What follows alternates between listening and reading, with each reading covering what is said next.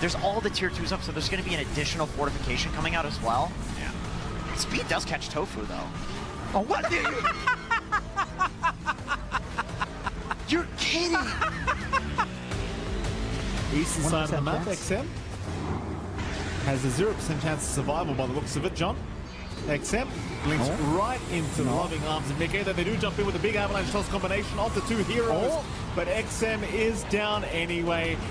Eki does die, Jonathan, but nobody else is really taking that much damage.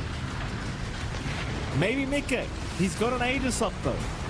They do find him the first time. Shiro to jump in again, trying, but here comes Ace with the Rolling Thunder, running over the dreams of Vici Gaming.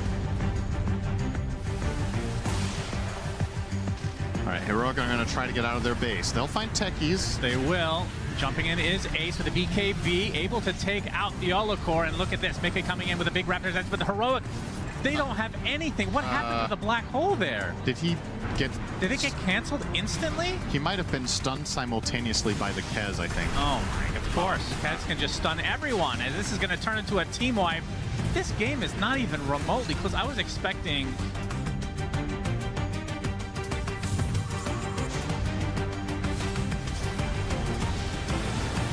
Well, Weaver with the Deso and level 4 Swarm. Kaori. Take it with Inch. Kaori, you have died. Okay. Of dysentery. Mira? Okay.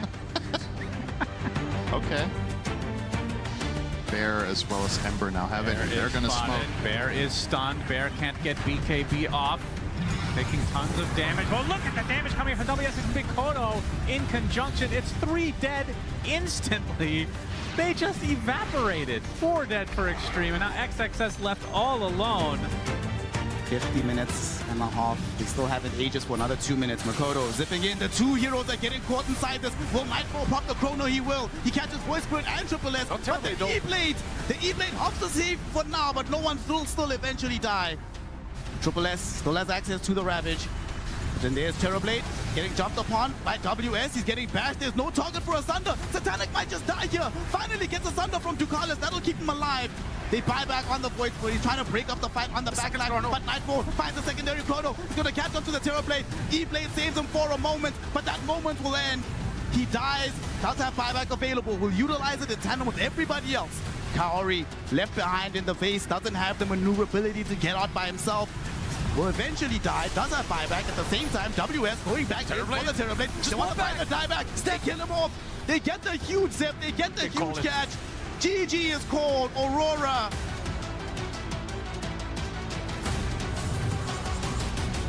You need to win this fight. Yeah. And they spot Katami. He is in Viz. Do they have the detection to see where the Lich went? He's getting away. He's getting away from this one. And finally, Ahmed snipes the backline again with a call coming in from Nero. He's got the Dream Detector and the Muerta. And Tomato's BKB already burnt. They're trying to focus down the Rubik. Save will fall. That's 2 dead on the side of BetBoom, but also on the side of EP. And Ahmed is locked in GBK with Nero. They get so much benefit out of their AoE stuns when the fight is clumped up like this. Be torn to shreds regardless. Yes, there's the call. And that is a dead Hoodwink again. Buyback expended from the Windrunner.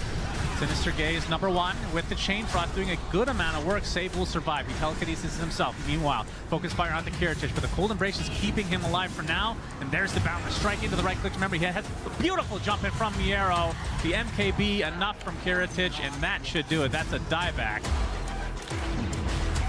Best lads carriers in the game, even though, as I say that, Silencer has it queued up.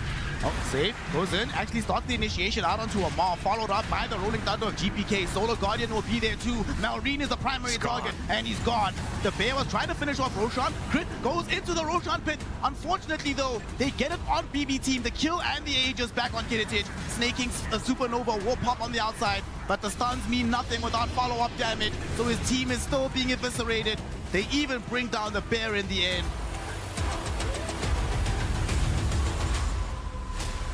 And he played Warcraft 3, he knows that greed is good. Keep that shit as long as you can. There's a Ravage, Cataclysm, and catches the Muerta again.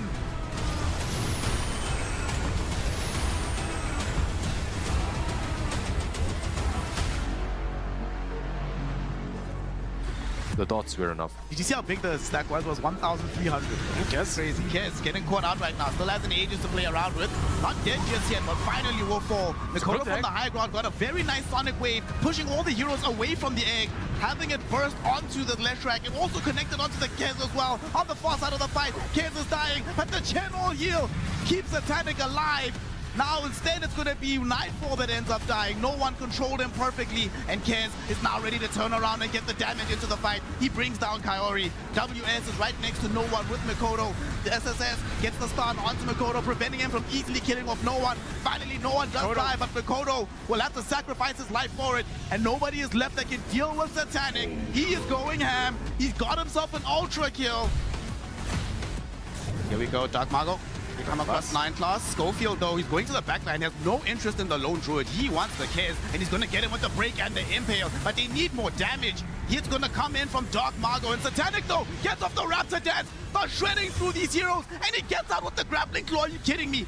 Dark Mago really wants to at least bring him down, force the Kez to die, man to dodge, to get out of the stun, get out of the roots. Unfortunately, he can do nothing about the Spirit Vessel. He will eventually die. And El Misho, Dark Mago, they escape.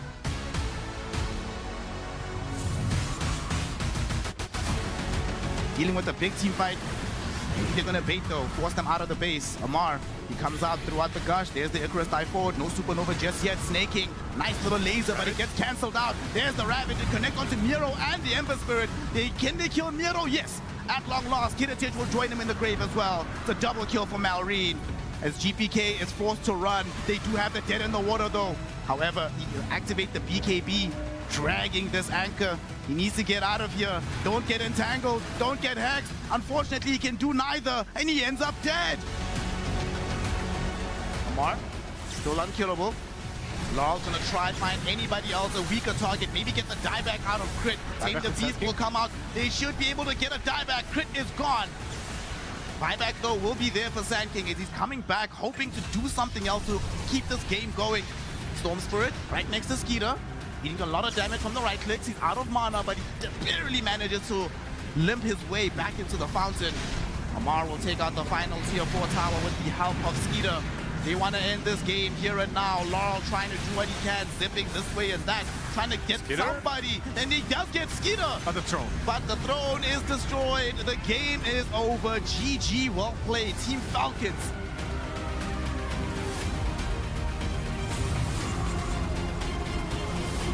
Can the rest of Heroic come to the rescue? Because now Yuma has just put himself in a very bad position.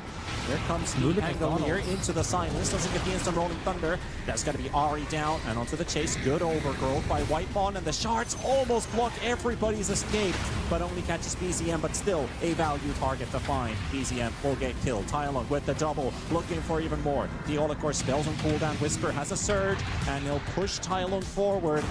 He's surged and rolling thunder, but it doesn't actually give him.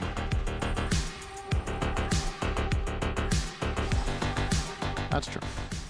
Big fire. Oh, RCY spotted. Avatos, my goodness. Didn't even have to bother with the epicenter as there's the soul bind, but the Doom comes out beforehand. The Olacor is dead. Now to focus onto the Tiny.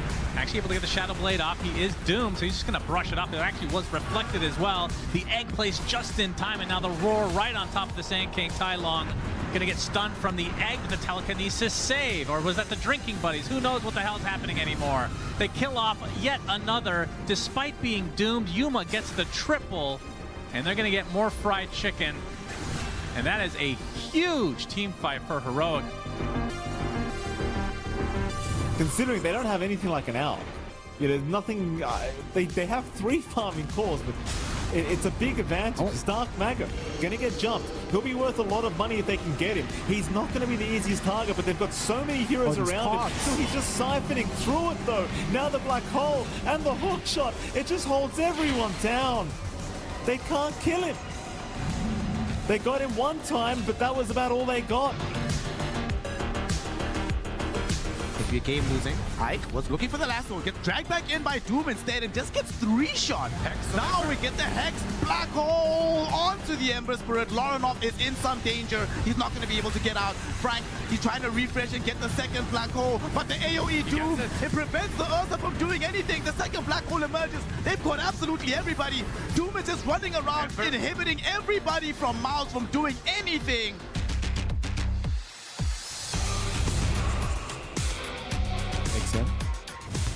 Get caught, and in fact he has. Avalanche toss, no problem. Ooh.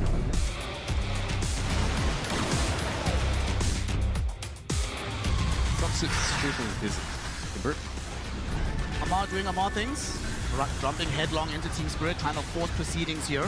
They might actually be able to bring down Panto, and they succeed in this endeavor. Skeeter will stun himself, but Amar is still forward, and now they've isolated the Terror Blade. Yatoro does manage to get off the Sunder. Bachuk, will he find the stuns that he needs? Yes, he does. They brought down Crit. Snake King will join him in the grave very shortly, and Yatoro is just mowing through these heroes, getting out the right clicks, but he's still dying himself. He's so low, he's already expended the Sunder, and now he's gonna return to life without access to an Aegis and also no meta. I doubt they want to keep fighting this, but no, Panto actually blinks forward with the overgrowth. Lol is going to go there with the Crozier, getting in the additional damage, helping Bachuk to bring down Malrine. And now Amar, BKB popped, he needs to get the hell out of here. Yatoro will refresh, pop the Metamorphosis again. Amar, oh!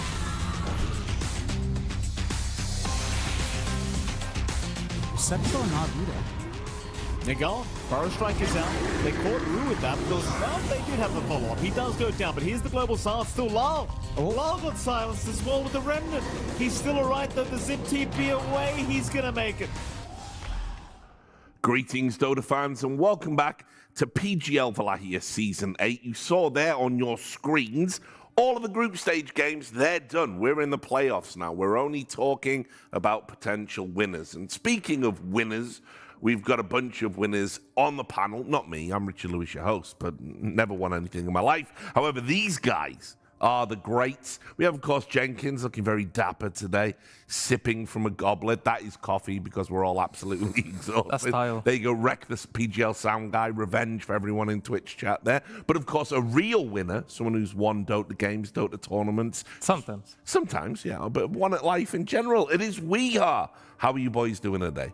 Doing great this fine morning. How about you, Jenkins? I'm doing fantastic. It's the first time there's been 2 South American teams in the Wallachia playoffs since season 2, and that was there wasn't all the best teams at that one, you know. So that's the one that has a little. We were still asterisk. building the strength of the Wallachia brand. Everyone knows what Wallachia is now. You know? But now it's serious business. So it's the first time. And so SA's back. This baby. is the story of that serious business. Let's take a look at the Swiss brackets. There's, of course, a reminder. It is the best format in all of esports. You win 3, you're through. You lose 3, you're out. You go into a double elimination bracket. But it went right down to the wire for some of these teams. And I'll tell you, I'll get the MOUZ talk out of the way. Amazed they made it to the last day, all things considered. Not a real lineup, a dead team walking, so to speak. But Lorinov nearly did it again. The ultimate king of the standings. GamerLegion, we covered that on the panel yesterday. You've got to shed a tear for NA. Every time you think, wow, they're getting their shit together, Weehaw. Close, but no cigar. They could have done so much better. I'm disappointed, but obviously there's a lot of other teams as well, like Tundra, for example. Just bombed out. Yandex, previous winners. Yep. 0-3. It goes to show you, you never know. How surprised were you? Pretty surprised, especially Yandex, since they won the last season and they came in from 2nd place in the last tournament, ESL. Yeah. I mean, even Spirit was struggling. Struggling, right? It's still struggling, actually. So, I mean, it's got to be said, talking about Spirit, obviously, for everyone at home, if you are just joining us in the playoffs, no collapse on Spirit. It's a big miss, but still, I would have expected them to be a little bit more comprehensive, but also, as well, one of those teams, they can just level up whenever they want, I feel like. Yeah, for sure. It depends. Like, especially when you have a team like Spirit, where I feel like there's something to that team that makes them, whenever they get a new player, whether it's a stand-in for like a small duration of time or a new player like, you know, Satanic joining the team, they still have the same identity, which I think is really, really cool. Like, if you watch this series and you look at Spirit's movements within the series, their positioning in the fights has improved a lot. It looks like the Meepo iteration of Spirit, obviously, you know, minus the crazy clutch like collapse factor, and that roster is always going to have a special place in the hearts of a lot of you know, Dota fans. But the way that they play fights looks like Spirit, even though like it's essentially a bunch of new players. And then a stand-in as well. So it's really, really cool to see just masterclass team fighting from these guys. I mean, obviously, we were watching it back from the comfort of the hotel. But what a series this was. That was a 75-minute game, right? Yes. But you... The longest game of the tournament. We'll talk about what that might mean in a moment. But, I mean, I know. I love both of these teams, you know. I wanted both of them to be there in the playoffs and watch them move forward, but they really left it all out on the mat. Yatoro does shine in these late game scenarios. He is the late game player for me. And Ame versus Yatoro is just a classic at this point. Yatoro seems to be getting the better of Ame. Do you think Yatoro is top 1 player of all time in Dota? Like, what would your top 1 be? Cinderin said Puppy, which I think also that is what makes sense. But Yatoro is in the conversation for sure, right? Puppy's had a longer career with great achievements for sure. And now as a coach, we're about to see him maybe win even more. But Yatoro, on the other hand, he's just been very stable. Yeah. Always at the top throughout these years he's been playing. Yeah. He won TI twice, Riyadh. I mean, he's got great achievements under his belt. I think we've got a content piece going. I was talking to Synderen about it yesterday, where he had to pick his personal best in each position. I think he had Yatoro on that. So I mean, as the #1 carry. Yeah, absolutely. Definitely the best. What can you say? Also, as well, we were talking about game length. Just quickly, if you're at home and you've got an intrinsic sense of timing, you're not wrong. This has been a lot quicker. We're on about 40 minutes average game time. The last Wallachia, where everything was a 2-1, all the games were 60 minutes, it felt like the average game time there was 43 minutes. Doesn't sound much longer in the context of things, but 3 whole minutes longer average game is crazy. Oh yeah, that was the Wallachia we had the day where Liquid beat the record for like the longest day of esports day, because they started in the morning, won a series, had to wait out a series, and then had to play a series after that. Oh my God, that was brutal. I think they just released a video on that actually. So. Oh, I'll have to check that out for sure. Why don't we jump in? On that subject, I do feel like the games are going to get longer, because when you come into a tournament and group stages where you try things out, some teams tilt, some teams are very confident, and then playoffs start, the game changes a little bit. You kind of like start playing a bit more safe, and it tends to like drag out the games a bit more. You don't take the risks going high ground without the ages, forcing bad fights. Teams usually tend to like play a lot safer, and then games should go higher on average. We're going to play a game with you, Weeha, because you're new to our panel. But what we did on day 1, we all picked 3 heroes we thought were going to be in the meta, right? No. Yeah, no, I'm bringing it back, guys. Listen, we have to take our licks if we're wrong. Now, I will say, out of the 3 of us, all Dommy Tryhard looks to have done the best. He was, remember, he was on Dota.pro Lone Druid was a moonshot at that point. That's so funny. Yep, so he's done really well. I'll get mine out of the way. I'll just explain it to you, Weeha. I thought Night Stalker might be prevalent because a lot of rundown support backline heroes feel really good right now. I definitely thought this was PL's patch as a carry, and I thought Primal Beast mid lane would just be really good. You know, wave manipulation, not a lot of bad matchups. Total bullshit. I'm a 1K loser. I honestly think you had a good prediction. Oh, I feel like Night Stalker should be picked a lot more often, because we see all these like spirits mid lane, Queen of Pain, Spugs. They're very squishy, and the supports nowadays, they're not the like hard to kill supports. Night Stalker can just give vision and kill them right now. That's true. And it's had a lot of success when picked in the tournament. All right, I do. Maybe I do. Primal, on the other hand, though, been nerfed quite hard, so I cannot. It's been picked. You are right about that. It's been picked quite a lot, but not very successful. We did see PL as well. Like Satanic tried Satanic PL. So I plays PL. I feel like players are thinking about the heroes. Like these are the exciting ones people want to try. I was going for the moonshots, FYI. Now I don't want to do this to you, but I'm going to do it to you. Arc Warden uncontested this. Arc Warden is just not existent. I still think that hero is someone's gonna whip that shit out. That's like a Satanic, like, guys, pick me Arc Warden, 1v5, and he I think it's actually a 9-class thing. It could be a 9-class thing. I mean, we saw him with the Lone Druid, so I mean, it's 9 class. It's a much better support than Lone Druid, I can tell you that. It could be. For sure. I mean, I think that hero going to the runes, dropping a bubble on the rune, you're just like guaranteed to secure. You can even just steal a water rune. That's impact right there. I think it's all right. Yamish did play Pudge, and I think those are like the 2 games that they won one. The other one they should have won. It was actually against South American Rejects. That game was just back and forth, 15k gold lead both ways. So. But he's a confident hero, and he's lost 2 facets, so I feel like teams don't really value this hero right now. Yeah. We can also check in with the items. This is another thing we've been talking about as the meta is set before our eyes. Your thoughts, gentlemen, on this one? Boots of Bearing to the moon? 93% win rate on Boots of Bearing is insane. I mean, mostly due to Batrider? Well, I was thinking that it's Batrider, and we've had a lot of Venomancer this. I was going to say, I think the situations in which it's being picked, like we saw it as on Bristle, Ace spotted against Viper Veno, and it's like in that game, if you get Boots of Bearing, you're just nullifying 2 heroes that are otherwise like very cancerous. So I think that one makes sense. It's not that many picks.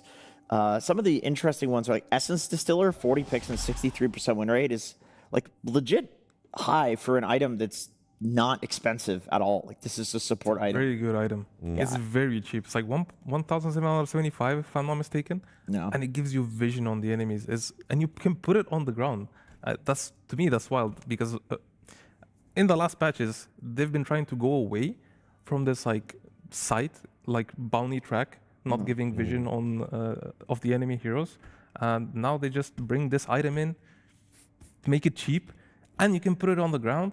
It's I'm surprised it's not being played a lot more actually. It should be bought a lot more. Harpoon had like a 76% win rate or something crazy. To be honest, the Harpoon is a feel-good item. It feels so good, dude. Yeah. I mean, you're winning, you're gonna buy the Harpoon, you're gonna finish it. If you're not, you're probably gonna leave it on the Echo and then go for maybe BKBs and stuff. So that's actually Echo also have a bigger win rate. Echo also had a high win rate, which is kind of surprising. I guess because, well, actually, yeah, I don't know. Monkey, Tiny. Just kind the of heroes, like good heroes right now. The heroes that get it. Tiny is the guy, probably. Yeah. We can take a look at the playoff bracket as well while we continue our meta discussion. This is what's coming at you over the course of the day. A reminder that it is indeed double elimination. So if your favorite team in the playoffs does lose, they have a second life. It's all good. You can see we're going to be talking about the top two, PARIVISION, SA Rejects, Aurora Gaming versus Heroic. The secondary team coming in. I mean, I don't know. Like, maybe just every game here is awesome. Liquid Falcons, BetBoom Spirit. These are all, like, classic encounters worthy of a final. And, yeah, you can see that's going to be the order of the game on your screens, which brings us nicely to talking about PARIVISION versus SA Rejects. And I think we'll start with the underdogs, the SA Rejects. We had King Jungles from Heroic on the sofa the other day. He was joking about how it feels to like lose to a team like that with no organization, no backing when you're wearing the Heroic badge. But, you know, we had to tell him, like, as he knows, you know, SA Rejects are good. They're legit. They belong in the playoffs. They're pretty good. They've had a great showing so far. I do believe they can beat Parry. But I gotta say, they just came from the series. Parry just came from group stage against South American Rejects. Exactly the same matchup. Yep. And they beat South American Rejects. The game they lost, because it was a 2-1, was against a lone druid 9 class. Yeah, yeah, we're going there. Yeah. But when they didn't have that, I have to mention, South American Rejects only got 10 kills in the both games they lost against Parry. They have been stomped the last time. I mean, They'll keep a draft interesting, though. Yeah, both of these teams actually have very unique picks. You know, maybe on another meta, these wouldn't come across as like super unique. You know, Enigma, for example, everyone thinks of this hero as a very good hero. It's only been picked 5 times in this tournament, so it's actually quite off meta right now. But Frank is like, he's a spammer for this hero. We have to mention the Kunkka. Dark Mago is like the one guy that for some reason just insists if you give him Kunkka, he'll take it. He loves Kunkka. And the stuff that he does in the games, like, I mean, he has always played kind of like an offlaner. He just runs in like a crazy person, front lines for his team. Like, he's the first point of contact. His team, whatever team he's on, they know that he's going to do this. They play around it and they like counter initiate. So he's been doing that a lot on Kunkka, where he just builds like super tanky, Satanic, BKB, runs in. Like, it looks like they're going to get him, and then they just don't. He BKBs, maybe X's himself, sends himself home, comes back, and like turns around the fight. It's very goofy and funny to watch, but like obnoxious to play against. I played so much against this guy in pubs, Dark Mago, and he's always very aggressive. He never stops. Even if he feeds the lane or if he wins the lane, it doesn't matter. This guy never stops. He's relentless. And I think Kunkka is a hero that fits him well because he can be that guy. The hero's naturally tanky. He is confident in the hero, and he buys always damage items. He never goes this magical, like, I don't know, buying Aghanims type thing, you know? Yeah. He just goes like physical damage, Shadow Blade, He's a carry. Satanic, Daedalus, AC. I love that from him. I love his confidence. And if they're gonna do well, I think it's mostly based on the mid lane. What's been going on with PARIVISION?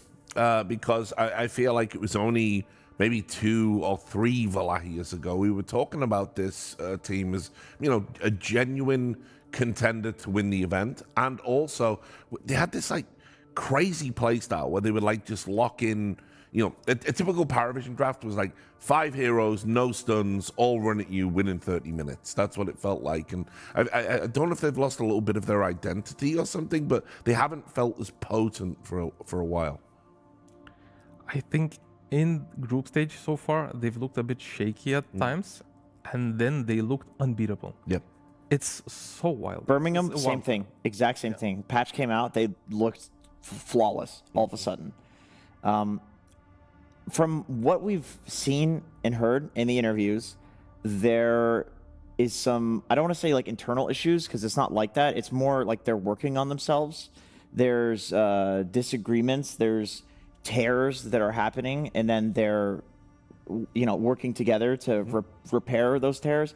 And I think they're undergoing a process of like constantly doing that. They've got a psychologist that they're working with. They're That's like beautiful. they're talking about like how to communicate better, how to say like, hey, I don't like that you're doing this in the morning. You're having these coffees and you think you're going to the corner and More coffees for me. and I can't smell it, but I can smell that what you're doing in the corner, and could you please leave the room when you're doing that? He's using your name. He's talking about me, obviously. I didn't want to say because he feels bad about his farts, But they're working on things like communicating with each other, and I think that just causes like sometimes there's a little bit of tension in the game. Sometimes there's stuff like a lone druid support being picked because they're trying to figure themselves out. But I really hope that they can do it. And from what it's looked like, as you said, they have figured it out coming into the end of the group stage here. I was watching last night from actually South American Rejects perspective. I was watching Frank. I was like, what's my boy Frank up to? And, here he's executing a gank onto S cubed. And then all of a sudden, oh, no one's there. Okay, gonna walk back to the direction of safety of my tower. There's Satanic. Okay, well, I'm gonna walk back the other way. Okay, Ducalis is blocking. Oh, 9 classes coming in from the right. And sometimes you're just watching these top tier teams. Like this reminds me a lot of Aurora when they were at peak. And you have these ganks that they're executing. They seem to be coming from all angles, and I wanted to show how they do that without losing farm or map control. So here we have no one 8 minutes into the game.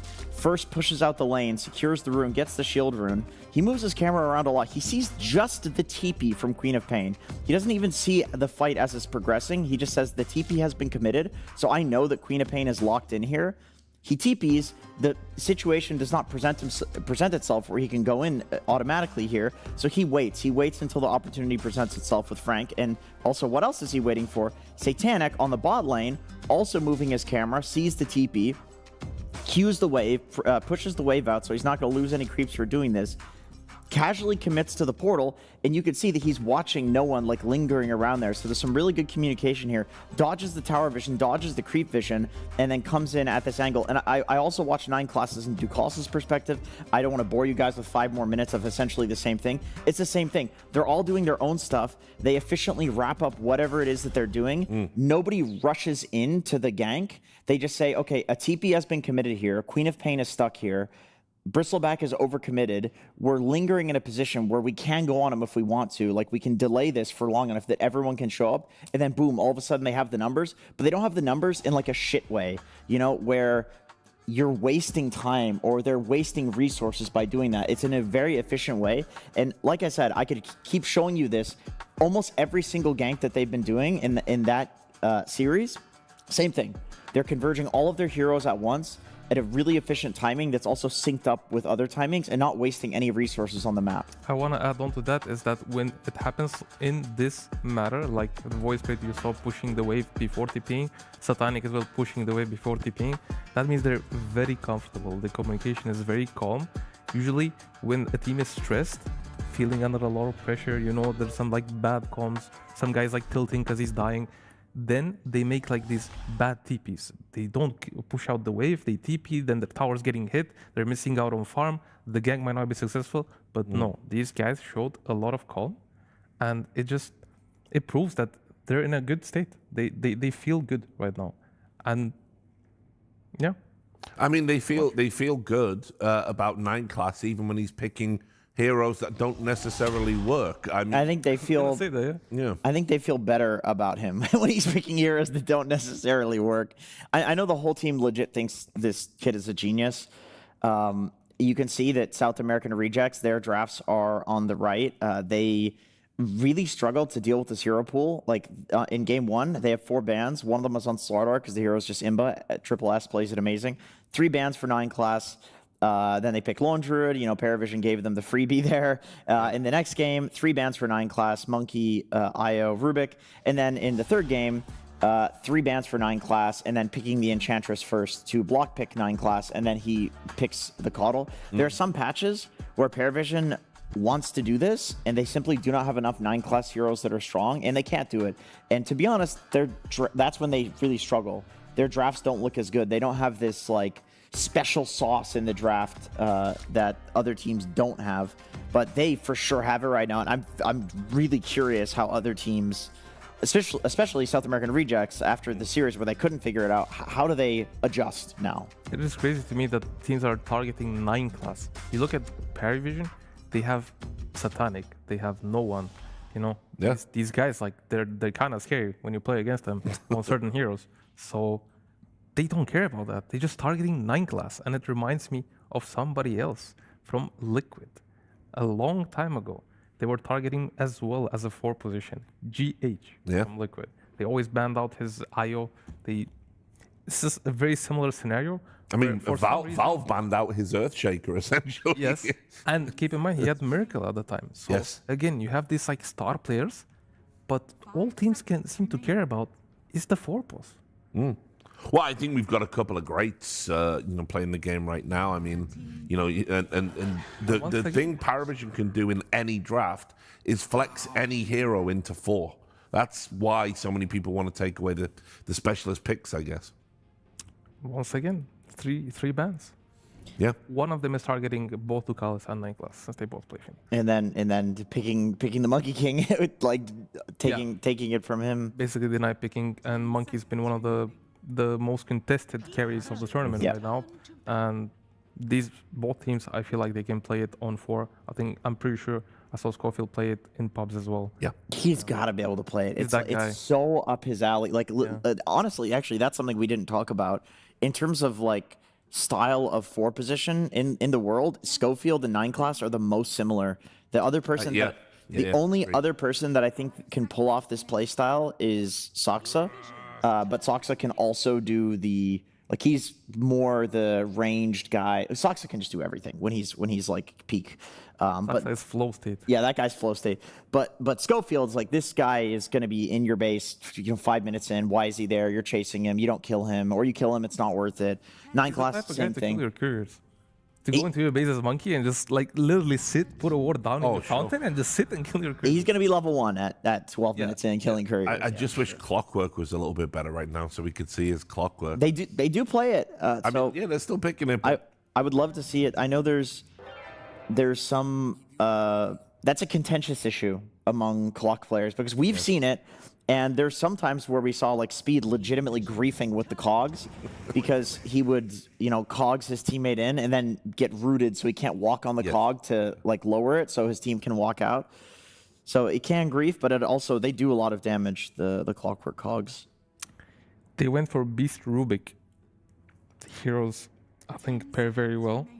Beast can obviously go 3 lanes right now. Rubik, top support of the tournament right now. And South American Rejects, they pick Pango into the Beastmaster. I love this. I talked about this in there you go. There you go, buddy. It's come out finally. Put a pin. You are the Meepo expert, so come on. Wax a little. We were literally just talking about this. Yeah. Yes, I love the pick. I think there's a couple of dangers in the draft, but if they manage to get rid of them, this guy will have a great time. Yes. This guy, there's already 3 heroes. This is generally when you start thinking about Meepo that don't really do much against him. Pango used to be good in the past because of the shield crash. Depending on the hero's hit, the more heroes, the more shield you get. Now it's just a set number. So all 3 heroes, Monkey, Ring, and Pango, suffer against the Monkey right now. So for the people that read the Meepo changes and thought, this is really complicated, I'm going to keep moving here, in chat, what changed about Meepo in 7.41? Because I know you can get a basher on him now, right? So in 7.41, this hero got buffed quite hard. Now all the Meepos can use items. They all have the same items as the main Meepo. So basically there's almost no difference between the Meepos. And then you can basically share cooldowns on the hero. Let's say you want to buy Dagon. You can use Dagon on any Meepo now. Before you can only use it on the main one.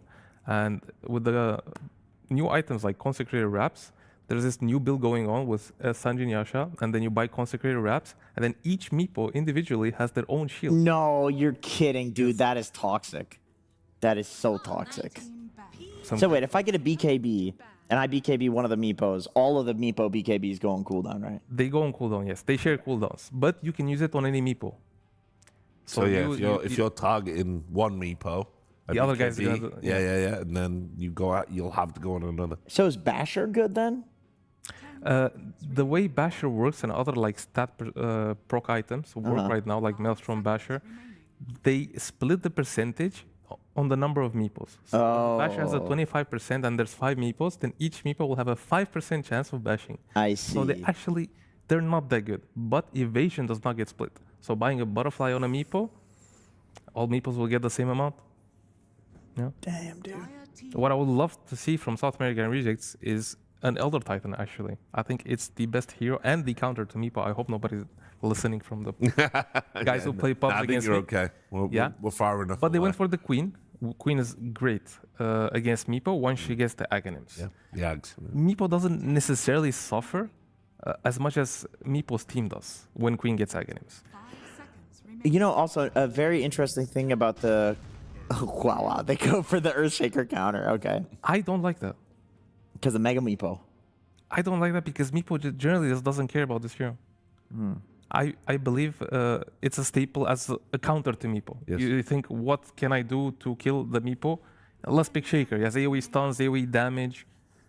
The heroes got nerfed so many times in the past, like recently. And on top of that, Meepo right now, with the build he usually goes, he does not care about the Shaker. Queen is the danger here. If they get to snowball on the Queen, and Queen doesn't get to Aghanims plus 2 items, I feel like Meepo will literally take over the game and end it. Queen versus Pugna is interesting too, because previously Pugna really destroyed Queen with the Nether Ward, but now you can get a Blade Mail on Queen, and you can use all of your spells and just insta-kill the Pugna, because the Blade Mail reflects the Nether Ward damage back to Pugna now. Oh yeah, it doesn't instead go of on the the ward anymore. It goes on the hero. So you can That's a great change, you can like destroy Pugna with this one, because he does not have anywhere near as much HP as you. Which where will the Earthshaker play then? This seems like an offlane. Offlane, right? Yeah. Yeah. I mean, actually, it could be 4-pos. Yeah, it could be 4, right? It could, yeah. I mean, Monkey is carry, right? Yes. It seems like they want Monkey carry here. So I believe Monkey carry, Queen made, Pango offlane, 4 Shaker, which is even worse against Meepo. Yes. It kind of just does nothing, in my opinion. Yes, you have the Fisher for AoE stun, you have the Echo, but I feel like as a 4-pos, you don't have enough levels to do the damage. I'm loving this parry lineup right now. I feel like we could just see the Meepo only, and you would just be like, yeah, this I'm looking at this game. If I'm this Meepo, I'm 1v5ing this game. And the Invoker to back up. That's a banger. Yeah. This is great pick, especially against all South American Rejects lineup. All these 5 heroes, they suffer against Invoker. His lane is going to be Queen favorite, but Invoker's just chilling. He's going to get some levels in Quas, get some regen on the lane, and then he's going to have a lot of impact anyway. It's kind of crazy as well, because SA Rejects, they drafted there so fast. It was like they had an idea right away, and then boom, you throw a Meepo in the mix, and all of a sudden it just looks like it's going to be a real rough game for them. Basically, I'm gonna say this: if South American Rejects don't deal with the Meepo in the first 20 minutes of the game, which basically means taking over his map, shutting down his camps, maybe even blocking some camps, maybe killing him, finding him in the jungle once or twice, they're gonna have a very hard time to play this game. If they can, they do have AoE stuns. They do have the Queen of Pain. You know, it's not like one of those Meepo games where it's totally free. But that's because they didn't last pick it, right? They picked it third. Like, this was a confidence. Yeah, pick. I love the confidence. They just think it's a genuinely good hero, and that you can't counter it if you play to its timings. And I agree. Like, I think Invoker works really well here. It's really good against a lot of the other heroes on SA Rejects. You have some good Cataclysm combos.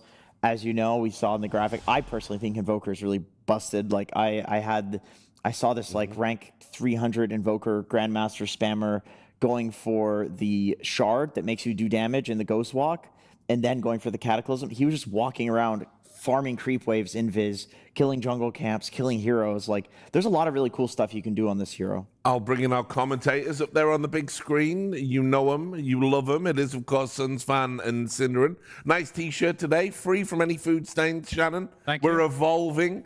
What do you think of this Meepo game? I guess you don't get to cast a lot of Meepos. Did they pick it for Weehaw? Because this feels like a dream cast now. It feels like they do. Yeah, this, I mean, Weehaw knows better than anybody what a good Meepo game is. He says this is free.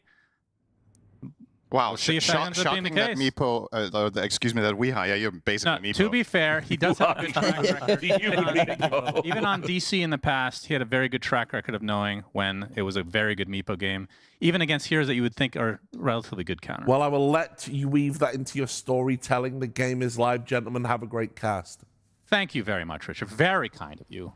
As we get into game number 1 between South American Rejects and PARIVISION, there is the Meepo that we are talking about. And what counters this hero, Cinderin, on the slam? The things that I look at, obviously the Earthshaker, but as we have said, it's going to be kind of a low-level Earthshaker. The Pango can be a bit annoying. The Shadow Strike Ag seems like the biggest thing, but then you do have Mega Meepo to kind of pseudo-counter that. Yeah, what are your thoughts? I mean, excuse me, there's a couple of things here. First of all, I don't know for a fact how it interacts with Mega Meepo. We'll get to that in a second. Let's see if they're actually going to fight here. Not the best fissure ever, so I'm not going to leave too much. So obviously the reason the Scepter is really crazy is that you put it on so many Meepos, and once the Shadow Strike expires, you'd like make this AoE explosion around yourself, which, as we pointed out, might be more dangerous for the teammates than yourself. But if you do that, and then you Mega Meepo, I wonder if the Shadow Strikes are still running. You know what I mean? On the Mega Meepo, or if they get dispelled instantly and you take the damage right away, right, perhaps? That's what I don't know. I'm assuming they keep running when you combine the Meepos, and then they all explode on the Mega Meepo and around it. I would think. I don't think you just remove the Shadow Strikes from the game, right? Like when you dispel them, they explode. So this looks like a demo mode situation here. Go ahead and disconnect. Could be. Give it a whirl. I'll not do that shit. Okay. I got to pay attention here. This is really... It's the laning really stage. What do we need to pay attention to here? I got to pay attention to Meepo because we need to see every second of this hero so we can criticize it. Okay, so obviously the Queen Axe is a problem, potentially. Pango is a mixed bag where he's really tanky against Meepo, but he's not necessarily the biggest output, especially as an offlaner. And then, I don't know, they didn't really talk much, I think, about the interaction with Monkey King, which I think is one of the better carries against Meepo, and also one of the better carries against 9 class, as it turns out. Wits will grab that first blood together with Elmisho. This change to Ringmaster with the 3 Impalement Arts level 1 is something else with a hero like Monkey King. You just keep chasing people down. Yeah, but we're not seeing him all that often, for whatever reason. No, I think the hero's really good. But I mean, we talked about it the other day, but the souvenirs technically kind of get worse that you're adding a 4th. Yeah. Because you're not getting as much consistency, but you do get the unicycle, which is extremely powerful. We've seen it do good things, I think, a single time ever in a pro game, but it looks awesome every time, which is more important. And you know, for pro players, morale is important, and you're having fun. Yeah. When you're playing with. I actually do think that if this hero, I mean, maybe he's good enough. I don't know. I feel like there's going to be a change to how souvenirs work if they want all of these to be on the hero. As another kill, 9 class takes a tumble in the top lane. So Elmisho's just owning this lane. Completely. Yeah, SAR doing quite well. They're going to share the Sunstrike damage as well. It's mostly just Elmisho is just beating 9 class really hard in the hero-to-hero matchup and just outplaying him in the lane right now. And SSS can't really offset it very much. So this is great news for the side of SA Rejects to start off, especially their top lane. But it's not like the other lanes are going that poorly either. Dark Mago, we haven't talked about this yet. I think this is his best laning hero in all of Dota, actually, the Queen of Pain. I think his lane mechanics on this in particular are very, very good. It's that or Tiny that I'm looking for with him, but Tiny mid, not really a thing right now to the same extent as it used to be. But yeah, I've been very positively impressed by his farm and his ability to dominate lanes on Queen. So he's doing well against Invoker, relatively unsurprisingly, of course. And down bottom, they're getting enough on the Shaker Pango lane as well. This is not a good lane, right? Just hands down not a good lane, Shaker Pango, but... Satanic gets to the top lane, and that is going to be the death of Wits, so making a very early rotation on the Meepo. SSS taking quite a bit of damage, but Elmisho is going to get telekinesed by 9 class. Fairy Fire keeps them alive a little bit longer, but the last right click should be enough. So 2 kills for PARIVISION. They get another ensnare as SSS and Satanic just completely surrounding Schofield. 3 dead. very early rotation from the position 1. I don't know if I've ever seen a carry go through the gate earlier than this. That's This crazy. was minute like 220, 230. But what better hero to do it? I mean, that's why he's doing it. Oh, he's trying to go through the gate? Well, wait, he canceled? Why? Well, he got boundless struck. Oh, yeah, he's worried about the whip after, of course. Never mind. Yep. Now that the whip is not there, Elmisho is just going to die. Ducalis comes through as well. Does anyone want to play bottom? Or I only guess Pango? not. Yeah, just push this. You got the Pugna now. All good. Yeah, Frank is doing a very nice job against these creeps here. I would argue this might not be as good as it seems because, sure, you do kill the Ringmaster, but you lost 2 full waves on bottom on Meepo. So effectively, when you're returning to this lane now, Pango is going to be out-leveling you. And in addition, look at this wave. It's also in his tower. So you're probably going to lose a tertiary wave here on the Meepo for your rotations. He's still top net worth, and I think it was a good move overall. But if he had the choice in hindsight, I think he would have rather gone through the gate than get that last Ringmaster kill. But he had no choice, right? If he keeps channeling the gate, they're going to stop him with the whip, and he might have died. So he did the right thing under the circumstances. But yeah, Frank is super happy on offlane Pango with this. Oh yeah. 20 CS minute 4, and almost level 5. He's going to have an excellent game on Pango, or at least the conditions for it, which is very good news, because it's a decent Pango game, I think. The only real problem is Roar. Satanic is still top. Yes, he is. They real hate for this Ringmaster, it seems. Satanic going to continue to chase. 9 class going to help out if needed as well against the telekinesis on the other side of the fissure. So Elmisho dead to rights again. So Satanic killing spree 3-0-1 to start this game. And this is going to be a tier 1 tower at 5 minutes. I don't think I've ever... I can't remember seeing an early game like this in like years. The Frank way is that just they're having laning. a dream game. Yeah, this is very... I mean, this is going to be such an odd game already now. Meepo will be under-leveled, Shaker will have nothing, but Pango will have level 6 minute 530. In the meantime, the rest of the game is quite normal, right? But also, of course, Monkey King, courtesy of being pressured so hard, is also level 3. He's going to go mid. This is a really unexpected move for no one. Yeah. That is a dead Invoker, so the position 1s are rotating like we've never seen before. Yeah. Very entertaining. I love stuff like this. It's one of the more memorable games we've cast together for me in the last couple of years was when Malrine was playing mid Monkey King in an impossible matchup, and he just started roaming level 3 and never came back. Yeah. He's kept running from lane to lane. I love when players get to show their creativity. I think sometimes the game in the way that it works doesn't necessarily lend itself all that much to being really creative with, like, let's say something like tri-lanes or jungling sometimes with a hero or making moves of this kind. So it's really cool to see when players kind of force each other to think more outside the box and do unusual things, like gating at minute 230 on the carry, and therefore the other carry goes and ganks mid. And I love this because it's off script. Yep, it's not going by Love when it's sandboxy. Usual. Yeah, exactly. I mean, that's your favorite. Yeah. Bring it up every time as Satanic about to get ganked.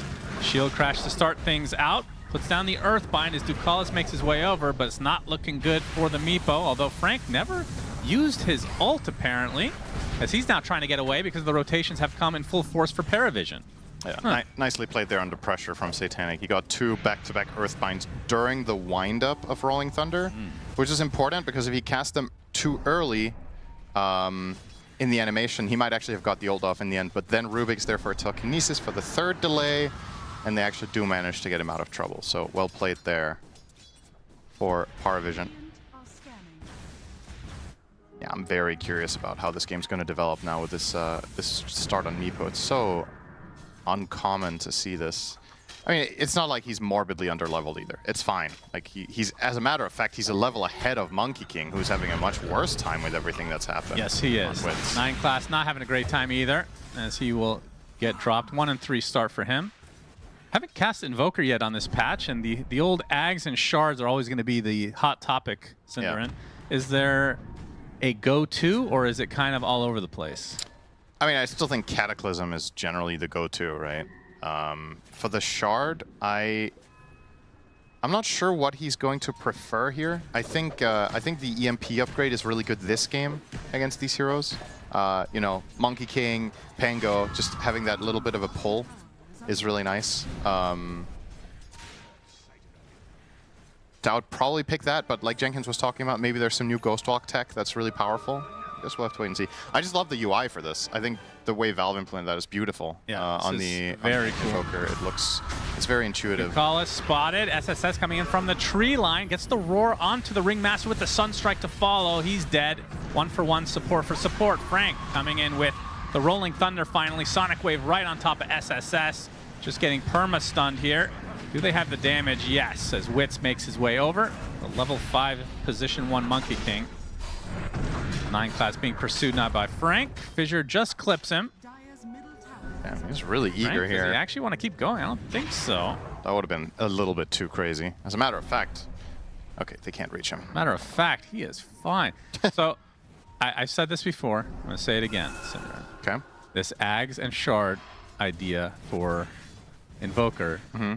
The next big patch, my wish is that happens for every hero. I think that's awesome. It's almost like a facet, but you're purchasing it. So, but then every hero needs to have multiple options. That's right, Cinderin. That sounds like an insane undertaking. If you're a game designer, that is the most fun thing to do. All right, so it's your dream, but you don't think it's actually going to happen. No, of course not. Why would I think it's going to happen?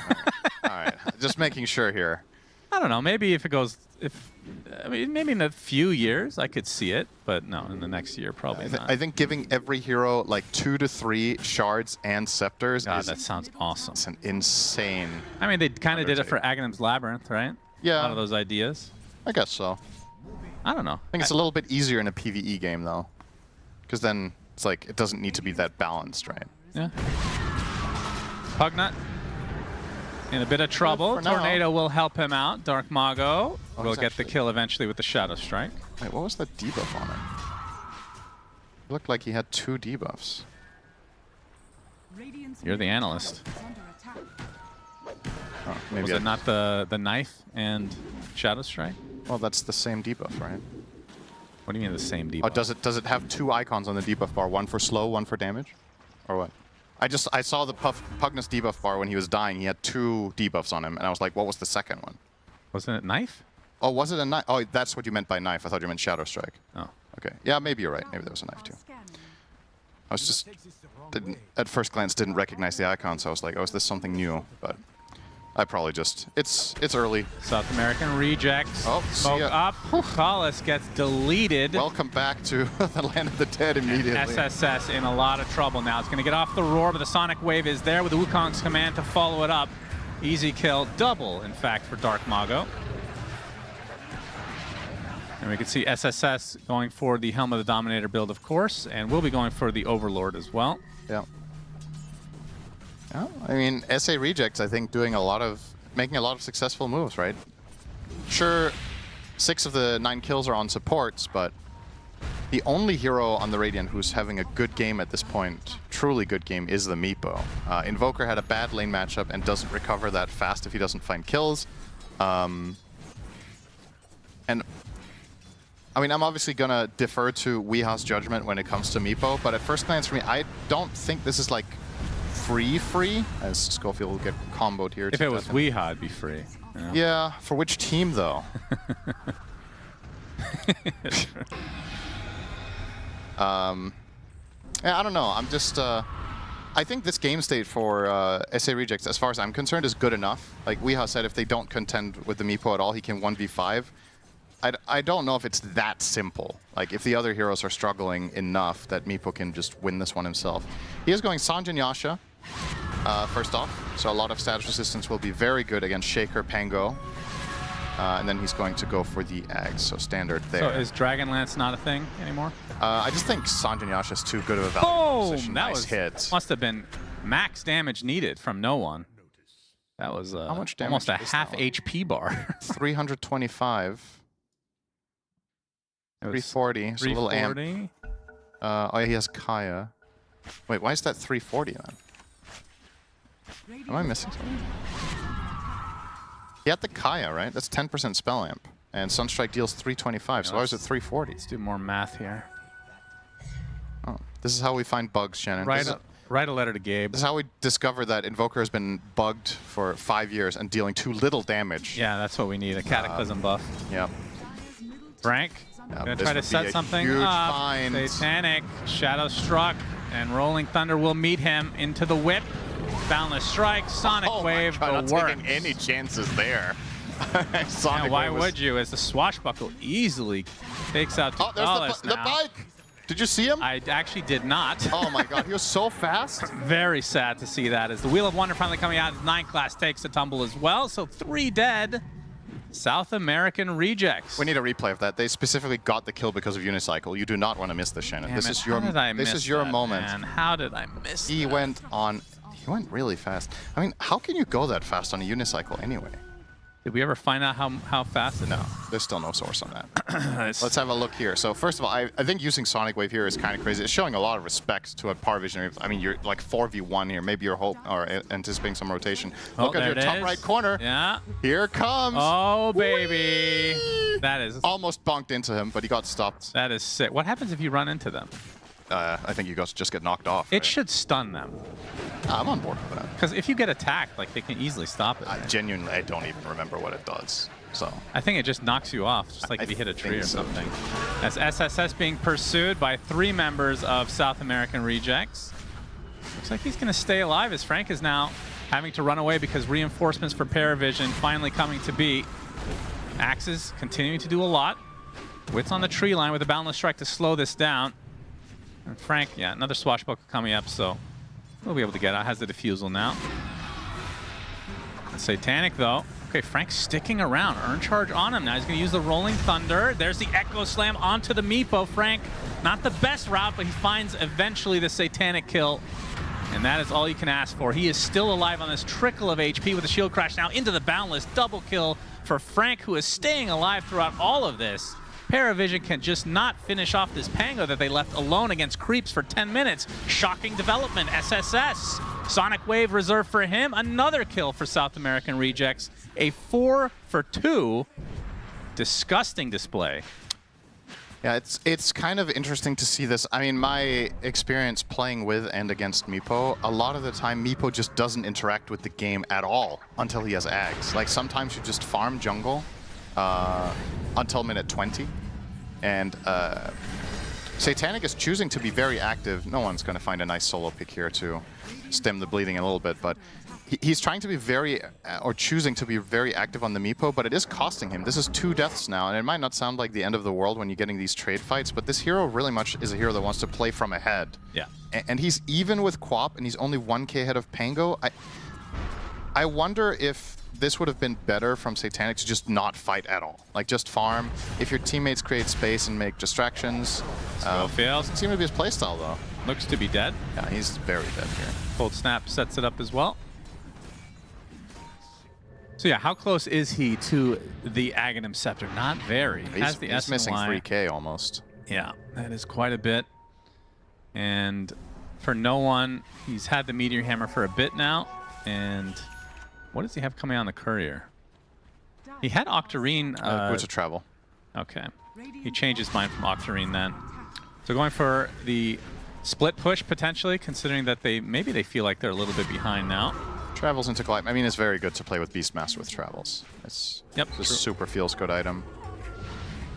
It's gonna travel top and gate bottom. This is very a very cloaked play. Like, you're not gonna expect this from the side of SA Rejects, unfortunately for no one. There's only Monkey King down here, and he's probably not gonna try much. So a lot of wasted time. We'll keep him at the bottom of the net worth. Can we call them SAR? SAR. Yeah. Isn't SARS a disease or Yeah, something? I was going to say that sounds But it's like... singular, so maybe it's okay. Yeah. And it's Cold Snap onto Wits, and the Meteor will be used to decorate the ground a bit for no one. He just messed up, right? He stopped his Meteor Hammer? Maybe he thought he had Atos already. Well, I think he just interrupted his own hammer, no? It didn't go off. All right. Okay, how early morning Oh, that was a unicycle again. Oh! Unicycle sighting. Imagine if Rubik could steal the souvenirs. He can't? I don't think so. Well, that's stupid. If he could, you could have bike-on-bike action. You could actually have a traffic accident in the river. What happens if 2 unicycles collide without anyone seeing? I really hope, if that were possible, there was crash the game. You hope for a crash. Interesting. You know, there's people out there that watch Formula 1 like that, right? Yeah, that's true. Wouldn't surprise me if you're one of them. To be fair, it is really fucking boring sport. Well, My not brother watch loves it though. Yeah, that sounds miserable. Smoke on both sides, actually running away from SAR. I don't feel right saying that. Really? I don't know. SAR, maybe? Yeah, that's fine. I think saying South American rejects every time is just too Call much. them rejects. It's all Okay, good. actually, yeah, I will. That's The good. rejects. It sounds like a movie. Schofield, one of the rejects, going to go high ground. Gets the stun off, though, as Wits from above gets the boundless strike. Wheeler gives a little bit of space, so one support dead. Hero Roar go off onto the Rolling Thunder for Frank, who's also one of the rejects, onto the reject team for the Dire side in this game. Okay, important info. They got out alive on all of them on the side of rejects here. It's kind of impressive that they suffered 0 casualties. They only get the Pugna, not the biggest of deals. And of course, while this is happening, Satanic will be free farming. And this is what I was expecting a bit more of. Less involvement and just more jungle time. Ags is complete in 100 gold. This is when this hero really transforms. But Queen of Pain is keeping up pace so well here that I'm not really all that worried for rejects here about the upcoming Tormentor / Roshan timing. They have what it takes to fight. It's basically perfect that he's getting his Ags as Mega Meepo is coming out, because this is like a mega ramp up in power for both heroes simultaneously. Meepo usually really tramples the game when he has this kind of power spike ahead of everyone else, but it's on par. So keep your eyes on Dark Mago. Keep your eye on the box. It has been tornadoed. It has been sun-stricken. It has been killed. Nice kill there. No one will use Meteor Hammer to likely finish off this tier 1 now. Time it did go off. There was less pressure. He was less nervous when it was being used on a tower. Understandable. So, all right. Timing approaches 20 minutes. Right?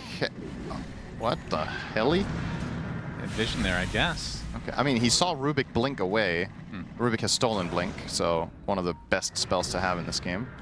I'm just surprised he uses Roll. This is kind of a big deal.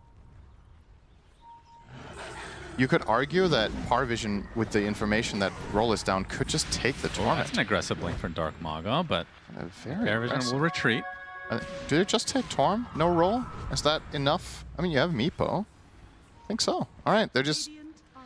That's... Okay, I really didn't like that Rolling Thunder. I mean, it's one thing that it doesn't connect. I mean, whatever, you make mistakes. But the timing of that choice is what bothers me here. This is a fight that I think Rejects would have loved to take with their Axe Quap reveal.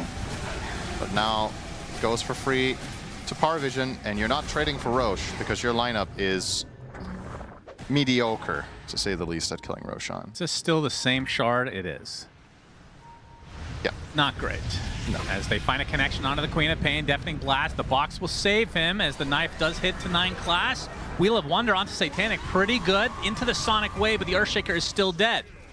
So now Rejects on the run, as SSS looking for a Primal Roar target will not be found. When all is said and done, now we have a 2K lead for PARIVISION. Most of that is, of course, the Tormentor. And now Roshan becomes the next prime objective. Any Meepo lineup that is the objective. Okay. I actually want to go in here. Rolling Thunder, very aggressive. Frank using the roll-up as well. No one. He gets inhibited by the Diffusal Blade, and Frank, again, kind of a wasted Rolling Thunder.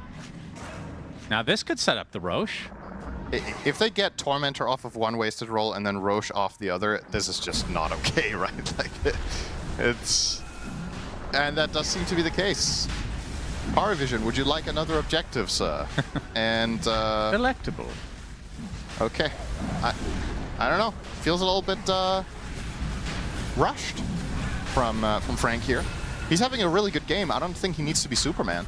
Just wait for the right opportunity together with his teammates. Doesn't have to force moves. I will say, he started out as the top net worth for a bit. He's bottom net worth of the cores. Oh, he just switched with Invoker. Really good timing. No one. Come on now. Making me look like a moron. Well, that's not no one doing that. Come on, no one. Yeah. Click a creep, for God's sake. Use your Midas. Made you look. I missed them. No, I did not actually, but I do miss Midas Invoker. I feel like he benefited from the levels so much that it's just not really as good now. The levels was the main part for Invoker. I mean, who even buys Midas now? It's only the heroes that interact with it.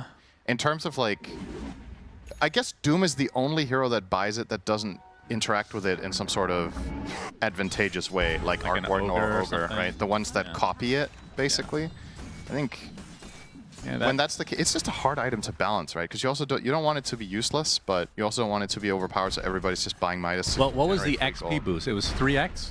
It wasn't that much, I think. It's 2.5, I think. Okay, so make it 1.5. Yeah, I guess. It could have some factor. Or just give more gold. I'm fine with that. It's Elmisho. Gonna get roared in Sunstrike, dead. This hero pairing is going to only get scarier over time as Cataclysm probably at some point becomes a consideration, but no one's actually going BKB first, as it looks. Playing the slow game on Invoker. I mean, I guess he doesn't have the most obvious setup for Kata, except Roar, so he can Kata one hero. Oh, nice try there with the Distiller. 9 class almost clipped the monkey, but he's flying around. It's actually a very good item against that hero. But no connection made. How long does it last on the ground? Is that how he tried to use it? I think he was trying to clip the monkey in the trees to get vision over him, right? It lasts 8 seconds, I believe. When you cast on the ground, 15 seconds. 15, that's a pretty long time. Yeah, I think it's a cool item. I could see. I mean, we see it in games where there's no obvious target as well. They don't necessarily only buy it for... I think for now it just feels like just a good item pretty much no matter what, which maybe is too good, but I don't think it's egregious or anything. Hey, whoa, the unicycle. He needs to learn to drive, Elmisho. That's why he's on rejects. He got rejected from driving school. Driver's license been rejected, revoked. Sad. Well, as an avid biker myself, I can tell you driver's license is not necessary to ride a bike. That's a good point, Cinderin. If anything... But it is a unicycle. I feel like you need some sort of certificate at least. Well, you at least You're in a carnival. You at least need to learn to bike like Blitz. You need... That is a really old school reference, actually. Oh, Earthbind. Witz is going to have to use the Wukong's command. Can he stay alive here is the question. Nobody else is nearby. The Invoker's coming, though. A little bit of micro from Satanic. No one in the tree line. Oh, gets the tornado. Oh, beautiful. No. Boundless Strike doing quite a bit. There's a deafening blast. He can no longer attack, and Witz will fall. Did require no one's services, though. That took them so long. And actually, no one arguably tornadoed a little bit too early because he let him get the Jingu stack first. Or rather, he did not let him get the Jingu stacks first before he NATO'd. But we do get the job done, and of course, there was an Aegis to back it up anyway, and this Aegis will likely expire. So all in all, doesn't really matter all that much. He was just so far away from anybody else there on Witz. Connection onto Pugna. The Palace is goodbye. Gonna get smoked. Goodbye. What is Pugna's innate now? Still it was the one that you chose. Oh, it's both. You can cast spells and use items while channeling, and you get the spell lamp per destroyed tower. Yeah, so you basically got the one that people generally did not take among the fastest, which was the tower bonus. The one that was almost always taken in pro. I think that one's kind of, maybe this is lame to say, I think it's kind of interesting, actually. But not on a support. Like, it makes more sense if this was more core-oriented, but we only see it support, unfortunately, which I do miss the days of, like, Pugna mid. I mean, that doesn't have to be like the staple, but you should be able to throw it out every once in a while. But yeah, you don't have the healing Nether Ward anymore, which was the one that basically was taken every game. Tier 2 tower for PARIVISION. Their age is about to expire. Do you think they didn't really get much out of this? It's decent. They're in an okay amount. They're in a pretty good spot on the map. I think 4K gold isn't perhaps the dream position. I think they would have liked to be a little bit more ahead than this in theory, but it's good enough. As long as rejects don't get to find a good team fight before the next Aegis, I think you're not all that worried. Try to high ground with the next one. Meepo has completed his Scotty, so... Is there a... what's the right way? Meepo before would hit a ceiling and then just drop off a cliff. Right. Does that still exist, or is it a little bit more fluid now? It's more fluid. The hero has more late game potential than it did before. Mainly courtesy of Mega Meepo being introduced to the game. Have we even seen him use it yet? No, don't think so. But you have to buy it. It's just mandatory item on the hero. I'm trying to decide who I like better if this goes to like 50+ minutes. Because like Meepo will not be as powerful then. He'll still be useful compared to old days. But then you have Invoker and Beastmaster, who are like 2 late game monsters, right? Like late game is like double Roar, double Kata. Yeah, but on the same at the same time on the Dire you have, I think Queen of Pain is one of like the, if I had to pick a top 5 late game heroes, she's on that top 5. Okay. So you have that, and I feel like ultra late game Monkey King also scales very well, and Shaker is one of the X Factor true late game heroes where as BKBs go lower, the value of stuns goes up massively, and you can't refresh BKB anymore. So a hero like Shaker actually has way more potential late game, because you can now meaningfully outlast the BKBs and actually do something, where in the past, some hero engages with BKB on, then they refresh BKB, and then you have to wait for 12 seconds to do anything. Now it's only 7. So. I'll also say Rubik late game is also disgusting. True. Yeah, there's a lot of potential. PARIVISION are getting a lot more out of the map right now, though. They're just playing way more effectively. This isn't mainly objective gold. They're just getting way more farm. Meepo is in multiple places at once, and the rejects are very concerned about formation, so they're playing very tight together, and of course that means you're not farming as much. So they need to find a fight then. If they're going to play this many heroes together at all times, if you're not fighting, you're losing. So look for trouble. If you're not first, you're last. Yeah. It's a great Ricky Bobby used to say. You probably don't know that reference at all. Oh, it's basketball. Nope. It's a movie. Oh, close enough. That was my second guess. I mean, those were the only He's going to be spotted. Boundless Strike, Echo Slam, Sonic Wave, the works. He gets off the Mega Meepo, but it's not enough. Big kill. Very big. And Roche, unfortunately, for rejects, 30 seconds from even knowing when that is. Oh, Satanic thinks they have another ward than they do, so he pinged it out incorrectly. So they're probably also going to keep this ward in the Radiant jungle for the next 3 minutes. So good news for the side of rejects, and PARIVISION most likely are going to do absolutely nothing until Satanic spawns. They should be playing defensively here. But instead, Carlos is offering himself up in the river. Getting aggressive, but SSS comes in with a nice roar into the life drain. Sunstrike's not going to, actually does hit onto the box. The Boundless Strike now, Wits joining the party. SSS trying to get out, but he is going nowhere but the grave. 3 dead for PARIVISION.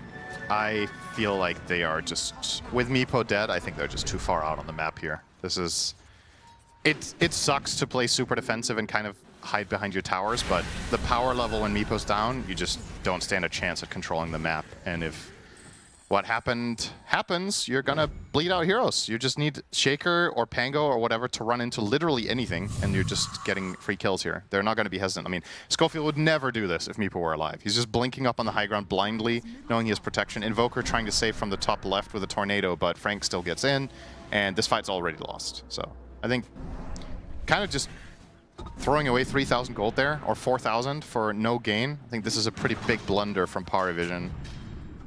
Puppy's not going to be happy. No, sharpening his machete as we speak in the background. Right. I'm actually hearing the grinder from here. Oh, that's what that sound is. Wow. Yeah, that's right. Thought that was you clicking your mouse. No, it's his grinder. As 9 class being pursued now. Fissure holds him in place. He's easy pickings for the rejects. Butterfly now online, though, for Satanic. And the question is, how fast can Wits get an MKB? Has 2K in the bank right now. And does he want it? It's the other question. You don't think so? I don't know if he should be itemizing to kill Meepo or to kill everybody else. It's not like MKB's bad against anybody else. No, I mean, it's okay. I'm thinking... I mean, Nullifier would be pretty sick. Nullifier's really good against Pugna, and you could maybe consider just some more stats. I think something like Scotty is actually also really valuable in a game like this. You just want to... If you can survive the first initiation of PARIVISION, if you can survive the Roar Kata or getting jumped by the Meepo, Monkey King is an equilibrium hero in late game, right? If you have enough tankiness, you have 2 health bars. So there's a lot of really major value. I wouldn't even mind seeing, I mean, you probably don't buy Satanic in this slot, but I think Satanic in the next slot after whatever he's getting now would be good. No one, I mean, we hyped up this Ags and Shard, and he's gone for neither. He's getting a sheep stick now. Surely he'll get Ags at some point when he's 6-slotted. As we have a smoke on both sides, so this could be a turning point in the game. Roche available now. Scans are out. I don't think they've made any connections. Schofield. Really good positioning here from For the 9 class. Really nice. He's going to break the smoke. Yeah, they're going to open die. it up onto 9 class. He is dead. Does have buyback if they really want to fight. I thought he was going to stay in the tree line. It seemed like his read was that they were coming and he was going to break the smoke with Glimmer in the trees. They might want to fight. Frank's ult is walked down. out. They have Sheepstick now for no one, which I don't think rejects know about. This is just going to be a singular kill. It's not the end of the world. I think 9 class just gave into temptation to go and Fade Bolt the wave, but in essence, he was in a very good spot there in the trees. Still, it's A-okay. He dies instead of his teammates. The smoke is used. And we are approaching his respawn, and then surely there's going to be some big fight over this Roche. I would say if Rejects get this Aegis, I would favor them to win the game off of that, whether they get to use it or not. I think this timing for Meepo is really important. Oh, no one gets the opening. He gets Boundless struck, though. The Cold Snap's going to hold Schofield in place, the Tornado, and now the Surround Tactics.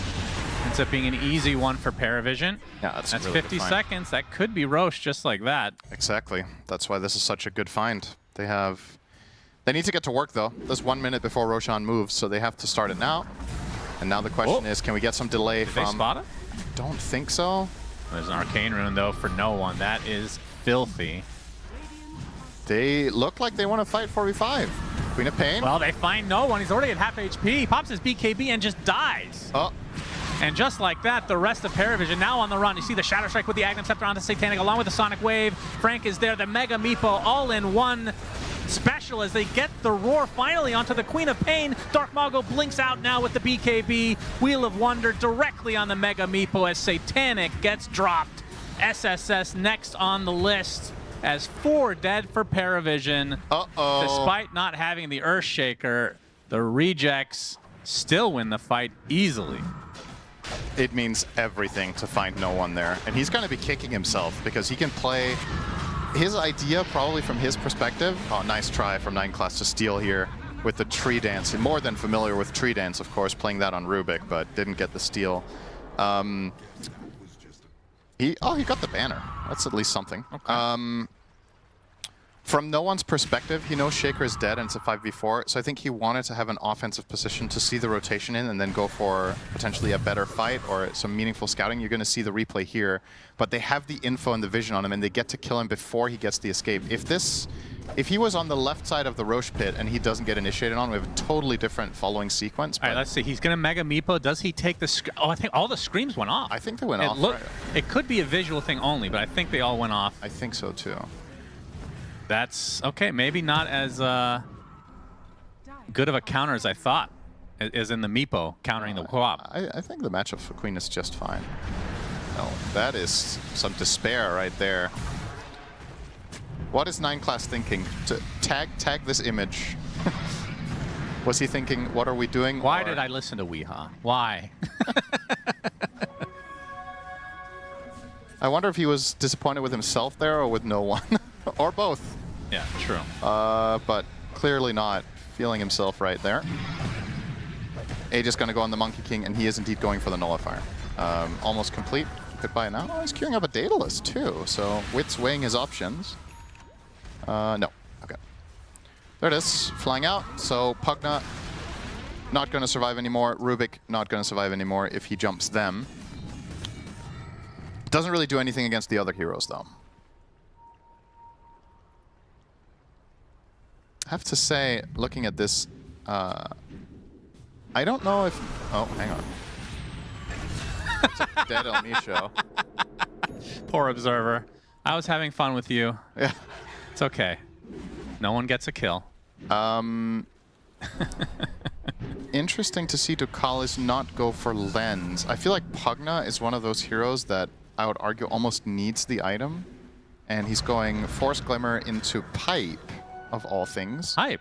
Wow. They want protection against Queen. It makes sense. It's just, it's a real feels bad for Pugna to play without Lens, because range is just such a big problem for this guy, especially later in the game. You need positioning. So I think Ducalis has the hardest game out of anyone in the server to play now. It's just so difficult to get value out of your spells. You're playing into Nullifier, you don't have cast range, and your hero got nerfed. I mean, pretty rough. See if he can make it work, though. I mean, realistically, what's his best play now? Probably stand back, put a play. Telekinesis to open things up. This is an Aegis carrying Monkey King, of course.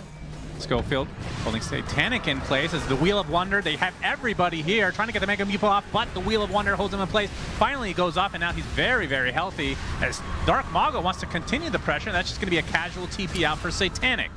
Oh. They lose the Earthshaker as SSS. Oh, there's a Haste Rune just nearby. Not going to be able to find it, though, so it ends up being a trade.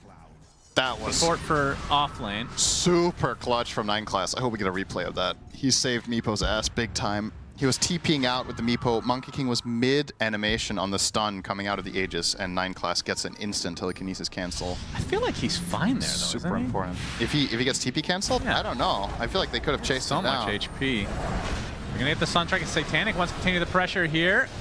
Ghost Scepter going to keep them alive a little bit longer as Satanic gets insta-gibbed. Was that a Shadow Strike? Oh my god! We need a replay of that. That was filth incarnate. Look at the damage. Holy shit. 10K. Oh my god. Oh, this game is so stupid sometimes, but fuck Meepo, though. He gets what's coming. He had it coming the whole time. No one feels bad about that. Oh my god, that was satisfying to watch. Jesus. And now the high ground attempt for the rejects. And we're going to see the replay. It's more important. Okay, like, just look, because we could, how does it work? So he's in non-Mega Meepo here. Yeah, so there's Shadow Strike on all 4, right? Yeah. So they're all going to explode, and that means he takes... Oh my god! So what's that? So he takes 4 Shadow Strikes on each, or 4 Screams on each of them, right? Yeah, yeah. That is so disgusting. No one's regretting life decisions here. Why did we listen to Weehaw? He said it was a free Meepo game. So that's one lane for rejects, and now they are in the driver's seat. 15K lead. This looks very, very comfortable now. I mean, this is effectively, in old Dota, this game was over, right? Because Meepo just wouldn't have any timing anymore. And under many circumstances now, it's obviously bad. By all means, it's bad. But it's extra bad because of Quap, as we just saw illustrated there. This isn't just any 15K lead against the Meepo, it's with one of the best counters and one of the best late gamers. Dark Mago is almost level 27. That's pretty good. Yep. Pretty good. And he has the 25 talent for Blink cooldown reduction. So 3-second cooldown on Blink with Octarine Core means he can almost effectively chain silence. He has a 1.75 second silence every 3 seconds. He's insanely tanky. Are you surprised he went for that over the other one? Not really. I think it's really good this game. You want to just keep silencing Meepo. You want to keep silencing the supports. I think it's really, really strong here. And yeah, he's just not going to die, right? 4.5k health, Bloodstone, Axe. He's so decked out. What's he getting next? Is there Shivas? Yeah, he has a Shivas too. Oh my god, he's 6-slotted. Like fully 6-slotted. This isn't just, oh, one of them is treads. He's starting to replace his item build. Yeah. Oh, he changed his mind? Or what? He changed his mind away from Shivas. He's going Lincolns instead. All right. So I'll say, usually we don't bring it up because Spotlight's kind of meh, but against Meepo, Mischance seems pretty good. The roar onto Dark Mago. How much HP do you have? Do you need any more? Deafening Blast on top of him. Pops the BKB, and Satanic gets Sonic waved. Where the hell did he end up? The Mega Meepo was activated. Did he dig? He dug indeed. He stays alive a little bit longer, but SSS not going to have that luxury. There's a TP out for no one. Mega Meepo out. Could have been worse, but still not good. You can see they just do not have the damage to kill off Dark Mago. Let's follow Rubik the Frog while this is happening. Oh, he TP'd to base. How boring. Man, what a game from Dark Mago this has been. Just, I was hyping up his Quap in the early game. I don't regret it. This guy is exceptionally good on this hero and has really put the team on his back this game. 13-0 and 16. Pango is 10-0 and 15. They have 2 beyond godlike heroes, by the way, against PARIVISION. One of the top dogs of the tournament. Not a bad look. Game number 1 for the rejects here, and this hold is going to be pivotal. It's basically game ending if you lose this fight. Let's see if PARIVISION can find some Tier angle. 2 top, so they might just give this up, honestly. Yeah, you might choose not to fight. Yeah, that seems to be the case. No Beastmaster, no fun. It's overwhelming Blink now on Pango. There's the pipe to help Satanic stay alive from the 20 Scream of Pains that he will suffer through. Yep. How much damage is Scream of Pain? 460 with the talent on 20. So 4 of those go off simultaneously from the Shadow Strikes, and then you cast it yourself. That's like a 2,000 AoE nuke. Not including... That's without Sonic. Wave. Yeah, so that's another 625 pure, and none of that counted Spell Amp. Yeah. So we're probably looking at a Dark Mago combo that goes off on Meepo, where 4 Shadow Strikes explode, you cast Scream and Sonic, is probably something along the lines of 3,000 pure after reduction, right? So you need the pipe to mitigate and at least turn it into, like, say, 2,500. Something like that. Dark 9 class, they finally catch the rat bastard jumping around as a frog. A little bit. Now they find the butler, Ducalis. Yeah, he's dead too. So both supports dead as the Boundless Strike kind of deletes him. Yeah. Love the build from Wits, by the way. Ending up going the Nullifier into Scotty. I really like this approach of not countering Meepo. I think this is a great read, and I would like to see him not buy MKB now either, even if he wants the final slot instead of the Treads. I think I'd rather have a Swift Blink or something like that, because Meepo's just not a problem for him. It's not his responsibility. He wants to kill supports, he wants to kill Invoker, and Meepo will be dealt with by big boy Quap. Diffusal used to be a thing on Meepo as well. We're not seeing that anymore. It's just this game we opted not to. It's occasionally a pickup. I don't think it's like dead. Oh, and speaking of dead though, SSS. Yep, had to use his roar. Now BKB, Sonic Wave finds him, and he's surrounded. Last Only a matter of time. Yep, as Meepo taking a full Rolling Thunder into the Wheel of Wonder. As Wits with the Wukong's command, Satanic finally gets off the Mega Meepo, but he has been controlled all game long. And this is only a matter of time before he bites the dust. Digs it up, and now they can surround him. Wukong's still up, gets off the blink actually. Might be able to get to the other side of the wall. Fissure holds him in place just a little bit longer as Dark Mago. Yeah, Ducalis tries his best to life drain, but it's not to be. That's an instant buyback though from Satanic. And that means Reject's now on the run. Bash hits for Frank. Has blink up in 3 seconds. Gonna get rooted though. Oh, it's off the roll up and the blink. He's good to go, so they get nothing out of the buyback from Satanic. What a sick disengage there. That was a Meepo buying back with blink and chasing them, and both Pango and Quap get out unscathed. Really, really nicely played by the Rejects once more. I mean, the thing that's kind of interesting about this in a bigger sense in terms of the tournament is that usually when you go into day 1 of playoffs like this with Swiss, the 3-0 teams are facing 3-2s. So you would think there's like some relatively clear tiering. A lot of the time, day 1 of playoffs like this has one-sided series 2-0s. Oh boy. Satanic? Yeah. That, oh my god. And they just call it. It never gets old watching Meepo get obliterated. I love it. More. So filthy. Come on, Satanic, keep playing. You can die again. Not cheering against the team. I just don't like Meepo. But that's my personal bias against the hero. Yeah, that's understandable. What a game, though, from the Rejects. I think this was... That was awesome. This was class. This was very high-level plays. I love the way they played the map. I love the way they distributed their resources. Obviously, special shout-out to Dark Mago playing one of the best games I've seen him play in a long time on the Quap. Frank on the Pango also popped off. I mean, everybody just did a really, really solid job this game. So. Yep, and everybody helped slap down that Meepo, Richard. They did, and yet I was reliably informed by a Meepo expert. This was the freest Meepo game of all time. What happened, Weeha? A lot of things happened this game. I have to give credit to South American Rejects. They understood Queen gets very strong against the Meepo. Yep. They held it down, didn't make too many mistakes. Basically just got the items on the Queen, and then they kept bullying this Meepo out of the game. But I feel like they have a big issue on Peri right now. No one did not look like he was comfortable in this game. There's something going. I'll just say it, right? Like, because you know, I don't know these people, right? So, but I might be a body language expert, and no one is usually the chillest guy. He comes in. And he's all smiles, all jokes, does the interviews, says all the right things.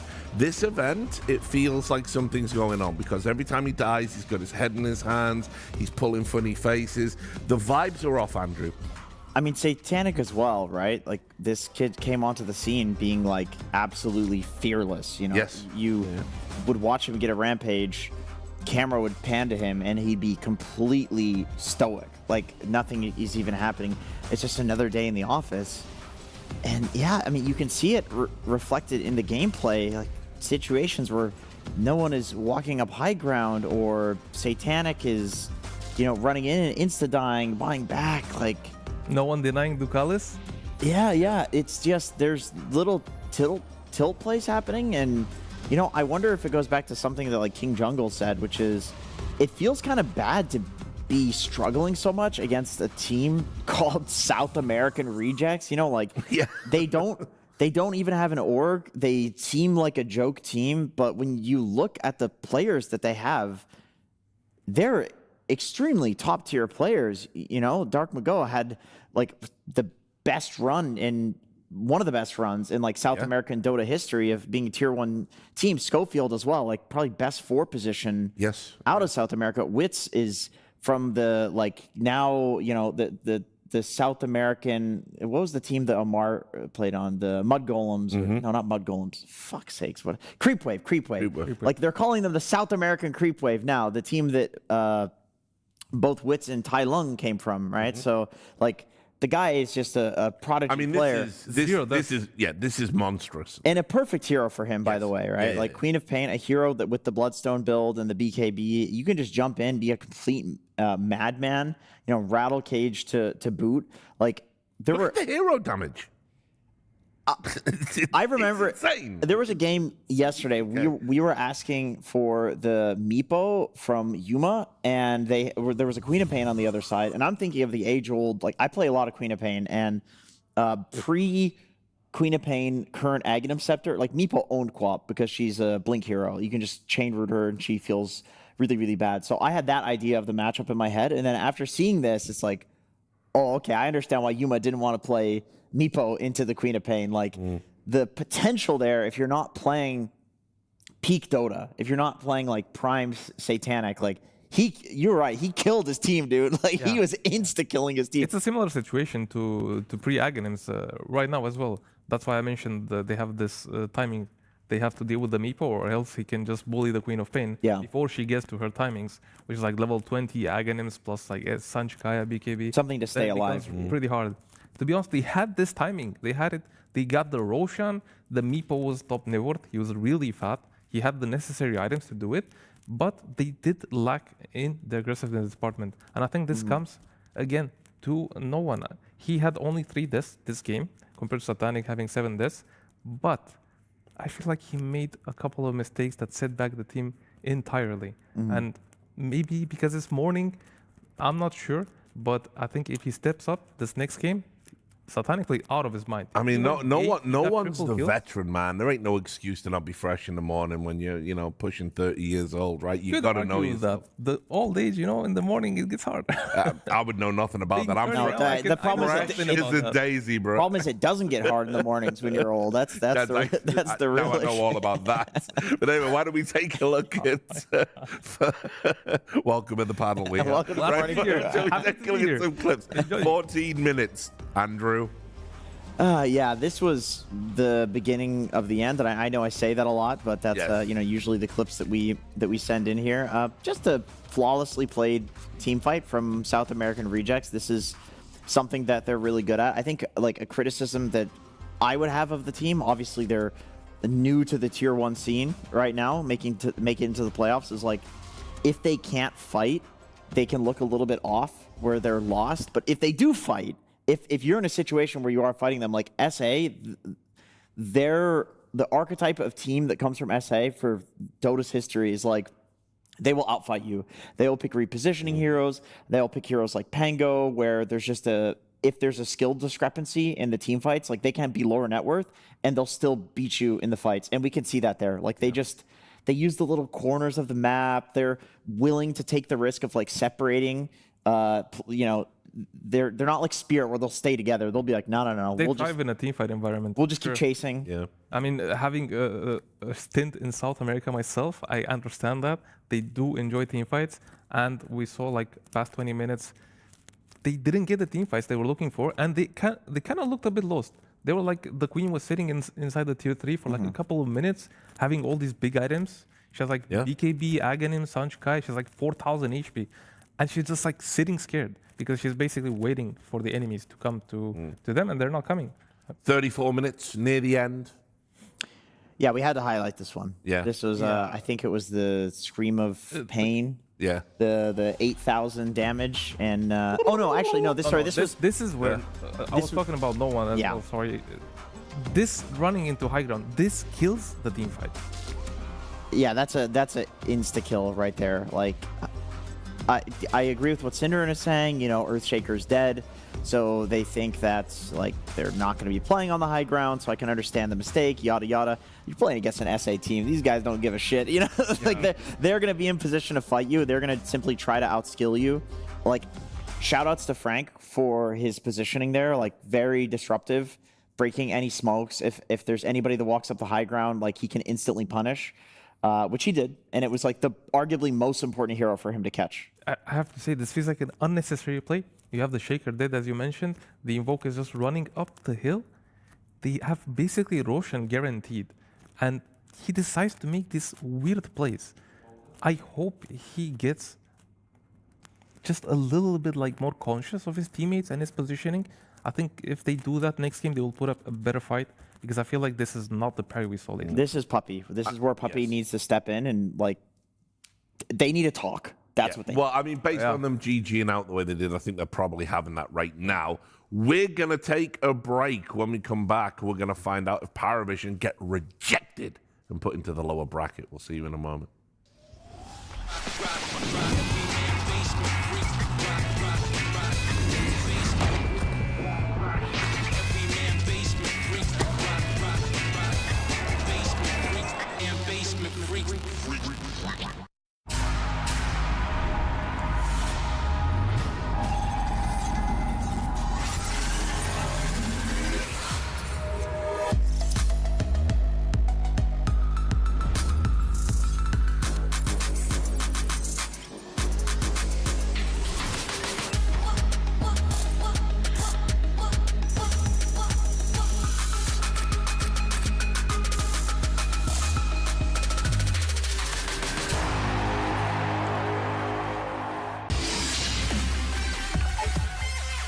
The human body was built to move, not trapped at a desk in one singular posture for 12 hours a day. It's time your chair evolved. This is Secret Lab Titan Evo. Ergonomically engineered for you, gamers, hybrid workers, artists, backing your every move.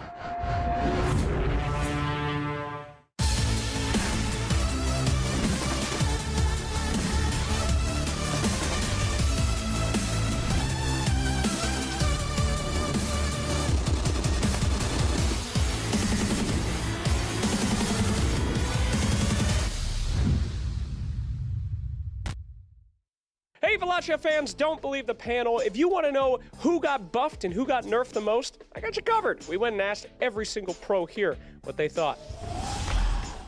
Most buffed? Actually, I'm not sure if this year was buffed, but Alchemist looks really strong right now. Both kind of buffed, I think. Wow, really? Yeah. Why? Scream got just buffed. Just Fantastic buffed. It is probably like top damage in every single game, right? Yeah, it's good one. Biggest buff, I guess, Phoenix, because it's most broken hero right now. Everyone banning it. That's true. It's my hero, so it's good. I can tell a couple heroes which got most buffed is Alchemist and Pangolier. I think it's like the most broken heroes right now. Pangolier, you think is one of the most broken ones? It's like first pick hero. Biggest nerf, maybe Largo. Oh, that's a good answer. Just no damage right now. Yes. Most nerfed, I would say Warlock. I don't see this hero in my games anymore. Come on. Kaiori's still spamming that thing, you know? Hero spammers are still doing it. There's got to be someone worse. It's Warlock. Okay. Only Kaiori is playing right now. Huskara, he's still good, but the passive, you don't have face it anymore. Sure. You cannot push. So, a bit nerfed, but... A bit biased coming from your guys' team, though, huh? Maybe. Maybe. The worst hero, I think, is Tinker. Tinker? Yeah, Tinker is dead. Oh, Oh, but we saw so much Tinker. Turrets could be pretty good, huh? No, I don't think so. I think the problem of this hero is Matrix, because it's unreal to kill this hero, and now you can just full commit and kill him. Well, if anybody knows, it's you. Sounds good. Great answers.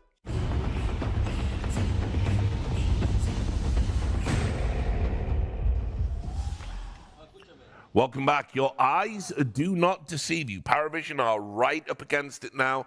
SA Rejects, they managed to squeak into the playoffs, but they are ahead in this opening series. And they deserve it. They deserve it. They're playing very well. I love the aggression. They're not crumbling. They bullying Parry when they get the chance, actually. And a man that will not stand for that. You saw Puppy there. He's like, listen, it's time. I have to say, you know, like I'm very surprised that this looser style, these elementary mistakes that Weeha was highlighting are kind of in a Puppy team. Puppy's notoriously clinical, authoritarian, disciplined. Usually he's playing for the team. So also true. He can be an authoritarian presence within the game. You know, I'm just looking at the body language here from the boys, and things are looking a lot more relaxed. You know, I would like to think, well, maybe not with Satanic, but he always looks like this. I think Satanic is just a little bit angry. Because when you play Meepo, you kind of give your everything. You need a lot of focus to play this hero, micro the heroes and whatnot. And a loss on Meepo does hit harder than different heroes. Yeah, I think Puppy should be telling him to buy Consecrated Wraps as well. Yeah, it would have definitely helped against the Magic. You know what they need? Sugar. When you do these tasks that are very difficult, you experience something called ego depletion. And if you're doing any, you know, non-automatic tasks, again, which presumably, you know, playing a very complicated Dota hero, if he wants to play something like the Meepo, you gotta have that sucralose in your brain. So I hope he had a lovely Coca-Cola or a lemonade between the. Maybe Puppy could like feed him a sugar cube. Keep your palm flat. If they are a serious team, they will have a nutritionist that is telling them this unironically. The research is there. Give this kid a sugar cube. It works. The research is there. For the purposes of PGL, this is not actual dietary or medical advice. Just Google it. Covered you. I got mountains of evidence. I got you covered there, Andrew. We're not getting sued today. South American regions are looking much better, though. Yes. I gotta say. Oh yeah, they've had. You some look at them, cubes for sure. Posture, smiles everywhere. They're ready. Well, I mean, it's like KJ said, man. They've been cruising along. You know, they that does not look good. Yeah, they don't. Oh, that no one likes to see this. I mean, I don't think he does. He understands. He understands that he made a couple of mistakes. And as a middle laner, you know, again, the ego super high. You gotta do something about it. You can't accept the mistake. It's very unlike him as well, Weeha, because I mean, I've literally been on panels where we've been talking about PARIVISION's strength is they're always steady in the mid lane. Always. Yeah. You know, it doesn't matter. A staple of no one as well. Yeah, absolutely. So this is uncharted territory. Meanwhile, SA Rejects definitely right to be all smiles right now. No org, you know, no pressure, it seems. And coming from the last series as well, where they got 10 kills combined total in 2 games against Parry on the side of South American Rejects. They got demolished in the last series they played against. Now, they just beat them, and they didn't have a 9-class lone druid. So they must be feeling very good about themselves. And I was just about to say, Monkey King is there, and it has been picked first again. It's been banned quite a lot this tournament. I'm surprised it's getting through. Maybe Parry's not respecting this hero enough. The flexibility it offers, the carry potential, I think it could be one of the best late game of carries. Depends on the item build. That's the most interesting thing about this hero. You can always go a different route depending on what you're matched up against. Okay, now I go for the kids. Now I really hope that Satanic had a sugar cube, because he goes from one really complicated, high skill hero to another really complicated. Remember the Kez tier list as well. I think we only had him at B tier. He's been spamming it so much. I could see him climbing in the tier list, which of course he really cares about where he scores in that, probably more than where he scores in the tournament. But yeah, I mean, a 5-1, 83% win rate. He's like half the reason why Kez has such an incredible record at the tournament. The one loss I gotta mention was against South American Rejects. They played 3 kids games last time they faced each other, and the one loss was because of the 9 class on droid. Ah, there we are. I would not count that as a loss. That's him. that's in fair. my heart. He's still 5-0 right now. Yeah, no, that's fair. That's fair. Yeah.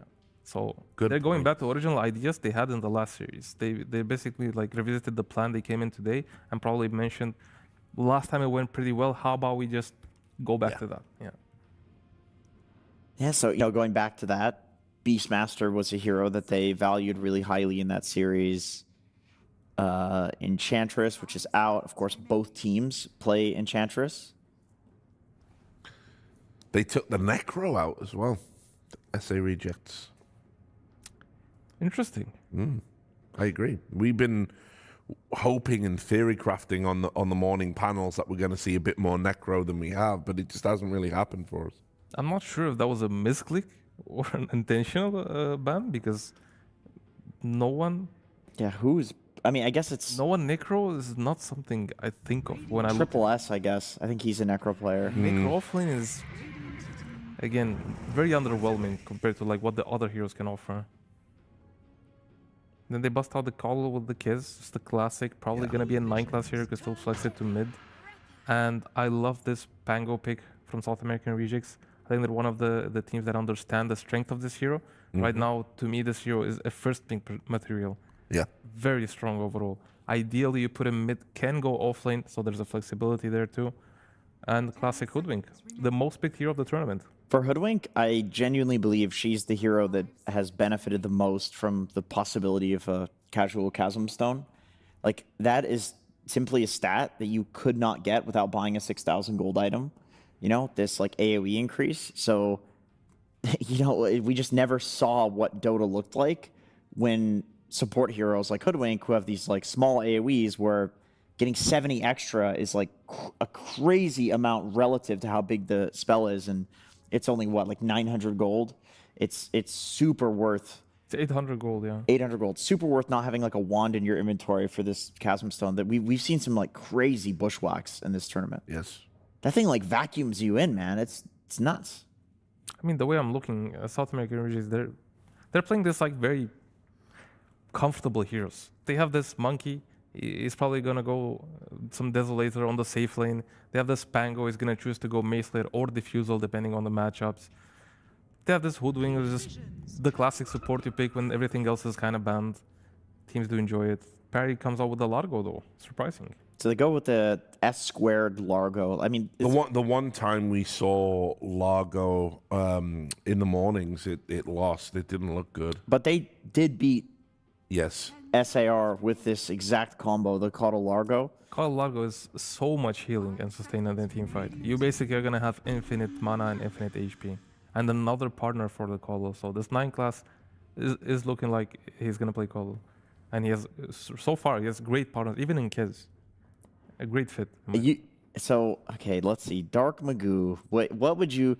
I'm looking at this guy and I'm like, he is not going to Huskar. He's not going to do any of these like cheesy counters to puck. But he will Kunkka. That's banned. He will Tiny as well.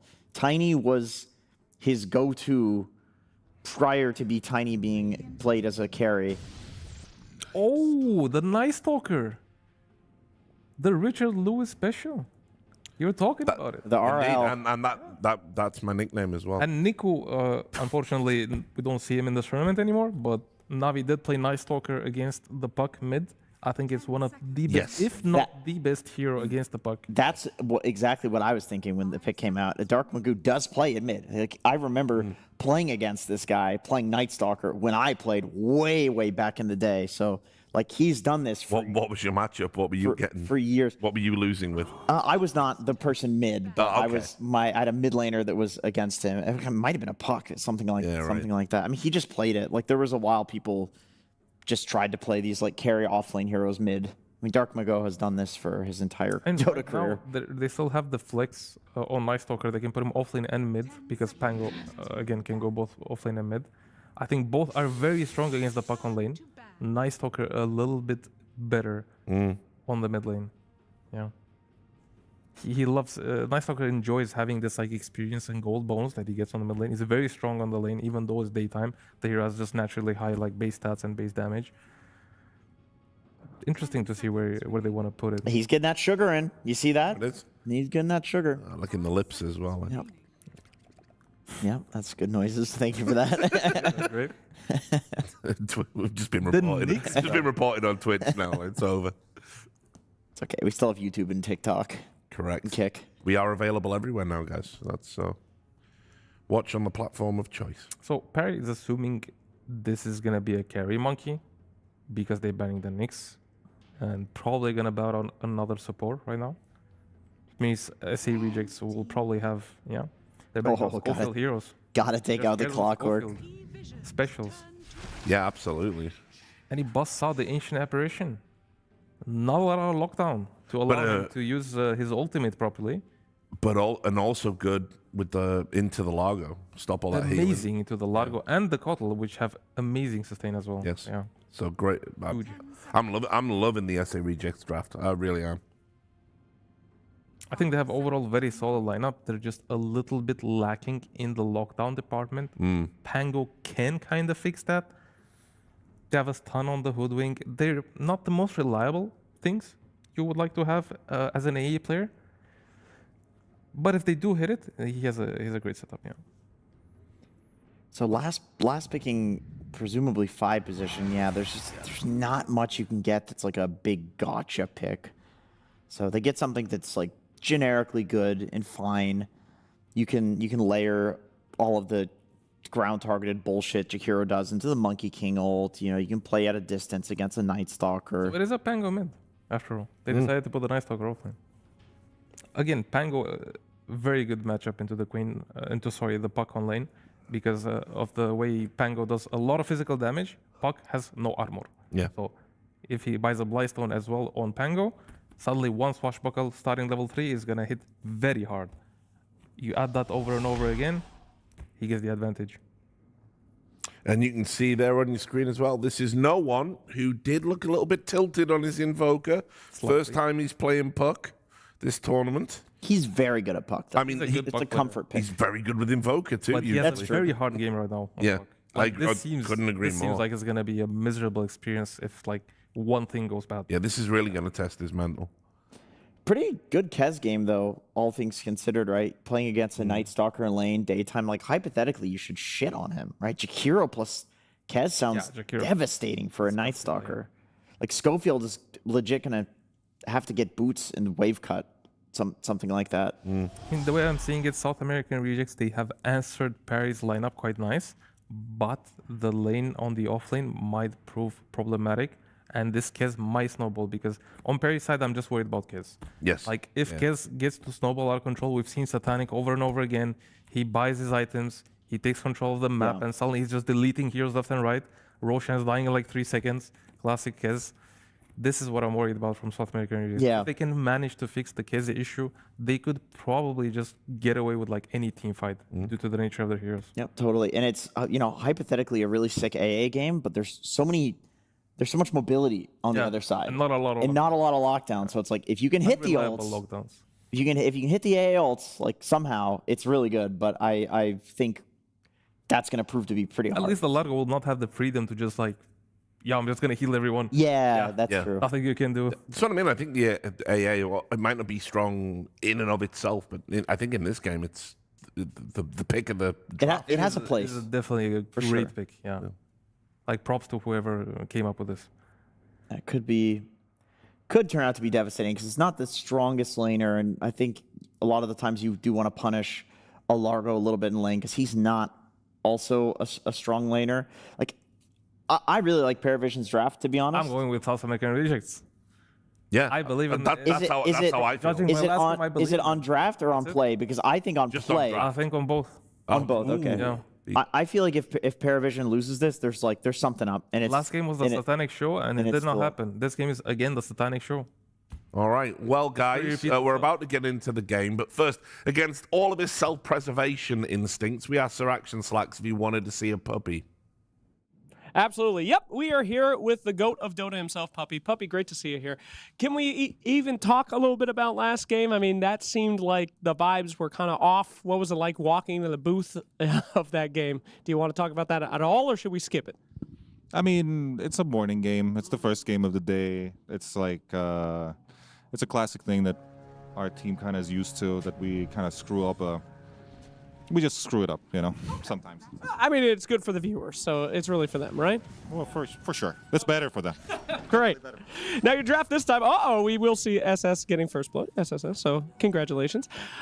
This draft is very reminiscent of last tournament. Jakiro, Largo, first pick Kez. Are you aware that this is Season 8? Yes. Okay, cool. Why this tournament? I mean, we're not seeing Lone Druid, not even picked or banned. You know, pretty crazy to me. What was the plan going in here? I mean, they are very good against Lone Droid, and we are perhaps not that good with it. So there's no point risking to them because we already lost trying to do the Lone Droid strategy against them. All right. Well, fair enough. Well, we got to get into the game. Obviously, it's starting just real quick. Then, do you think that this one is in the bag? Will we be going to a game 3, or will it be kind of tough? This one we have better chances for sure. Thank you so much, Puppy. An excellent job, and we'll head straight into the game with our two casters, Suns fan and Cinderin. Thank you so much, Sir Action Slacks. Puppy is very, very calm. Very calming influence. I was not expecting that. I thought there'd be more of a hammer being thrown down. I mean, you saw he had his hands behind his back, right? What do you think was in there? That's true, the machete, or he was just clenching really hard. Also, I have an answer to what I saw last game. I just realized, look at Puck. He has a constant debuff on him. It's Fortune Favors the Bold. That was the icon I didn't recognize when Quap was chasing. Pango was in the neighborhood, and this is just on you non-stop, so... very important to get that clarified, of course, as we head into this game. Yeah, everybody was wondering about it. I got so much interaction on every social media platform about that.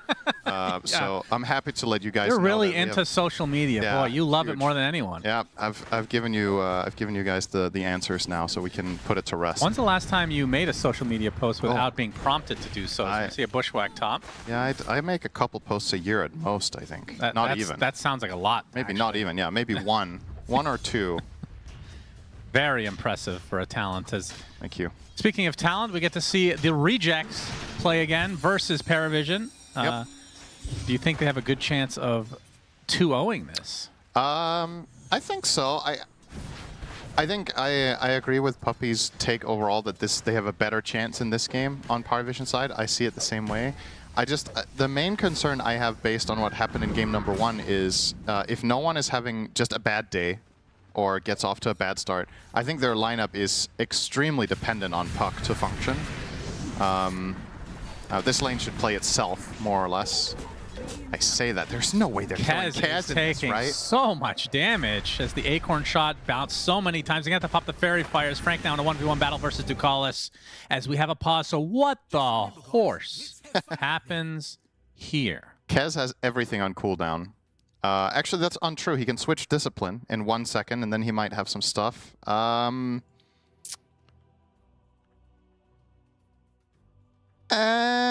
usually we have a timer on these things. Yeah. Oh, I didn't give you multiple choice. Does Frank live or die?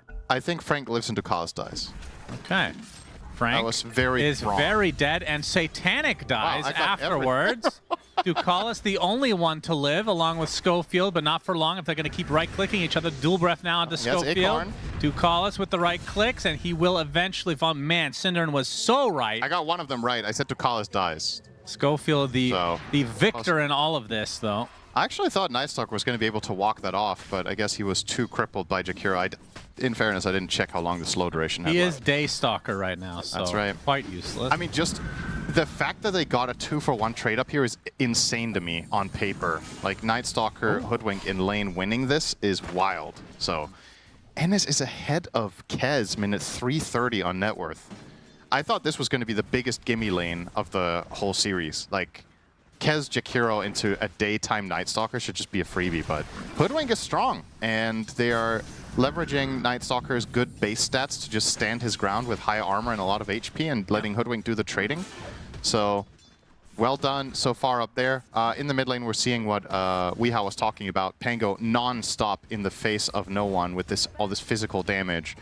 Puck rocking a base armor of only the 3 is going to take...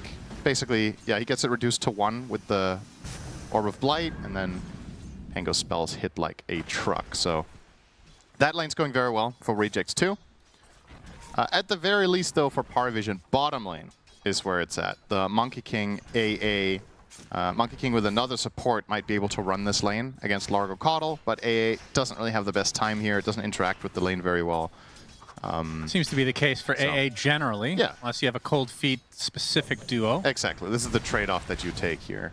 I mean, but what do you think about AA in the game? Because obviously the Ice Blast versus the likes of Caudle, the likes of the Frog have been, in the past been very good counters, but getting it off without a huge amount of lockdown does seem a bit difficult.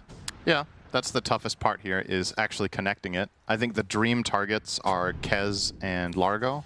Obviously, when Largo gets the Ags, that is going to be a higher priority.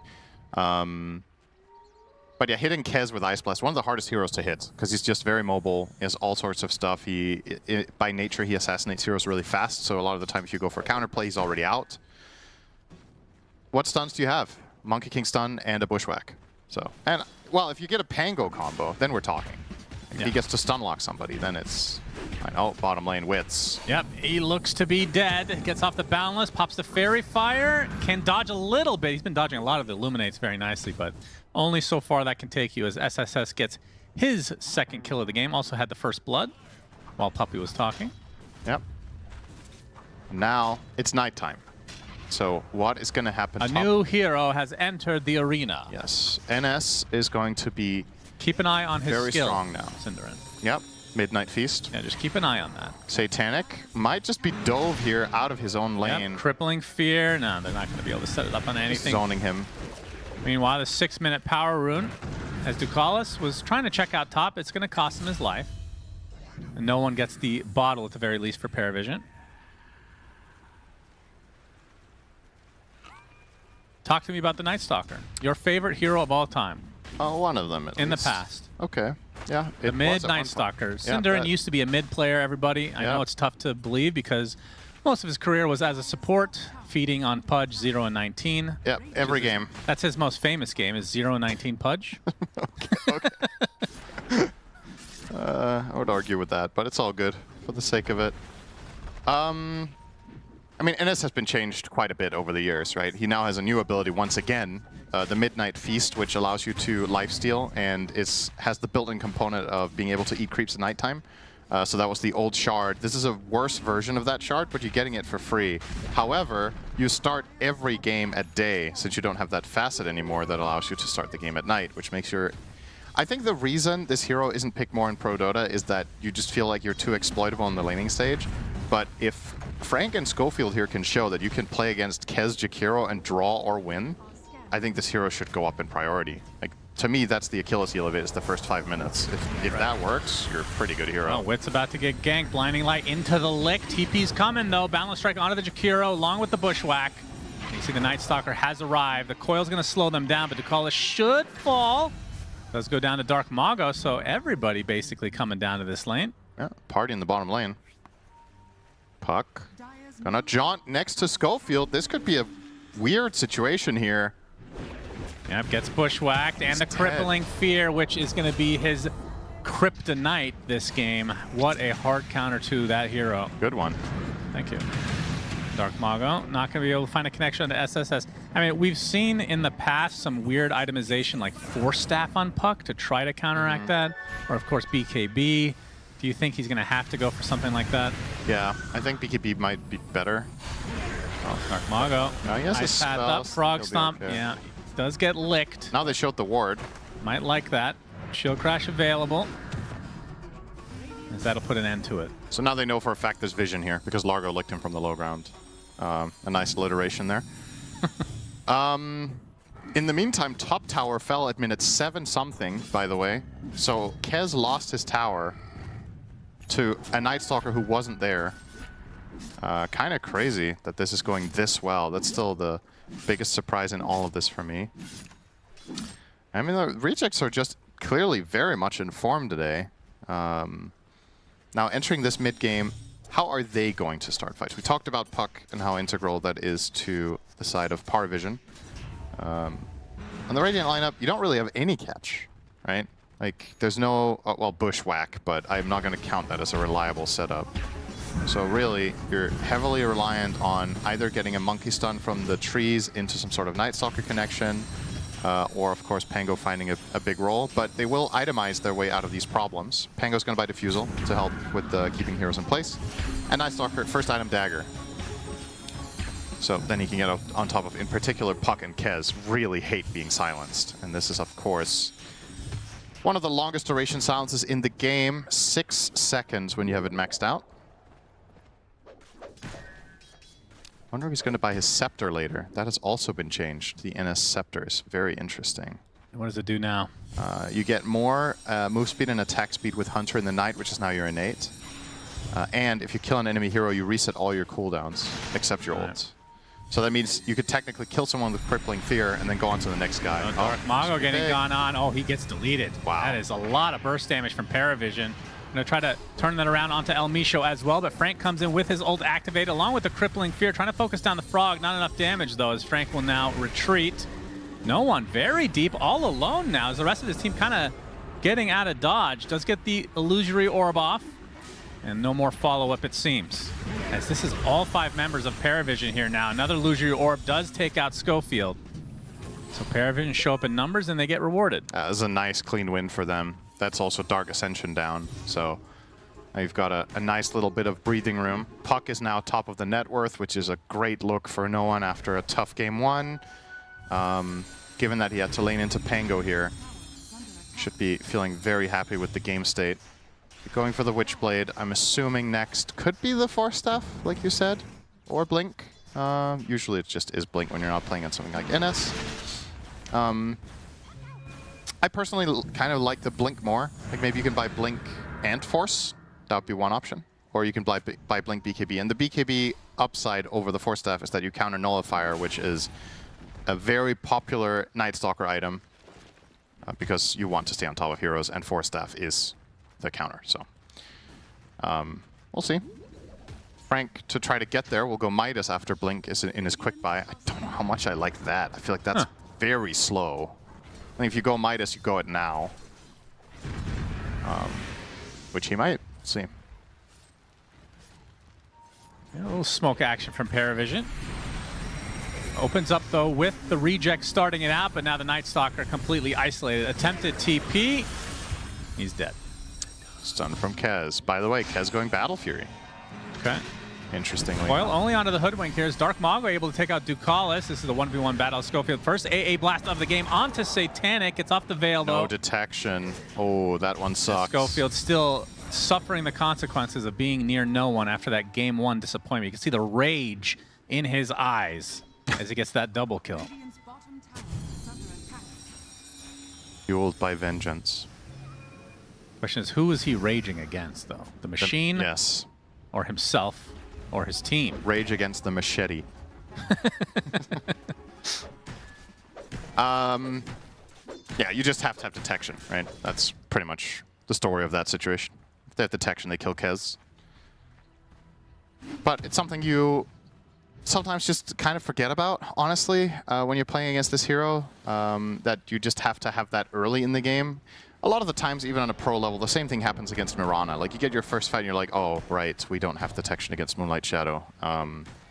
But for the rest of the game, should be just sitting with a dust on Night Stalker. Getting his Blink, so not going to be the Midas first. For good old Frank. Frank the Tank. SSS on the Largo, only 1,000 from Ags. Yeah, pretty good timing. He's playing with Caudle, so a lot more influx of mana as well for... Yeah, I think the one game we cast the Largo on this patch, we got the Ags quite a bit later, and definitely suffered for it, but yeah, we'll see. Definitely off to a pretty good start, 2-0-2 right now for SSS. It's making a really big difference that 9 class just gets to play like this. He's just stacking the triangle every minute. They're getting a lot of farm on either Largo or Puck with these chakra injections. They'll kill Ducalis at least, but just overall map economy being won by PARIVISION, mainly on that right side of the map, just getting way more value out of the triangle than, of course, the side of Rejects, who aren't really even... I mean, they've stacked, but they haven't farmed them yet. They better make sure they don't get stolen. Ice Blast going bottom. Yeah, no follow-up, just though. for fun. Interesting. Just to remind Largo that there is an Ice Blast in the game. Yeah. Remember, guys, let's have fun out there. Yeah, Battle Fury pretty close for Satanic. Yeah, I wonder what gives. Like, why that is the choice here. Maybe it's like an overall team consideration thing of what pace they're looking to play in the game. It's like, okay, Puck and Largo are playing heavy mid game, so I need to outscale. I think you can make an argument for both builds. I think you could have also gone Falcon Blade into the Deso route here with Ags. Try to play like that. Maybe this one is more stable against something like Night Stalker, where you're just a little bit more farm focused and a little less fighting, because the risk reward of fighting is worse, and then just try to get so many items that he doesn't counter you anymore. Triple melee core, maybe has something to do with it. True. Plus the Deso, most people on your team are doing magic damage. Yeah, you don't synergize with many. That's true. Oh my goodness, Ice Path into the macro onto 2 supports. Elmisho. They walked right into that one. No one there to clean up. Has to use the coil. Oh. Bucharest is going to get a nice little treat here. It was about as much of a problem as he could have given them there on the AA. Yeah, they just walked into a setup. Not much to do there for the supports.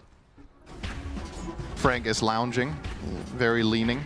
Yeah, I'm very interested to see how well this hero does. Regardless of there being an AA, we just haven't seen a lot of it since the nerfs. Yeah. So I want to see when he has a good game, gets an Ags at a reasonable time. And the fact that he went at first is a bit unusual, I guess, compared to when we see it in the past. But typically it'd be like a Kaya into the Ags. He has Caudle. That's probably why. Yeah, that's true. You'd think that is the reason. You can rely on that consistent influx of mana to play a more greedy build. Mid tower will be claimed by the rejects here with no contention. Puck coil on cooldown, so probably the right choice to not try to contest that. And all in all, PARIVISION I think are just kind of comfortable. Like, they're getting through these early game night times without many casualties. They just get to farm. And as a result, Night Stalker is now well at the bottom of the net worth for the cores, not even close to anybody. Everybody else is keeping up nicely, but that's the hero. Doesn't farm very fast. Yeah, I mean, it also feels like both teams are kind of content to just chill. Yeah, I don't know if I like that much from Reject's side. I think this is the timing in the game that you theoretically would like to do something. Your Night Stalker bought Blink. If he wants to farm, he should have bought Midas. Yeah, so that already sucks. He was going to buy Midas, and now is going towards BKB instead. Yeah. Buys the Ogre Club. Axe, whatever. Like, the issue is... Okay, he's done. Oh, boy. Ice Path clips him. Goodbye. Very least, he did spend a good amount of his gold recently. Yep. Kills are few and far between here in the last 5-6 minutes. I wonder if we can see number of total stacks. I don't know if they showed that earlier and I just missed it, but I feel like they're so... Look at that. Caudle has had a mission this game. 14 camps stacked. Yep, that would explain this 3K lead. Yep. It's the majority of it. It's not really the kill gold that's been putting PARIVISION in the lead. And of course, the biggest winner in all of that is Puck, who has been taking a lot of stacks, which this hero generally doesn't, so has access to unusual levels of net worth, and that, of course, is going to bring no one toward that early BKB. Boundless Strike, they want to go for the Largo. Ice Blast does hit, and that is a dead frog. Pops the Essence Ring, though. Maybe not dead after all. What expires first? Ice Blast expires first. He's fine. Wow. Okay. A lot tankier than I thought. Yeah, Essence Ring definitely saved him there. Yeah, another wasted opportunity for Rejects. Yeah, leads to more farm. If they had the Ice Blast Shard, which I'm assuming he's going to go for after this first Glimmer Cape, as opposed to the second Glimmer Cape that he's going to get. Yep. Yeah, probably going to. I mean... Maybe get Tormy then. Yeah, I'm trying to think about whether you actually even want to buy that here. It's pretty expensive for this hero to buy a shard. And what I mean by that is that there's a lot of value for AA in having other items, such as the one he's queuing up. I think Blink Dagger could be a very interesting purchase. Collis will not even die to the Night Stalker, so that also fails. Not really much to write home about for Reject. I was expecting a better mid game given the laning stage where things. I was expecting more so smokes, more aggression. Just get on top of them and see what happens. But they have kind of put the foot off of the pedal for whatever reason. And maybe it is just about the BKBs that need to come out from the likes of Night Stalker and whatnot. He's has enough for Mithril Hammer, so a recipe away. But like, what is Wits going for? So Wits has Deso, Mage Slayer. He's buying Shard. Buying Shard, which again, aggression.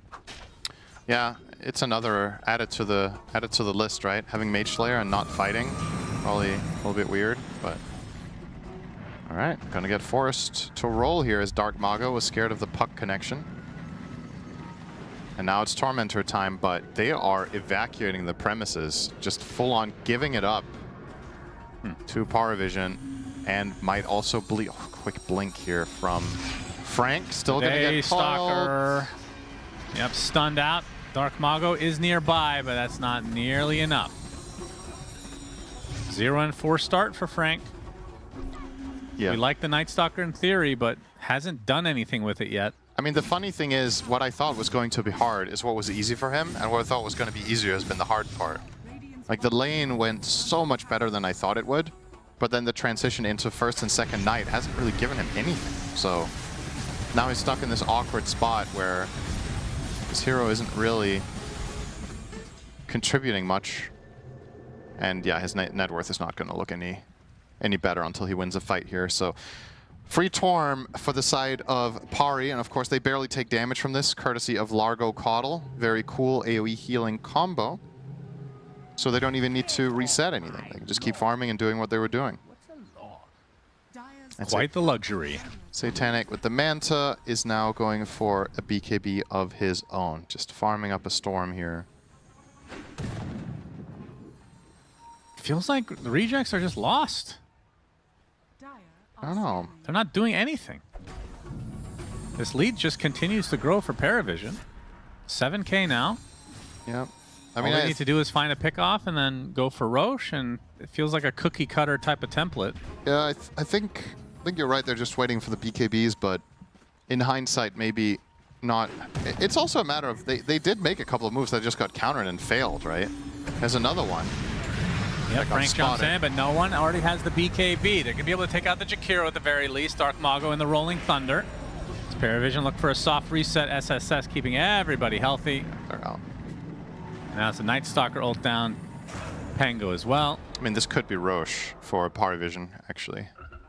These cooldowns are extremely meaningful. You have Ice Blast still, which is nice if they're in the pit. But you need to throw it at the right time. You need to have the right read. And if you fail the timing, they're just going to heal to full. But for now, it's going to be mid-tower. They have a wave here, and they're going to feel super strong knowing these key cooldowns are unavailable. So this is very, very easy. Let's give them a little bit of time here to finish the job. As we'll do that together with Puck. And let's see if it is indeed going to be the Roche hit. Or an invasion, perhaps, of Dark Mago's triangle here. Oh boy. Adding insult to injury here. Yep.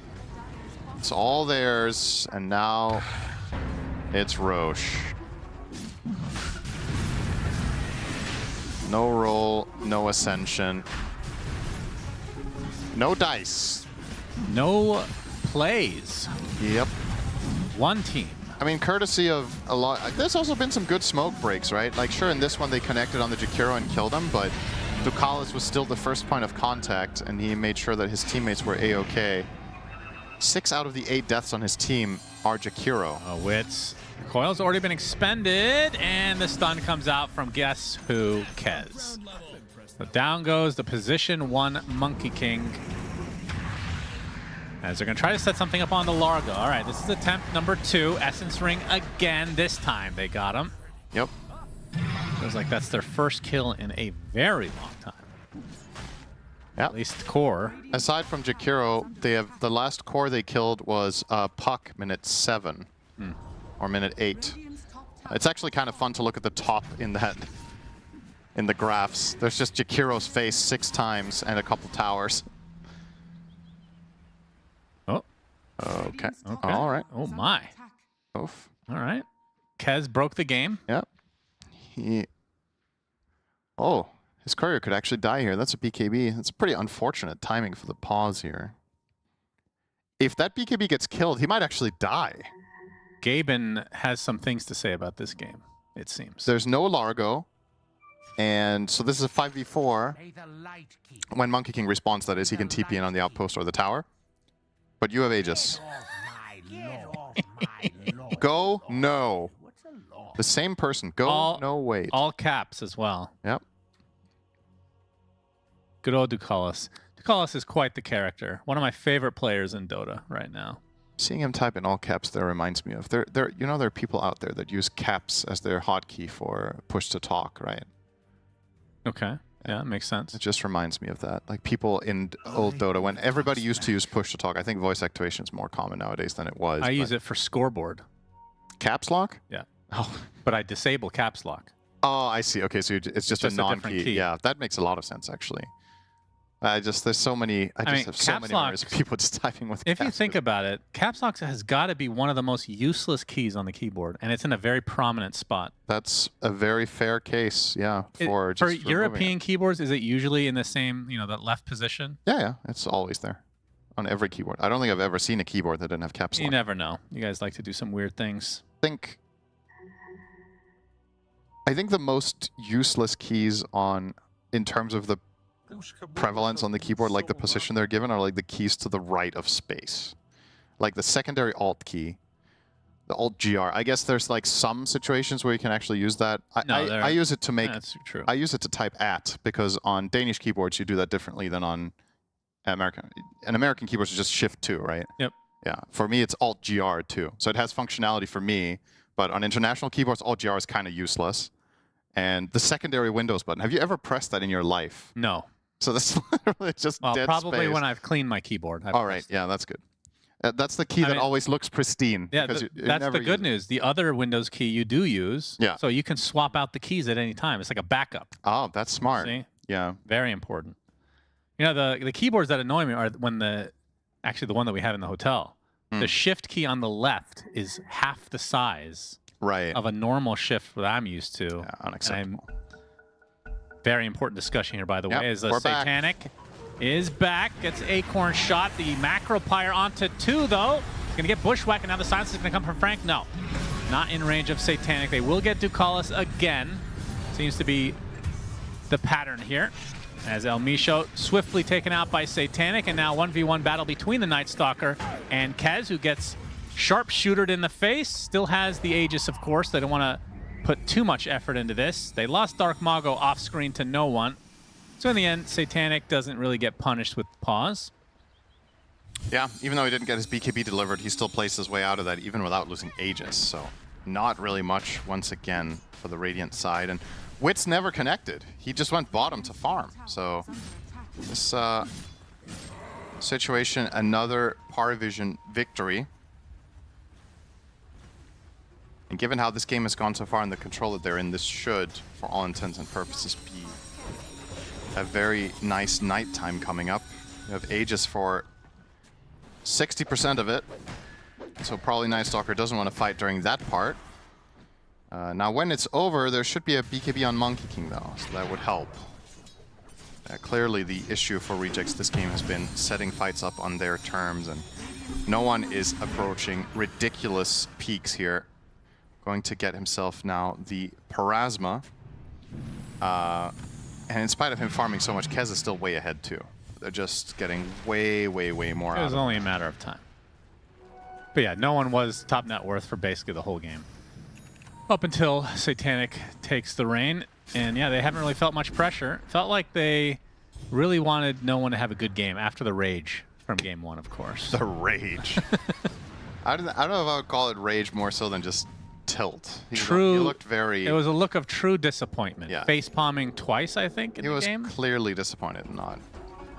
Not fully woken up yet. Puppy said in the interview, first game of the day is rough. Some people are just not morning people, man. I can empathize with that. Yeah, but you still show up to work and do a fabulous job. Oh, thank you so much, Shannon. Despite looking the way you do, it's just really well done. I knew it was going to be back in it somehow. It was just a matter of how. Do you shower in the morning? I have a great face for shower or night. casting. Are you a nighttime shower? I'm a morning showerer. Okay. Yeah. You doesn't look like it. Thank you. That's another one. I should have answered the question. It was such an obvious setup. PARIVISION. I'm going to group up for this Tier 2 bot, a minute and a half on the Aegis. Speaking of showering in the morning, you have a funny story from... I don't want to talk about that. No more. That has been my entire trip in a nutshell. No hot water in my room. Really miserable. But what's not miserable for PARIVISION is that they are in the lead. And they could very well push this to a Game 3. Yeah. So 10K now. Aegis, 1 minute left on it. I feel like there has to be a winning opportunity. And if there isn't, okay, well, maybe it's now. Yeah, they try to go for the Kez. They will get life number 1. Okay. And they get it a second time. No rolling thunder as no one trying to make space. Pops the BKB, gets the coil onto several heroes, and the rest of PARIVISION can now connect. But the BKB from Franklin allows him to get away. Elmisha the first to fall. All they lost was 1, but they did expend basically everything for this. They have no solution to this puck BKB. He just jumps into 4 heroes and they can't fight back.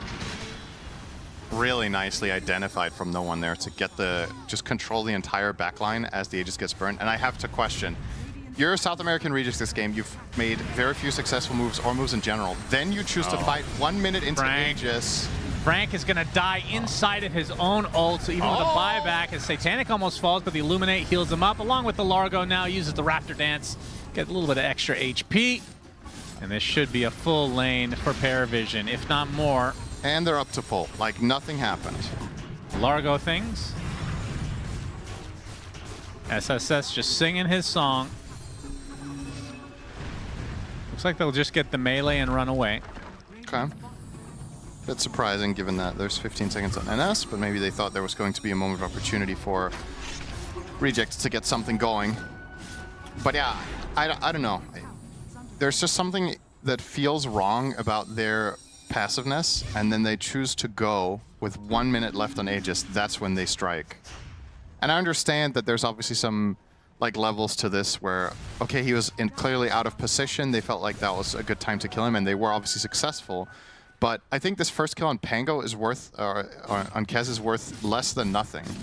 Because you're using key cooldowns, then you can't take the follow-up fight anyway. So what was the plan after you get the Aegis? Yeah. Like, let's imagine no one does not go in on Puck. I still don't think you can kill the Kez a second time. So it was kind of just relatively pointless, and just made things so much easier for Pari. Okay. This one, however, looks a little bit better. Rolling Thunder. Ice Path comes out, though, from the Jakiro, but it's not enough to keep Satanic alive. A huge kill for the Rejects, and they certainly would like more of that. Yeah. Finally, something for them connecting correctly. Full chain's done. Satanic can't get his BKB off. Can they do anything with this, though? That's the issue. The objectives are already gone. You don't really have the ability to push any towers, and now daytime is arriving. And PARIVISION are just staying tight together as 4 here, so not giving them any additional freebies.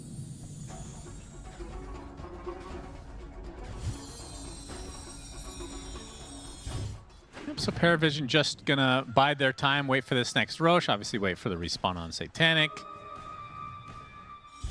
and see what else they can get going here. And for Rejects, pretty much, I don't know, it feels like they have to contest this Roche or the game just might end. Yeah, I think so too. This is a mandatory contest. Now they will have a Basher to help.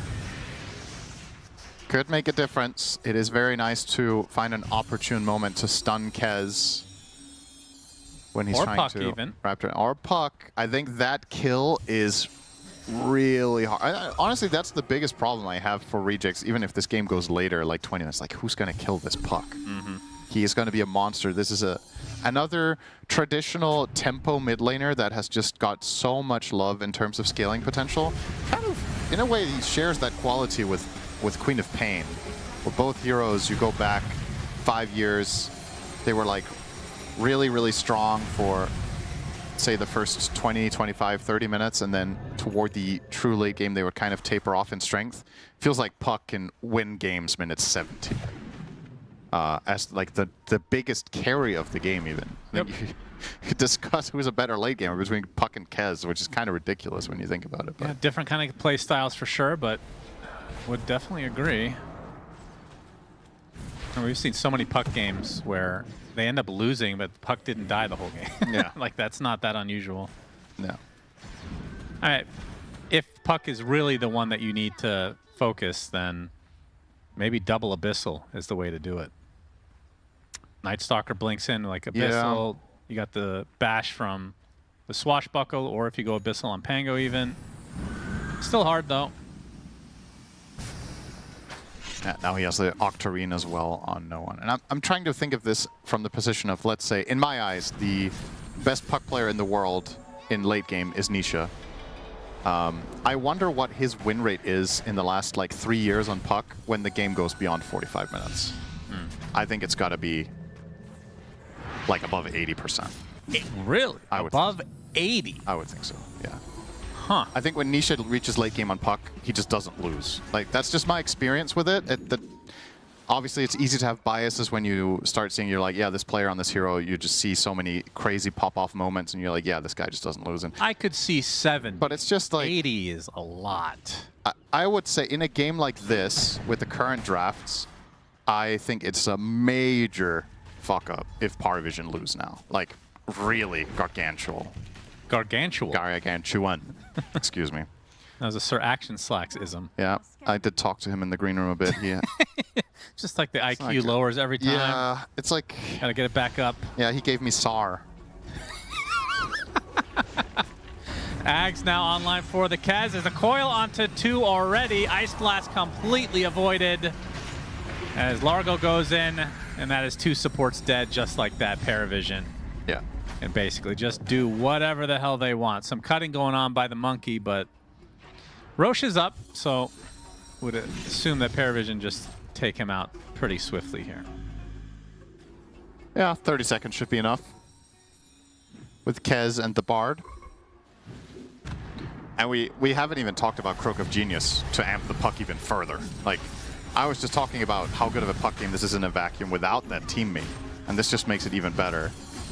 So, yeah. Wow, that is a fast Roche. Disgusting. Filthy, some would say. Night Stalker already at half HP, has to Nightfall away. Yep. And this is going to be a tier 2 for PARIVISION.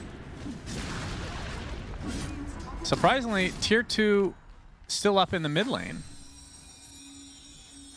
Very unusual that that's the last one alive, I will say. Yeah. Won't be there for long, though, so don't worry. We can pretend it fell first in a minute. Trying to wrap my head around what way Rejects can even initiate a fight to deal with this incredible strength that PARIVISION are showing at this point. I think, like, you gotta pick your poison. Are you going on the Puck, which is a borderline impossible kill? Are you going on the Kez, who has Aegis? Largo? I just think there's so many, they're proposing so many problems here for Rejects to deal with that I feel like it's very difficult to picture how to take a fight. And we've already seen in this game that they've struggled to do it to begin with. Now that they have some items, you know, you want to make a plan here. If you just randomly engage, you're not going to win. Like, there needs to be some sort of idea. And I'm not seeing it. So I wonder what they're going to decide. But the best thing I could come up with is if you can, like, kill the Caudal and Jakiro early and kind of play kite with NS ulti, maybe. But I think going on cores just isn't going to work. And unfortunately, that also means by extension the AA kind of sucks, because that's what AA does, is go on cores with Ice Blast. But the execution is going to be ridiculously hard. Now, Witz is going to once again go for Scotty. I like it less this game than the previous one, even though he's against all this healing. Because I think, like you said, I think they need stuns. So it would have probably liked an Abyssal, but maybe your stats are just too shit then to actually kill anything. I don't think there's a good solution anymore. No, maybe not. Well, this... There is a solution for Ducalis. Okay. And I think PARIVISION used to fighting without him because he died basically every single fight. They get the Hex onto the Puck. He gets forced up the other side, but a phase shift dodges so much damage. Will-O-Wisp helping out as well. No one. Illusory Orbs to the other side. Dark Mago trying to finish him off, but another phase shift keeps him healthy, so no one survives. And like we said so many times, so much used now for Rejects. Now the resources completely down and out, as Satanic can feel pretty confident to just go in this deep. Obviously still has the Aegis. Might have to use it. Gets licked up, but the Crippling Fury can hold him in place. Frank, he's going to be the one to tick out instead, as the Veil will keep Satanic out of reach of the rejects, and now the buildings are going to start getting damaged. That was a pretty valiant effort, honestly. They were close to killing the puck, which I didn't think was going to happen, but the Hex obviously allowed them one minor moment of opportunity, but still you Hex him. He gets saved by a little lick, repositioning him ever so slightly, gets the BKB off, and once puck is BKB, you can't kill him. So it was a good try, but PARIVISION are just too strong in this one. Secondary lane to fall here. And now just seems like a formality to get the Megas. You definitely want to stick around with your Aegis, and knowing that Night Stalker has cooldown on ults. Kezing it up. Kez in this tournament until this game, 10-2. Yeah, pretty good. Now 11-2 in the cards. Ooh, nice Manta dodge. That's a young man right there, I'll tell you what. Goes in onto the Monkey King in a pretty precarious spot. Ice Blast does hit a couple of heroes, but the Monkey King already half dead, trying to fight his way out of it. He's fighting against an Aegis right now, so that's life number 1. Dark Mago ult ends. Ducalis gets the 4-step out of the ring. The Satanic insta-BKBs. They've already taken out the Night Stalker, and now the rest are just going to fall. Double kill for no one. Looking for El Misho on the outskirts of his base. Attempted TP not successful. Ducalis makes sure to die, so... Yeah, keeping tradition alive here. And now it's going to be Mega Creeps for PARIVISION, as the GGs should come pretty shortly, one would think. Maybe thinking about what they want to do in Game 3. Maybe picking, if you want to play like this, then go heroes that farm and buy Midas. Don't buy Blink is my recommendation. As Dark Mago trying to delay this as long as possible. Satanic is literally farming in their fountain. Jesus. He gets Hex, Sharpshooter, just going to brush it off though.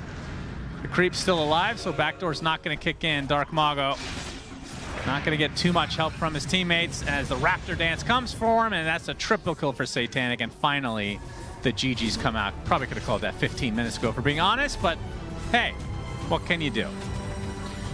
Yeah, this seemed like I'm not going to call this strategic error in terms of the draft, because I kind of like the idea of what they were trying to go for. They just weren't able to find the right fights, and you know, props to PARIVISION on playing a very solid mid game. Wow, look at the contrast between current no one and no one in that last game. All smiles, seems very happy with the performance. He's woken up. Why wouldn't he be? He had an outstanding game on puck. Was that actually flawless? 11-1-8. Not bad. Okay, well, that means we're going to a Game 3, Richard. It does, and what wasn't flawless was our analysis, which was horrendous. We really thought the South American Rejects draft was going to be amazing. It didn't really pan out that way, but I got to say, PARIVISION, Synderen hit the nail on the head. A contrast from Game 1 to Game 2. Vibes seem to be up, everyone's back, and Puppy did say, you know, look, in that interview we did with Slacks, we've had the talk, you know? Yeah. It's time. To be honest, all the machete. Yeah, exactly, dude. This is why he's a perfect coach for them, and this is why I will always root for them, because I think they represent, like, all of us a little bit, where there's obviously this little bit of toxicity on the team, negative emotions, but from talking to no one a lot and knowing what the vibes are on the team, like, they're getting into arguments. They are fighting. Yes, it's happening. But they're solving it. They are actually having the conversations. They're actually listening to each other. And they're improving. You know, what I'd like to see, a whole tournament where they just have a solid mentality the entire time. Yes, of course. But it's also really nice to see those tears happen within a series itself. And then they can solve it very quickly between Game 1 and Game 2, because a lot of teams can't do that. Once they lose the mental like that, it's just straight up gone. It's, you know, like, well, on one side you have teams like Liquid that just never seem to lose the mental, but I feel like it's much more human to admit that, like, this game is stressful. You're playing at the highest possible level. Like, the pressure is on. Sometimes you're going to break. Maybe some teams more often than others, but when you do break, you need to go to the boys, listen to them, talk to them, and come back together. And they did it in this game. Feels like the Puppy difference. Yeah. they looked really rough on camera in game one. And yeah, this is the type of difference the coach can make. They bring out the energy. They tell the boys, yo, it's fine. Let's just forget about game one. Let's go into game two, get a better plan. Be confident, guys. You got this. No one probably woke up from game one to game two. And I think South American regions, they suffered this game. And why did they suffer? They had an amazing start of the game. The first 10 minutes, they went great. Mid lane, he was almost double the net worth of the puck. Off lane, they got the tower at like 5 minutes 30. A matchup they were supposed to lose. And past 10 minutes, they got scared. They stopped doing the plays. They stopped moving around the map. They were just content farming. And Parry took that opportunity. They started farming stacks. They had so many stacks in the triangle. Ancients. Nine class was just spamming chakra on no one. Just basically double orb this wave, double orb these two camps. Farm this, farm that. 0 deaths on 9 class as well. Yeah. They just decided we're gonna get as fast as possible. South American United States. Always been my strategy. They didn't do anything about it, yeah?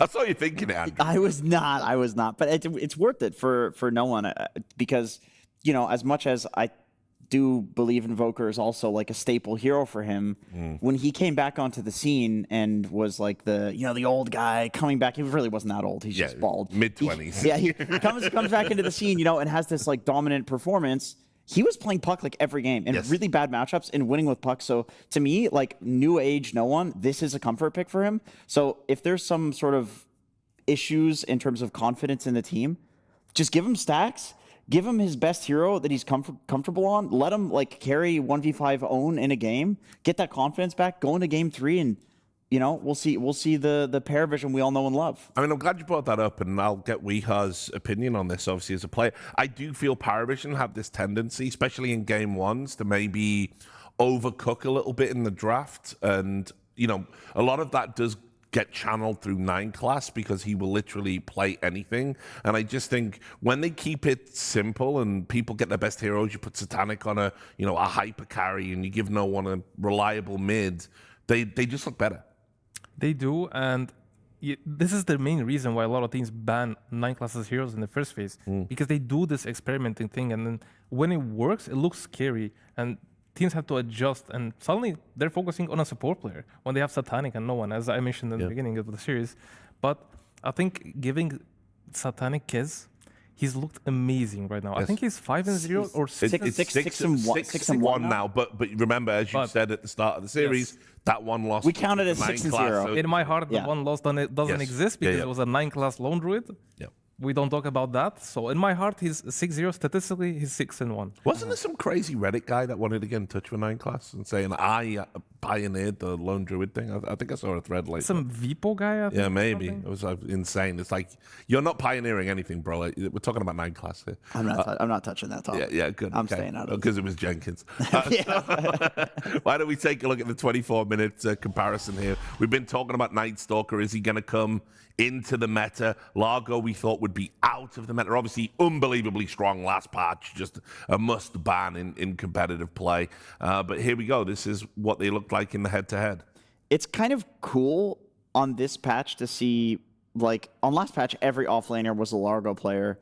But now we have the first patch where if someone's playing it, they are a Largo player. It's because he was really overpowered on the first patch. Now we're seeing the people who just, like, really vibe with it. Would you say it's become a specialist hero? Yeah, to a degree, it kind of is, and like Triple S seems to be the only person that can make it work. Like even 33 couldn't really make it work. He has a crazy amount of net worth over Frank. Like Frank was struggling, and I think this is the big issue that we've seen with Night Stalker. It's the classic issue of if you fall behind, your farm just suffers. Yeah. Like he went for a Midas, I think, after the Blink Dagger. He had it queued up, couldn't get to it, and you can see here, by the way, this was super nice from Ducalis. Just preempting the TP into the trees, like it sealed the deal for the game. Like just a small little play like that, and it starts a team fight. It's right in front of the enemy base. You kill one hero, you take the base. I still see a massive issue with SAR right now. They basically pick these heroes. They want to be the aggressors. They pick Night Stalker. Why? So they can deal with the puck, right? You have this guy. He has silence. He buys Blink on Night Stalker, and he just bullies the puck. I don't feel like they have a great solution for that on the side of Parry. So he had a lot of freedom, especially with how the lane went. He had the fast blink. But then they just decided, we're not going to do anything. Just let them farm. And I think this is a very, very bad plan if you draft in this way. You need to be the aggressor. You need to go and do what the heroes are supposed to be doing. Because as we can see, they just relaxed too much and just gave Parry like all the items. Suddenly Puck has a BKB. Satanic is like, again, got to this point where he has 4 items. He's killing Roshan in like 5 seconds, and then he has Aegis and just deleting everybody who's sitting in front of him. And it's a big problem. They're focusing on this late game. We'll see if they are able to reset in the same way that PARIVISION did. So yes, thanks to some puppy power, PARIVISION have tied up the series. We'll see who's going to win after the break. The new breakthrough, an innovative phone with 1xBet app. With 1xBet app, you can register and start betting in just one click. Intuitive interface and thousands of sports events every day. User-friendly app. Big wins, fast payouts.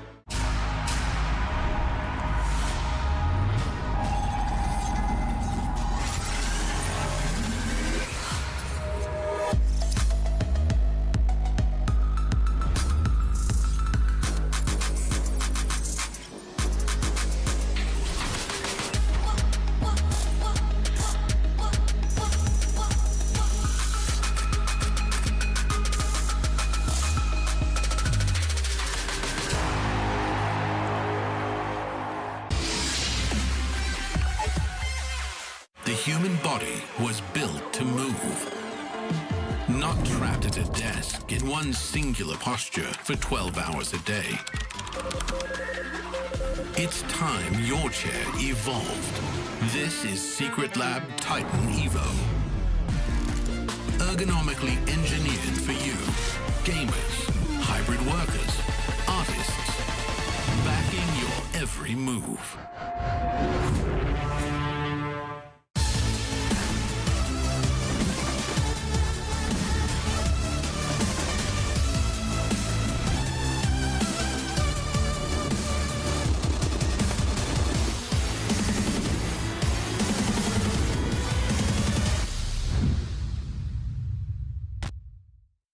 Hero changes, map changes, a lot happened in 7.41, so we decided to catch up with the pros and see what they thought were the biggest changes to their gameplay.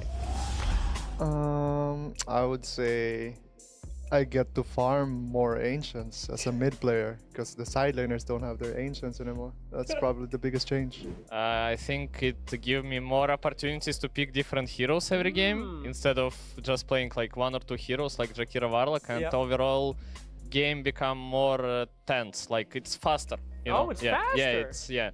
I mean, we can see in this tournament games are ending like 30 minutes, 35 minutes. It's not anymore we are playing at 11 p.m. so yeah. For sure it's the heroes, but like the lane is almost the same. It's where I'm gonna play after the lanes in the macro game of the mid game. It's there. My gameplay. What was I playing last patch? I feel like TA was really dumb last patch, and now she's more of like a normal hero. So I feel like that affected me because I love TA. I'm like super TA spammer. And then what else affected me? I mean, I feel like last patch kind of buffed me because I mean, I'm like an aggro player, and I don't like the fact that they were Ancients. I just have to farm. I feel like definitely Tundra was happy with the Ancients, and they were sad when they got removed. So I like the new safe lane. I feel like this patch is nice for me. To be honest, it's just some new addition heroes like Veno and maybe Ange. But the biggest change is probably, I think, Warlock and Jakiro has been picked less. But I don't know, it feels the same when you see like Kairi is still playing that 2 hero always. So you just kind of feel like there isn't much changes in this patch. I know, completely changed everything. Now, really? Yeah, now mid is not 1v1. Now you like stay 5v5. So I know, everything changed. I don't know how to end anymore.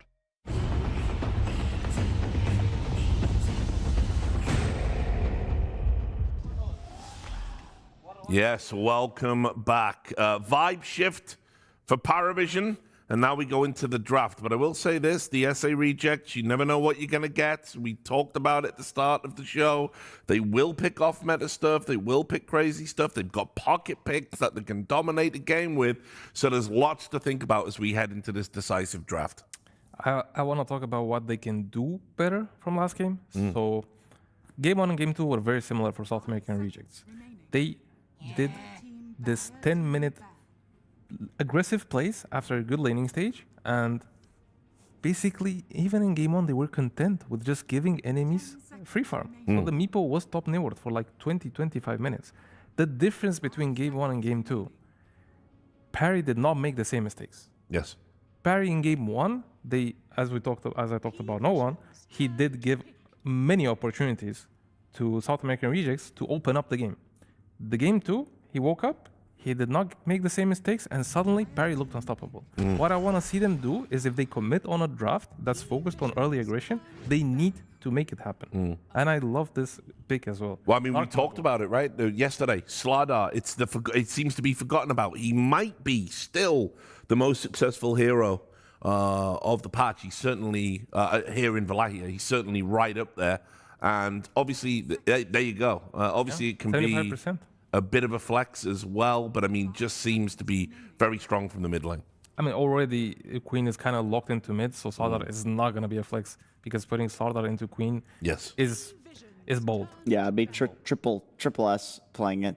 And Slardar is a weird one because I feel like we forget about it because it's kind of boring and it sometimes makes it through the draft, but like the pros don't forget it, you know.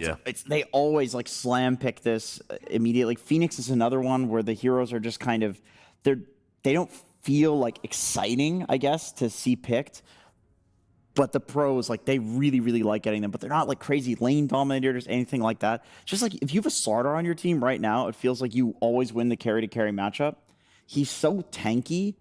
When you can go for like Blink Dagger, BKB, and it effectively is like you have aura items, you know, you don't even have to have the Aghanim Scepter or anything like that. I think he's just generically good for very vanilla reasons right now, which is why it's like easy to forget him. It feels like they're speedrunning this draft, by the way. Both. I mean, the first game was the same. Very fast draft, but also as well, very different. And the Necro ban again from Parry. This may be some hidden info, some scrim information that we're not aware about. And obviously the Ember and the Puck ban from Sar because of the Queen. Yeah. Picking first pick Queen like that, you need to deal with his counters or else he's going to have a bad time. Going for the classic Enchantress. Yeah. El Misho has played this hero as long as I've known the guy. It opens up the map a lot so the Queen can get the space she needs. Right now, the way I see this hero working, you need to open the map in order for the Queen to get a minimum of 2 items.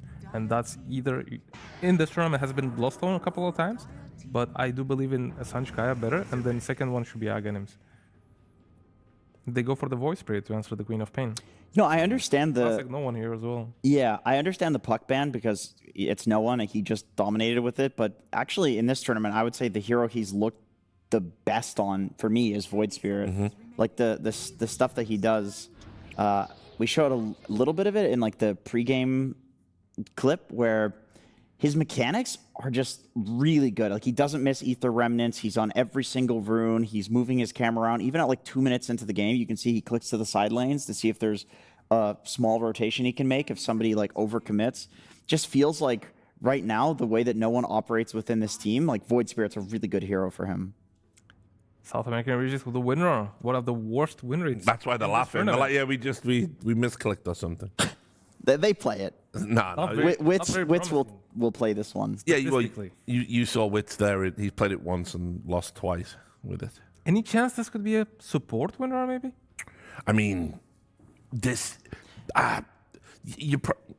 they have to sort of cook a little bit more, right, with this draft. It can't be this obvious. I agree. Like, feels like a waste of Schofield, though. They have 24, so I assume they want to keep it open, and the Terribly comes out.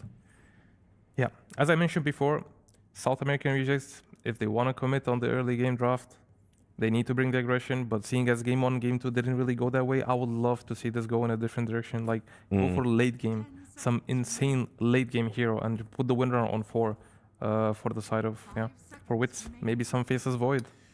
Windrunner on 4 and then pick PL and Dumpster the Terrorblade. Oh, every time a Terrorblade comes out. It's not a bad PL game by any means. The lane is going to be a bit rough against Slardar, but they don't have a way to deal with him right now. Still don't believe in this Windrunner. Since the patch came out, I've only seen this hero mostly lose. The only one I've actually seen win on this hero is actually Nightfall. I think he won 4 pubs in a row. Oh, okay. I think Mickey might have played it here. I'm trying to remember. It was earlier in the tournaments, and I'm an elderly man.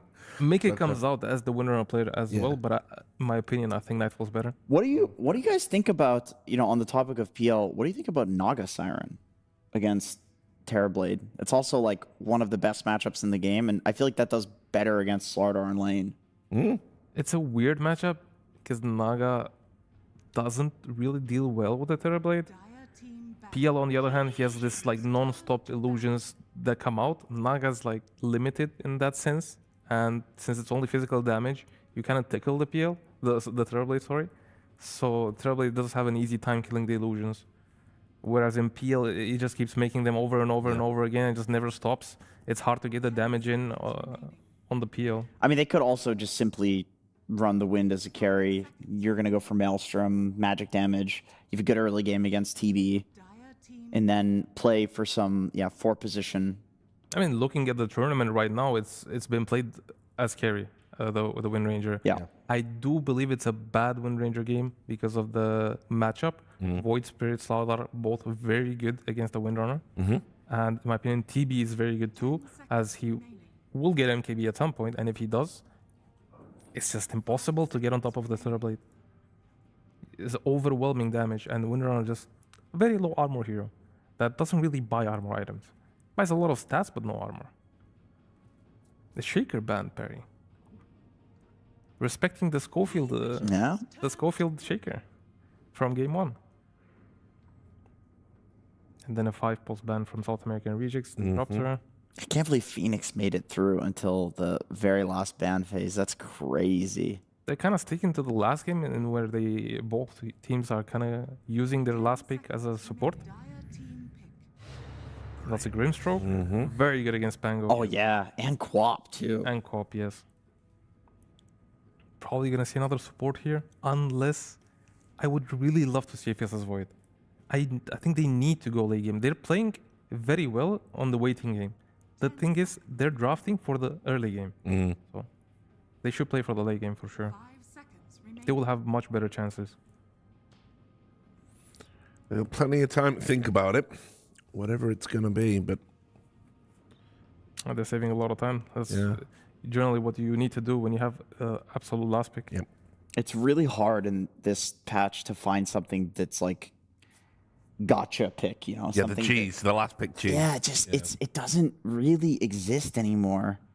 A lot of the time, the cores are so good, you're stuck in this position where you're like, do we do a Windrunner carry? Do we do some weird swap? Like, you have to do something weird to your draft to get a gotcha pick. I also feel as well like teams are just so wise to the last pick, cheese pick now. It's like you're never going to get that perfect Huskar game. Yeah, or whatever. you shouldn't. They're just going to ban it out. I mean, even the Faces Void right now obviously has a bad matchup against a Sardar. Yeah, it's true. But no one didn't care last game. He picked Puck into the Pango. He didn't care.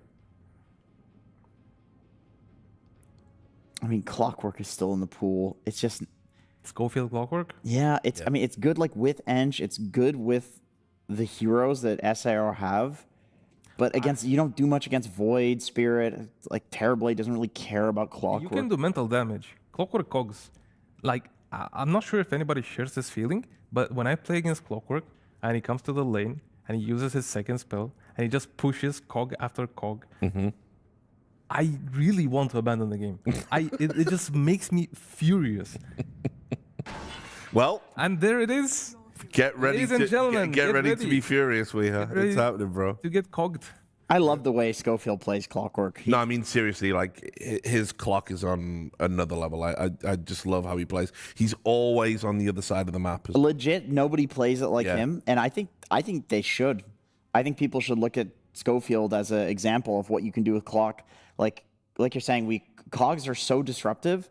The way he uses it is to like abuse the map, where he'll run at your Wisdom Shrine completely alone. He'll run to your side of the jungle. And he'll just watch you. He'll like a peeping Tom in the corner. He'll just watch you farming. All 4 heroes have to run on him. He presses cogs, hits one at like the guy that can chase him with blink, and then runs off down the river, super speedy. Like he always makes a ton of space on this hero, more than other Clockwork players do. They're a lot more focused on like team Here's fighting. the thing, will PARIVISION fall into the trap? We've seen so many teams in the past of, if he's on your side of the map stealing your shit, are you going to chase him on the map? No, 'Cause don't if you do chase that, Schofield. Never chase Schofield on clock. I would Never chase do him that. till the end of the world. Out of spite. Little robot just drop. But in this game, judging from the last 2 games, I feel like Parry again has the better late game. Once Satanic gets the MKB, the overwhelming damage with the corrosive haze, no one has like good piercing slows through BKBs for the winner. I feel like if it goes to late game, Parry is heavily favored. South American regions do have the Queen of Pain, which is a wild card. It can either really pop off or be completely underwhelming, as we've seen in the past in this tournament. I would go for Parry this time. I think we do like the draft. I think we saw this exact matchup, like no one versus Dark Mago, Void Spirit versus Queen of Pain in the previous series, and no one did very well in lane. Like he dumpstered him. Dark Mago did max Scream. He didn't have a single level in Shadow Strike.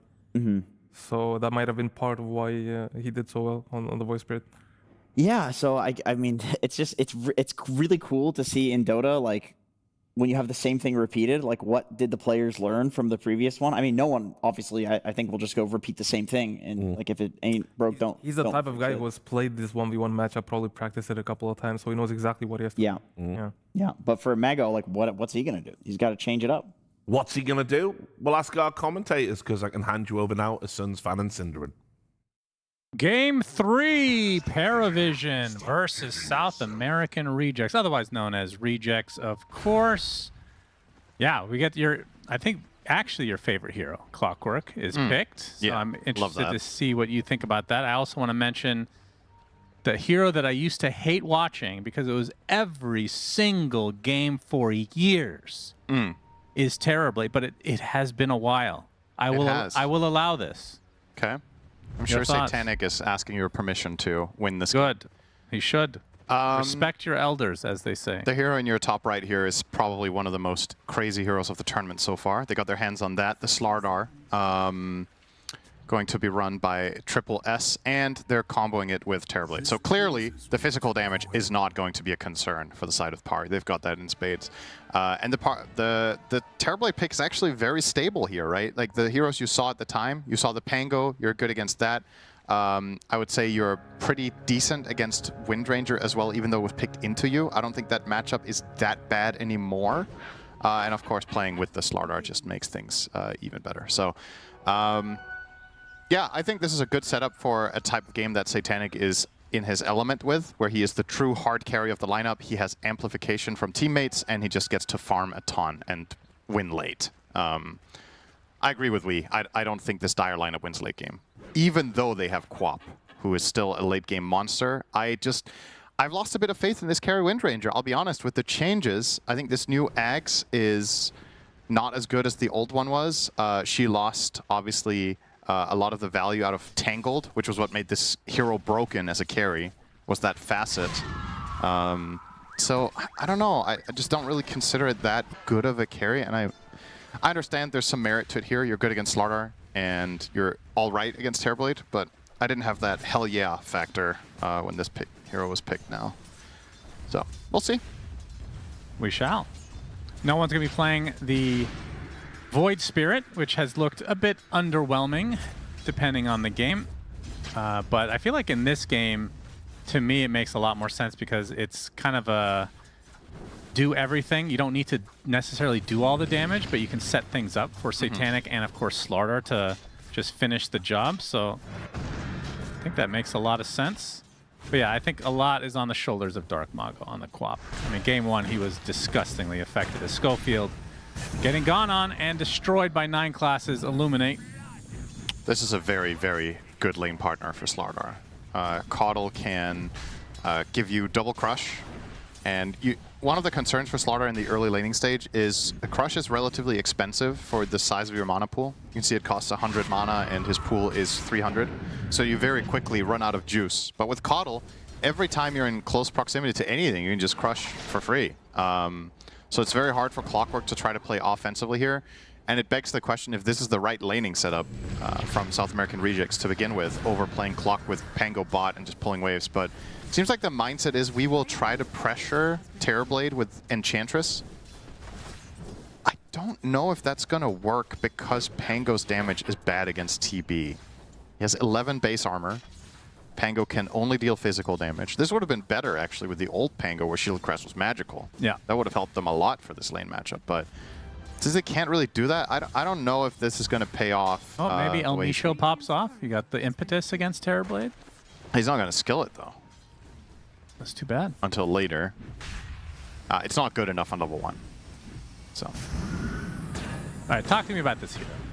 Schofield on the Clockwork doing a lot of work against SSS. Wits is there, but the Blinding Light not enough. Should keep him safe. Yeah, so like we pointed out, what we generally see from Clockwork players, I think the one who's played it the most recently, that was very close to a kill, has been Yamich. And what Yamich does is he doesn't skill Battery Assault. He goes 0-4-3.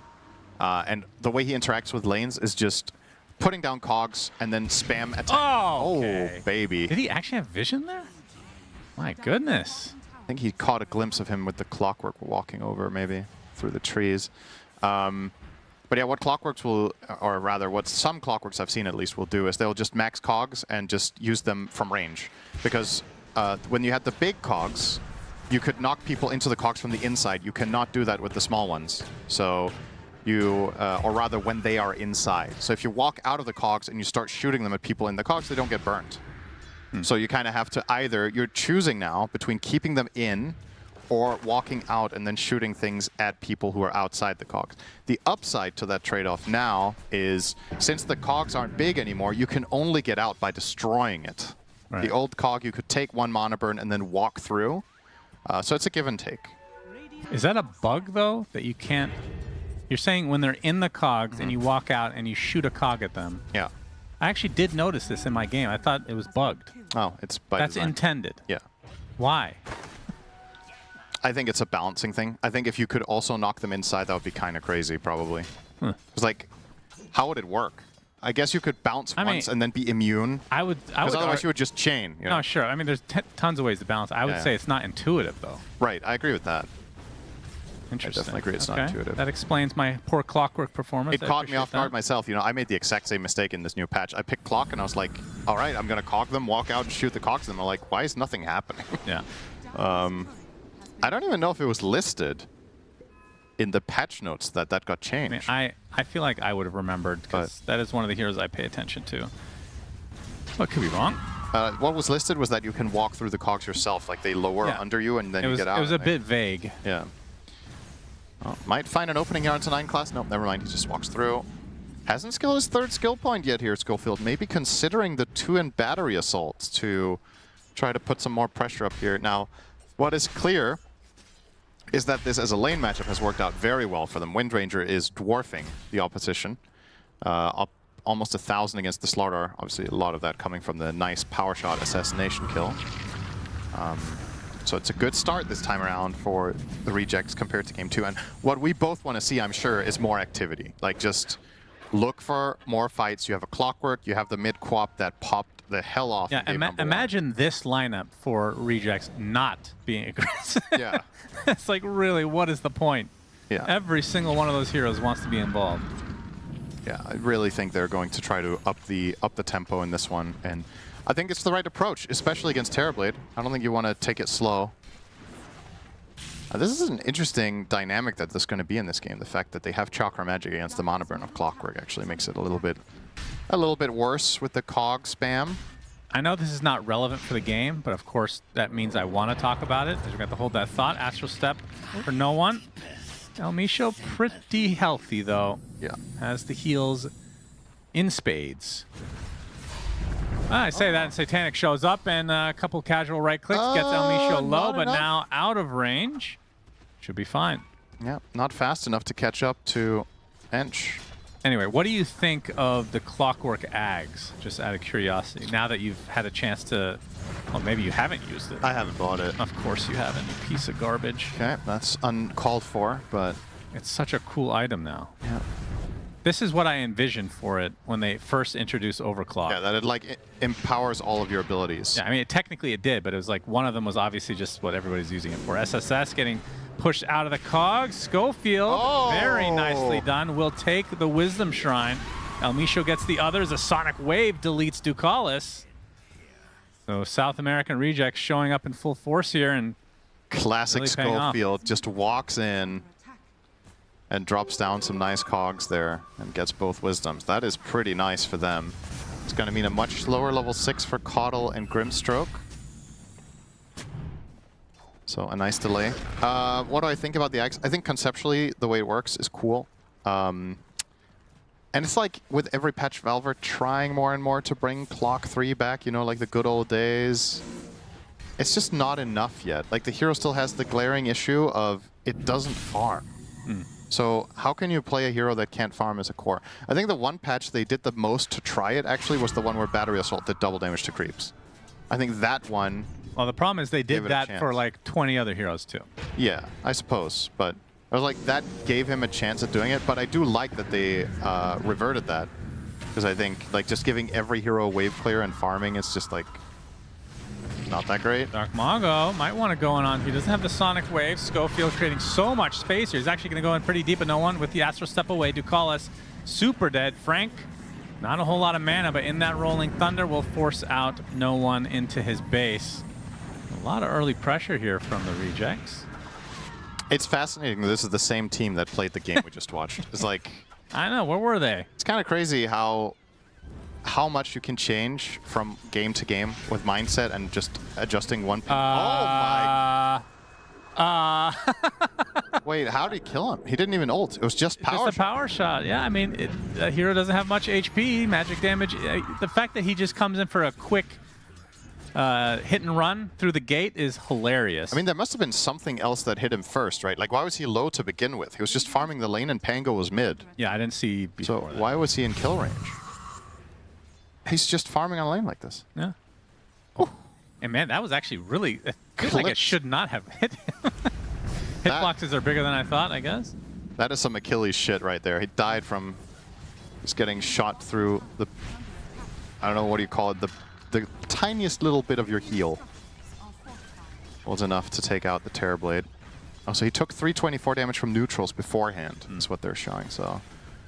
Huh. From Rabble Rouse. Oh.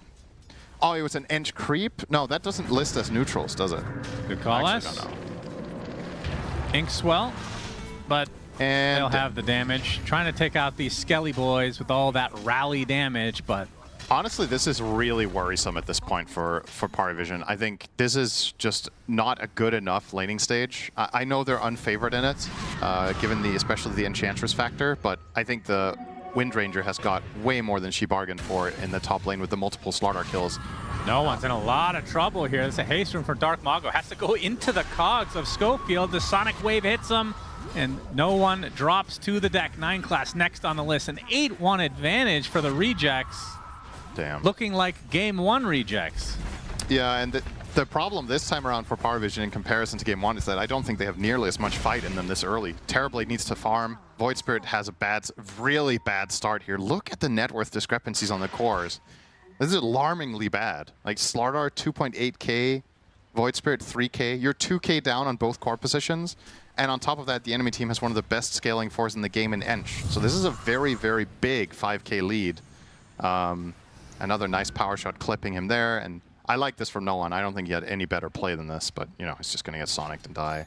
Maybe if he was clutch and got the step off before the wave clips him there, probably still dies to a scream. The panel, and you did talk about this, the fact that Rejects did have to get off to a good start because they're not gonna have late game, but this is, I'm sure, far better than anybody could have anticipated. This is well into the dream scenario for them, and 9 class trying to delay the push. Well, Ench creeps are a bitch, so you are still going to lose your tower. Wits will finish the job. Schofield just being annoying. in classic Schofield fashion. Yeah, if you ask me, I don't know what percentage of this game I would give a 7K lead to this team at minute 12. It's like a very, very low percentage. So they've nailed it. They've done all things right with good laning, good rotations. They really need this kill. Frank with the swashbuckle. He's still stuck on the high ground, though, trying to kill off the Phantom's Embrace. Not going to be in time, although the Rolling Thunder, no. Another second he may have lived, but... The fact that that was close is kind of... I think maybe I mean, if he got the swashbuckle onto the low ground, he probably is fine. Yeah, or the shield crash. I think he just turned incorrectly. Just wrong facing. Nothing comes for free, or, well, does it? SSS has no mana. He keeps running into the cogs. Do you know how the hero works? Anyway. Schofield sacrifices himself. Now some heals coming out from 9 class finally. And they will protect their stack. So Schofield trying to be cute there, but... Well, he was cute. Yeah. Successfully cute, but not successfully taking any stack. So this stops the bleeding a little bit. Now we're down to 5K again. Still very good in the way of the rejects, but keep in mind their lineup, in terms of team fight prowess, they have a lot of damage, but they don't have a lot of control. There's the Clockwork and there's a Pango roll. Shackle Shot I'm not going to count as a reliable solution, especially not against these types of heroes. Against Terrorblade it can be hard to land it correctly. Against Void Spirit it's obviously very hard. And Slardar oftentimes will be very fast and be the initiator. So we'll see if they can find the picks. If nothing else, this is what you want to do regardless, is try to constrict the map. Like, make it smaller so Terrorblade doesn't get to just push out with illusions. Try to box them in. Yeah, they're trying to bait El Micho, but PARIVISION not biting. Probably because they've been punished every single time this game. No one has Spirit Vessel will be going for the shard so that he can actually get some farm on this hero, and looks like PARIVISION are looking to smoke now. Yeah, what do you think about the Vessel? This is not something a lot of players go anymore on Void Spirit. On the Dark Mago, the silence comes a little bit late, but the Inkswell does hit. Can they find the connection? Dark Mago, Illuminate, does do a decent amount of damage, but now the reinforcements are there. Sonic Wave completely avoided, I do believe, from no one. Or maybe not.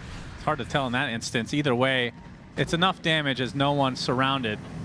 Satanic gonna dodge the ball, and that'll put an end to this fight, so. That's a pretty big oof, though. That was just bad execution. They failed the jump onto the Quap. She was in the middle of the creep wave, so they didn't connect with the Aether Remnant. She just blinks out and then overzealously chases him into the tower. So effectively, no one just gave a kill over to South American rejects there, which is, of course, for them more than welcome. Another insane start for Dark Mago on the Quap. We saw him pop off in game 1. This could be a repeat. Now this time he doesn't have the Meepo, but guess what? There's other illusions that you can throw your Shadow Strikes on. We haven't talked about that yet, but when Terrorblade pops Manta and has Conjure Images, those Shadow Strikes do a ton of damage in fights. So unsurprisingly, Dark Mago is going to make that item a priority here and go Kaya Veil into Ags next. God, if he can do that again, Satanic is going to be having nightmares of Queen of Pain. Yeah, and clearly they picked first phase. If it's the Arcana, I wouldn't mind that myself, if I'm being honest, Cinder. Yeah, okay. Yeah. Just saying. Understandable, I guess. You can have it. Thank you. I don't have the Arcana. No. That's unfortunate. That was the 1 year I didn't buy anything in the Battle Pass. Yeah, it's fine though. Sure, you can get it anytime soon. I don't play the hero at all, so it really doesn't matter. It is still, we agree that that is one of the singular we best made sets. A tier list. Yeah, it's number 1. We both had it up there. Schofield spotted, killed off. Yeah, nice and easy. Does have hookshot now, though. Yep. A little bit late to the level 6 party. Now, this is one of the things that has changed with Clockwork as well in this patch, is that level 15 talent I actually think is really, really strong. You get minus 10-second hookshot cooldown on 15. And what that does is when you hit 18, your hookshot is a 20-second cooldown. And that there's a ton of fights where you get to have the an old additional Ags? cast. The lower cooldown? Yeah, the original Ags. Was the original Ags. Down, it lowered it, I think, to exactly 20, if I'm not mistaken. That sounds right, actually. So yeah, now you just have that at 18 with that talent, and the other talent isn't very good, so I think you're just generally going to take that. Battery assault damage is not important. One day it will be good, I promise you. 9 Battery class. assault is too cool. That is a long-ass TP. Oh my god. They actually walked just around him. Saw the Illuminate cast and assumed he would walk back, but he stuck around in the trees. Subverting expectations. That's right. Standing still is the best thing to do against pros. In Counter-Strike and Dota, it seems. Speaking of which, there has been a Pudge game. Yeah? We haven't seen it, though, ourselves. No. Unlucky. One day. Elmisho, coupled with Schofield, creating a lot of space here again, I'm sure. Will be crushed, will be killed. It's a pretty good death overall. You know, that's the most tilting thing that you say when we play. Does that? Which was a long time ago. Every time I die, you're like, that was a good death. Yeah. Like, you're always really happy when I die. But then I didn't mean it, though. I do mean it now. Okay, I see. And the crush. And Elmisho in a lot of trouble. Do they have the job? Oh, maybe they don't have enough to finish the job. Untouchable is pretty annoying. Dark Mago joins the party, though. They're actually going to try to initiate on him with all these Ancients nearby. The Rolling Thunder coming in as well. Dark Mago is extremely low. Does get taken out. A huge kill for PARIVISION as they get the bash onto the Enchantress. Another death to the Dire lineup as SSS finishes the job there. That is showing some signs of life. Very aggressive blink from Queen. You do not currently have Bloodstone, Octarine, and BKB. So blinking into trouble like that. Maybe he just wasn't anticipating the Soulbind counterplay. It was very swift from Ducalis, but that's a very, very costly mistake. That's half your lead gone. You lose your bot tower, and you lose your curve. Like, Co-op was looking to potentially be top net worth once again. And losing some ground here. You can see in the last 5 minutes gained 1,000 gold less than the Terrorblade. So actually 1,300. So she was ahead of him. And that distance has been narrowed. You've got to be a little bit careful. I mean, this is Dark Mago's biggest strength and weakness, in my opinion, is this aggressive play. When it works, it looks insane. Like he's, on playing to the limits of the hero. He nailed it in game 1 with 0 deaths. This time around, it was a bit too early and a bit too weak of a position to be in to do it. And it sucks for him, obviously, because that could have maybe been a good fight with some co-op spells. But PARIVISION took it for that reason. Yeah, this lead has been cut into dramatically now. I thought this was going to be one of those 7K leads into 12K into just game winning. And this is what I was about to bring up. The fact that PARIVISION, they have a really good Roche lineup in terms of killing Roche. All they need to do is find the pickoff. Which Schofield has been the one to die this game. Classic. It's just chilling down here. Trying to either be the target or at least get information. Maybe planning something around the Tormentor could be the idea. This is a big moment. Going to be smoking behind. This is not that telegraphed because the waves top and mid are around the middle of the wave, so perhaps this can work. But it looks like PARIVISION have a pretty good idea, and they're going to smoke themselves now. This could be a good old-fashioned full clash, but who is getting jumped? No one with the Ink Swell. They get the bash onto Dark Mago. The Rolling Thunder a little bit too late. No, actually gets there in time. Trying to get to the low ground. The Sonic Wave comes out from the sideline. 9class is the first to fall as Wits gets a double. Just like that, Rejects have the number advantage. No one with the Astral into TP. Do they have the bash? They have the Shackle and the kill. And now Rejects are the ones that can potentially go for Roche. Although, looks like Dark Mago did fall to SSS. That's a big one. Chased him down. Corrosive Haze was on him, so he knew where he was going and went for the Blink Crush in the tree line, so found that at the very least on the way out. But yeah, that was what I was going to say here. It's so much about who gets the initiation. If Co-op doesn't get to play, it makes a huge difference. We saw that in the previous fight. Now, this time around, they do get the jump with Slaughter, but the follow-through from Void Spirit wasn't there. He was being boxed out by the Pango, which was crucial for this becoming a one fight for the Dire side. Wits. I think they were wanting to go for Tormentor, but just not enough time, as Satanic was taking up a lot of space here. Yep. Gonna have to chill. I mean, they can still stick around the area, though. Doesn't look like they're going to. Co-op TP's top. Well, she could gate if they're looking to fight. But instead, it looks like it's the other way around. Looking for Queen up top, but just took the singular wave and then went off into the jungle.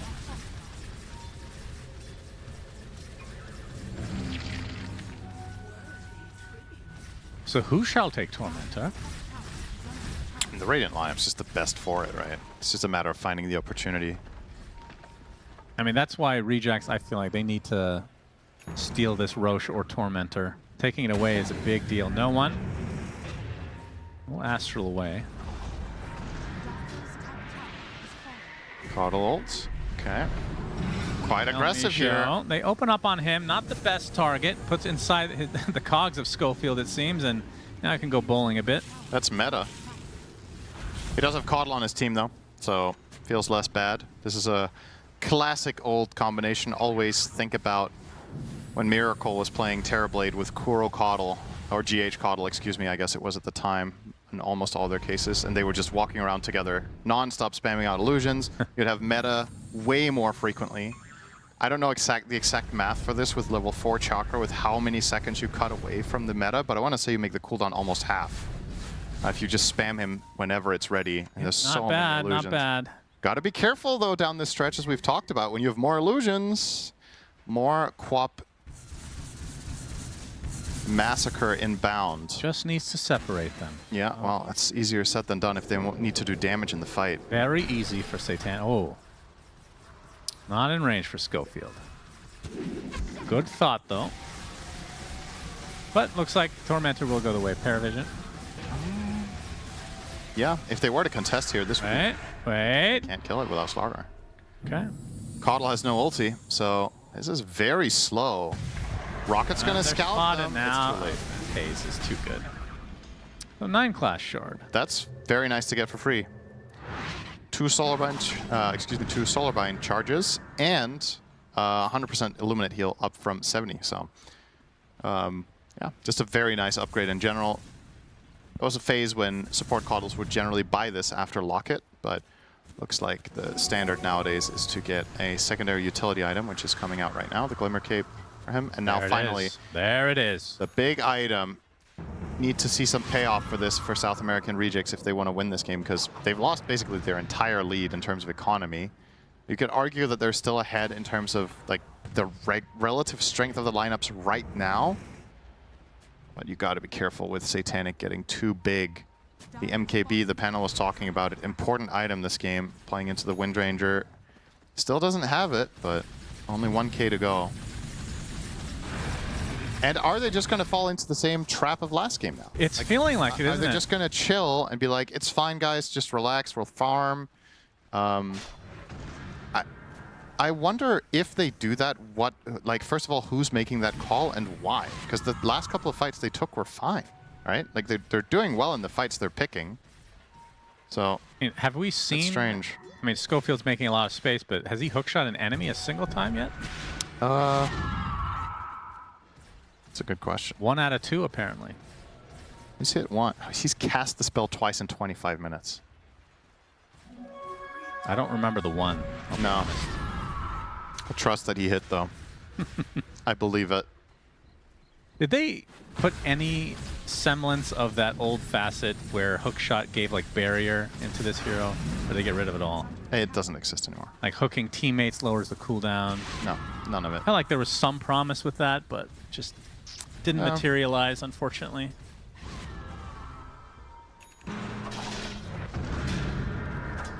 He's gonna go for Orchid. That's a late Orchid on clock after this Force Staff. I don't know if I agree with this. I feel like it's gonna come out when Slaughter obviously will have his BKB. Terrorblade has Manta and might also want a BKB later regardless against Pango and Quap. And Void Spirit. Against Void Spirit, it's going to be good for a while because no one is showing his hand. He's going Ags with this point booster, which is not a very popular pickup anymore on Void Spirit. We see it in very few games, but against Queen of Pain and Pango, it feels like a really good value proposition to get the double silence. Roche not too happy. In there. No one wants to kill off Schofield. They will. The crush ensures it. Got him. Felt confident there. 2 jumps right into his face, and that opens up for the big man. Yeah, and Satanic has a damage rune, so this could be a very scary fight for the Rejects, as long as no one doesn't get picked off like he did with Invoker in game number 1.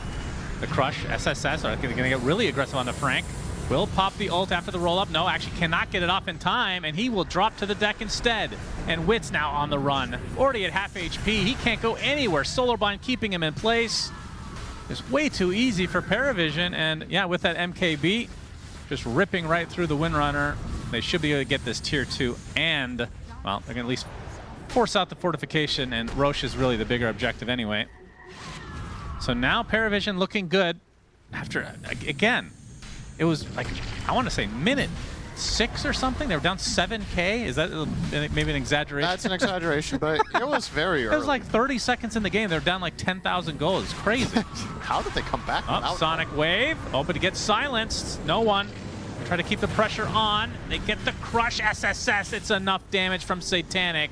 Now Punished it's just getting again. Reckless. This is just not it, right? You have 2 dead cores, and you're just YOLO hoping for the best. Schofield. Just bleeding out. Additional kills for no reason. Like, this wasn't, I don't know, I just don't think that could ever really work against a team of this caliber you're gonna see here. So here's your replay. There's a hookshot connection. That's way earlier in the game. That was the hookshot that hit. In case you forgot, that was 15 minutes ago or whatever, okay. 10 or 15. Thank you. Just to show you that it did in fact so much. happen.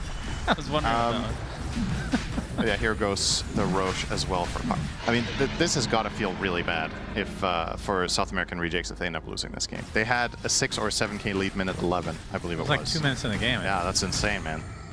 Enemy team had negative gold on all heroes. They picked up like 20 bounty runes on spawns. I don't understand. Wow, that's insane. Gotta nerf that. Now, no one will grab his Ags for his efforts, and he's going to start working on another Manta. So he and Terrorblade could be Manta brothers, and once again, the Clockwork, if he were to finish the Orchid, I think this would be a relatively uninteresting pickup for him.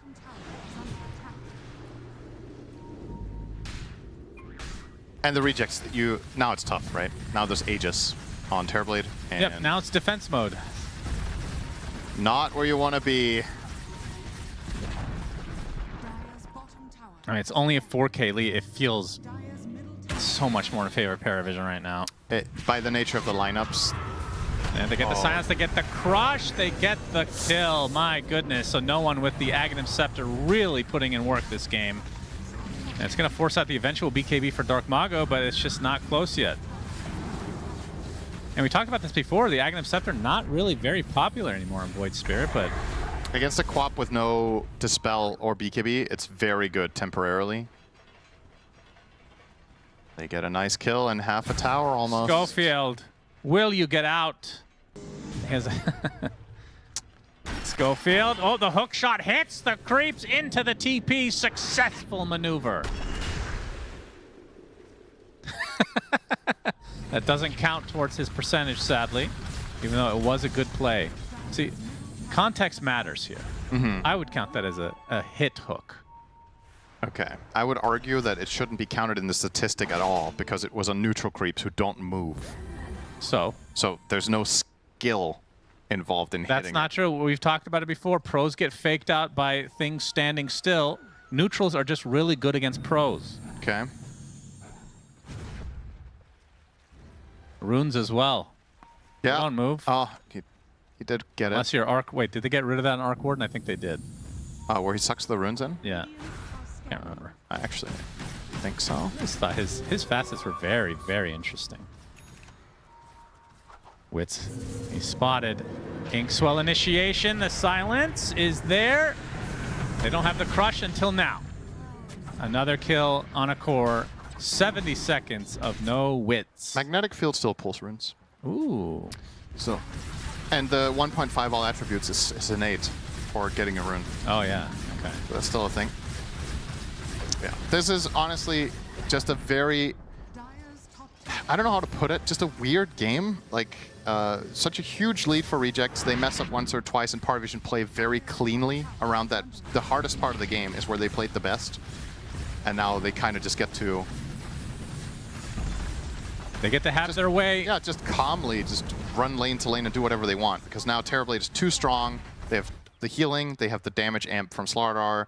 So Rejects just seem incapable of mounting any defense. Puppy was right, Cinderin. They just had to wake up. Yeah.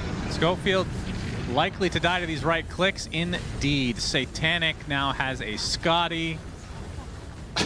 Like, how are they winning minute 30 when they were 8K down minute 11?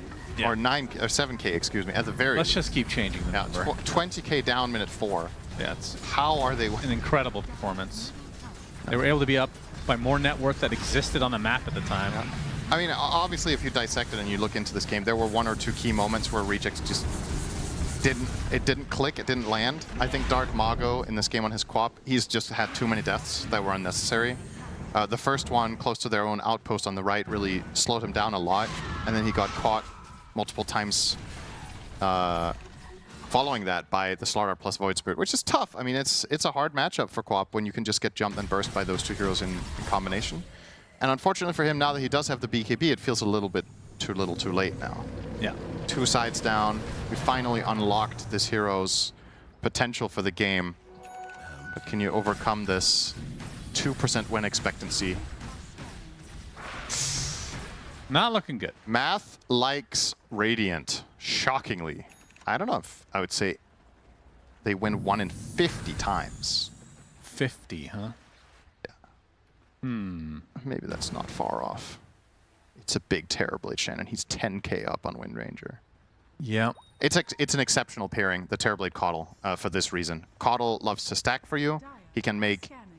He just ramps you up the whole game. Just constantly makes you make more illusions and have more meta uptime.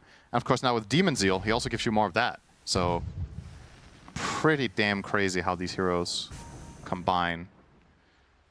Very classic combination from, I want to say it was popularized mainly in 2016-17. Still works to this day. What do you know? Ducalis will get a free shard for his Ink Swell. Thank you, Trent. The good news for the Rejects is there's a lower bracket. Yeah, okay, I was going to say the same thing. That's the good news. Is the silver lining here. The bad news is the way you go there. I think that's what... Yeah. This is not a surprising result. I was very surprised that they smashed them that hard game 1. Honestly, I was expecting this to be a 2-0 for Pari. So with that perspective, I don't think this has been a bad showing at all from the Rejects. The issue I have is not the result. It's the way they lost game 2 and 3 is a little bit worrisome going forward. It's not what you said, it's how you said it, Cinderin. Okay. Sorry, go ahead and continue. Yeah, no, it's fine. That's good enough. It's not how you lost. Or, that is actually, I fucked that up. That's right. Good job. It's fine. It's a tough, it's hard to... It's first game of the day, just Words like are Puppy hard. said. Schofield dead. He dead. Nope, gets a hook shot. His percentage has gone up now. SSS in a lot of trouble. Rolling Thunder is there, and now it's gone. And now you're going to stabilize with Caudle. Oh boy, Dark Mago blinks in all by himself. Why? In a 1 versus 5. Why? And it goes about as expected. Oh my god, man. Bloodlust. There's no Ogre in this game as far as I know. El Misho. Got one on the casting desk. Thank you. Okay. It was me. Oh, shit. And this will be Megas for PARIVISION. Once it got to a certain point in the game, it just felt way too easy. They don't even need to... They can just A-click in a way. It's just too simple. And I could have seen this type of way of this game playing out coming if they had an even start. This wouldn't have surprised me. But man, with the deficit they were at, this is kind of ridiculous that they get Megas at 35. That's crazy. Absolutely crazy. And now it's just about riding it home here. Just you can chill for Roche if you want.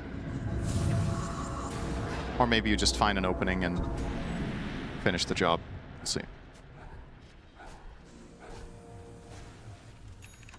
Even Wits with the focus fire can't take out SSS. Does not want to get any further. I can bait. I will scepter. Barrier. They run it here. We need wait spirit a bit. That's a cool little box. I've never seen that before. Very cool. Very tanky Slardar with that Aghanim Scepter. He can bait. can bait all you want. He takes the focus fire. Witz runs away, realizes he does nothing. Pipe activated, which was just purchased by 9 class. Soulbind onto 2.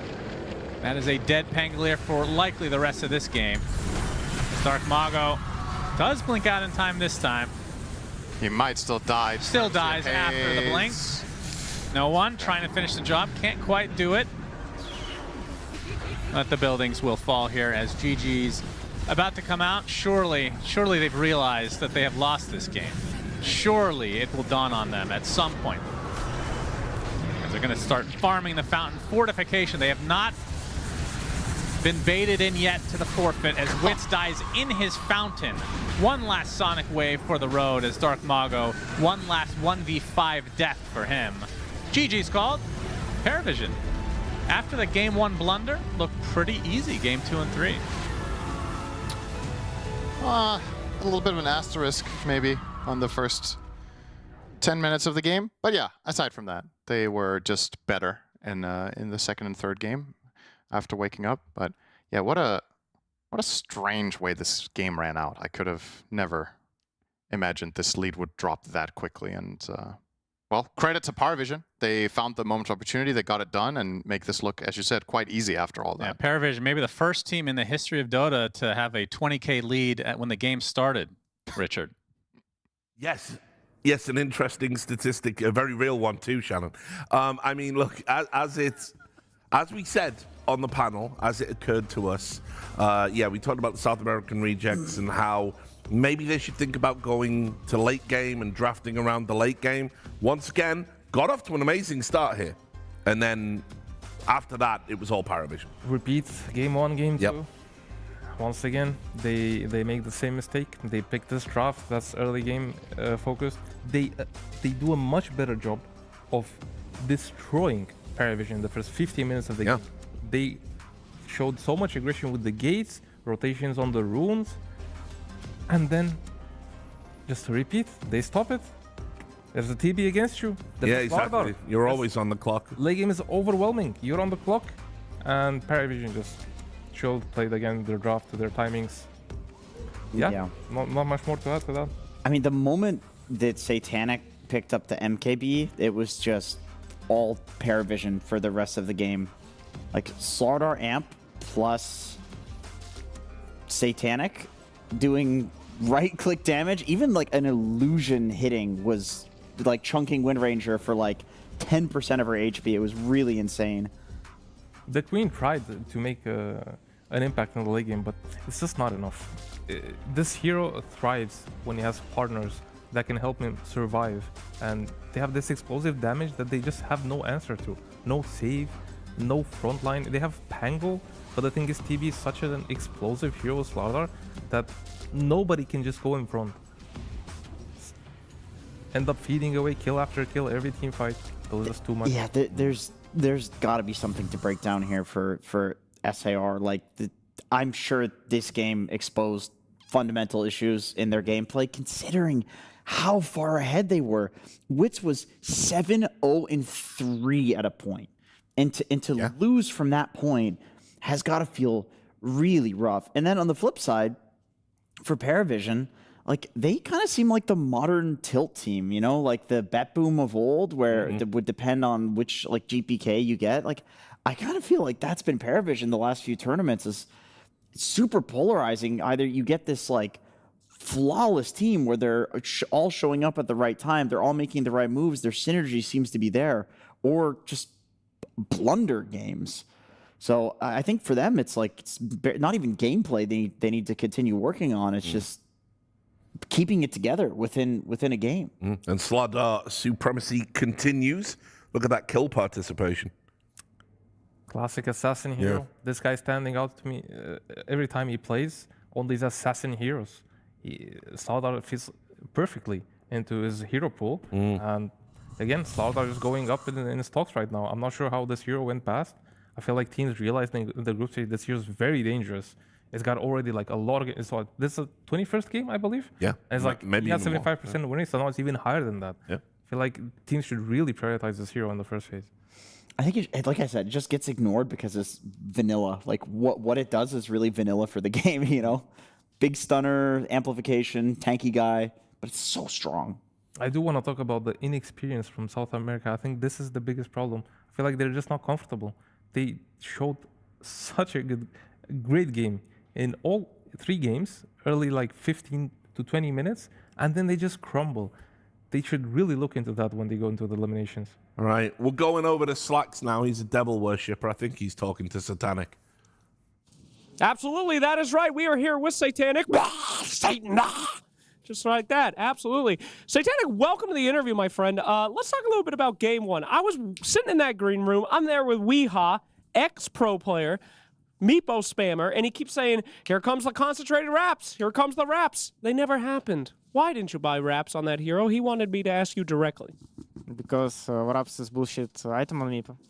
Because wraps is bullshit item on Meepo. Why don't we process that one on panel, you damn noob? Thank you so much for clearing that one up. Let's talk a little bit about your performance that game. You picked up that Kez in Game 2.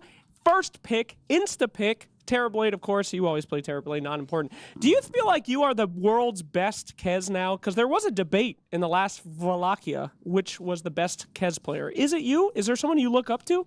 Yeah, of course I'm the best. You are the. So you don't look up to that guy on Reddit? You don't care about that guy? What guy? Don't worry about it. All right, cool. Moving on. What is your favorite character to play these days? Who's your favorite hero to try as a carry in your pubs? Kez, of course.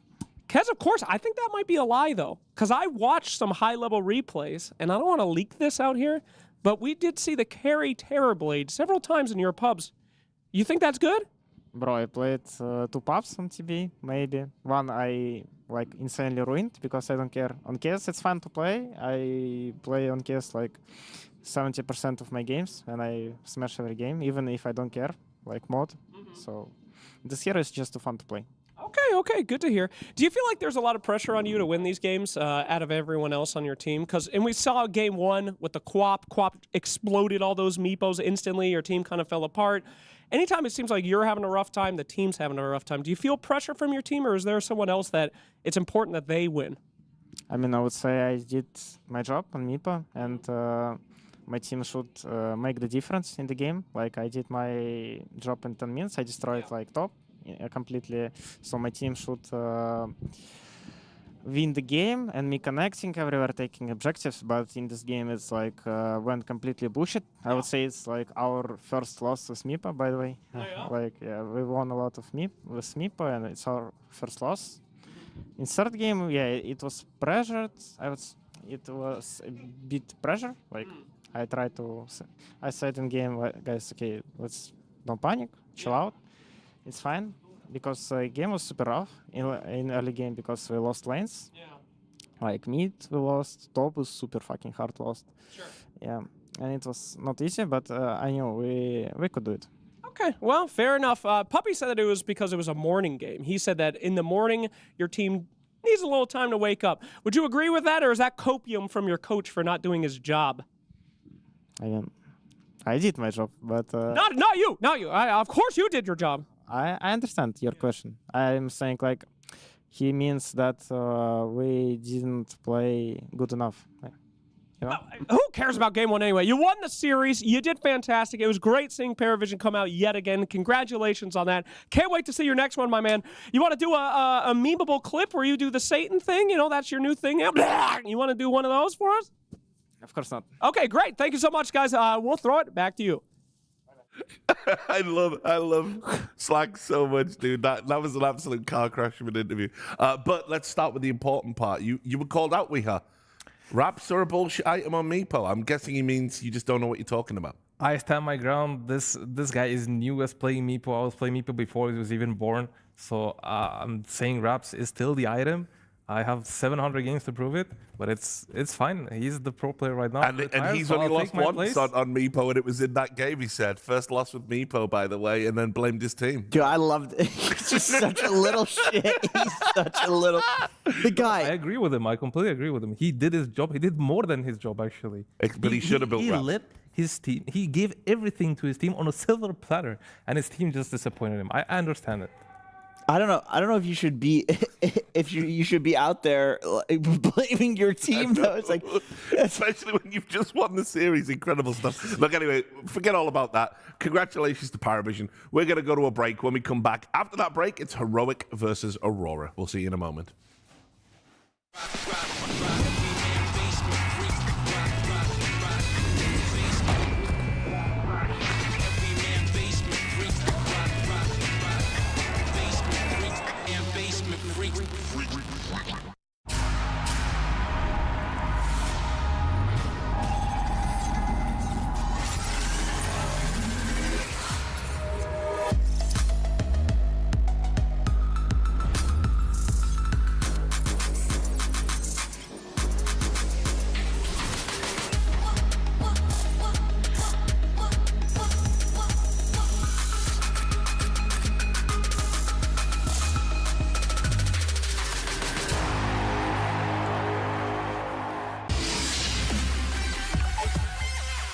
The human body was built to move. Not trapped at a desk in one singular posture for 12 hours a day. It's time your chair evolved. This is Secret Lab Titan Evo. Ergonomically engineered for you, gamers, hybrid workers, artists, backing your every move.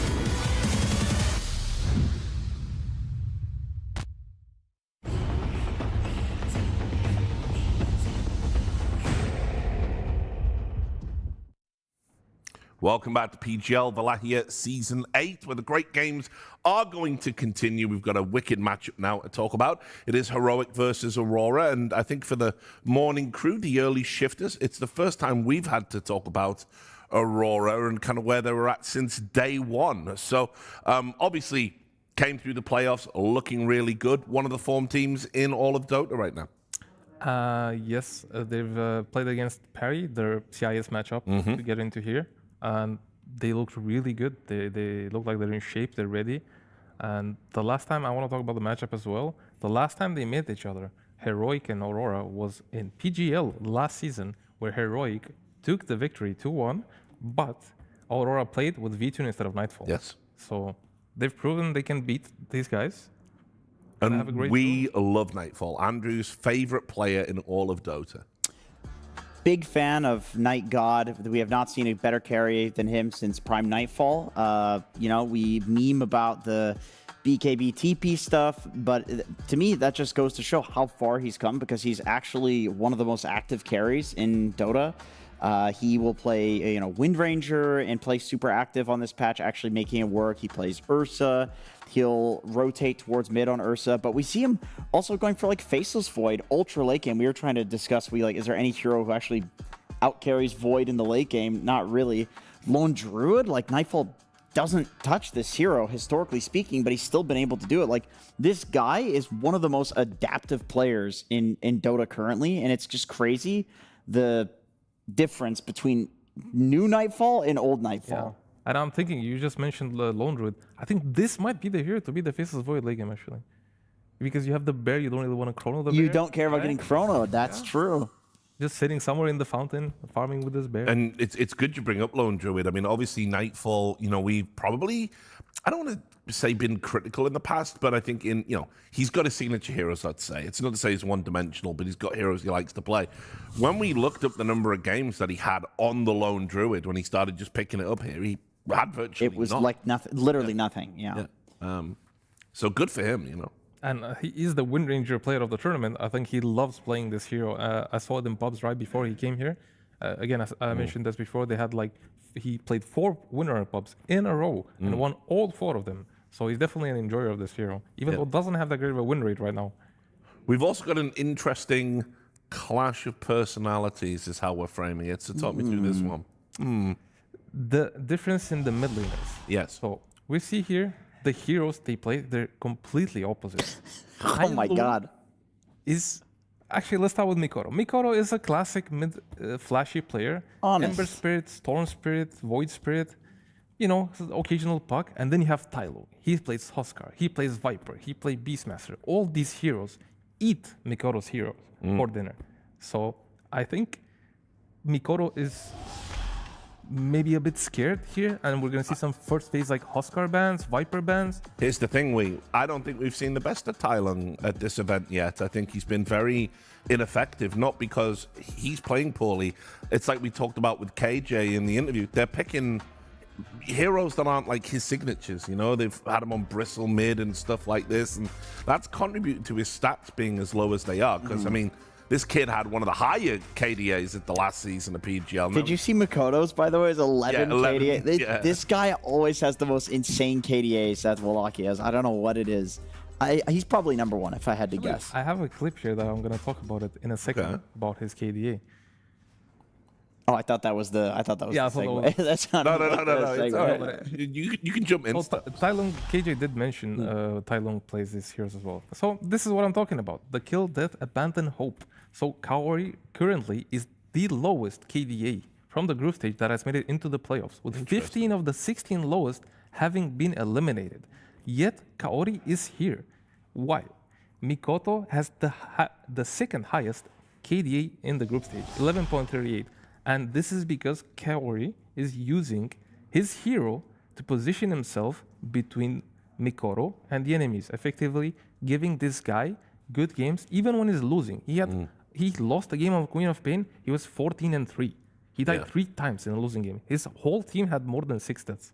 So basically, Kaori is enabling Mikoto. He's actively doing and looking every game to enable this guy as much as he can. And Mikoto is doing a great job at taking the space, bringing the aggressiveness, and just playing out the map, pretty much like carrying alongside Nightfall in the entire game. I just want to say that I think it's really nice of Aurora to not have kicked Kaori after his 3 heroes got nerfed, and now they're playing with this handicap of playing horrible heroes. He is averaging 1 kill per game and 8 deaths.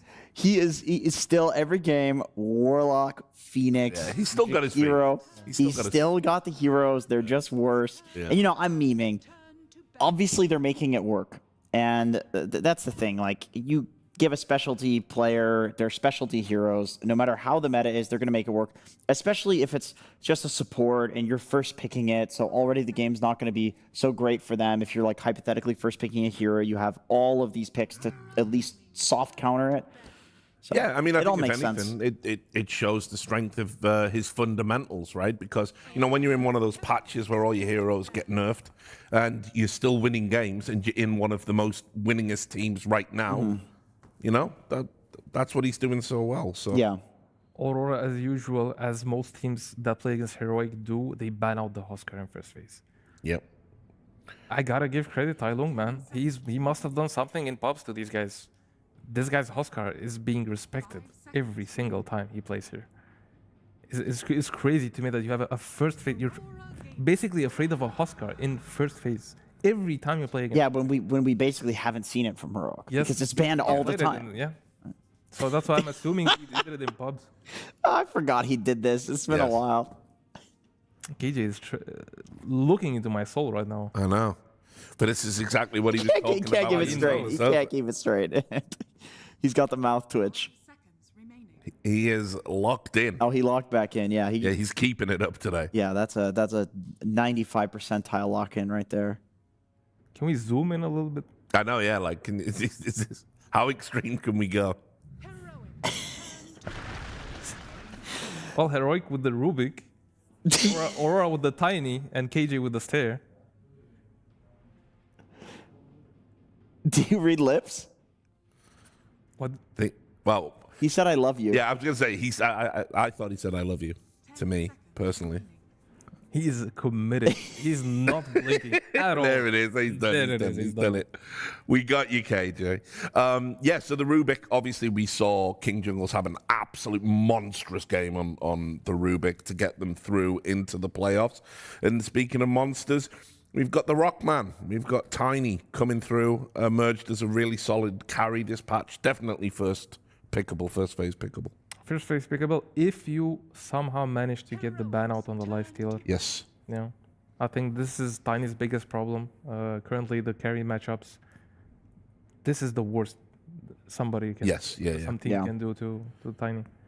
But I'm sure that Aurora, like Heroic, anticipated the potential Tiny because Rubik is super good against Tiny. So good.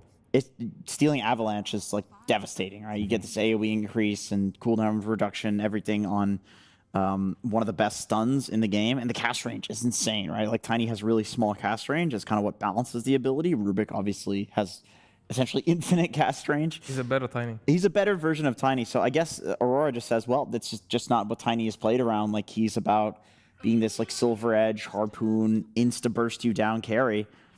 It's good we can take the Rubik out in the fights because it's a carry Tiny.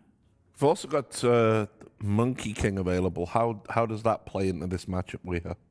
I believe Monkey enjoys playing against Tiny. He has naturally high base armor. He can stand his ground with the ultimate and the Jingo stacks. I wouldn't mind seeing it picked. I think Monkey is definitely like top priority on a lot of teams right now. Yeah.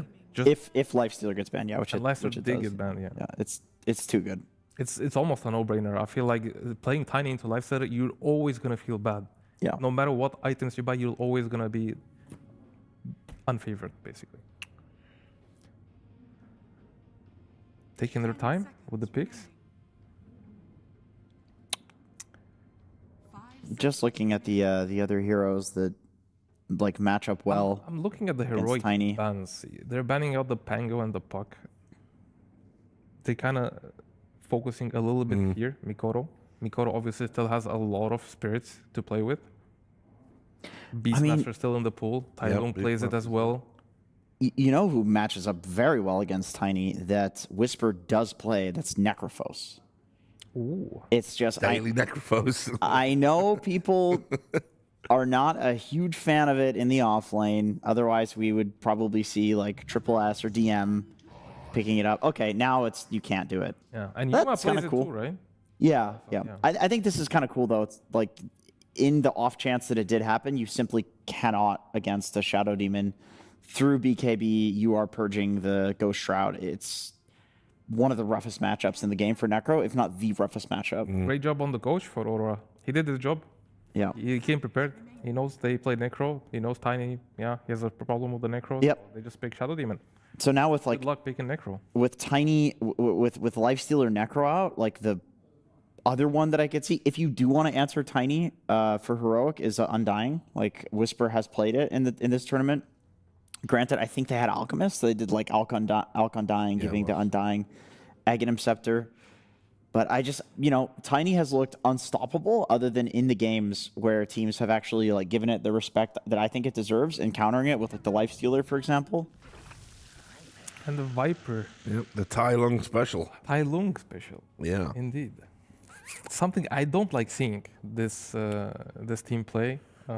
They haven't had that much success with it. Yeah, it's true. I mean, we saw them. I can't remember which game it was. It might have been Liquid, where they had the Viper, and it just never seemed to be able to get into fight. They Nature's profited the Viper. Yeah, that was it. Yeah, and I mean, obviously it's Team Liquid. Yeah, and MP's always on. I love the idea of like you just up the tempo against this hero. He is not good at like making counter rotations, and Nature's Prophet's like the #1 hero to up the tempo from mid.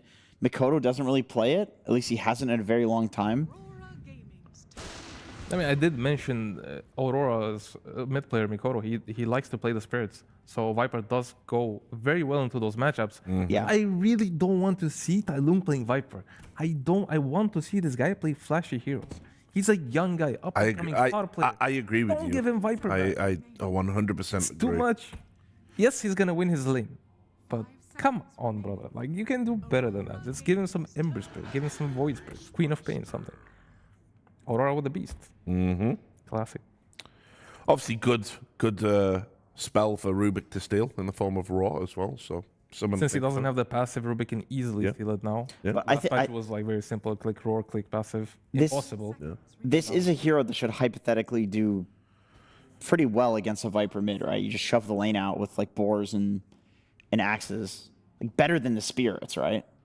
it can even be quite good against the Viper because the boards on level 3 they start like hurting a lot, and they slow too much for the Viper to deal with. Yeah.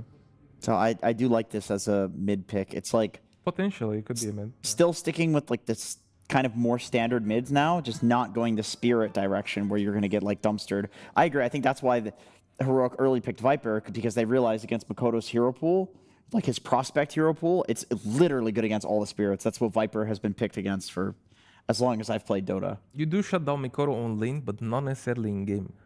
On the other hand, you do shut down Tai Lung the entire game. Yeah, that's true. That's true. Yep, exactly. And she's good in the Viper as well. So. Yeah. They have last pick on Aurora, so they're keeping the beast as open, flex. Yep.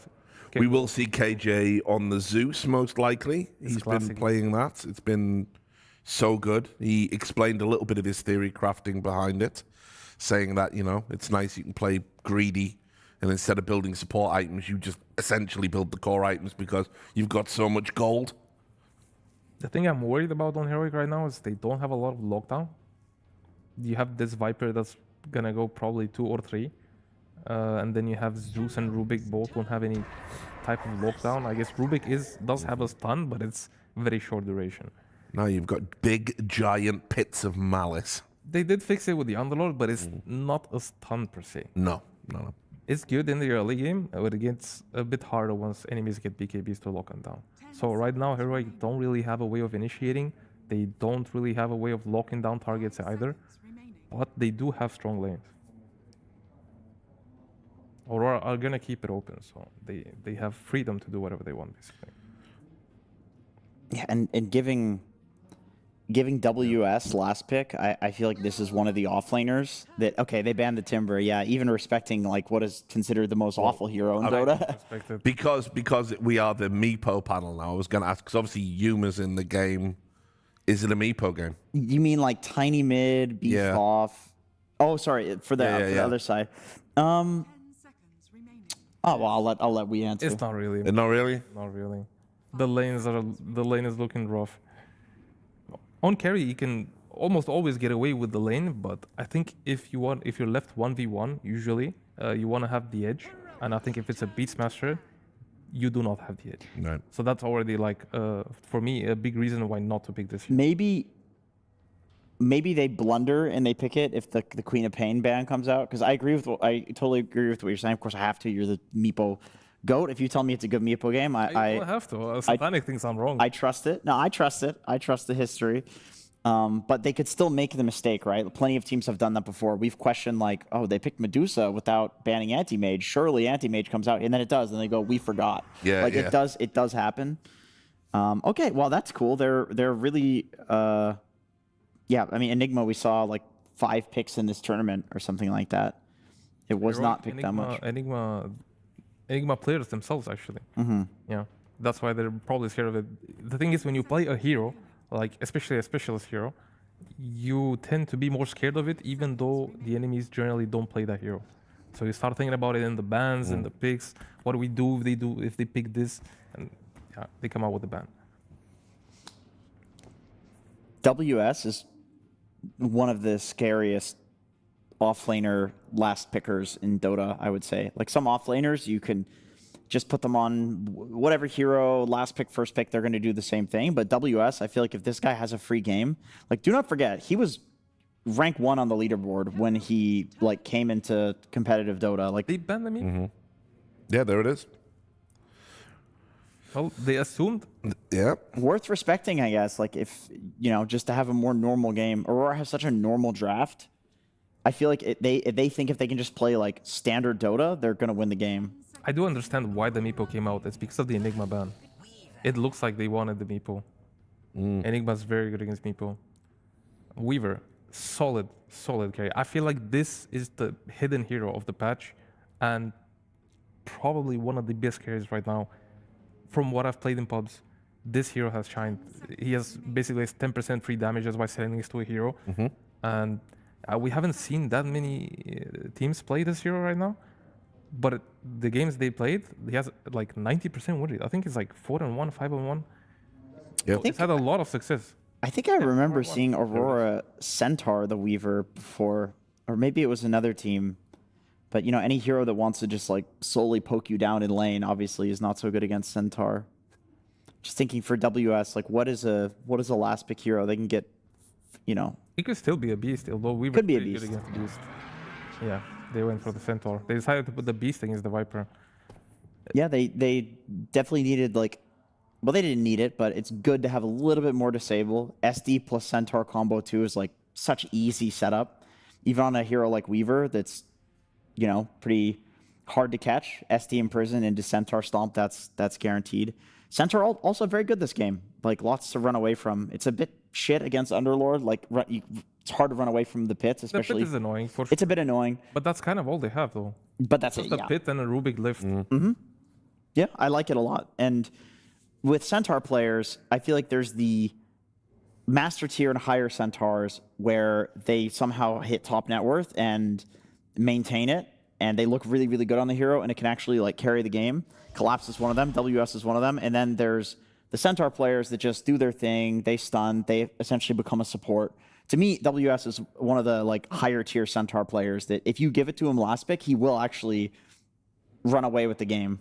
Okay, so I'm looking at Heroic. They have pretty good lanes. I'm not sure exactly how the Weaver versus Centaur is going to go. I assume both are going to farm. It's kind of hard to stop each other from farming. On the other hand, the other lanes are looking pretty good for Heroic. Yeah. So I kind of favor them going out of the lanes. I feel like Aurora has the better mid to late game draft. Exception, Tiny. Tiny is going to suffer against the Weaver in this game. Weaver generally just becomes a beast when he gets, like, Dezo sharples like a BKB. Yeah. And it's hard for Tiny to kill the bugs, so they have the better matchup on the carry on Heroic in late game. I just love this because we have the classic, like, Aurora has completely standard vanilla normal Dota, and then Heroic, it's like, well, who's going where? Like, what the King Jungle support Zeus, Viper, Tai Long mid, like, last pick Weaver, good carry, not super unstandard, but with Heroic, like, they're playing their own style. I have to mention, I'm so disappointed they give Viper again. I can't get this out of my head. This guy can do better. I know he wants to play it sometimes. He obviously plays it a lot in pubs. He did so much against me that I got tired of it. I think I even ult-chatted him at some point. But yeah, let's see how it goes. I mean, look, we've got a little bit of time to talk about it. I mean, KJ said in the interview, we're never forcing him onto the heroes. Like, he always agrees when we pick stuff, even when he's picking things we don't think he should be picking. But he's a young guy that just came into the scene. Like, he doesn't necessarily know what's best for him. I agree with that. That's why you have people like Puppy and KJ captaining teams. Like, they will tell you what's good because they know and they have better experience. Well, we might get some insight into this now. We got Slacks on the sidelines. Absolutely, my friends. I am here with the biggest brain in the building, Mr. Caps. Caps, great to see you again. Now, I got to ask you about this draft. We have 3 of your players who have not yet played their heroes at this tournament. Yeah. Yes. Very risky, in my opinion, but I'm not a coach. Why this game? Why now? I mean, it's pretty straightforward. It was like a battle of who has balls to pick the Tiny first, and they had the balls to pick it first, and then we have to counter the Tiny, right? I think we picked the most usual counters that people are using this tournament. I think Zeus is a good one that we've been using. It's pretty cool. We won 2 games with it.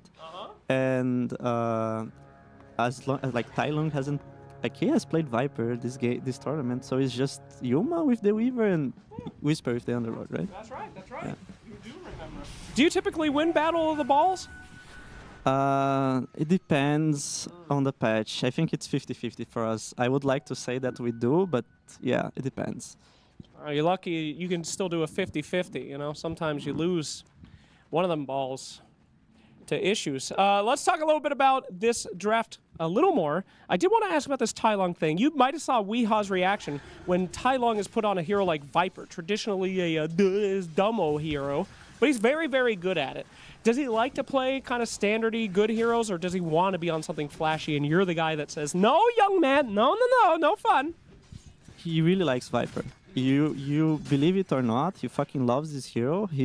Most of the times that he's playing Viper, he's the one that asks for it. Oh, wow. Honestly, this tournament, the only game that I didn't pick a hero that he didn't ask for it was, I think, against Pari when we pick a puck blind on 13. Wow. That's crazy. All other games, he basically wanted to play the hero that we gave him.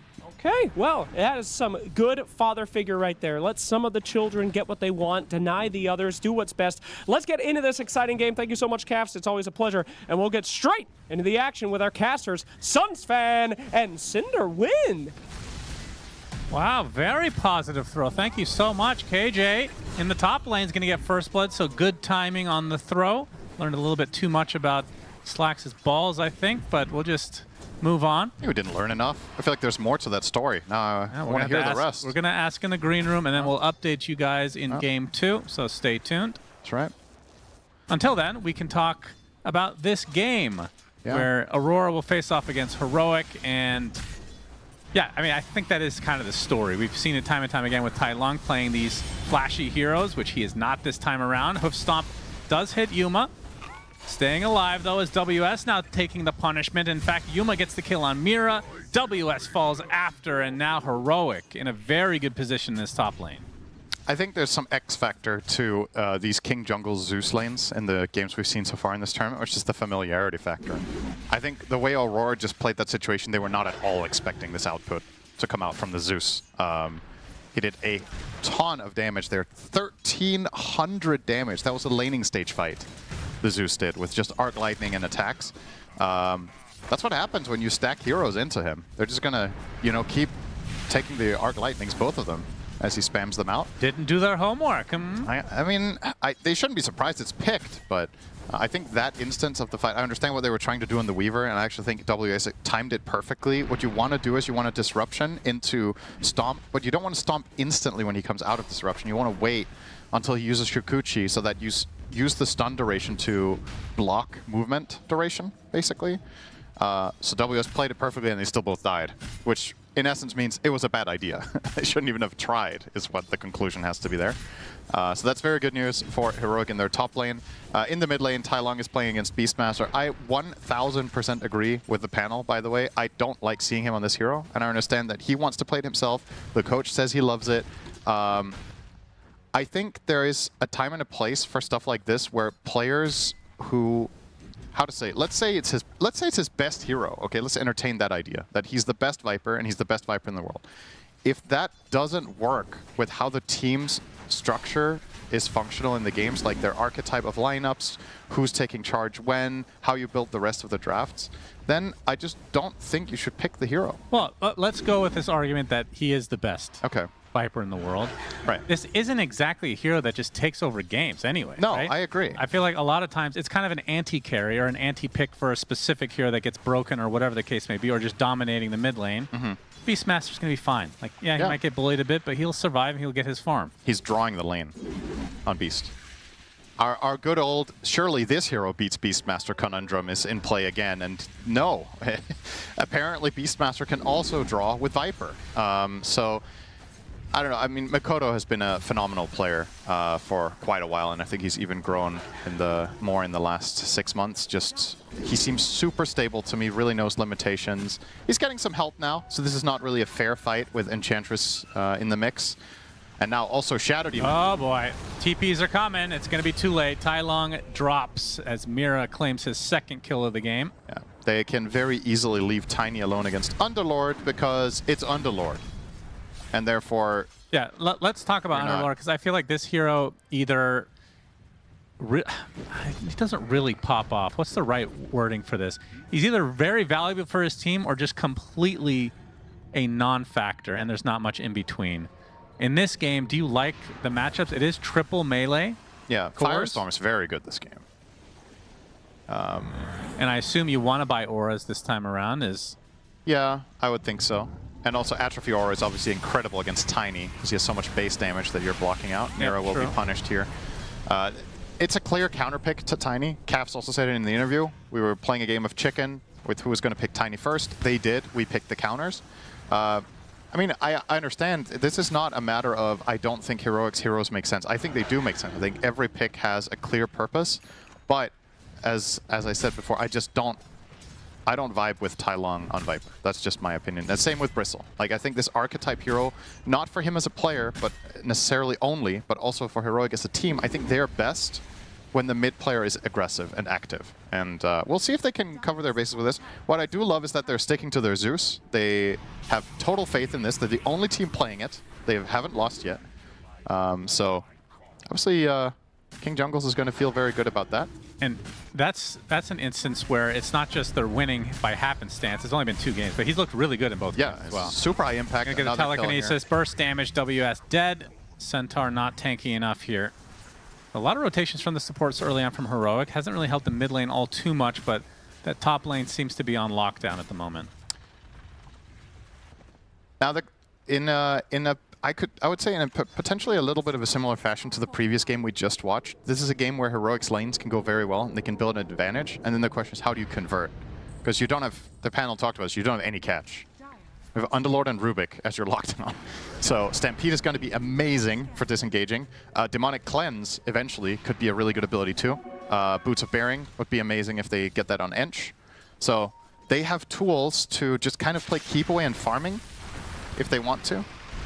Yeah, see a Viper strike onto the Tiny. KJ with some blocks, and that's going to be a nice pickoff for Heroic. Good rotation. Yeah, Nightfall not expecting that. Kaori was just kind of messing around with the Wisdom Shrine, but wasn't actually going to be going for it. He did force out some TPs, but punished a bit. Yeah, pretty good. I thought that top lane was going a little bit better for Heroic, but Centaur's actually farming quite well, despite having the 2 deaths already. That's a little bit surprising.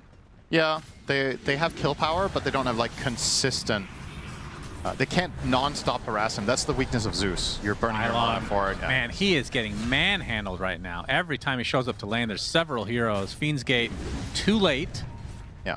Ends up being a wasted ult here. Oh, I say that, but they actually TP in at the same time. Surprise factor, Makoto taking a stampede, but he will not get away. Dies to the blood grenade. They showed up at the exact same. That was synchronized. Very nice. Yeah, that was beautiful.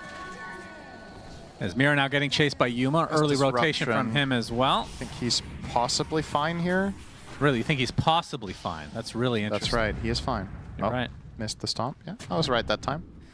Can't say possibly is you're wavering. Yeah. So you're not really choosing. I'll be more committed next time. Thank you. Be right or wrong. That's right. Embrace it. I'll be right. Will be the Aghanim Scepter from Makoto eventually. We haven't really got to cover this yet, but I think this is a traditional counter to Viper, actually the Enchantress. It's not inherently that obvious necessarily. Makoto. Viper struck. TPs are coming, but he's going to be long dead before they arrive. Nice aggressive maneuvers once again from Heroic. Now, what I was going to say about Ench versus Viper, it's an interesting matchup because I'd argue Ench is a really good counter early, and then later, Viper's strike obviously is a big problem for your untouchable. This is big, though. But also, you know, Viper doesn't like being dove in its tower, which is what happened mid. Yeah. But that's kind of the only successful move Aurora have pulled in the game so far. Everything else has been all Heroic, and they look to keep the chase on here. Can you see this? Okay, so you cannot see the thread in fog. Otherwise, he would have moved differently. Yeah, that would be quite the feature to add. Yeah, that would be an insane buff for chasing. Yeah. Got him, though. How many of the stacks did they steal? Was it just the hard camp? The medium camp. They took some of that, and that's it. Okay, so the Ancients remain. That's a lot of Shadow Demon's time effectively being mitigated here. Again, Makoto. There's the Stampede. The counter to the Viper strike. But still, he's taking heavy damage. Wants to stick around a bit. It's the Olakor taking the damage now. Nice telekinesis. As Kaori, yeah, they do get the kill with the axes. It was a trap. That's good bait, actually. That was very clear. That was fully premeditated. He was like, I'm going to go here. If they go on me, instantly Stampede. And then they do manage to get a kill out of it. So a nice turnaround play. Ooh, now Tyler taking some pretty He's got boosted serious travel. damage. He's zipping around. He'll be fine, but top net worth in the game, all 3 now on the side of Aurora. In spite of Heroic making all these successful kills, they're not finding efficiency elsewhere. So Aurora just getting more economy out of the map. And you can see on the CS, Centaur sitting at 77, way ahead of the Weaver's 51. He's beating him out by 30 at 10 minutes. Yeah, well, he's taking a beating here. Telekinesis back into Yuma. So the usual Cinder and Curse. 3 deaths now to the Centaur. He's still top net worth. Yeah, We're good. 0 and 3 in your top net worth. That's kind of absurd, isn't it? Yeah, that's creeps for you. Does have Helm of the Dom, and he's going to be going for Pipe. Yeah, makes sense. Which is very good this game. It's It like is 4 out of the 5 is all magic. the best item he can buy. I wonder if he's also going to get... I mean, what's he going to get after? I don't think the Ags is necessarily that good, but it's also not bad considering Heroic don't have immediate burst. So I think you can very reliably save people that get gone on if you get Ags. Pit is pretty annoying, though. You can drive around. Yeah, it is, but I still think it could be fine. You can drive around the Tiny. In teamfights can be interesting I'm surprised that you're actually recommending that. I don't think it's that good this game. It's specifically like Weehaw was talking about, the Weaver matchup for Tiny is really annoying. So giving him some additional, I'm not sure if it's the right purchase. I don't think it's out of the question. What I think would be probably a weak-ish purchase would be the Crimson. I don't really think there's any place for that here. So then what else would you buy? Dagger and then Shiva Heart? What's good here, right? Yeah, both of those. Great. Shiva is not nearly as good on Centaur as it used to be. It doesn't amplify your spells anymore. Bloodstone, then. Ugh. Right? It's kind of... I'm trying to imagine... Yeah, I've run into this issue on this patch as well on Centaur, where Shiva's was like a go-to. Yeah. Never felt bad, but now not so much. I mean, the Hoof Stomp's huge, but that's not really that useful. And the armor is really just against the... I mean, you do need armor. For me, this is... I know that you're saying it's a bad item. I think Lotus is fine, honestly. Yeah, Lotus is always good, especially against the Underlord. But Blade Mail must be completely dead, because this feels like a solid Blade Mail game. Yeah, it's just not that... At least it's not trending. That doesn't mean it can't work, but nobody seems to really be buying it, so it's probably not on his radar in addition to... Dota is funny like that, where sometimes you don't even necessarily need to change an item. You just need Thompson to play it on stream, and then suddenly people just buy it. That's right. It's actually the amount of copying that goes on in the pro scene where people just see something working, and then they're like, hey, that's a cool idea. I'm going to try that. And then if you win with it yourself, you're like, oh, it was a good idea. And if you lose, you're like, meh, whatever. Like, it can... If that were true, everyone would be buying E-Blades. I mean, the sample size, though, sometimes is just ridiculously small. Like, people can make up their minds based on very few games, and it's kind of funny to see how influential individual games sometimes are for it. I mean, I think that's par for the course when a game is this deep, right? Yeah, With it makes this much sense. depth, like, no one's actually going to... Even when the patch is quote-unquote figured out, not really, for being honest. I mean, that's very true. You're going to try to break trends are things down. set, basically. You're trying to break things down into simpler parts because you can't fathom the entire game. Like, Dota can't be solved. It's way too... There's way too many facets to it. Well, not anymore. There it is. Oh, WS. Very sad. Yeah. Wanted to kill his family, but can't even do that. It's unfortunate. It was a Centaur, right? Yes, it was. Okay, good. Would have been awkward otherwise.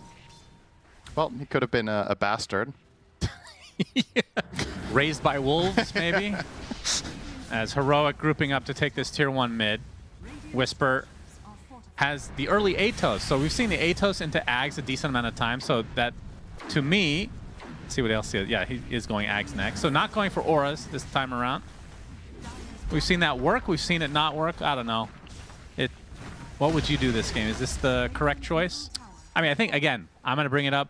Triple melee into Underlord, Pit of Malice with Atos. That does sound really good on paper to me.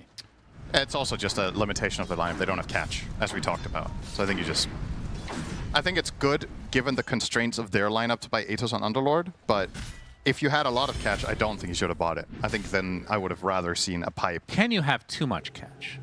No, but you can definitely have too little. So, fair enough. I mean, it's fine. But again, I genuinely don't think. It's also knowing Whisper. Like, you think about how this guy likes to build and play. I don't think of him as like the stereotypical Atos Underlord. He's doing it out of necessity here. But I like it. I like it given the constraints of their lineup. But here's once again the issue. Yeah, the early laning stage went quite well. You found a lot of kills anyway, but you're not really getting ahead. Are you winning the scaling war by buying Atos? This is a fighting item, okay? So if you're buying this item, you want to fight. If you're then not looking for plays, it's dead gold. Well, I think Underlord, no matter what he buys, it's the same purpose. I suppose. If it's a pipe, you're going to want to fight as well. Right. That's fair. Which I would argue pipe is actually really good this game too. Is Whisper's going to run into a bunch of them, gets roared, and the impetus just shredding him. Way too much damage. Nightfall doing the brunt of that as well. Stampede. JK lol, they're just going to run away. Yeah, this is going to be a problem for Heroic. And here's the really big issue. A lot of the time with lineups that don't have stuns, the way you solve that problem late game is you buy Hex. It doesn't work against Centaur. It's like the one stun or one enemy hero that you really don't want that problem against, which is part of why I think this last pick Centaur is just brilliant here. The lane matchup into Weaver is good, and Stampede is just going to remain the best ability of this game. Because I don't see it. But Heroic. you can steal it, Cinderin. That's true. It's actually not that hard to Then you can chase them. If you can steal Stampede, you can equalize it. But the problem is Weaver, as a carry, doesn't buy Abyssal. That's the stun that you buy against Stampede, is one that keeps them in place. But you don't have a hero that can buy it. Wyvern. Viper can't buy Abyssal. Man, they could really use a Wyvern in this game. Actually, yeah. Weaver can't really buy it. I don't know. For me, this is a little bit of a checkmate, and as part of... We were talking a lot about... Checkmate. Yeah. Okay. Okay, let's not... Checkmate, you say. Is Whisper going to be joined by everybody, it seems, to kill off a Bambi? Maybe checkmate is more... I'm with you. Maybe it's a bit too of a... How to say it? Man, you've been agreeing with me, too extreme even when it of a makes you look word. like a moron consistently this term. I really appreciate that. Makoto raising up his arms. It's called reflection. You could learn from that. Okay. No, I can't. I'm American. Is That's Makoto true. now on the run? Will get away. So what? Let's not call it a checkmate. What's the mild version? It's a check. It's a bit of a check here. Yeah, that rolls right off the tongue. Because it's not a catch-22. You know, you can't use that for this. But you get what I'm saying. It's a brave new world. Just go with that one. They're in a bit of a brave new world here. Yeah, there you go. Everybody understands. Yeah, sure. So I'm trying to put myself in the position of either team in this spot, and I'm just thinking what would you'd want to do as Heroic that isn't just brute forcing into fights at towers. I wonder if they feel like they can be confident in the long game because of the Weaver matchup into Tiny. I don't think this is a that good Viper game. That's my problem. Like, even if Tai Lung gets very farmed, he's playing against Demonic Purge. Shadow Demon is going to get break eventually, which will be a huge problem. Enchantress, that matchup swings. It's very good for Ench early when she can dive you in towers. Then it's bad for a bit against Untouchable if you're the target. But if you get to, let's say you get Pike on Ench, you can actually kill Viper as a support. Yeah. So I mean, the more you talk about it, the more it does sound like a checkmate, especially when you have a Tiny that literally is a rook that can go diagonal. That's crazy. Yeah, it's kind of like a queen, you know? Yeah, it is a queen. Yeah. And the king all in one. Wow. He's the carry. The Pit of Malice into a lot of damage from Mr. KJ. Mira will die. This is the kind of place they can make. So Underlord connecting, and then you chain with Pit into Atos into Pit. That's still going to work. KJ does not want to deny himself to Roche, wants to continue here. As Kaori getting chased by Yuma, biding their time. Viper strike right on him. And the fact that he gets broken, untouchable, useless there. Yep. And that's another Deso charge for Yuma. It's going to be going for the Dragon Lance, and they're actually pinging out Roche. I like this. Yeah, this is good. This is the kind of stuff they need to do. Once again, I'm thinking about Heroic's lineup. What you're doing is you're forcing things to happen. If you don't do anything, Aurora aren't necessarily going to bring fights to you. So you have to take the initiative, you find a kill, and you force an objective. Now you need to execute on this. No, but Centaur jumps right in. They're going to get the roar onto Tai Lung. He's in a lot of trouble. Gets telekinesis, gets killed off. And this is a complete disaster for Heroic now. They couldn't get Roche in time, and it's going to cost them dearly. Even Makoto staying alive thanks to the pipe. 3 dead for Heroic. Yuma has to scurry away, and now the Roche will go to Aurora. Well, he'll go to the other side of the He'll go to the other side and then go to Aurora. Yeah. Checkmate. Yeah. Once again, for Heroic, it makes sense. It totally makes sense what they're doing, and I think they have the right motivation for doing it. It's just very hard. So you need to have pristine positioning there. You need to have really good formation, and probably on top of that, maybe hope a little bit that the initiation of Aurora isn't clean. You have no solution to your Viper getting roared. It's just going to die. You have no save. I mean, he bought the shard on Rubik for the telekinesis, but they just ran him down anyway. You toss him away, you just stampede. right? And just run into him. He wasn't even demonic purged on the Viper. They never used the ability. They didn't even need it. Tiny is only going to get worse from here. He's about to get the Shadow Blade, and then suddenly going to pack way more of a punch. And of course, eventually he's going to break Viper too. So tough times ahead. Tai Lung is going for Ags, or excuse me, Shivas, to try to mitigate that issue. He already has the Ags. He wants armor and the upgraded corrosive skin, but once again, the breaks will be an issue. I think he has to buy BKB this game. I was going to and say, it feels BKB really bad. It against, feels really bad to have to buy that. Yeah, against Roar feels bad. Demonic Purge still. I mean, he's not, doesn't have Ags yet, I guess, but. But it's like, you're trying to think of the, you know, the classic Viper build with this nosedive is to go Bloodstone, right? And I don't know if he survives. Like you can get your nosedive off and pop your Bloodstone. You get roared, purged, and just blown up by Tiny. To me, at this point in this game state, if the gold is even, I consider it a Radiant favored game. So to me, they're very, very far ahead with 8K. It's like a massive lead, and Heroic have to dig deep to find some solutions. Maybe the Underlord Ags could be a big help. Oh wow, they actually found a hoof stomp onto the Weaver. I'm not sure if that was even on purpose, but Yuman's going to be able to get the time lapse off and stay safe as a result. The Olakor not going to be alive much longer. It goes down to the right clicks as WS will live through the Weaver. And again, Tai Lung left alone and dead. KJ, one more impetus for the road. Double kill for Kaori as the Dragon Lance, and he's packing a bit of a punch. Yeah, that wasn't even a clean initiation. You went on the Weaver, you got time lapse off, and fortunately the disruption save is going to be able to solve that situation. And of course, if nothing else, you baited Heroic into a fight that just wasn't good for them, and Viper becomes the centerpiece of the fight. Unfortunately, even with nosedive, you're just not tanky enough. And by extension, when Viper is in this position, I just think it's a really bad hero. I think Viper has always been delicate in the sense that... It feels like he's been in this position a lot. Yeah, it's like either Viper has more or less two modes. You're either snowballing your lane and really, really strong and like this unkillable monster in the mid game, or you're just a pinata. And the way I look at it, just from really... when you pick it, it's to break someone that can, like a bristleback, right? That you just end their game by having this break available all the time. Or it's because you're going to win your lane so hard that they can't do anything. And when one of those, when both of those are not true, it never goes well, it feels like. Yeah. I think the Centaur pick really messed his game up, to be honest. Like, Tai Lung could have probably found a lot more impact with the conditions that he did have if Stampede wasn't in the game. So it's also easy to look bad in one of the best counter matchups to your hero in general. Just, you know, that's drafting for you. That's why I personally don't think Viper's a second pick ever right now, to be honest. For the Roar, it's a little bit crazy. Yeah, I don't think they have the damage here. Well, Whisper. Okay, Mikoto the roots thinks will he does. continue. Shadow Demon from afar, not enough. Okay, can't quite. He could, if he wanted to really YOLO here, he could actually blink across and try to kill him in the base. But Well, a small misstep for Aurora, and otherwise a pretty damn good game. Even not killing him there isn't all that bad. You take over that area of the map, you force him out.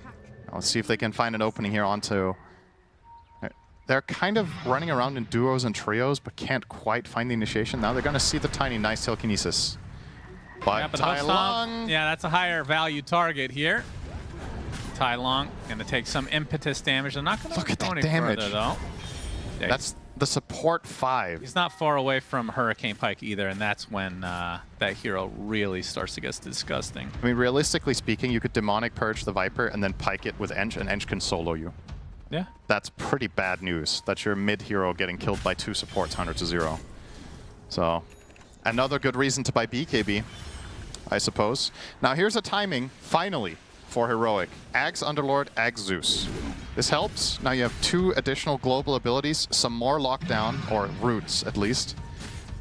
This has to pay off. Like, if you don't make successful moves in the next 5 minutes, then these items, I'm not going to say they were for naught, but this is when they're the best. So, look to utilize this timing before the BKBs start coming out on the Radiant. We're actually close to one on Centaur. Obviously, Beastmaster has had his for a while. Wonder if Tiny's going to buy one eventually. But yeah. Yep, Nightfall looking pretty. Manta style, Echo Saber, and the Silver Edge. And not far away from finishing the full Harpoon. Gives him... I feel like this is the hero that has benefited the most from Harpoon changes. Just being able to reposition as... okay. Rubik was there.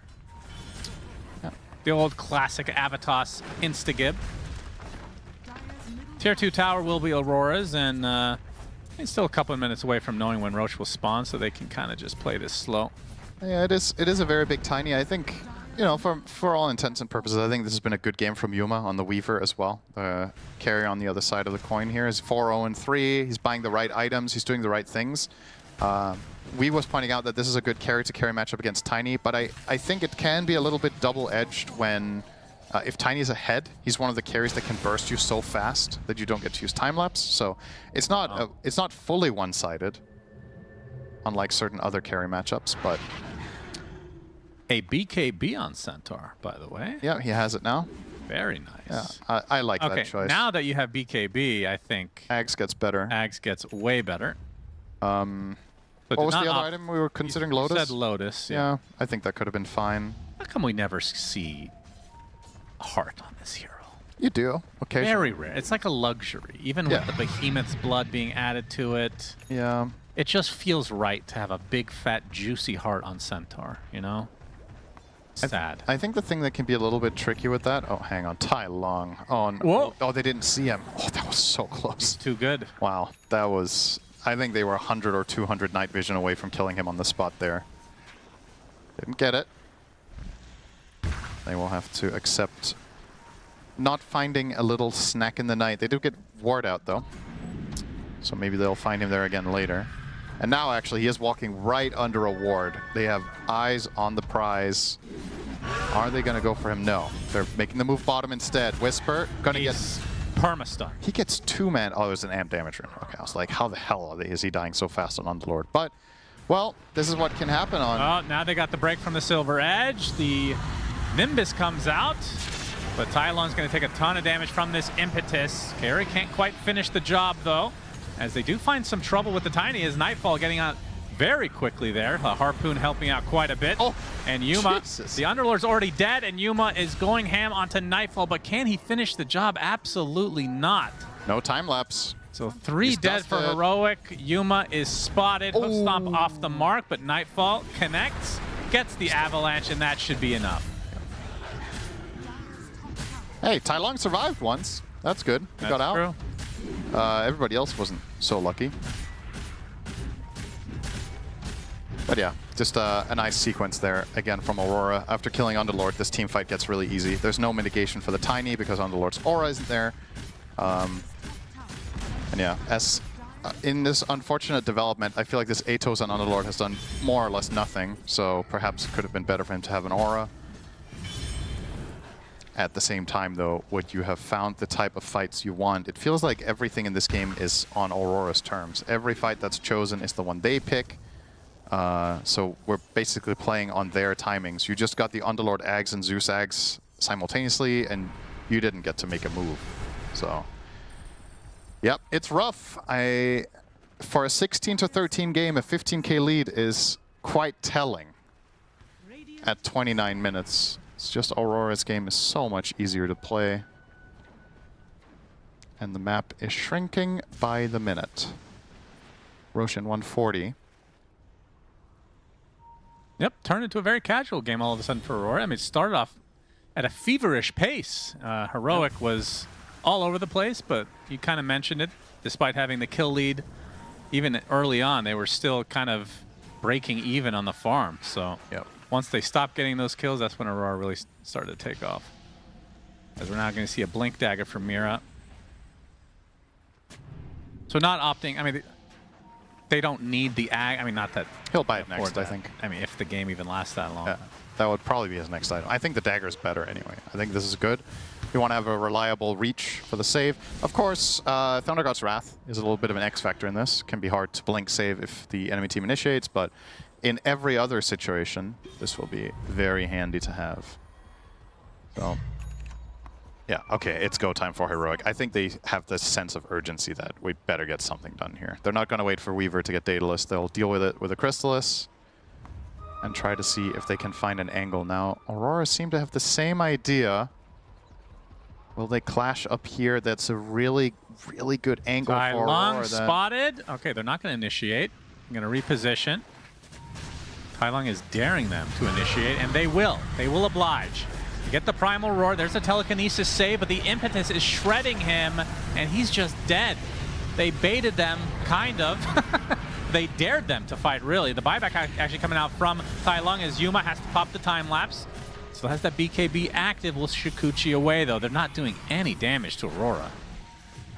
Tailong back in the fight. He's going to get Hoof Stomp, though.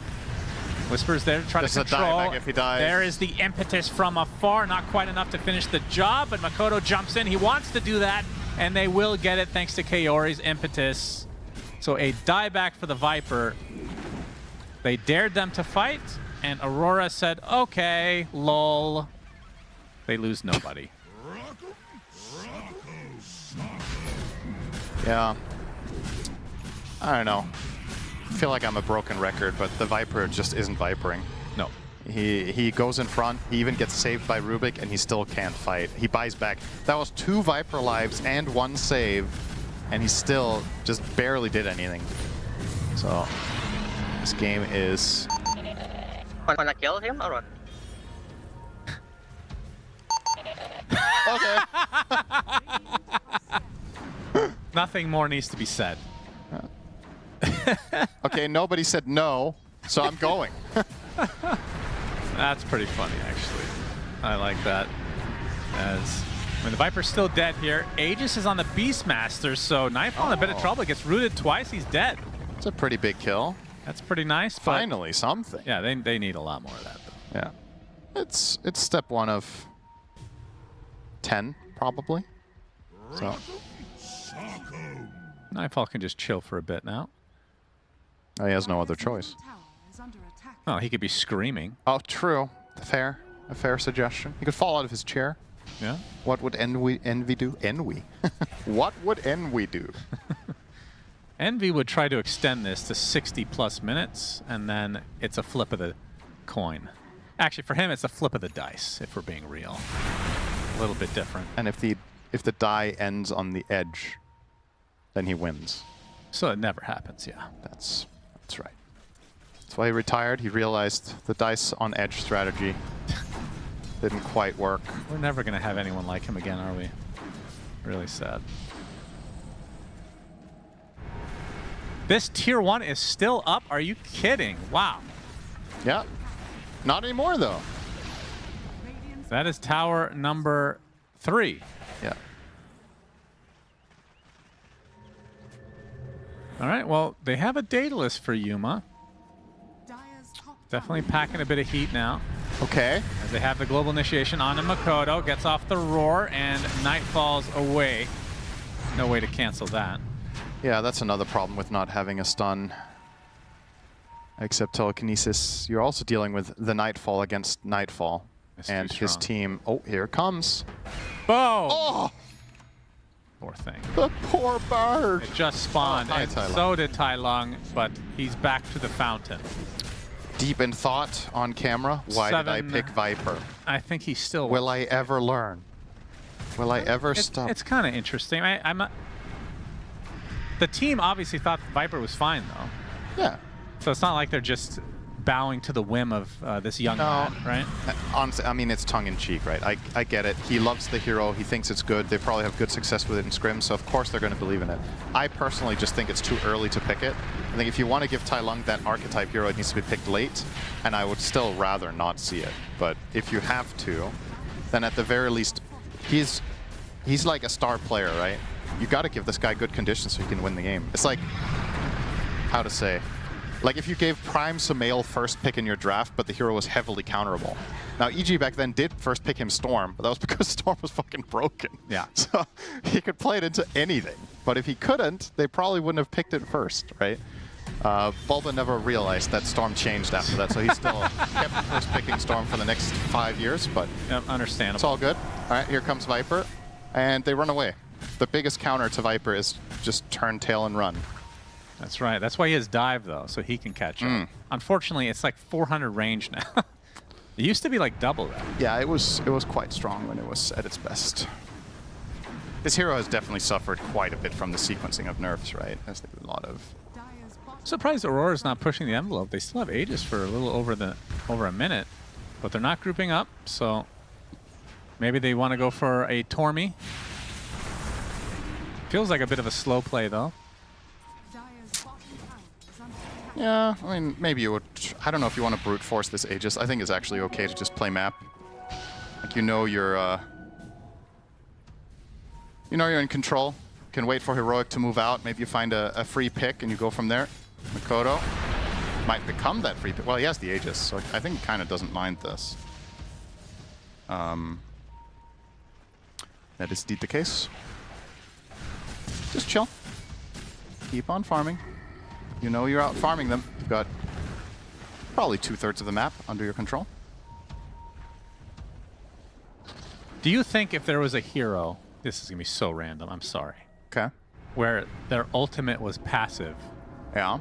And all it did was doubled rune effects for yourself. Yeah. Would that be good? Yeah. I think it's not consistent. I think quadruple damage sounds pretty broken. Well, it's not even double right now, so it'll be 3.6. Wow. Yeah. Essentially quadruple. Okay. I'm just a thought. I think you pick that hero and you buy damage items, and then when you get a damage rune, you one-shot people with every Sounds crit. Hype. I mean, just get tornadoed by Invoker and then you're hard count. Sure. Yeah, just ward his jungle so he doesn't get farmed, you know? That's right. Good old Lycan counter #1 in 2012. I agree, though. I'd prefer tower hero. Yeah, I mean, I would too, because that suggestion was somehow even worse, which is honestly quite incredible.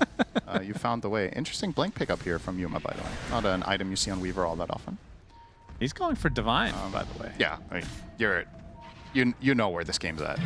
Tai Lung's not going to carry, so you got to do it yourself. All right, no more Aegis. Nightfall's all right. Let me just take that tower real quick. 2 swings, and now I think you just play map again. Oh, okay, maybe not. Kaori's so strong. His Witchblade, Hurricane Pike. He's going Moonshard next. He is in why there. not? He's a core now. Yeah, of course. Some seriously incredible matchups for Impetus. Viper and Underlord. Neither hero with BKB until now. Viper just got it. Finally, for Tai Lung, a little bit of help, but I mean, there's additional problems with mid Viper in this patch if you think about it, right? I think old Shiva's was just better for you. I don't think the AoE increase matches the spell lamp, or rather of the previous one. I think that was just better. The old build with Shiva into Bloodstone is therefore, it might be better when it's fully completed, but the lead up to it is worse.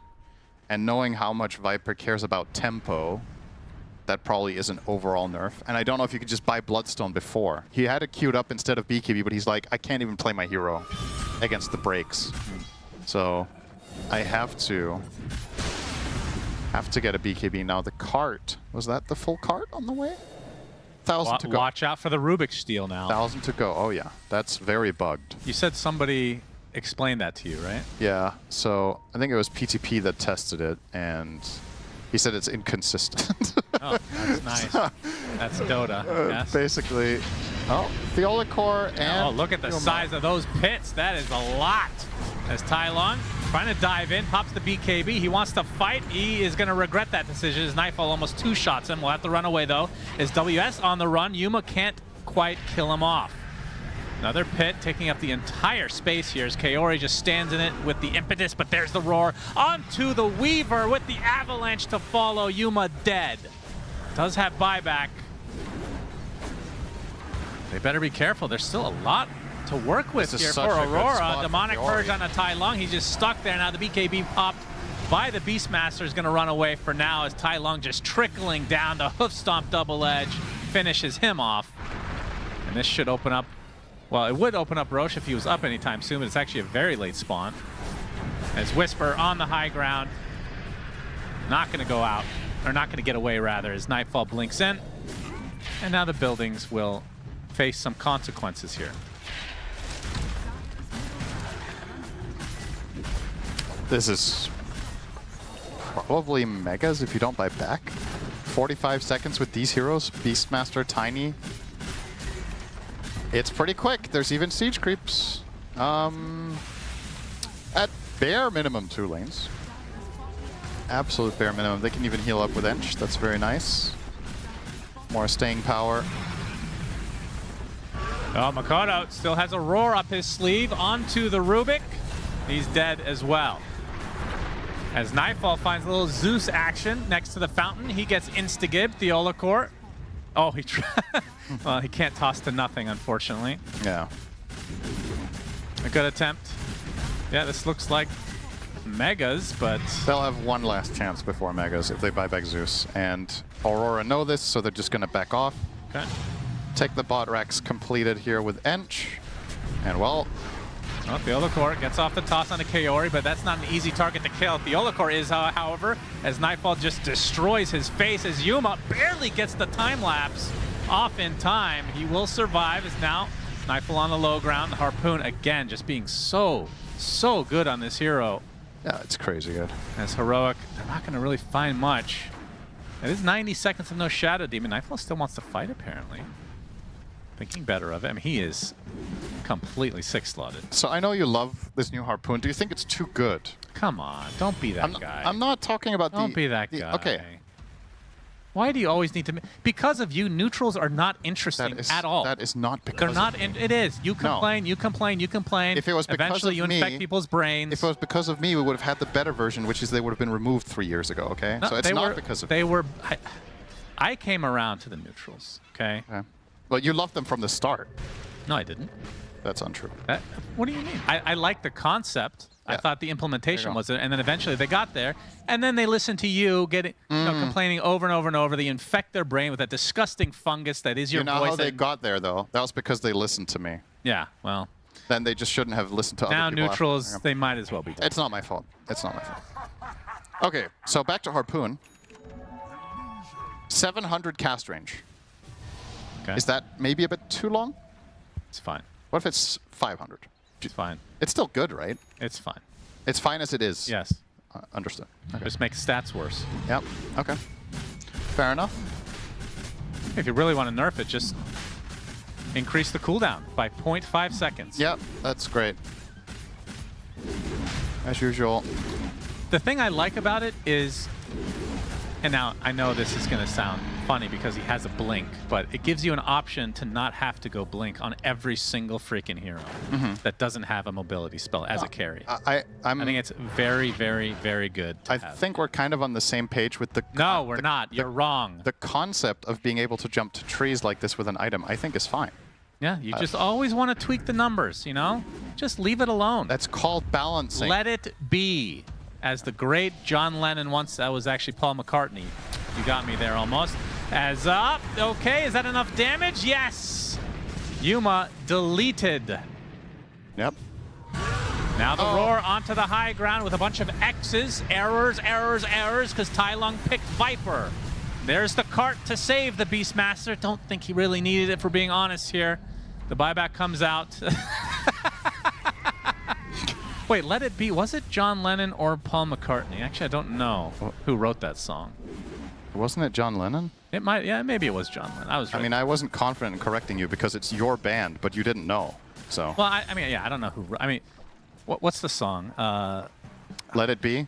No, not Let It Be. Okay. I only know one of the songs that Paul McCartney wrote. Welcome to the Black Parade? Yep, that's the one. Yeah.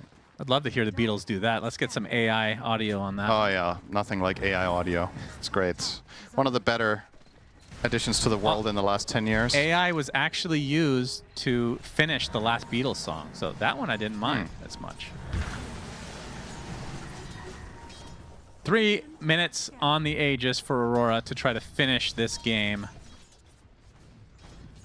Oh. A fight. Very good. Who are you cheering for? Who's your money on? Paul McCartney. Oh, yeah? John Lennon was too weird for me. Sorry about that. And when you're weird, you can't fight. Okay. mean, the whole Yoko Ono thing is just, let's not get into that, but if you've seen that Chuck Berry clip, you know what I'm talking about. Nightfall takes a Viper strike. Harpoon is too OP, apparently. 700 range, says Cinderin. It's too much to handle. We can't have the item be good for more than a month. Let's get rid of it. Let's delete it. 36K lead here for Aurora. Okay. Keep it up. Nightfall jumps in, toss back. Tai Lung is going to get roared. It is reflected. He is big dead. damage. Does have buyback, and yeah. Weaver is packing a punch now. Aegis down. I did like your John Lennon impression, by the way. It was very good, that voice. Nightfall finds a support on the back line. Yuma, they do have to actually fear him a bit now as the buyback comes out again from Tai Lung. Feels like the third time this game. The Dark Rift is activated. Whisper comes through with another Pit of Malice on the Makoto. Pops the BKB. Tai Lung, this is going to be a dieback if you go down. The Impetus doing so much work. Can't find the distance, but there's Nightfall with the Avatos. Ultra kill for the Beast Mode himself. Yuma on the run. GG is called. Harpoon is too fucking good. Rampage for Nightfall because he hooked a tree with the fucking Harpoon, Cinderin. Shut your mouth. You should be balancing this game. Let's go. And that's just game number 1 for Aurora. That's right. If Harpoon had 500 range, none of this would have happened. You're absolutely correct. You suck! It would have changed everything. Well, that was, to be honest, kind of the same game for 30 minutes. And it was just a matter of when are Aurora going to close it out. Like, this was, I don't think Heroic took a single good, convincing fight after the mid-game. And I just think that's the wrong approach to placing against this team. Got to play faster. Harpoon's too good, Richard. It is. My mortal enemy, the Harpoon, kills walruses. Anyway, let's talk about this Viper and this Heroic game. I just don't know. I got to be honest with you. I'm glad to have someone with professional experience backing me up on this because I just didn't do anything again. I'm not sold on this Viper. Last time we talked to KJ, I did mention the Viper thing, like why you're giving your Tai Lung Vipers and bristlebacks and stuff, and he basically called it brain damage sometimes. Yes. His words, not mine. And again, I'm not sure whose call it was, but I just don't believe it's the best fit for the team. The guy can do so much more, and he's just forced to click nosedive. It's disappointing, to be honest. Yeah. He has so much potential to be like the star player. He can carry games on his back right now, but yeah, he's playing a Viper. I get the idea. You know, conceptually, like you have a star player coming in, they say they want to play something. I mean, I believe Caps when he says like Tai Lung says that he wants to play it. He clearly really enjoys the hero. He has the confidence, but also like, you know, kids will eat ice cream until they fucking explode. Like you can't trust him. Like this is where the experience needs to come in, where you say, well, look, dude, like you're our best player. Like we need you to have play options because when the game is getting rough and we're running out of play options, like we need our best player to be able to make the moves. And you simply cannot do that on Viper, even if you win the lane. The last patch is different from this one as well. Like maybe you could get away with it, but you can just go jungle on Beastmaster. You know, Makoto doesn't care. He's chilling. He has a better mid game than Viper does, despite the laning stage. I mean, also as well, like in a mobile hero, you're getting like blink roared at the start of a fight. By the time you've walked away, a reset, the fight's over because you're so slow, you can't get back in. Like, I don't know. Like, there was just so many team fights where they literally, like, the Aurora just walked away from the Viper, and the Viper couldn't catch them or do anything. To me, it seems there's a repeat. Generally, when Tai Lung is playing these heroes and the team ends up losing, he dies a lot with barely any kills and assists. It's a sign of he's not comfortable with it. Maybe he's asking for the hero because of the lane, but he's not comfortable playing these heroes in the later part of the game. And a lot of these games we've seen, they go mid game, they go late game. He just doesn't feel that good. I can tell from his KDA actually. Yeah. On the flip side, Aurora played flawless Dota in this game, like borderline flawless, 18-2 on Nightfall. Immaculate Tiny performance despite being first phase picked. Yeah, I mean they run the classic combo that Spirit has liked for many years now, which is the tiny centaur. Throwing him in the card is very powerful. You can toss the centaur in, it's double stun, follow up, lots of damage, 2 beefy boys, also with the SD to set up. Like, just very well-rounded draft. And then Makoto basically played carry beast from the mid lane. There was not much pressure on him the entire game. You know, he was hitting good roars in every fight too. He got reflected once, but that was by choice. That's a big problem as well in the draft. They have this like Beastmaster picked very early on, and it's just not getting answered. We saw last patch, this patch is the same. I feel like if you don't answer the Beastmaster, you're gonna have big problems. The guy can farm so fast with his toolkit, and then he just becomes this roar machine that basically deletes heroes. You know, I would actually like to see Beast or Sand King for Tai Lung, because I feel like it fits into that category of you want a hero that's always going to do well in lane. Beast will always do fine. Sand King will always do fine. You can farm stacks. But then it's a hero who actually has play options. Like, you can burrow strike 3 people in a team fight. You can roar the right person and solo kill them. Like, there's things that you can actually do with these heroes to express your skill. So it gives them kind of like a mix of both worlds, where they clearly want these like lane winners, but then you're also getting something that will always do fine, and then you can have play options later. Tiny has been one of the heroes of the tournament. We've talked a lot about it. We talked about Avalanche. Just what a spell, Jenkins. Yeah, it's a very good spell. I mean, effectively BKB piercing, like essentially, because it's now an aura. I will go back to that every single time. The Rubik lift back here actually kind of grieves because it leads to a 4-man avalanche, which before it was like, whoa, 4-man avalanche, what's he setting up for? Motherfucker, he's setting up for himself. You get a tree cleave and then a tree toss on core Tiny right now, and it's like 2,500 AoE physical damage. If he crits, it's over. So much damage. It's so much damage. Yeah, so I mean, honestly as well, I think we've got this here. This is the unbelievable build. 24 minutes. I personally believe this second item that he has, the Manta style, is like the #1 counter to Viper in the game. All of the heroes that get countered by Viper, but a lot of the heroes that get countered by Viper are in a weird spot for building Manta style. But I've seen like Lornoff, for example, go for Manta style Huskar to counter the Viper, because you can dodge the Viper strike. You can dodge the thing that's either destroying you and kiting you, reducing your attack speed through BKB, all of these things Tiny doesn't like. Even being broken, he doesn't like. You press Manta, you dodge it, it's a projectile. Like, I feel like a lot of people don't realize that. It is a dodgeable projectile. You get this, and it's like, why are you picking Viper at that point? And I think it's because the heroes that he counters often don't like building Manta, but then you just do it, and it's not like Manta's generally that bad of a carry Tiny item. He's fine building it anyway. It's not bad by any means, and as you said, the dodge factor, the Viper becomes kind of like, what do I do? What's his purpose? I only one spell, it's gone. Yeah. You wanted to highlight something as well at 41 minutes, I believe. Yeah, so leaving Tai Lung's hero aside, I think Heroic did the best their draft could do. They did not play bad at all. Like, they tried their best, but they have a big problem, a big hole in the draft. And we talked about this in the beginning. They have no lockdowns. You can see here in this fight, Aurora is just toying with them. They don't care. They know the only lockdown they have is some like measly Rubik stun that barely lasts at all. Maybe he steals an avalanche, but he's just dying in like 1 stun. And then there's a pit. So all they have to do is just kite the pit out. If Viper ultis and you don't Manta dodge, Stampede out, and they just keep doing this over and over and over again. And you can see they're struggling. They're struggling to get a single kill. Weaver, instead of buying Lincolns, which would have helped him survive and maybe take better fights, he went for Blink, because he's tired of these heroes just running away. So he just wants to buy a Blink, get in there, maybe hopefully get a kill. But since he doesn't have a Lincolns, it's hard. He just gets roared or stunned. Like one avalanche and he's dead. Yeah. So obviously huge draft flow.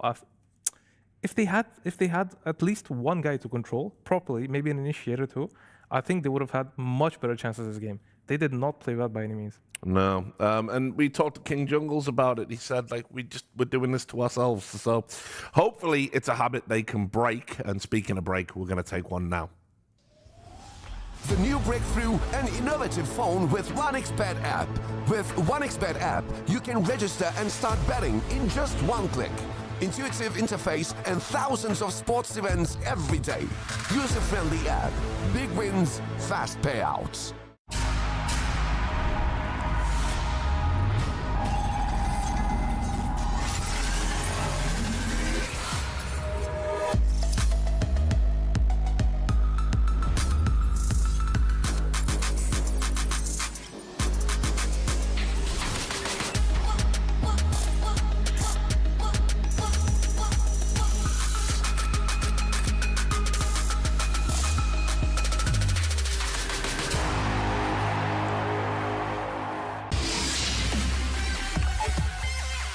The human body was built to move. Not trapped at a desk in one singular posture for 12 hours a day. It's time your chair evolved. This is Secret Lab Titan Evo. Ergonomically engineered for you, gamers, hybrid workers, artists, backing your every move.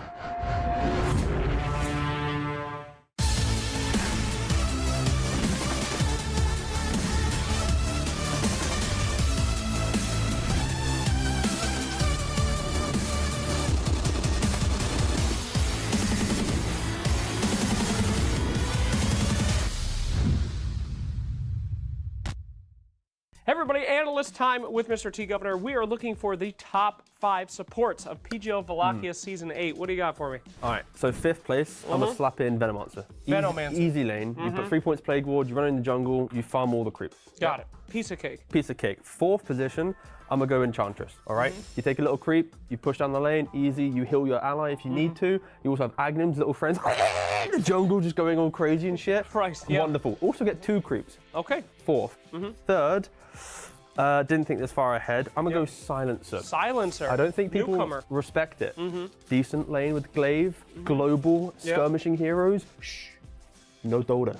Very good. Number 2, Phoenix, all right? Super easy to play. You have Fire Spirits, you steal the jungle, you just soak it all up. You have Sunray, you get to heal some dudes, get to kill some dudes. Sure.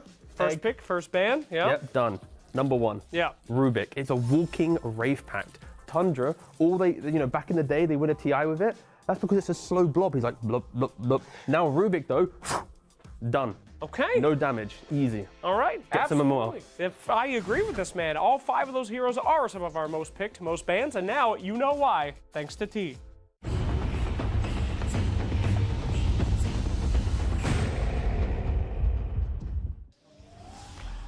Yeah, thanks to T for reminding me that Wraith Pact was a thing. I'm depressed now. But whatever.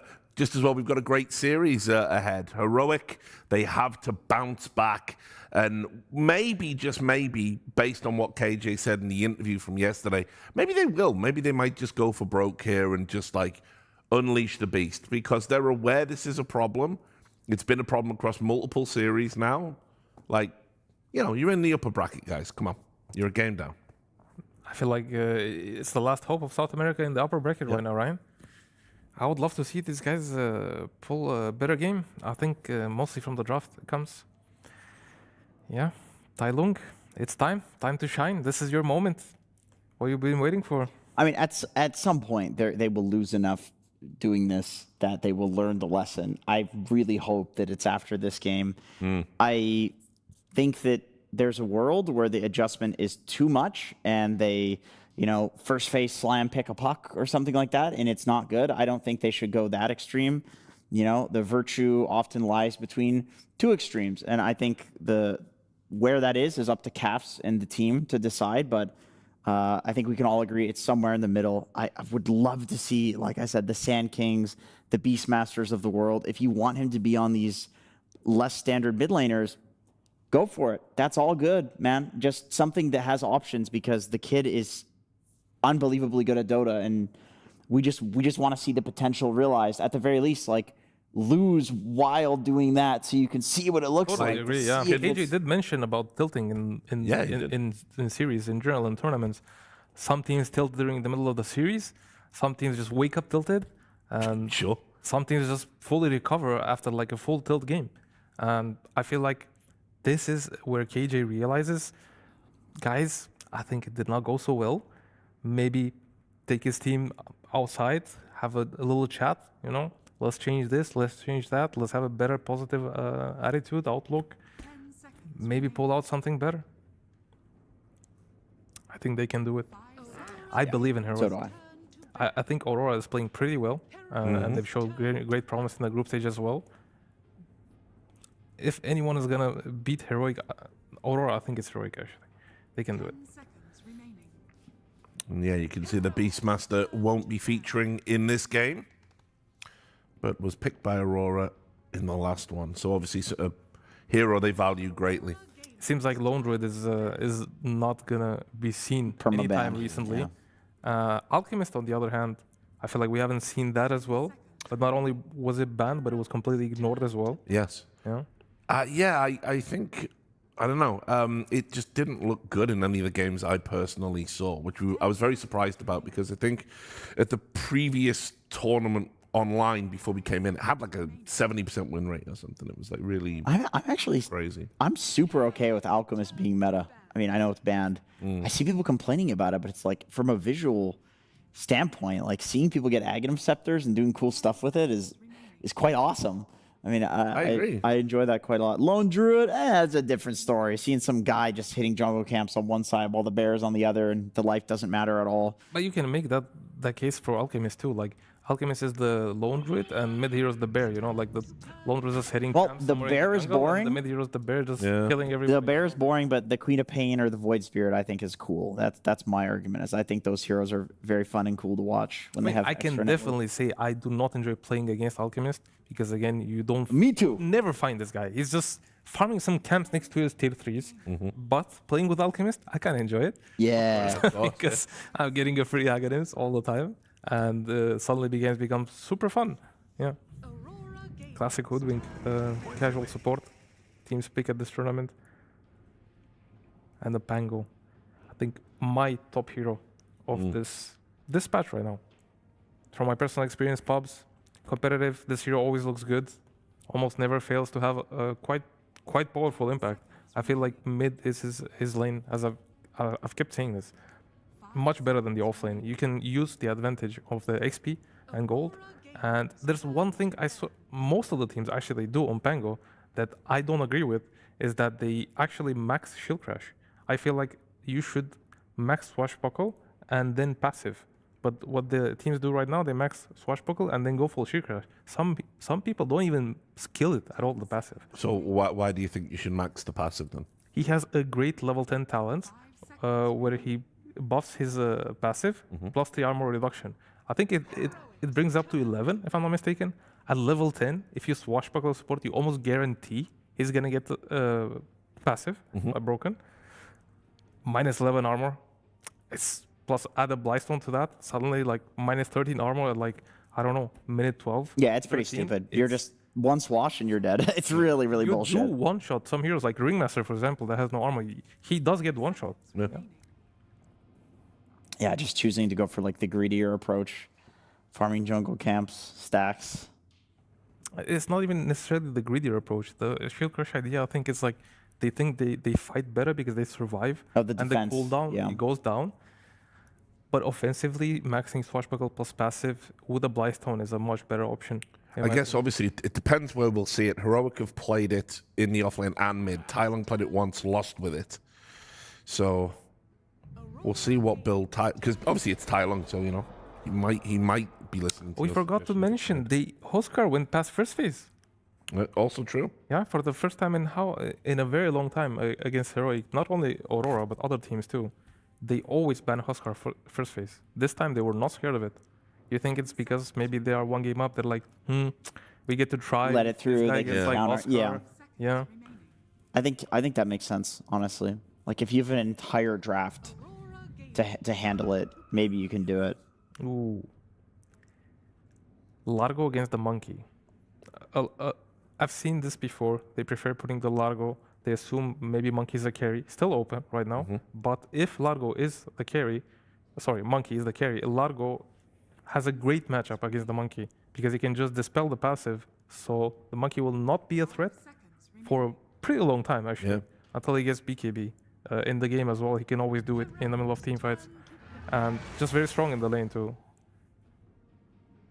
Yeah, I like that this is becoming Largo's like niche. Before it felt like you would just get this hero that shreds team fights, keeps his entire team alive, it's unkillable, yada yada. It's all like Just into pick the it. It doesn't matter what it's against. Or yeah, it's just yeah. gonna win Anything. everything. But now it's like you pick it when the Dispel is good, and then you get all the other stuff eventually. It's not as good as it was before, but the Dispel is like, I mean, the only other offensive and defensive spell in the game is Oracle Q, and then you have to have Oracle on your team. So it's really, really good. And you're also getting the HP regen when you Dispel things as well. So yeah, definitely. But they're getting a lot of value out of this Largo. Yeah. It dispelled the shield crash too from back. True. Yeah. Okay, cool. It seems like this is a 1, 2, and 3, right? In the first 3 picks for Heroic. Whisper does play it a lot, but I could also see, I mean, King Jungles has been playing Zeus, like, greedier. Think it's gonna do a DP lane nuking. Maybe, yeah. I mean, Tofu did it. Yeah. Oh yeah, Tofu did it. So maybe the idea is like, I mean, her spells level 1 are pretty crazy. Like Spirit Siphon got buffed, the Q got buffed, like the mana to damage ratio for that spell is crazy good now. I know Silence is very good against Largo in the game. Maybe their idea is, okay, there's Death Prophet. They could go lane against Largo, magical damage, always good against Largo. And yeah, Silence basically disrupting this hero until he gets a BKB. He will probably not be able to fight as good as he wants to. Jack Hero Hoodwink.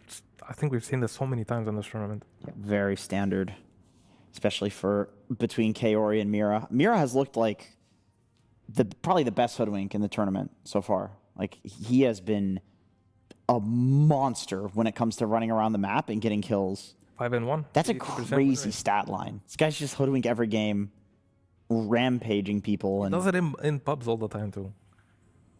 And Jakiro, it seems like he got nerfed, but not really, right? Like he got this like 20 mana cost on passive, not passive, sorry, on the Liquid Fire. Yeah, not a passive anymore. But team's still picking this hero, still going for it. I think yes, the nerf is there, but doesn't really affect it too much. 20 mana's not that much. Yeah, Jakiro's stats are incredibly good, so it's not the biggest nerf in the world. My guy's back. Shadow There he is. Yeah. I was living at the last PGL Wallachia. He seemed to get picked quite a lot.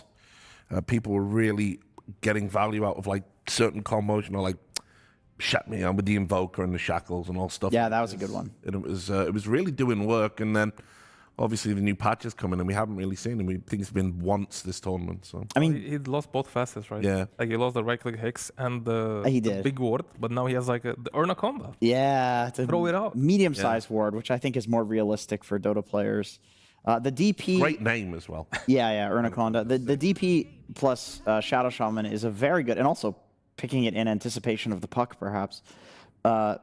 Shadow Shaman DP is really good. Like if you can just hex people and stun them into all of her spirits, it's a lot of damage. Sets up for the silence too, on a hero like Puck, and they still go for it. They still say, well, Makoto is so good at this hero that it doesn't matter. You have Shadow Shaman. Also, Shadow Shaman doesn't really like the pokey heroes that much. Like you're a backline jumper, you can silence him, you can kill him, chase him down.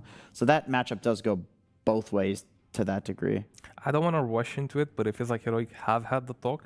Right now they have the 24 pick, and Monkey Pango DP is not necessarily fixed on any lane. They're keeping it open, so there's still a possibility of Monkey carry, Monkey 4, DP mid, DP offlane, DP 5, Pango mid, Pango offlane. There's so many things they can do right now. Maybe they're gonna give Tai Lung this much needed flashy hero on mid lane on 24. Aurora seems to think this is gonna be a offlane pick, probably DP mid, Monkey carry, Pango, judging by the Doom ban. Why do you think they banned Doom? Is it for the Largo? 10 seconds remaining. Yeah, Maybe something they're gonna pick. I guess so. I mean, there have also been some carry Dooms. We've seen Tai Lung play some Bristle mid, so there is the off chance of like maybe they're just banning for the game. Like you said, it's like the #1 counter to Largo. Like we against Puck too, but my personal experience with Puck against Doom, the Doom is annoying, but it's at some point it just gets almost impossible for Doom to Doom you. Yeah. So I still think matchup is in favor for Puck. That's why I didn't really assume they banned it for Puck. Maybe he just had a bad experience. You know, it happens. You have a pub, some random day where you play 3 Puck games and you just get doomed 3 times. It does happen, and it does affect you as well. Could translate into the professional games. Faceless Void banned. And Enigma again, but this time from Aurora. Last time, Heroic banned it. Aurora assumed they're gonna pick Meepo. And it's the Ursa. Oh, the Night God Ursa. Now it makes sense why they banned the Enigma. Yeah, but not a classic. I do think Doom is pretty good against Ursa in lane. That could be a possibility. Now the Faceless Void ban, they're scared of the late game.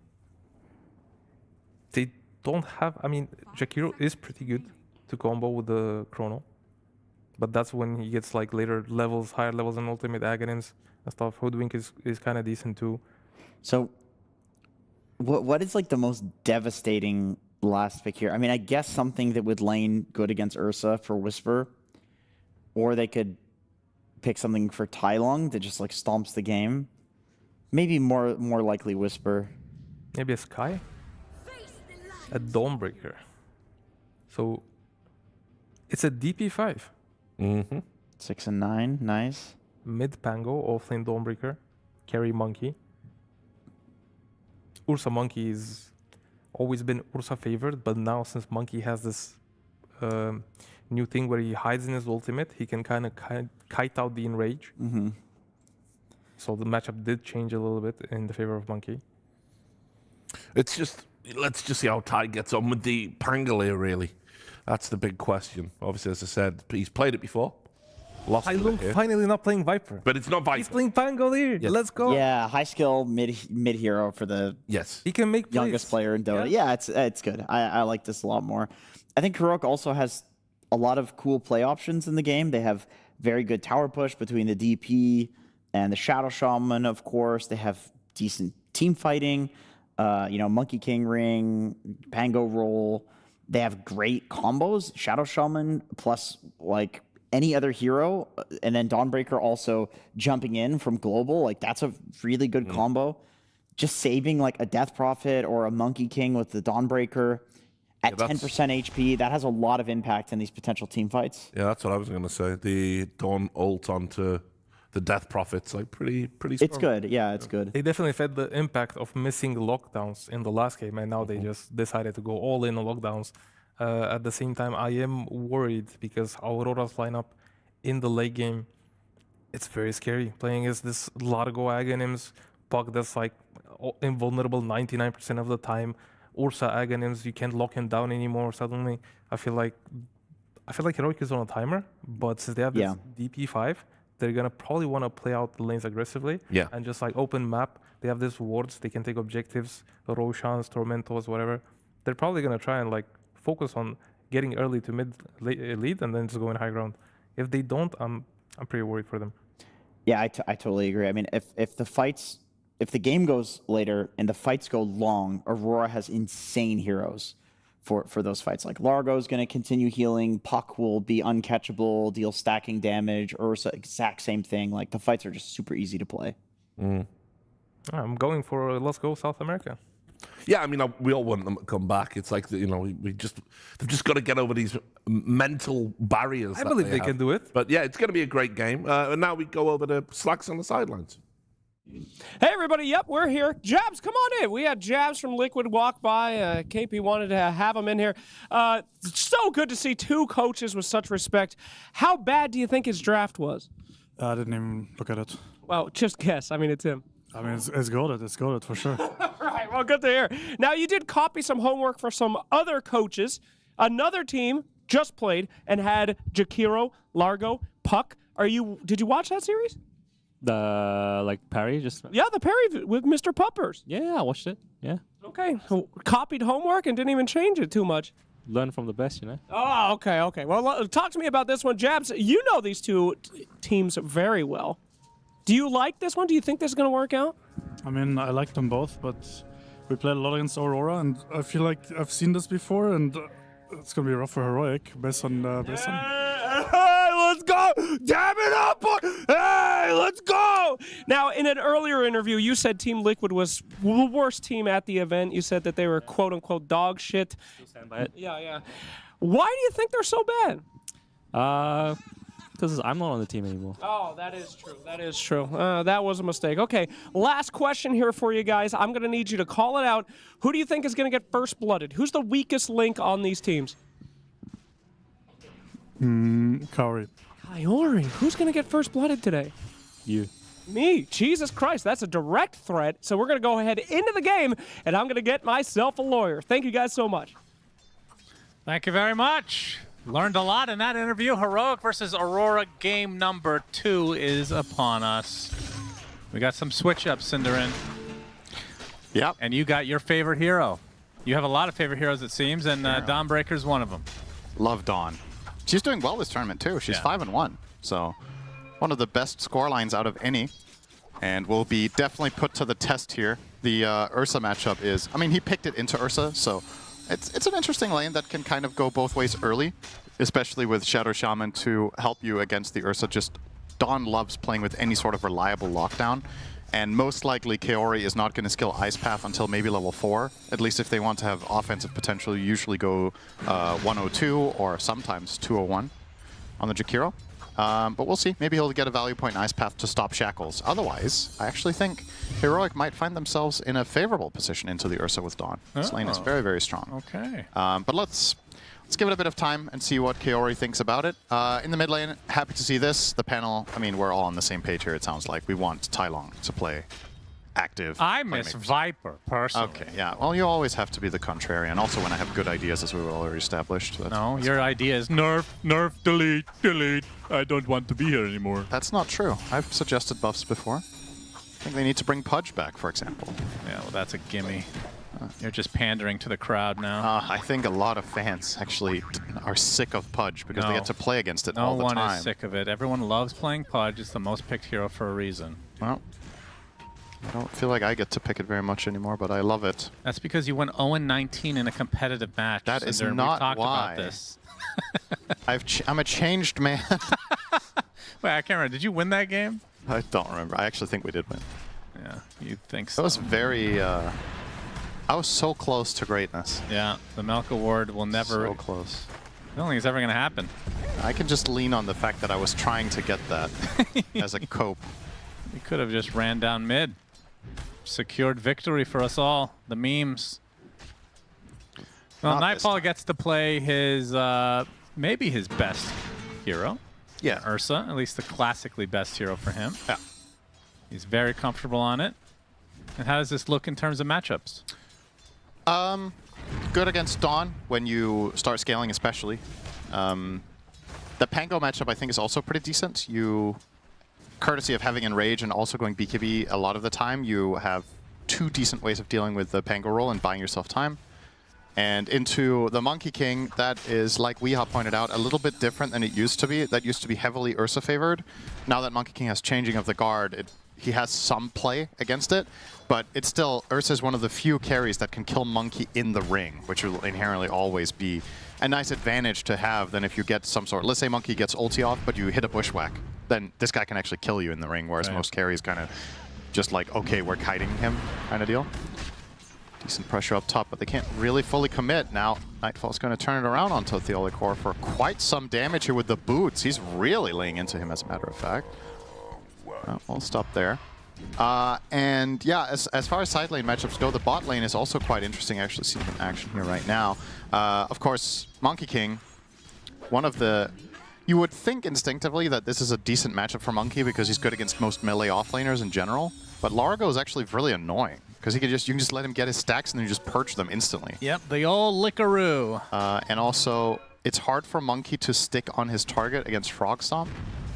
And then you combo that with Bushwhack. I would say this bot lane, as far as I would say it's Aurora favored. Which is... Very unusual for an off lane. Not very easy to do with a melee hero into Monkey King. But they're trading pretty evenly for now. So, it's all good. And what about Dawnbreaker later in the game? Because in terms of setup for the Solar Guardian, is this something that is absolutely required? Because we've seen some games actually work out where they don't really, or teams in general, don't really have that setup. I would say it's not mandatory, but it's very good when you have 1 or 2 stuns, because it just opens up like Dawnbreaker's decision-making tree in the game. You just have more options. But I wouldn't say it's fully mandatory. Sometimes it can be really good to have Dawn ulti just as a counter-engage, and you don't necessarily ever need to use it offensively in the game. Here, it's quite nice against Coil, I would say. So if Mikoto ever thinks about making a play with the supports, Dawn can maybe counteract that. And also, the hero's been changed a bit now. Like, the Axe doesn't work the same way anymore. You don't have the facet that lowers the cooldown of your spells when you hit stuff. Almost killed Mira there. Nice try from Whisper. So I would say the standard way of playing Dawn now is more like the older way, where you're playing more around swinging your hammer and less about around your ult, which I think most people think is more fun to watch anyway. So nice bushwhack. Yeah, Nightfall joins the party. And the hammer onto the high ground, though. Good amount of mobility, but see the Shackle come out.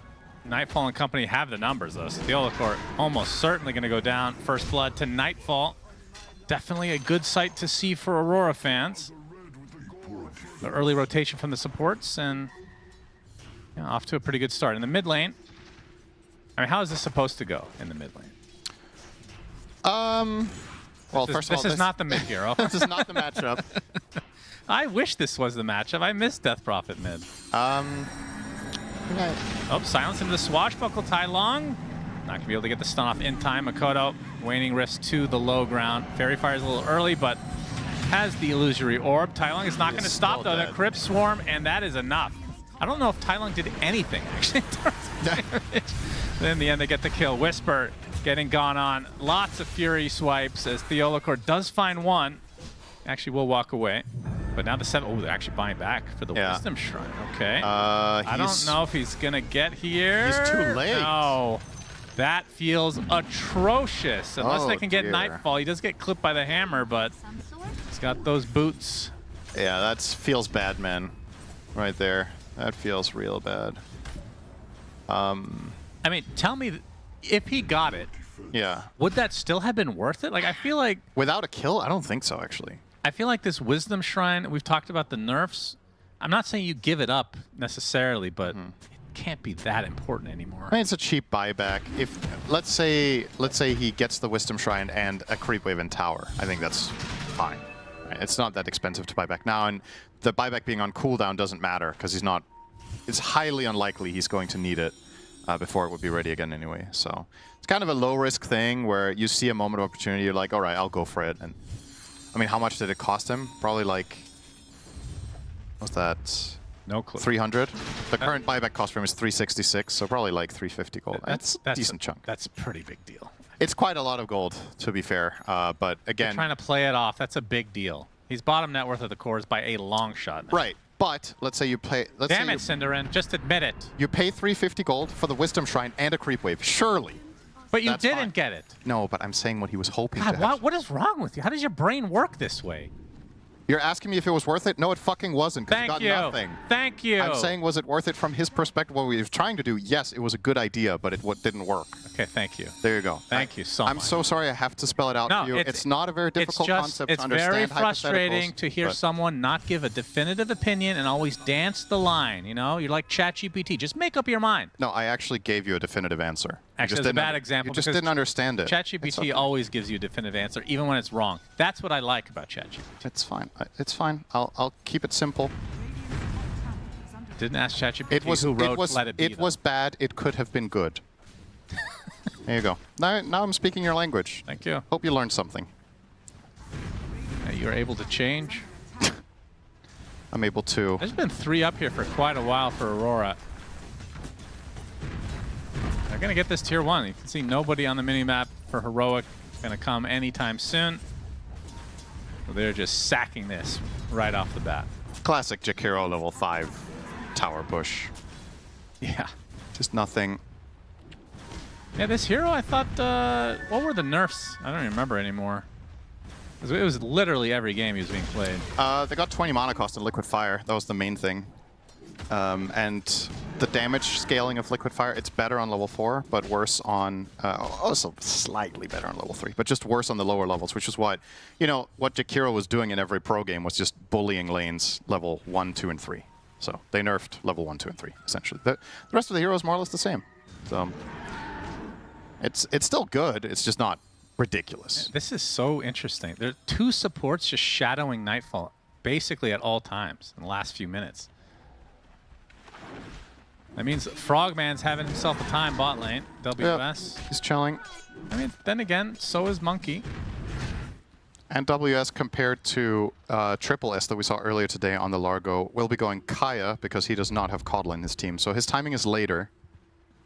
It makes a pretty meaningful difference compared to the game that we just saw, but they still value this. I wonder if they've been scrimming, to be honest, when you see these 2 teams run that trio of heroes. The Puck, Largo, Jakiro is quite noteworthy when a lot of other teams are playing no Largo and no Jakiro. It's a bit telling, perhaps, of their practice partners. KJ was looking for a rotation. Might just end up using Exo here for the tier 1 if they can't quite catch the Frog. WS will show up to the lane eventually. There's the swashbuckle into the silence. Yuma. It's off the Wukongs as well. This should be the kill. Oh, I say that, but the Lotus actually healing him quite a bit. Along with his ult, he does go down. But now they put themselves in a very precarious spot. A nice coil to cancel out the Rolling Thunder. Will snap it, and there's the Sharpshooter. Gets off the Rolling Thunder, and he will survive. That, unless he can't drive. Oh, looks to be good for now. He doesn't have boots, though. Oh, yeah. They've correctly identified. He can't get out. Earth Shock. No, they actually will find him. The Solar Guardian comes in, though. Able to dodge it thanks to the phase shift. This turned into good old-fashioned teamfight all of a sudden, as Makoto is the one to die to Yuma. So overextension from Aurora. The bait of the bait of the bait. That was cool. That was some cool counterplays from both teams. And all in all, it didn't really change much in the grand scheme of things, but it's a nice illustration of the potential of the lineups. And now the supports are shadowing Nightfall in the bot lane instead, and Frog is top. As Tai Lung with that Shadow Blade has an Arcane Rune now. And now he has boots. Yeah, he finally does have boots. Dawnbreaker very good at this. Didn't really notice how many of them Largo got, but she was there to protect and take at least the majority of it. And is now going to head. This is going to be a nice backstab on the WS, so another attempt and another kill. Yuma claims it.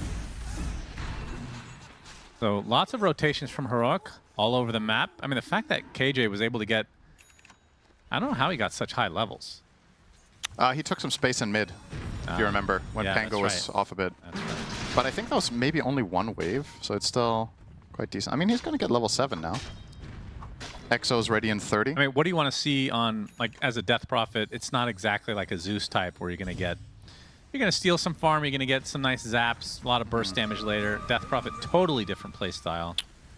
Yeah, it can be tricky to itemize on this hero as a support because usually it's, like in team fights, it's equilibrium based where you're trying to tank damage so that you can leverage the healing of your hero.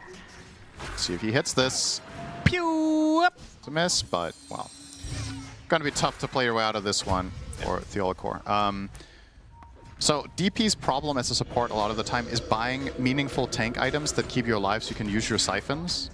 And in this game, you just run the risk of, if you get caught by Ursa, with any net worth you realistically have as a support, you're probably just going to die anyway. So he will be buying items to distance himself for that reason. He's buying Force Staff Glimmer because he can't buy core DP items since they'll be too late. So would you consider Yules to still be in consideration for the hero, even as a support?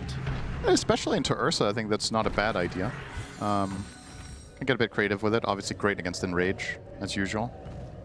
Yules, if you're unfamiliar with that concept out there, is... Out there.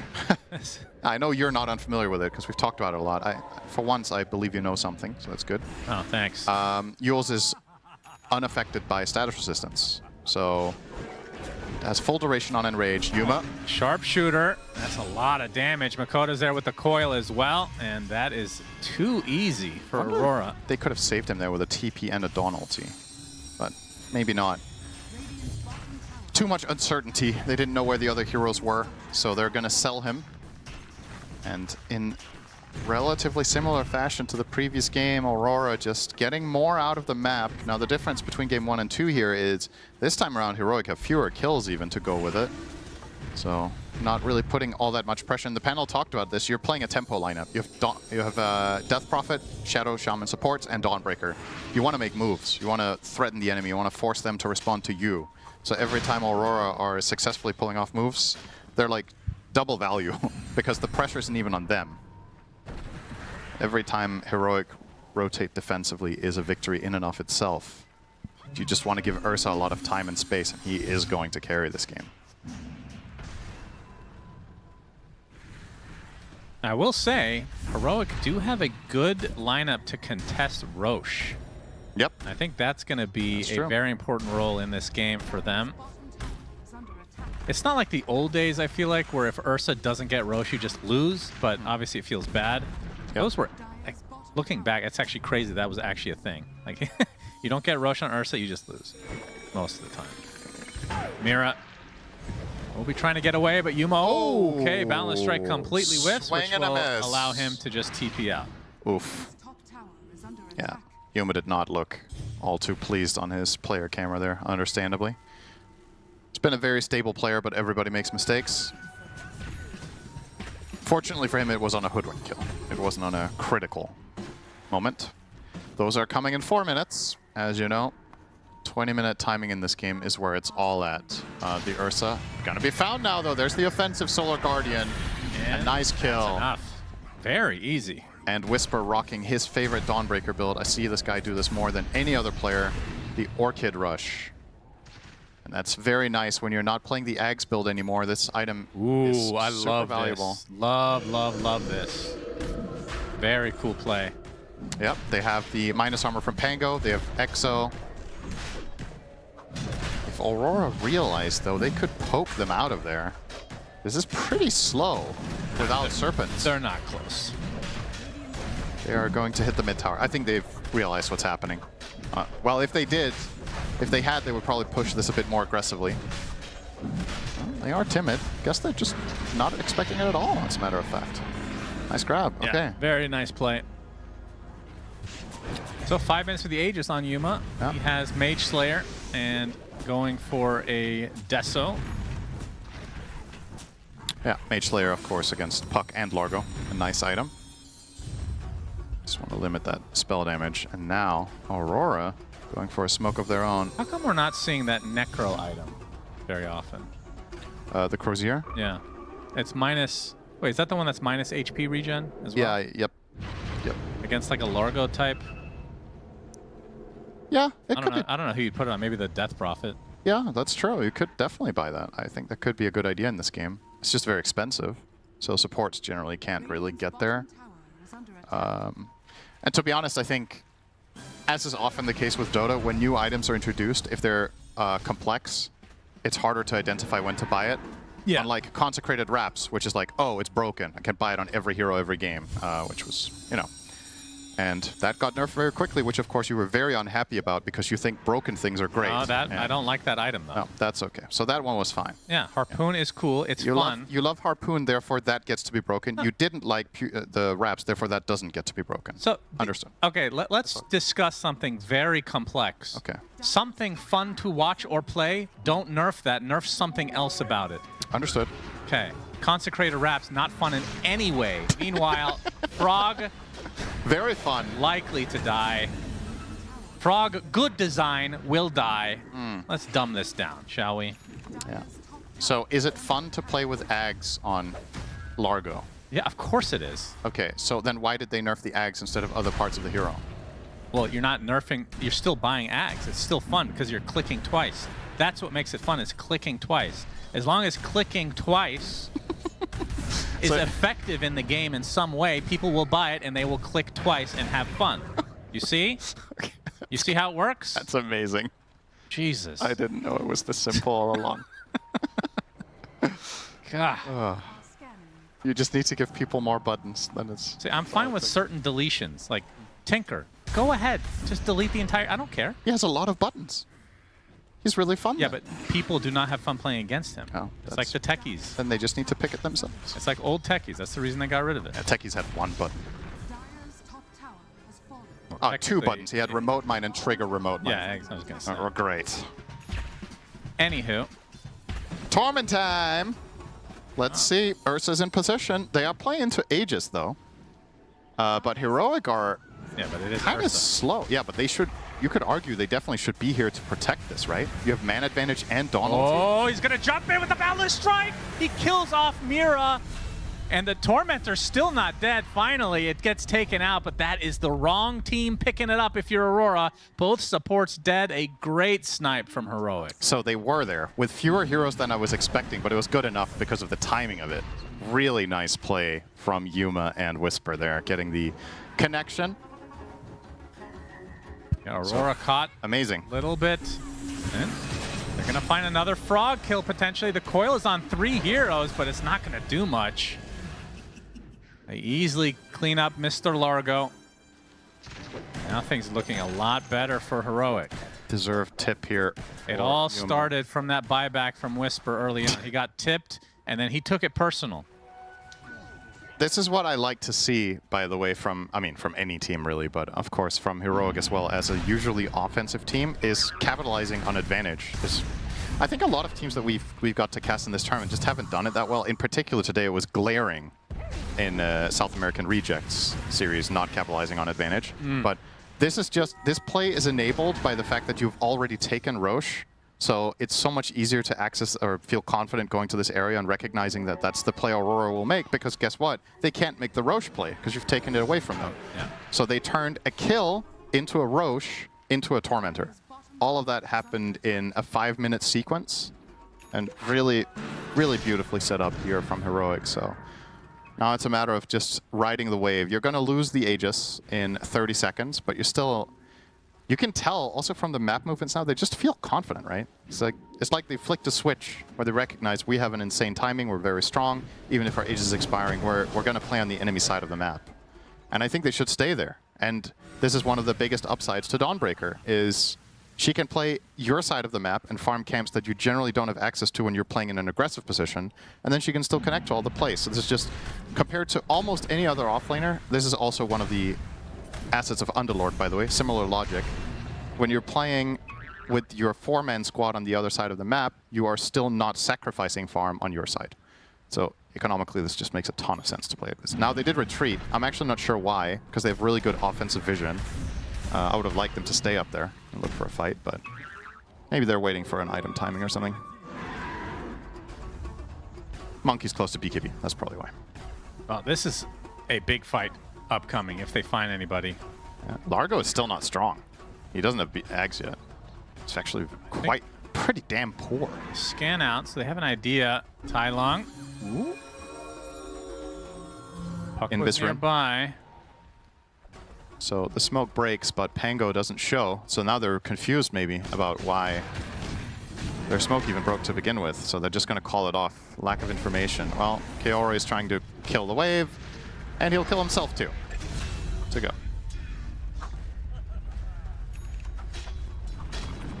Now BKB enters for Yuma. Yeah. Now he's truly in fighting shape. Love that they smoke right away. Heroic is so much stronger right now. Like, this is not even close. Largo doesn't have Ags, so his hero isn't particularly useful. You just picked up a fresh BKB on Monkey King, which makes him very good against the puck pressure. So it's only really the Ursa that's a concern. And I think you have solutions for that, especially if you catch him first. Oh my god, he just gets destroyed. Yeah, not a chance. Definitely didn't need all the ults, but better safe than sorry when it is the position 1 of the enemy team. And with that, the lead continues to grow now for Heroic. Oh, hang on, Kaori. They saw him immediately on the TP. Oh no, man, that's talk about an instant death.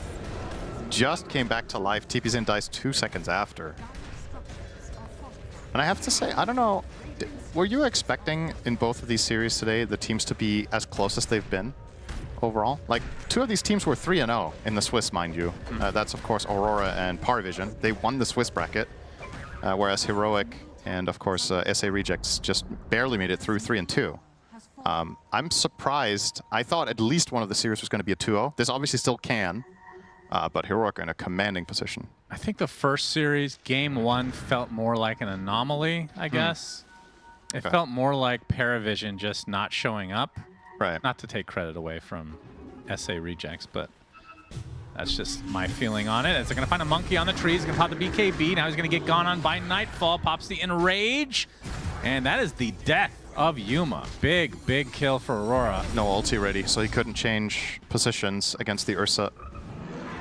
Nightfall's going to munch on him. That's a nice find. Now, if they're really lucky, Roshan spawns now. Let's see if they are. The answer is no. 2 minutes 15, they obviously don't know this. Whisper is... Okay, this is one of the things that's so crazy about Dawnbreaker in the right game. He is 2 levels ahead of his other cores. Just, again, the nature of how this hero plays the map. Oh, that's a death waiting to happen for Death Prophet. And, oh, a double find. Yeah, that's a domino effect. Save your buddy syndrome. Just fuck your teammates, man. That's what I say. You live a lot longer that way. That's why you play Slay the Spire now. That's right. No teammates necessary, unless you play multiplayer. Yeah. I mean, to my understanding, Slax wants to play with you, but you've said no. No, to Dota, not Slay the Spire. Yeah, I know. Oh. That's you said fuck your Solar teammates Guardian. in the game entirely. Phase shift dodges everything. Very, Whisper. very ungood. My goodness. They are. What is happening? After you praise them, it's like they listen. And the curse activated. Oh, wait, we're doing well. Let's fuck it up. Oh. This was very strange. I mean, the Monkey King death, that's a good smoke. It happens. Caught, absolutely. Sure. And everybody else after that is like, this feels very orchestrated. Like, you know what's happening on the map. It's a very unnecessary cascading effect to lose 5k gold like this. Just no matter how you spin it, it's also a good play from Aurora, but they got way more than they bargained for. Maybe, maybe you kill the Monkey King and you find one more somehow. Like maybe you find the Death Prophet after, so be it. But then they find DP, she gets help from Shaman, they both die. And then they find another, and then don't tell me. Long doesn't have Swash for 4 seconds, has the roll up, no ult either. This is effectively a team wipe over the course of a minute. It was a 6k lead before that point, by the way. Now it's basically even. Yeah, they lost their entire advantage. And now Roche is going to be up in 30 seconds. I mean, look at this graph. This Pango will be up by then, basically. Of course, a famous song by Nickelback. This is ugly. Is that a Nickelback song? No, it's Photograph. But there's a meme with "look at this graph," and then he's holding up a graph. But I see. I haven't seen that one. Do you like Nickelback? They're all right. I think they get too much. Yeah, I feel they get so much shit. I mean, they're not amazing, but they're also not terrible. There it is. Nice. All right.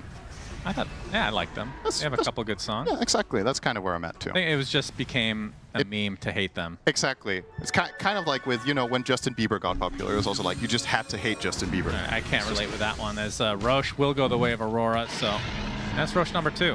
As Nightfall will get the goodies.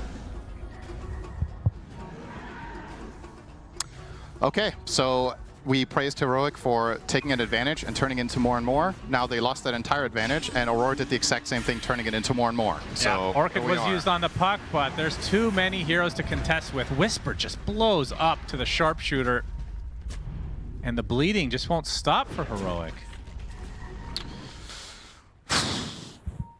You okay there?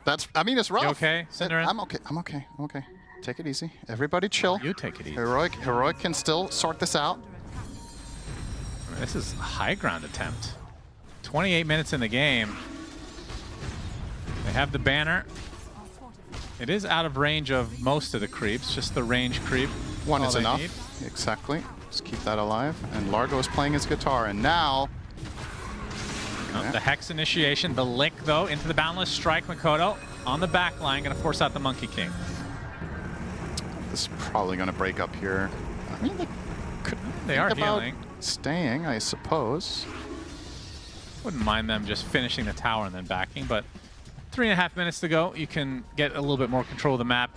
And they got what they wanted, right? They forced 5 heroic heroes back, and now they can spill out onto the map and push all lanes. And then if you can do this and then pull off successful smoke, you kind of have an iron grip on 80% of the map at that point. So that's probably the dream scenario is puck pushes top, Ursa pushes mid, you smoke now, kill someone, and then you're very, very strong in your positioning. See if Kaori chooses to use it. They're just warding for now. And waiting in the wings. No smoke yet. And you can tell Heroic are very timid about the situation. They understand the gravity of what's going on here. If they get caught, they might just lose a game, actually. Which is kind of crazy to say out loud when 5 minutes ago everything was looking so healthy. It's just come crashing down. They'll find an opening, though. Yeah, speaking of crashing down, Kaori will tank it. There's a boomerang in the midst here. Sharpshooter hits the Monkey King as well as Rolling Thunder by Tai Lung, but he is all alone right now. There's actually a haste room for Makoto to pick up. It's all right, though. Just biding his time. They got out. They didn't lose anyone. They killed Jakiro. They buy time. Now this one, however. They will lose somebody now, it seems. Oh, the TP. Never mind. Oh, Bushwhack. Never mind again. Yeah. Double. Never mind. Whisper. Solar Guardian. Never mind again. He's out. Yeah. You said he was out. You're right. You knew exactly how it was going to happen, too. My instincts are always on point. Yeah. Who's dying next? Jakiro. Okay. A safe pick, you could say. Yeah. He only has 5 deaths, so it's not that bad. No, it's just the most likely hero to die, probably. Well, unless you think Aurora pulling off the move, obviously. Yeah. Lines KJ being on the drawn. Death Prophet has Ghost Scepter now to go along with his Force Staff, and is going to go Greaves after the fact. Nightfall this time should be able to get the Torrent. Yeah. This one's theirs, and it goes to nobody. They all have it. What? Yep. Wow. Kaori, one of the few players that buys his shard on Jakiro. So, yeah, they have all of them. That's He's kind regretting his decision now.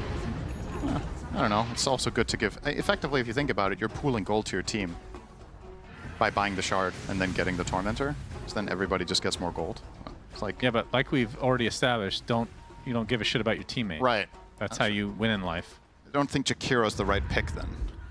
If you want to play for yourself, you pick techies.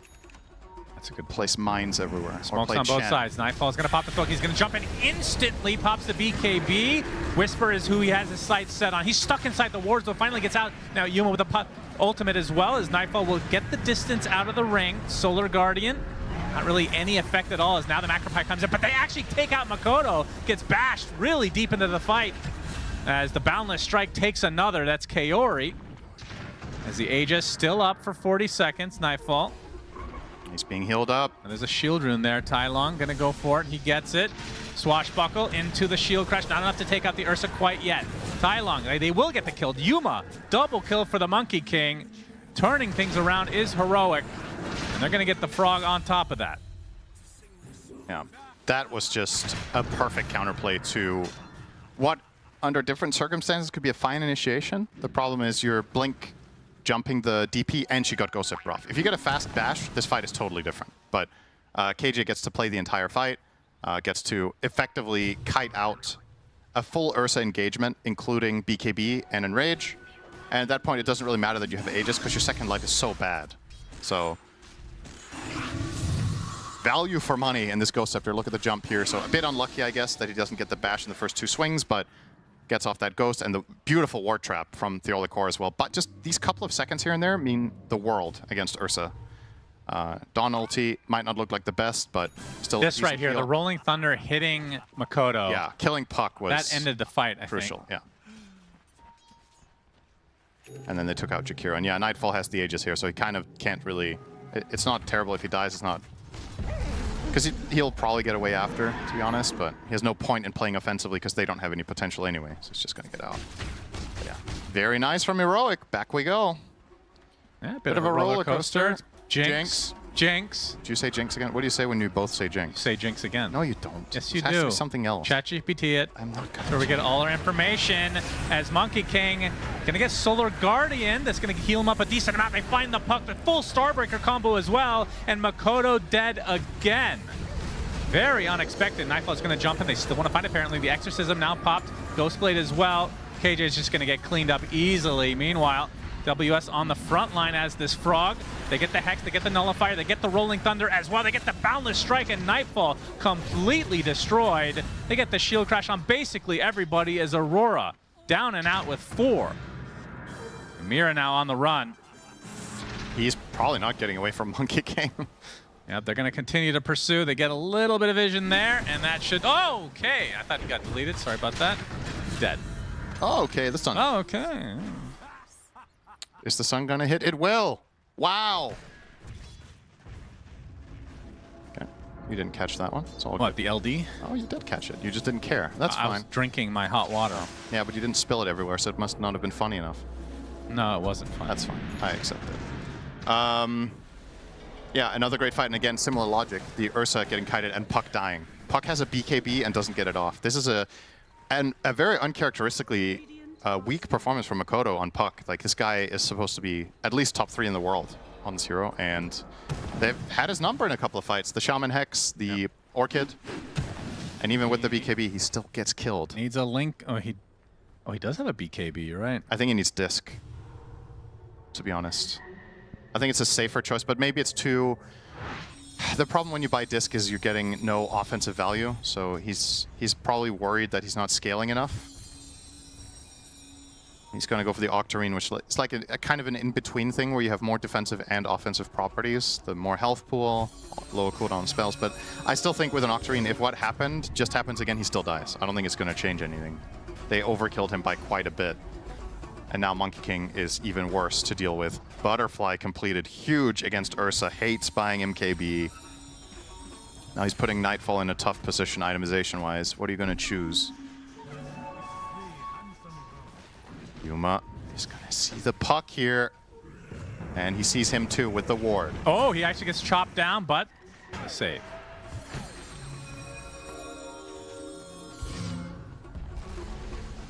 Still smoked up on 3 for Heroic.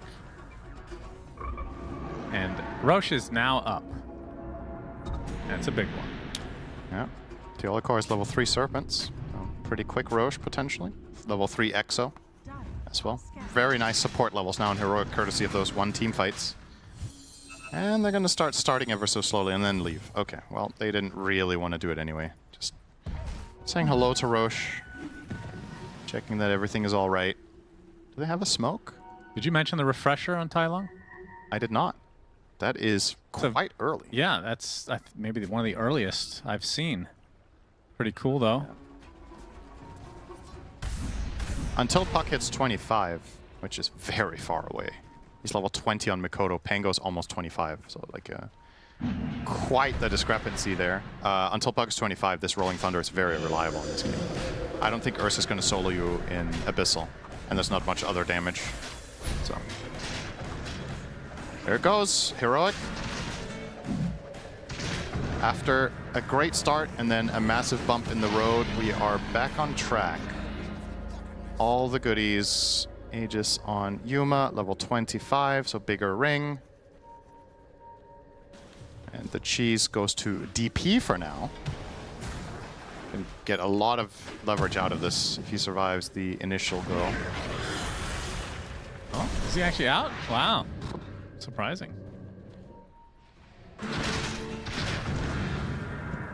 Tai Long going to focus now on finishing an Abyssal Blade. Yuma is very, very big. 24 charges or stacks on the Desolator. Butterfly now, Nullifier, along with the BKB, Mage Slayer. Running out of room. And his counterpart in Nightfall's Ursa, trying to finish the MKB, go through that Butterfly. Yeah, it just feels really bad having to buy this, but there's just no way around it, I think. Somebody has Yandex to is go almost done, by the way, from Makoto. Oh, so he did switch. Yeah, I did. Oh, okay. Yeah, made the same judgment call, but I understand why he didn't like it to begin with. I think maybe he just has to settle for it, but yeah, it's kind of one of those lesser evil situations. Neither option is great. Or well, Octarine is great, but it has downsides. Disc you only buy when you really have to, but it does feel like he really does, so. Could buy it now. He will. All right, Yuma on the high ground. Serpent wards placed. Defense needs to be mounted from Aurora. Oh, in we go. They got the wards. The Olakor is there with the Hex. Tai Long, ult number 1. Not going to be that effective. It's zoning quite well. That's going to be the glyph. He has Refresher, as you mentioned. Wow, they're actually... I thought maybe they're just going to put down the Wukong's command there and just go for it, but... All right, I'll take it a bit easy. Looking for an entry pick instead. Oh, And they're there it going to is. go for it. Onto the Frog. Wukong's command with a Boundless Strike. He's on the outskirts, though. Pops the BKB. They do get the tower. That is a huge-ass ring.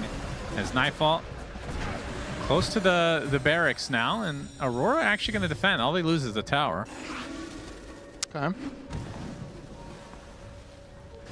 Maybe you wait for the next Wukongs and then go again. Yeah, keep in mind they do have a refresher shard on Yuma, so if you want to go for the double ult eventually. Yep.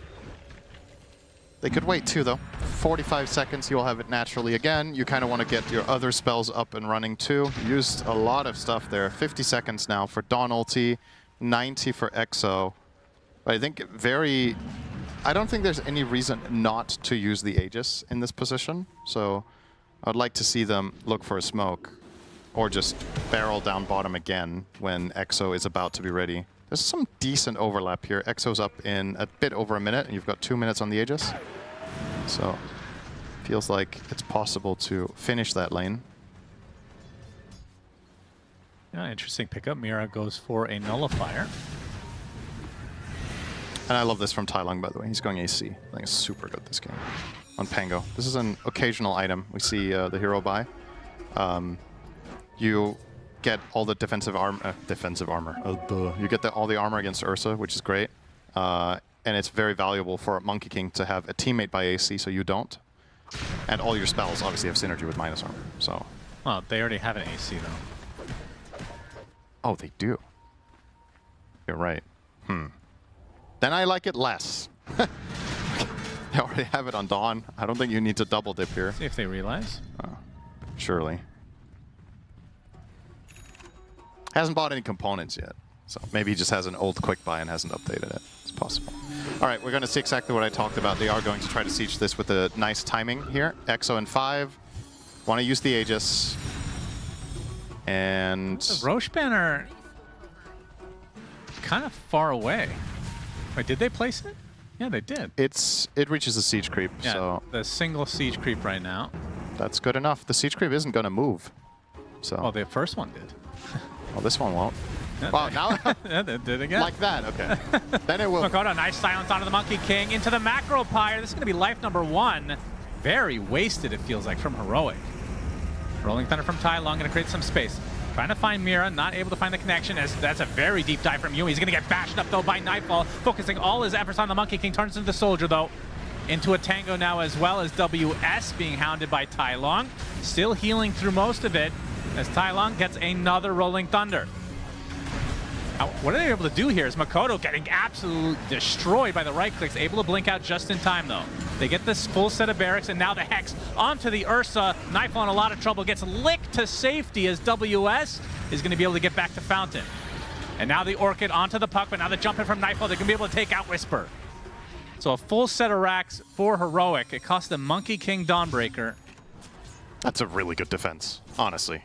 You were down almost 15k there, and the enemy team had Aegis advantage. Yeah, you lose a lane of barracks, but we're 43 minutes in. It's not that big of a deal. I think that's a big overall win for Aurora, despite losing some real estate. There's I feel like that first, when losing the Aegis in that capacity, out of position, you force your team to go in, and then it didn't go as well as it could have. Right. It felt a little less organized than it could have been.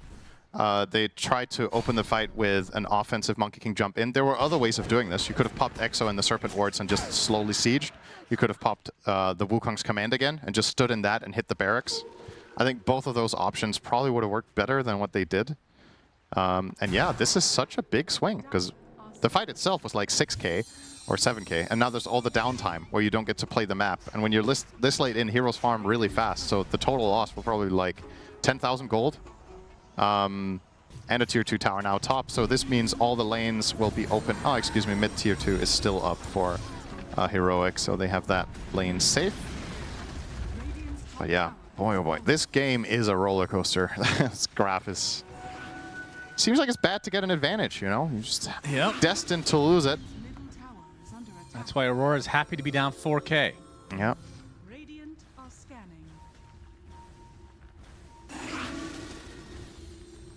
Tailong like is Yuma. committing for the AC. All right. Okay. All right, 2 of them. Interesting. I mean, I will say one thing about it is he is kind of on his own. in a lot of these fights. Yeah. Zoning. It's true. I mean, I don't know if that's enough to warrant it, but... Could argue for Shivas then, with the same logic, right? More AoE, the slow is nice vision. I mean, considering that Dawn already has one, I would have rather seen that, I think. It's also a better value proposition defensively, because it's cheaper and gives more armor for the same slot. That's a feels good item for late game as well. Now, this is a nice pickup here, the Scotty for Yuma. It's going to help against Largo's heals, of course. And just overall, with the kiting of Ursa, it's very valuable. More or less maxed out now, right? Like, what do you replace? I guess you replace Mage Slayer for Satanic. Probably the plan here. Still has Refresher and Cheese on their team, lest we forget. So that was not used by Heroics. You still have that couple of advantages going forward. Cheese still sitting on the Death Prophet. Don't really... This is the problem when...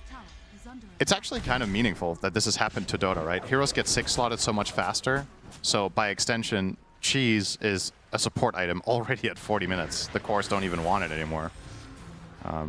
As I say that, Dawn actually has a greater healing Lotus right now, so maybe she could take it instead. But she is about to finish a Nullifier momentarily. Will help them kill the puck, but of course...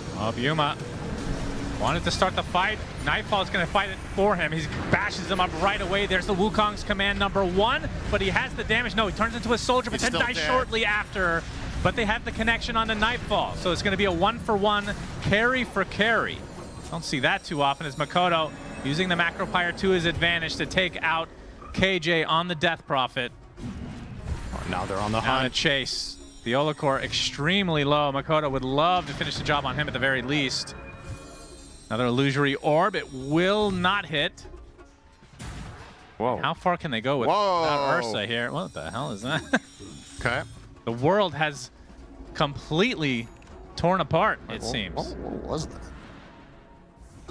Who was leashed to the 0 point of the map? Was it the orb? I don't know. Well, it's all right. The game is coming out in a bit. They'll have time to fix it for launch. True, beta's about to end, right? I mean, the problem with this refresher is he doesn't have time to put it in inventory. Yeah. I mean, it is... Now that it doesn't work on items, you BKB and then you swap it, but he's dying before that even comes to be. Yeah. Maybe Yuma is a little bit too eager. I don't know. Like, he's just jumping in first like this every time, seemingly. I mean, he also just... Wait, he just insta-got bash. I think the ideal situation here is that you Wukongs from the tree, right? Like, you want to do that to start the fight. And in order to do that, you need either Shaman to open the fight, or you need to stun into insta-ulting, but not jump in. I don't know if he... Did he have the shard toggled and he jumped in by mistake? He jumped in with Primal Spring, right? Yeah. Oh, that is... the face of regret. You know all about that. You look in the mirror every day. That is right, and I make that exact face. Look in the mirror, put my head in my hands, and I'm like, where did it all go wrong? And then, for whatever reason, I never learn, and I do it again every morning. That's right. Unfortunate. It's almost comforting at a certain point. Yeah. Your misery. You get used to, get addicted to a certain kind of misery. Wait, which song is that from? It sounds like you can get addicted to a certain kind of sadness, right? Imagine Dragons? No, it doesn't. Something like that, yeah. Get addicted to a certain kind of sadness. Oh, it's Somebody I Used to Know by Gotcha, that's right. Yeah, that was close. From 2011. Yeah, well, I guess you got the right decade. Yeah, Hitster, I'd be getting that right then. I already forgot who you said it was. Imagine Dragon. Yeah, okay, right decade. All right, Aurora, now they have a bunch of goodies on their side. Aegis, Cheese, Roche Banner, and Shard. Right now the Shard is on Largo. That can't be. Okay, it's on Ursa. That makes a lot more sense. Yeah. He's in it for the long haul, by the way. WS, he took the Enchanter's Bauble. So planning for a 60-minuter. Oh, looking for Whisper. The bash is there. And BKB down for Nightfall now. That's kind of a big deal. Are they actually going to wait 80 seconds, you think? I mean, why not? You've got 3.5 minutes on Aegis. You have the enemy in their base. You're not in a hurry. You have Enchantress Bauble. WS is probably like, hey guys, can we siege in 25 minutes? I want to recraft my Bauble twice. God, that's such a cool item. Oh, there's one on the Shaman too. They're really planning for this, huh? Interesting. I want to see. I feel like in pro play, this is almost never the right choice. I want to see a Curio into a Bauble. What do you think about that? But I guess every time you recraft the Bauble, then you lose the Curio, right? No, the Cure effect stays, I think. Does it? I think so. Maybe I'm wrong. I mean, it's such a niche thing. It like never happens in pro games, right? But I guess it should be said that Enchantress Bauble doesn't do nothing until you recraft it. It does give 10% more effectiveness if you're timeless that they have. Yeah. And if the alternative tier 4s were just very bad, then this might have been the best option, even if you don't recraft it. Yep. Some of the tier 4s are just not good, really. Okay, Coil. A Coil, and it's on the Rasta. Gonna get a full shackle. You don't see that very often at 50 minutes in the game. And then he's gonna die. Get down his Urnaconda. Yoink. And yeah, surely it's time to turn the screw again and go high ground, especially 5v4. Now you know for sure, more or less, that there should be a buyback on this Shaman, but you know he doesn't have disc, which is nice. And yeah, into the base we go. This Largo is a beast. Yeah, he's got shards, so that's double Lincolns now. 25 talent. Is Nightfall working on the tier 3s? They're going to get it. Roche Banner very far away. Extended thanks to good old Roche number 4, I believe. This is very, very long reach. Yeah, these... and they can't reposition them with Hoodwink. They need to go in and force staff them if they want to kill them. And this is just going to be a lane if they don't do anything here. You can see Aurora just waiting in the wings. Makoto is getting drained a bit. I'm actually going to force the buyback on Arasa. There's Tylung with the Rolling Thunder. Meanwhile, the Hex on the Death Prop. He's in very deep, gets bashed up. The Solar Guardian, he's not going to save him. Down goes KJ, down for 90 seconds. In fact, it's a Macropire. Pretty good placement onto 2 heroes. Arasa, that's a dieback for him. Already advantage for Aurora, but they get the Hex. They get, that is the Aegis being expired now as Tylung going to try to roll up right on top of Puck. Very nice timing, and they kill him. Beautifully done. Can they get more is the real question. Does Aurora still want to fight? Nightfall, not too scared. I don't know if I've ever seen this in a game before what just happened. That was sick. He did double Boundless Strike. Boundless, refresh, Boundless. Oh, really? On the Puck, yeah. He used his refresh shot for that kill. Definitely Makoto was not expecting that. Tylung, he got licked in. Has the Wind Waker now, apparently. The Siege Creeps is still alive. Yeah, the Siege Creeps will actually just solo the barracks now. So silly. As an Aghanim Scepter picked up by Nightfall, so he can use his Enrage while stunned. Yep. Not while silenced, though, unless he has the BKB. That's so one lane for Aurora. They only have the Orchid for that. Oh, excuse me, they have DP Silence too. So 2 tools. The DP Silence is not very reliable, though. But it felt like... Oh, hang on, that's a nice pick. It felt like Heroic's entrance into that fight just went horribly wrong, right? Like, DP just got killed instantly, and Shaman to boot on the buyback. Yeah, I don't even know how she got back there. Just full wraparound, I think. But considering that, I think this result could have been way worse. Like, you were 3v5 after a very short time. You can see on the minimap here, he's wrapping around from the back on DP, gets hexed. He has a BKB himself, and Ghost Scepter, and Force Staff, and Greaves, and gets nothing off, and KJ's reaction, understandably frustrated here. This could have been so much better if he pressed his BKB when he went in there. Yeah. You'd think he might survive the Ursa, and then there's not much else to worry about beyond that. But they still, there's that refresher. Jesus. The double Boundless. And he also gets out afterwards on Yuma. So keeps the game alive. And these Enchanter's Baubles, only 6 minutes away now. Oh, man, that's the fact that that's more exciting than tier 5 items. Yep. That's the state of things. All because of you. All because of your complaints. Okay. I blame you on tier 5s. Do you really think that I have made a big difference? I do. You sound logical, but you have no idea what you're talking about. Yeah, fair enough. That's the problem. You've fooled so many people. And you're the kind of you don't sound logical. You have very. I sound very passionate. You sound very passionate and convinced, but you also have no idea what you're talking about. I mean, of course, nobody does. That's why you shouldn't listen to anybody. They're professional game designers. Don't listen to your community. They're idiots. Okay, well, you're a professional game designer, so you'd think you would know something about game design. That's true. I didn't want to bring that up because that tilts people, but you know. Yeah. As a game designer, a bit of a game designer myself, I must say the changes to Harpoon are quite clever. Yeah, it's good for the game. Yes, very good. In fact, I think if I were a game designer for Dota, anything you say, I would just do the opposite. And it's probably, in terms of a track record, I think this will be the greatest game of all time. I mean, it already is, but we'd hit a new peak. The greaterest. Okay. Makoto looking to get Aghanim's Scepter, which would replace his treads. Could buy it, but obviously the buyback a little bit more important right now. And he is level 25, so Coil going through Rolling Thunder, pretty big deal.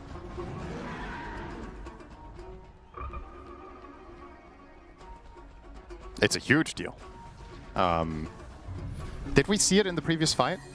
I didn't notice it. I didn't notice if he called Pango, but obviously that is Long, Abyssal. Do they have the damage? Absolutely. Nightfall demolishes him, and a 5 versus 4 now. They sharpshooter and lick the Olacor, and he's dead too. No buyback on either of them. Is this how it ends? Not like this, man. We wanted a big epic fight at 56 minutes. 2 heroes dead out of position, no buys, and they know the Shaman doesn't have his because he died back in the mid fight. So Aurora are going to be very confident and try to poke and prod to force out this buy. Oh, he actually misses Boundless Strike. A good force staff from the Jakiro. So this Wukong's is just to buy a little bit of time. Yeah, well. But the fact that he uses it here, I think, indicates that Pango doesn't have buyback. Yeah, this is like, very. Why else would you use it? It's very, very telegraphed what's going on here. This is Megas for sure. Aurora have zero reason to go back. Absolutely none. If they had buyback, they would have used it to defend the first set here, probably. So, yeah, just are they? Oh, they're okay. This is kind of cute. They're looking for they need a wave, but they also try to turn this into maybe hitting Monkey King. No, never mind. All right, the bottom lane is still close by, so no backdoor protection yet. 30 seconds for Pango, but yeah, I don't see how you defend this. And to add insult to injury, Roche is up in 15, so.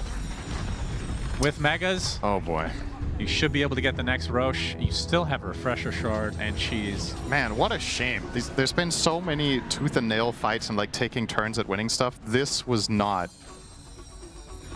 the ending we were hoping for. But of course, Heroic, they get one last try to make a crazy defense. One last stand. Unfortunately for us, it might be without level tier 5 neutrals because they could Roche and go straight for it. Mira finding another connection. They get the Macro Pyre. There's the Harpoon that Synderen think is OP, but he's obviously wrong because Dawnbreaker dies right after using it. Yeah, very. KJ, they still want to fight. They do have buyback with the Solar Guardian. There's another missed Boundless Strike. WS pops the BKB. Exorcism is activated as well as they're going for the Rasta. He's looking at the wall like a Blair Witch Project. He's dead. 90 seconds. No way to get back in the game either. As Tyling already had to use the Refresher. Another Rolling Thunder at the ready. KJ uses the cheese. Is going to be fine for now.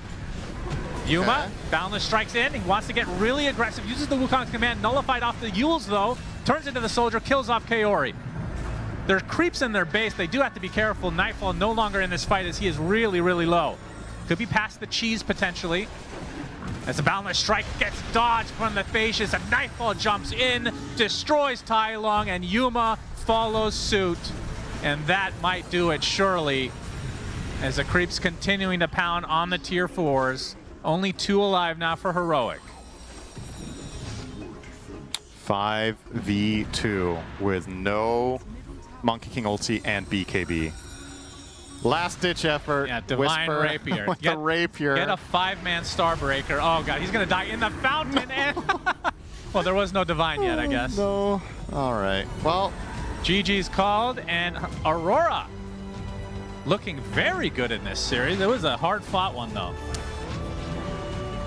Yeah, they do win 2-0. This game was back and forth. I don't know if you want to take the positive or the negative angle on that for either team's side. A lot of big plays, some mistakes here and there, but ultimately Aurora with the, I would say, maybe slightly better and easier to execute game plan in the end, do get it done. So Heroic go to the lower bracket, and Aurora going to be facing off against PARIVISION in the playoffs. That is correct, Suns fan, and we're going to try and break it down a little bit here on the panel.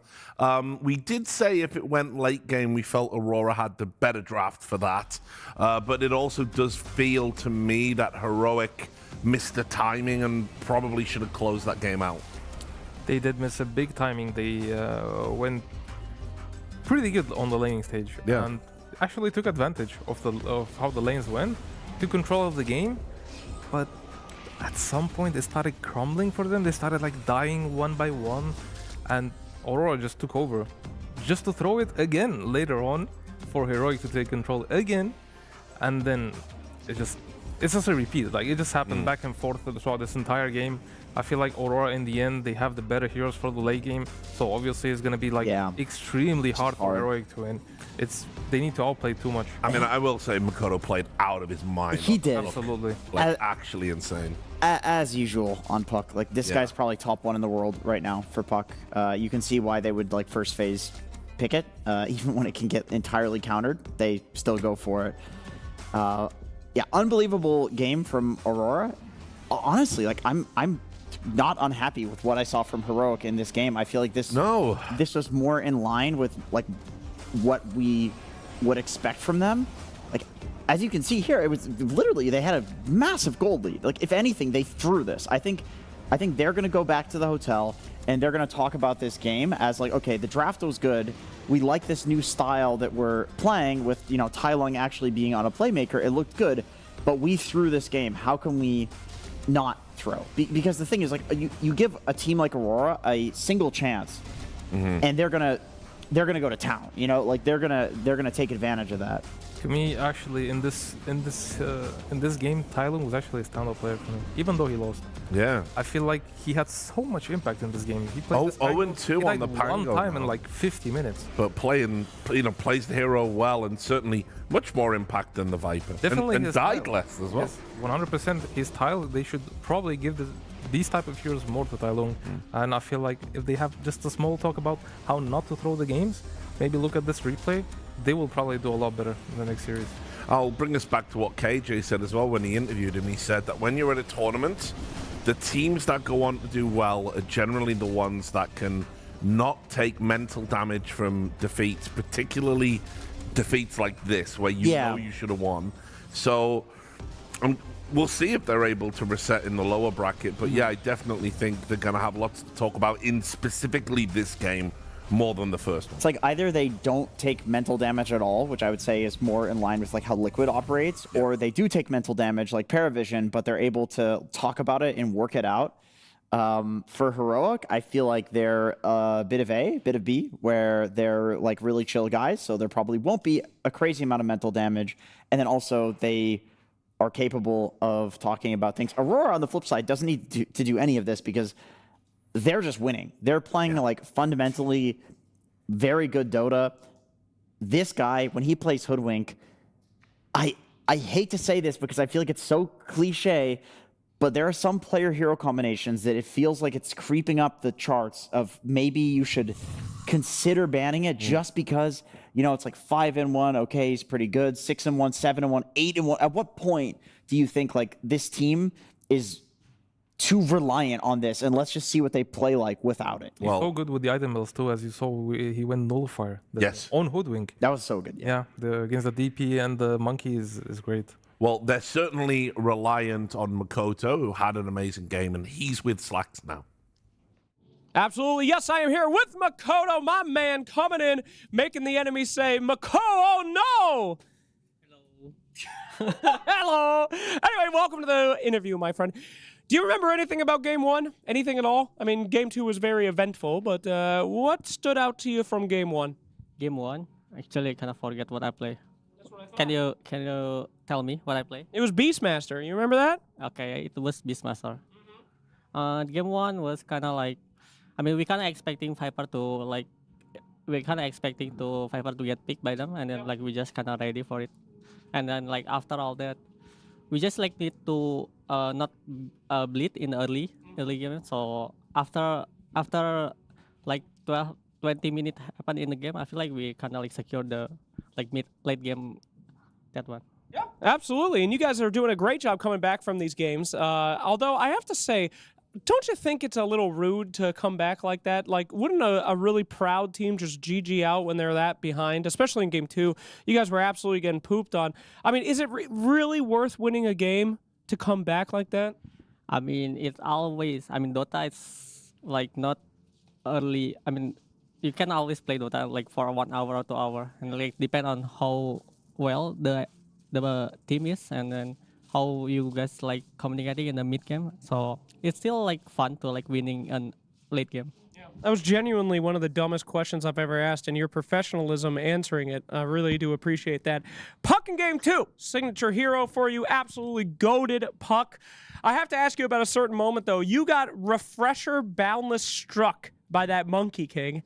Yeah, definitely someone that he was targeting. What did you feel? Did you feel like that was necessary?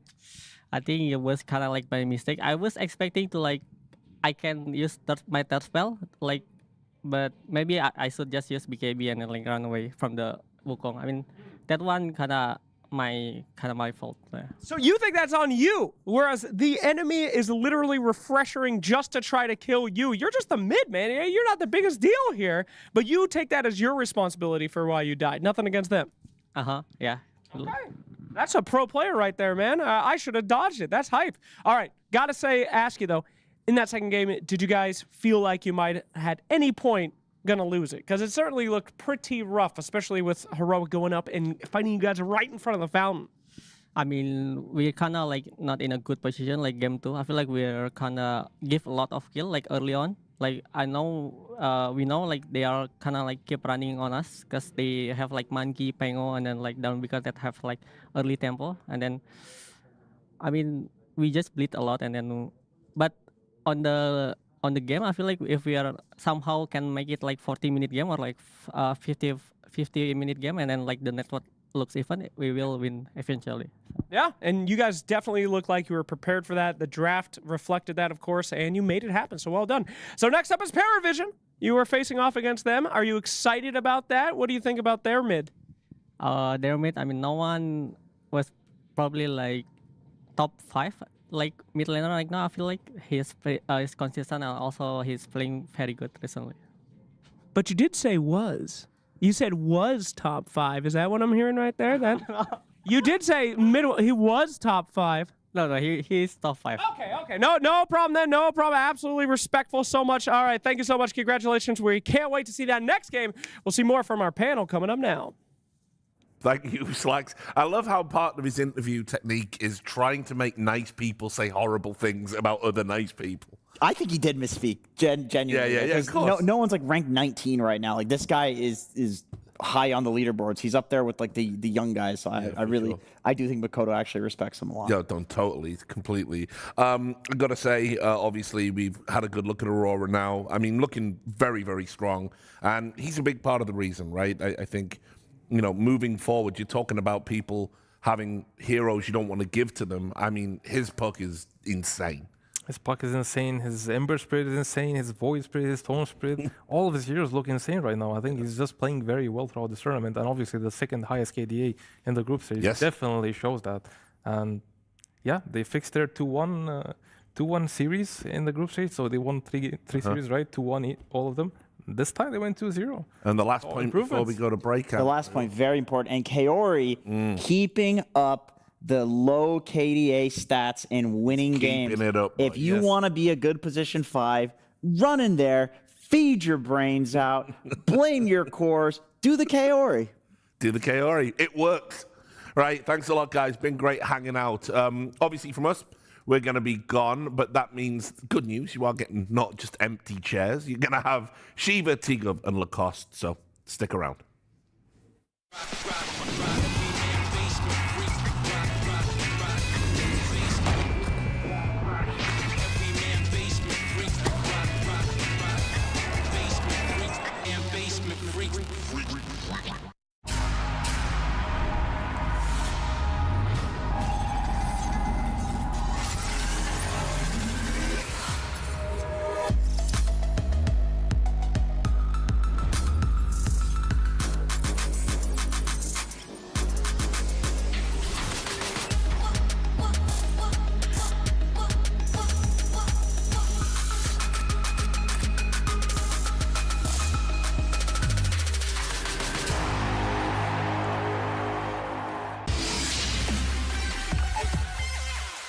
human body was built to move.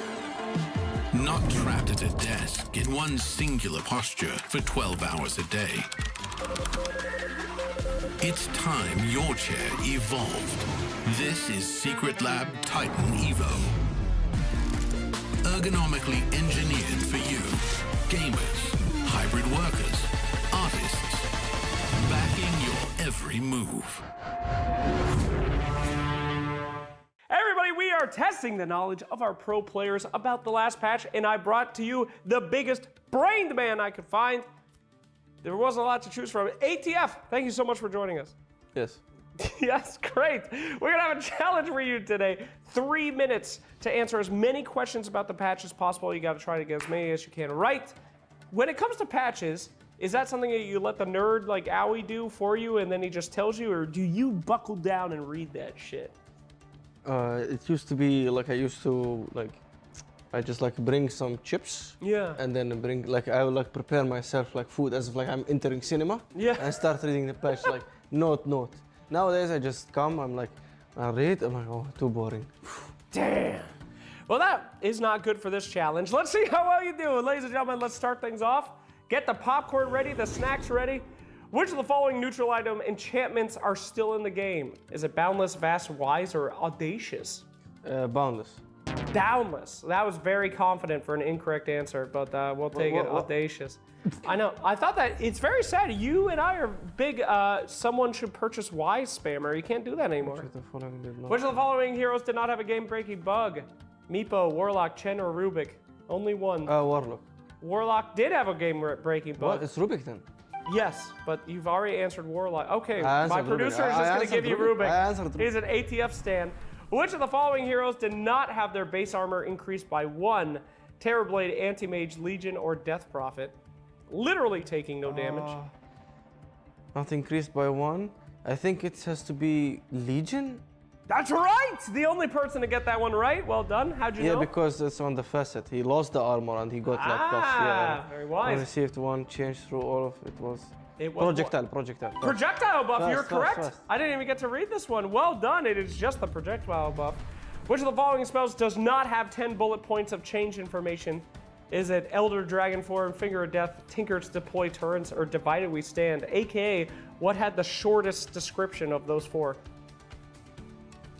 10 bullet point of change. It has to be Finger of Death. You're right! Holy shit! No one's got that one either.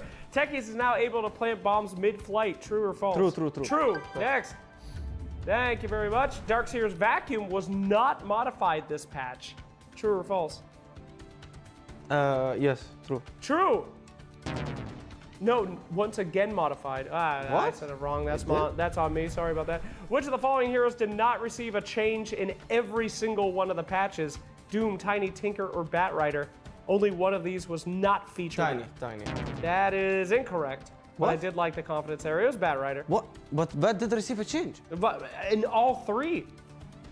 Oh. Yeah. Fuck. Going too quick. Which of the following was not a concentrated Raps nerf? Cost? Cost. Okay, got it. Next. Quick. Flesh Heap was nerfed. No, it was buffed. It was buffed. That is correct. Well done. 30 more seconds. What is the active spell of Metamorphic Mandible called? Bug out. Bug out. No, it's not bugged out. It's metamorphosis. No, it's not that either. You can keep getting excited. It's pupate. It doesn't matter how excited you get. It is pupate. I actually thought it was metamorphosis. Pupate. In 7.41B, the only thing lost. Only one thing lost true sight. What was it? A neutral, a spell, a shop, or a natural. That's correct. What was it? Book of the Dead. Book of the Dead. We got time for one more. Come on. Void Spirit's Aether Lemon. No, they removed it. False. Is it false? It's right. Woo! That was probably the most questions we got through. Not the highest correct one. I think I did set you up one, so I'll give you a 10 correct and a wrong 3 because I did read a question incorrectly. It's top echelon. The things I take the This Pupate. Yes, I take this item a lot. I never read. I remember it was fucking metamorphosis somehow. Yeah. No, bug out was a different spell. I think it was someone's talent or something. I think it was like a weaver thing. Something was bug out. It was tricky. Something was bug out with an bug out. exclamation point. But no, it is pupate.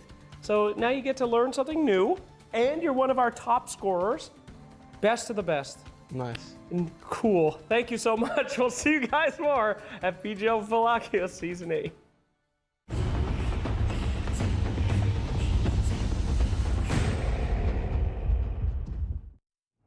PGL Wallachia Season 8 continues with the upper bracket, and the second half of the day is here, and that's why you see me. I'm Shiver. I'll take you through this half of the day together with Lacoste and T-Gov. We got a lot to talk about because our first series here, or third series overall, is going to be Liquid Falcons. A little bit of a classic, T-Gov. That's fun. No, it is, very fun between the two teams. Always very technical, very high skill, all the little intricacies in draft and play. It is a treat to watch these two teams play against each other. Yeah, they play against each other a lot. They do. In 2026, there was one team. Don't want to spoil anything today until we show it on screen. Really bad at that yeah, I really ruined it yesterday. But look at this one. It was Team Liquid who was victorious every single time so far in 2026. But because they have a lot of history between two of them, and in 2024, Team Liquid, they were atrocious against Falcons. It was Falcons' years from the start to finish, pretty much only winning one series total. But Team Liquid, they seem to be doing better overall, and Falcons, they're still yet to, decide whether this is going to be their year or no. And they came pretty close in, though, because we saw grand finals in that as well, and it went all the way to game number 5.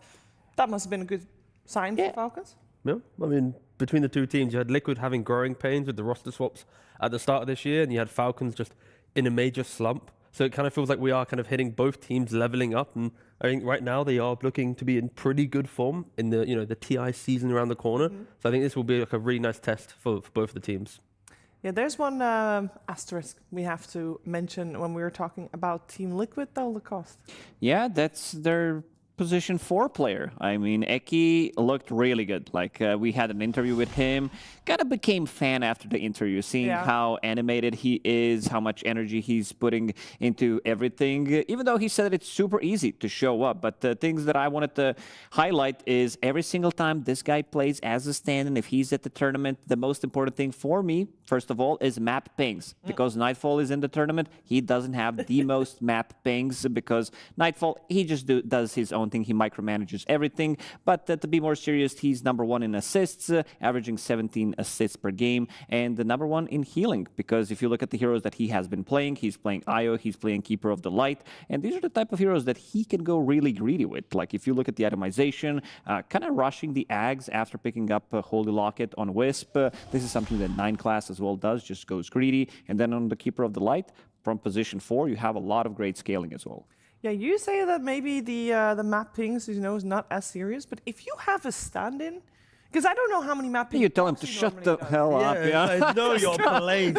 You're not a. Luckily, Eki plays very kind of similar to Boxy, where he wants to play into the map. He wants to be the aggressor. He doesn't care if he dies if the rest of his team can use it. So I feel like just natural, if you compare Eki, Boxy together, I think you're allowing him to do these map pings. You're allowing him to explore the game because he is kind of like I don't want to say a shadow of Boxy, but like a copy of Boxy. That's a better way of phrasing it. Yeah. Okay, so not too annoying with the pings, or because he did say in that interview that he was very vocal, and I guess that would be a good thing then to also communicate. Yeah, every single time you ping, you gotta say something, whether it's good or bad. This is how Dota players work. It's actually 150 pings just on one player. Like it's just when the game goes tough, Eki's like, he's actually really toxic. Do pings he's not on toxic. spells count? I think it's map pings. It should be map pings. That's even worse. Out of position, you're out of position, you're out of position. Yeah. But you can also do Sonic Wave, Sonic Wave, Sonic Wave. Somebody should buy BKB. All right, let's focus our attention on Team Liquid's opponents for today. It is Falcons, and I feel like Tiga Falcons has been doing very well. You say they started in a slump at the start of this year, but this is a squad that seemingly has gotten themselves together again. No, yeah, for sure. I think the end of the last patch, they were kind of lost in the source of all their heroes being popular. When the patch happened, I think they got pretty happy with the fact that some of their heroes got nerfed and they got to refine themselves. And yeah, I just feel like in general, Falcons have just kind of reinvented themselves. Even though we're seeing some of the same strategies come to play, it is just, you know, a patch diff, I think, for this team. Yeah, but they're also playing some of the classics as well. The classics are kind of back. They're Enchantress. It looks good. Pango's good. They tried Timbersaw. Didn't work out for them. His Weaver's definitely back. Some of the like position 4s are also in meta. The ones that Crit likes to play. He's been known to be like the best Hoodwink player. Rubik is back as well on top of that. So heroes that are known to the team, and seems like they needed to make a couple of switcheroos. You know, Skeeter, he had to adapt from the carry role. He's had to start playing Lone Druid, something that he didn't play too much throughout his career.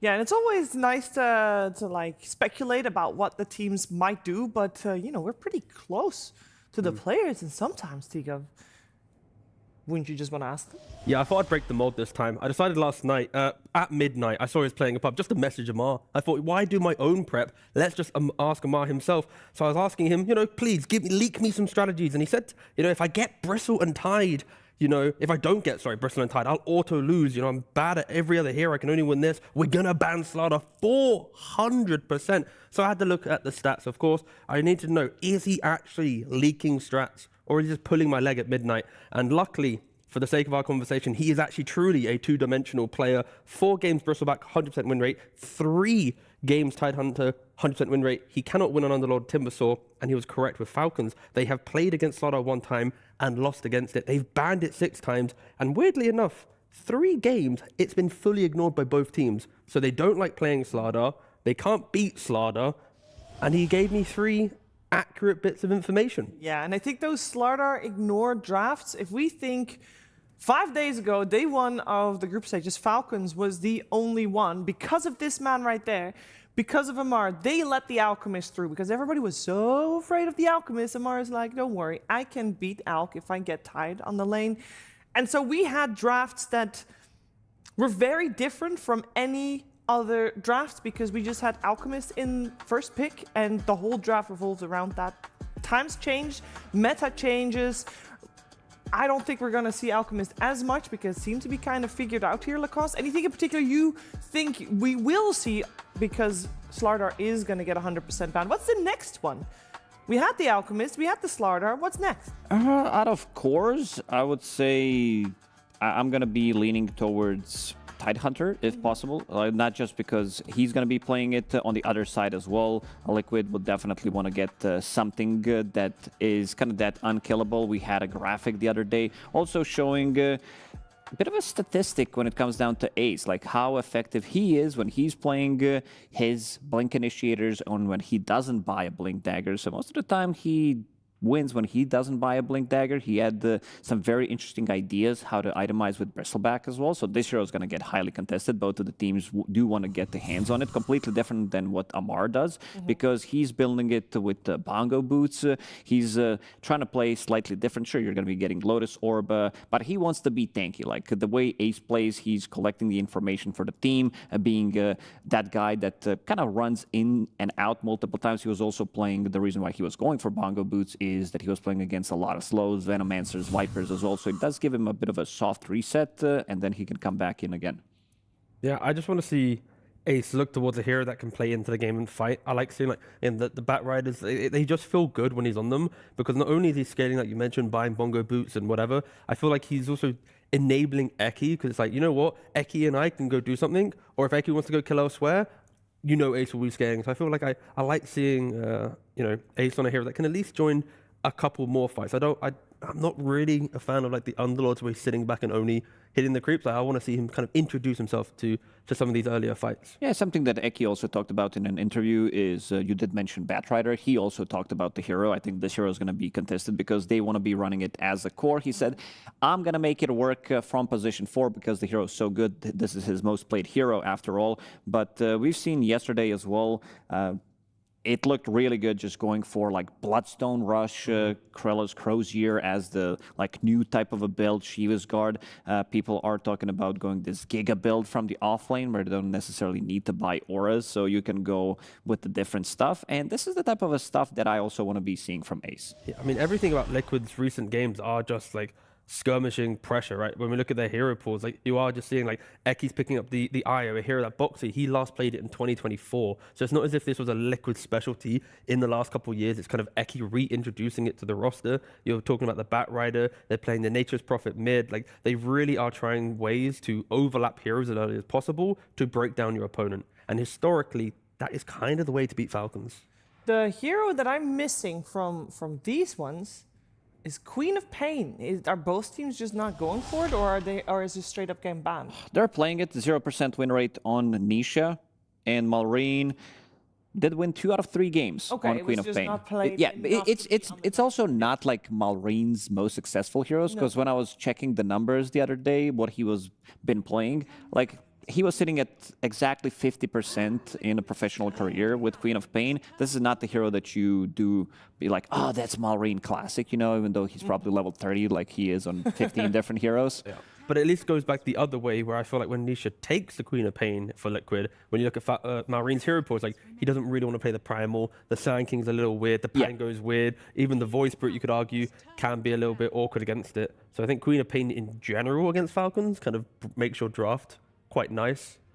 So we'll see if that is contested. And Amar did not lie to me. 400% banning Slardar. It is the first ban in their draft. So thank you just very get much. it out of the system. We've seen way too many good combos with the Slardar, Ios, Kez, pretty much any carry that's going to be right-clicking. TBs, we've seen good amount of TBs as well. And they are going to be removing Io, so that's going to leave a lot of other good heroes in the pool, like Lone Druid, the Bat Rider is still in. We saw a good amount of Phoenix as well. This hero has been, like even Hoodwink, I think that could potentially be a good opening for Falcons because of the break mechanic. Tide is super popular, Bristleback is out, but having break mechanic feels really nice to have. It's also a matter of like you're putting Eki into like a very specific style of play, right? He's only played 5 heroes so far in the tournament. You've banned out the Io. If you pick the Hoodwink for crit, now you have a choice between Kotal, Rubik, or Tusk. Sure, he has other heroes to play, like the Lion and stuff that you've seen in qualifiers for his other teams he's played for, but you are kind of putting Eki into a slightly more kind of difficult position in the draft. Yeah, taking a little bit of time also for the eventual Pango ban. With the Beastmaster and the Bat now removed, it means that Queen of Pain is still in the pool if they'd wanted to go for that. That's typically a first phase ban, especially... I don't know, do we have to? I don't think we have to mention Alchemist in this draft anymore, but it still should be on the radar. Yeah, it might be a hero that we see. I'm also wouldn't be shocked if it just gets ignored. Like I'd be happy to see that as well. I think teams have got to the point of truly understanding it. Again, we had during the patch when 7.41 dropped, it was Lifestealer was the random first phase ban. I think people nowadays would be laughing at each other like, we were banning Lifestealer, really? And now I think Alchemist might become that hero maybe in the next tournament. It's like, do we really have to ban it? It was good, but alas, Liquid, they do go for the Lone Druid. Yeah, so Tide is still available if they want to go like straight away for the Tide. They have the pick out of phase, so they could get like Hoodwink for themselves. But Alchemist is going to be the option.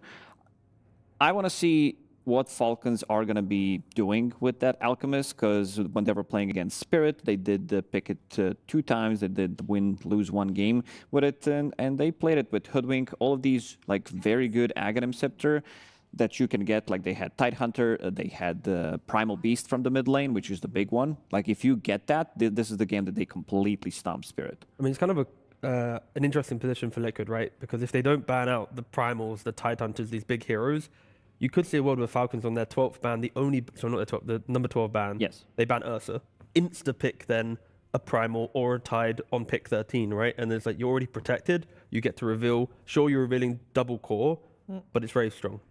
The other option Falcons have is casually pick their Hoodwink. They don't care. The draft progresses. Liquid will reveal 2 heroes. But Liquid, they are respecting this potential like power play of locking in an offlaner instantly in the next phase, and they are getting rid of them. Because normally when you have like the last pick in the phase, like you don't care too much about Tide as you can respond, right? Uh-oh. What's the problem? Bristle and Tide out. Yeah, no, statistically, Uh-oh. Falcons have lost, yes, correct. But our job is to try and make this sound a lot closer than it actually is. Yeah. Now the underdog story begins. Yes. You know, cue the Rocky music. Amar can do it. He was playing, yeah, you know what? Yeah, he was playing a Doom last night. Yeah. That's why I messaged him, because I was like, I need to do my prep at 1 in the morning. Very healthy, I know. You have to doom my prep. Exactly. Thank you very much for that one, Lacoste. And I don't expect to see it here into Lone Druid, but just thought I'd throw a random hero out there for no reason. Yeah, we've seen different approaches to Lone Druid. The extra minus armor, having like Alchemist as well, where everybody's tanky enough so they don't die. Supports that are very annoying. We've seen like Crystal Maiden as a response. We saw techies with the Taser. If Razor was like slightly better hero, that would be like Falcons probably go to against Lone Druid as well, but I think Razor's fine. I think he's okay, but if we compare him to the previous patch where he was Giga, it's kind of hard to justify picking the Razor, but a lot of the other heroes as well got nerfed, so maybe we could see it later down the line. And yeah, that Hoodwink that we mentioned, just too good of a hero right now because of the like itemization. We've seen something similar yesterday when it was Xtreme Gaming playing against Lone Druid. They picked up Tinker, they had Essence Distiller on Hoodwink, so you always see the bear. It does allow you to keep vision on him, keep hitting him with another hero. So these two, they look pretty solid, like pretty solid opening from Falcons. The main thing against Lone Druid is always to have cheap, reliable stuns against him. Yes. A lot of the heroes you just mentioned want to do that, so that's exactly what you want. And I wasn't too much of a, at least when you were doing the hero breakdown, like what heroes I like to see from Ace. Yeah. But when you have a Lone Druid, I think that kind of instantly takes away my previous comments. Because when you have a bear that's making all these plays, you want quick ways to shove waves to utilize it. So I like the underlord Such because a of it. stupid statement. If somebody told me like, yeah, Lone Druid's gonna be like a playmaker, and you'd be like, what are you on about? Like, it's just like you can do whatever you want with this hero. You have basically an invis hero running around the map. Oh yeah, he's broken, of course. The greatest thing with Lone Druid, and why I will always stand with the logic of the meta is never defined and we just sometimes get too settled in it, is the change to Lone Druid in the patch was like nothing, right? So it was possible to play this in the previous patch, right? Technically. So why did it take a patch where he gets one sentence for people to start looking at him? That is the enjoyable thing. We could have been seeing this at many more tournaments. And then Falcons, they don't. And we would nerf it earlier. Yeah, but I'd be okay with that. Yeah. No, exactly. No, but the Rubik plus Underlord as a duo, I really like a lot. There's been a lot of thinking coming probably into this tournament as meta developed, how to be able to deal with this, because Rubik is super strong as a position 4. Underlord as well, even after the nerfs, the hero still feels really good. So we saw like people not banning Underlord. We saw him open up on 13, completely ignoring it, knowing that the teams are not going to be picking Underlord into Rubik. So they take both of them, and now they answer with the Monkey King. Like, they want to try to ruin this Underlord, but this is a super strong lane, especially at the early levels, level 3 especially, with the 2 points in Firestorm and Pit of Malice, and then you just keep them inside a pit, Fate Bolt, reducing the spell damage, reducing the physical damage. But where are you going to put the monkey? Because is the Alchemist going elsewhere? It could be monkey mid or This offlane. could be monkey offlane as well. Yeah. This is something that Amar did play previous, like TI, and maybe even before, because he was really trying to make this hero work, and then 9 class ruined it for him because he was playing it as a position 4, and everybody started to ban that hero, but this is the hero that he wanted to play from the offlane as well. Okay. Liquid's lineup is, I can already envision it being so toxic, where it's like you're holding the high ground with Firestorm and Fade Bolt, Storm skipping waves, the bear's out doing his silly things with Aghanims. Even if you wanted to go rat, you could then just twin gate the bear on top of the rats, right? You have like an AC build, boom, boom, boom, epic late game. Like you're doing zero committal. You're literally just sending a bear through a portal to do it all for Yeah, you, and right? he pops a BKB and just kills your buildings. Yeah. Like, this might actually be the strat. It's like, Liquid might be able to win this game by never actually fighting. It could just be like wave shove. You have to get scan to online. that point, though. So that's something that Falcons is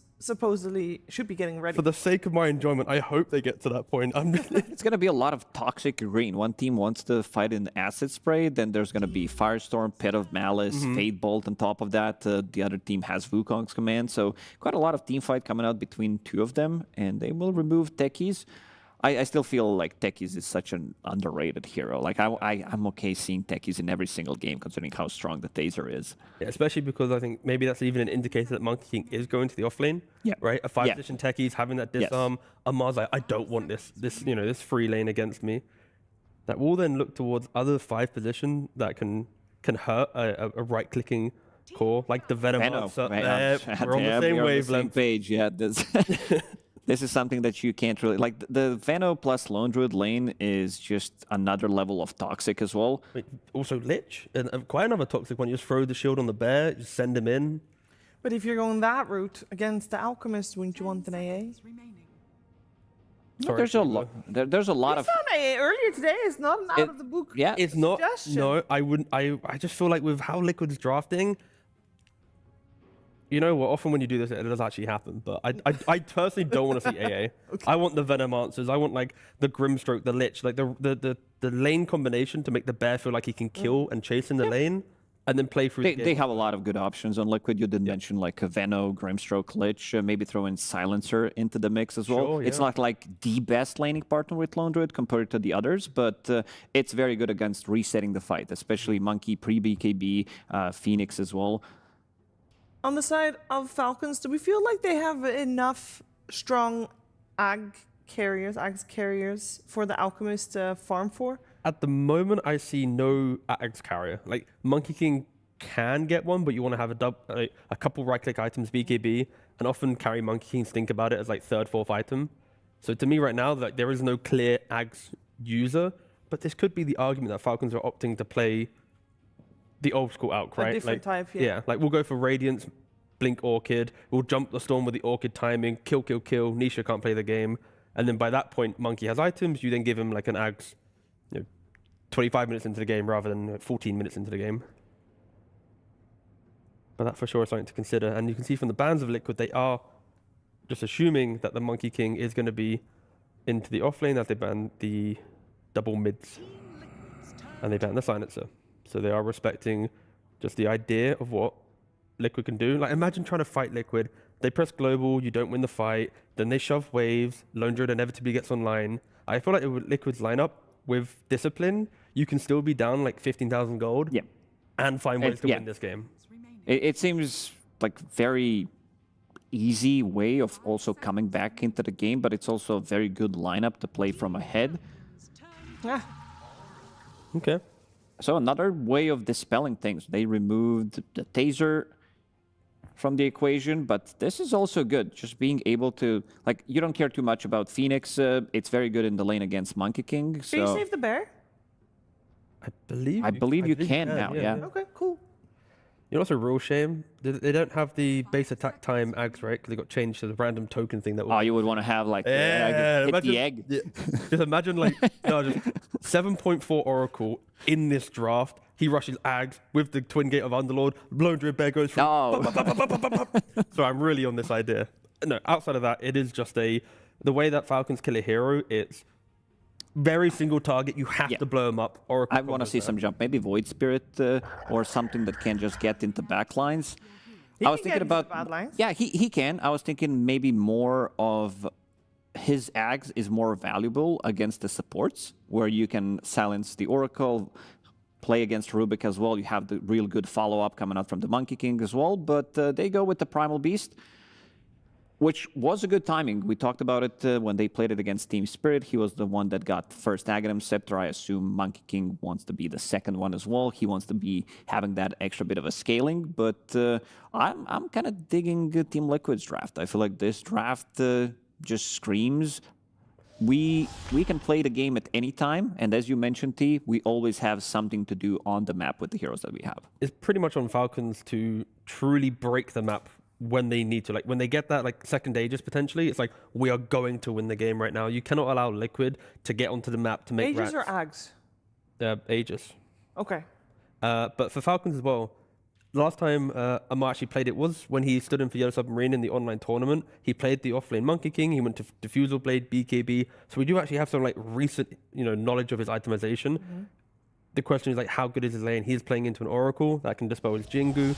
Like, what's his major game plan? Because I think if Amar falls short, we might not see this like big decisive aggression.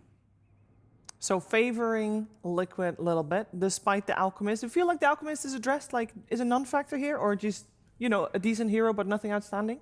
I favor Liquid for the idea of their draft, but I can see them running into damage problems if Falcons do get online. Like they can get quite tanky, quite scary that way. Yeah, it could be, but I'm just really liking this green menacing draft from Liquid. Malrine, also don't underestimate this guy coming out from the mid Primal Beast. And Amar from the offlane, I want to see like how much he's going to be able to get from this lane, because this seems to be something that they believe it's good, because they saw the Lone Druid, they knew exactly what they're going to be picking. And you can pick up the bear if you're Primal. Yeah, you can pick up anything. Yeah, anything? Yeah, Primal can. Imagine you could pick up towers. Yeah, I can add, but Primal can, yeah. That's aggressive. 7.42, let's add that to the game. Because the overall first pick that Liquid went for is the Lone Druid, so you'd wonder, like, is it countered? Because we've seen Lone Druid being very difficult to deal with for some teams. I mean, Oracle's there, always in the back line to keep this bear alive if he needs to. I'm also watching what Malrine is typing. He's like, mercy on the lane, please. He's playing against the Storm Spirit, so want to see how much he's going to be able to get out That's of it. what Mickey said. It was Mickey, I think. It was Mickey. It was Mickey. But Mickey's respecting a MOUZ Monkey King, yeah. All right, we're going to find out what's happening in this game. But first, we're going to check in with Coach and Slacks. That's right. I am here with Owie 2000. Owie, so good to see you. I've been doing some research. I think this might be your first interview of 2026. Yes or no? Yeah, maybe. We keep losing. I don't know if we won any playoff games, so yeah. That's not what I was going to say that for. Sorry. I was looking for the nice Owie 2000 medium thread. I don't know what happened to those. You haven't done a medium since 2025. Oh, like the blogs? Yeah, the blog. Where's the Owie blog, dude? I'm just lazy. I don't know. Shame. Well, you know what? You were also lazy on this draft. We saw some Lone Druid, Alchemist, heroes we keep seeing over and over again. But I have to imagine that this was a very unique draft, knowing what they were going to pick. Very standardized heroes. Am I right on that? Yeah, it's a bit of like a meta draft, because like they don't really play Alchemists, and then they think Underlord and Lone Druid are both broken, and we want to try to beat it. So it's just like a weird thing where we're not too sure on the meta of the tournament, so we have to sort of figure it out in this match. Yeah. We definitely saw a lot of the old heroes that were spammed constantly in the group stage. Now things are changing a little bit, but we're sticking to some guns. Really want to talk to you about ATF Monkey King offlane. What is the deal with this? What's the thought process? Honestly, we're not too sure about the lane, like the first couple of levels, but in theory, like Monkey's supposed to be decent versus Lone Druid, because you can get the Jingu stacks off the bear. And then you have like eventual pressure on the lane. And Amar, for some reason, sometimes he just has like these random heroes with like almost level 30, and Monkey's one of them. So we thought it'd be a good flex for this match. Well, thank you for such a great answer. All right, well, it looks like the game is starting, so we only have one question left. This one's out there for all the Owie fans, the climate change deniers. What do you have to say to them? Keep doing your thing. All right, keep on believing, boys. Thank you. Thank you very much, Slacks and AUI 2000. Team Falcons versus Team Liquid. And Liz, one of the things we heard from Awi was about this Monkey King. You were talking about it in the lane, but throughout the game, we've seen a lot of teams try to find different answers to this Lone Druid. Will Monkey be able to hunt him down in the trees, catch him out while he's doing that annoying thing of just farming on the side of the map? Yeah, we have seen a lot of different teams try different ways of dealing with the Druid and with the bear. Most of the answers were focused on the bear, right? Like yesterday, we saw Nothing to Say with the Tinker. Usually it doesn't work. Let's see, maybe the Monkey King is the way of searching for the Druid himself while he's farming, right? Like if you get a couple of items on the Monkey King, you can jump across the trees, get perhaps where the Druid is farming. We'll see if Amar can accomplish that. 8-2 so far. I mean, the lane should be... What are you thinking about this laning phase? Oh, we'll talk about it in a second. As bottom, Snaking falling very low, but Skeeter will throw out the concoction onto Ace. Underlord able to shake it off in the end. I think we have pretty cool lanes on both sides when it comes to volatility. I think there isn't like a clear side that has some kill potential on one side or the other. Oracle, not a hero that we really see very often. Spirit of Insania coming to play for Liquid once again. We'll see just how much he can do in the lane. He can burst quite a lot with Purifying Flames, of course, but he can also dispel the Jingu stacks, right, with the Q. So might be good enough to deal with the Monkey King. See how it goes as time goes on. For now, Amar and Crit just content to keep farming here. First game for Oracle at this tournament for Tofu. I mean, he only recently made the switch to 5, so I doubt there's a lot of tape that he's had on Oracle, but I guarantee when he joined Team Liquid, part of the contract, they're like, go train Oracle, bro. Gotta practice. Oracle, Coral, all the Insania heroes. You gotta practice them, play them. Yeah, let's see. When he just joined, of course, he played a lot of position forwards from 5, and that's when they looked the best, right? Whenever they were playing these Weaver 5s, Bat 5s, these kind of heroes, they looked like on a completely different level, but I feel like he found his stride. Talk to me about this Primal. Here's a concern I have about the Primal Beast. Prior to him having BKB, this feels like a pretty hard game for the Primal. Can have the Pulverized Dispel, there's roots to worry about, can get Telekinesis during the Onslaught. It's not an easy game, and that's why he wrote Mercy Please as the game was starting. You're playing into a Storm Spirit. The lane itself is, first and foremost, not too simple. I think they kind of had them in a really good spot when it comes to the draft, banning out Quap and Puck, picking up Storm, knowing what Malrine likes to play. There aren't many heroes that were left in the pool that were good against Storm. It was like Primal, Sand King that he's been playing this tournament, and both aren't great into the Storm Spirit. Well, so far, the very chilled, passive early game. Everybody's just farming, gang. Even their HP pools, outside of that small little skirmish that we saw bottom, everybody's just been content to hit creeps. Yep, when you look at the heroes and their power spikes, they might come a little bit later. You need a couple of level 3s at least before a kill is possible. Like I mentioned, the one on Oracle, but of course, across the map, everyone scales very well with it when it comes to the nuke spells, the level 2 Fate Bolt, the level 2 Fire Spirits, Hoodwink as well with the level 2 Bushwhack. So we might possibly see a first blood coming our way soon. What are the spells that Rubik wants this game? Like, you know, sometimes you have these games where everything you get is just S-tier incredible. Well, I feel like there's a lot of small spells that are good for him this game. You can also still Pulverize, by the way, which is pretty good. But when it comes to, like, one spell that you want to get, I don't see it. Bushwhack is probably the easiest to steal and the easiest one to cast all the time. Any of the Phoenix spells are okay, but nothing to write home about, right? You get Fire Spirits, whatever. No big deal.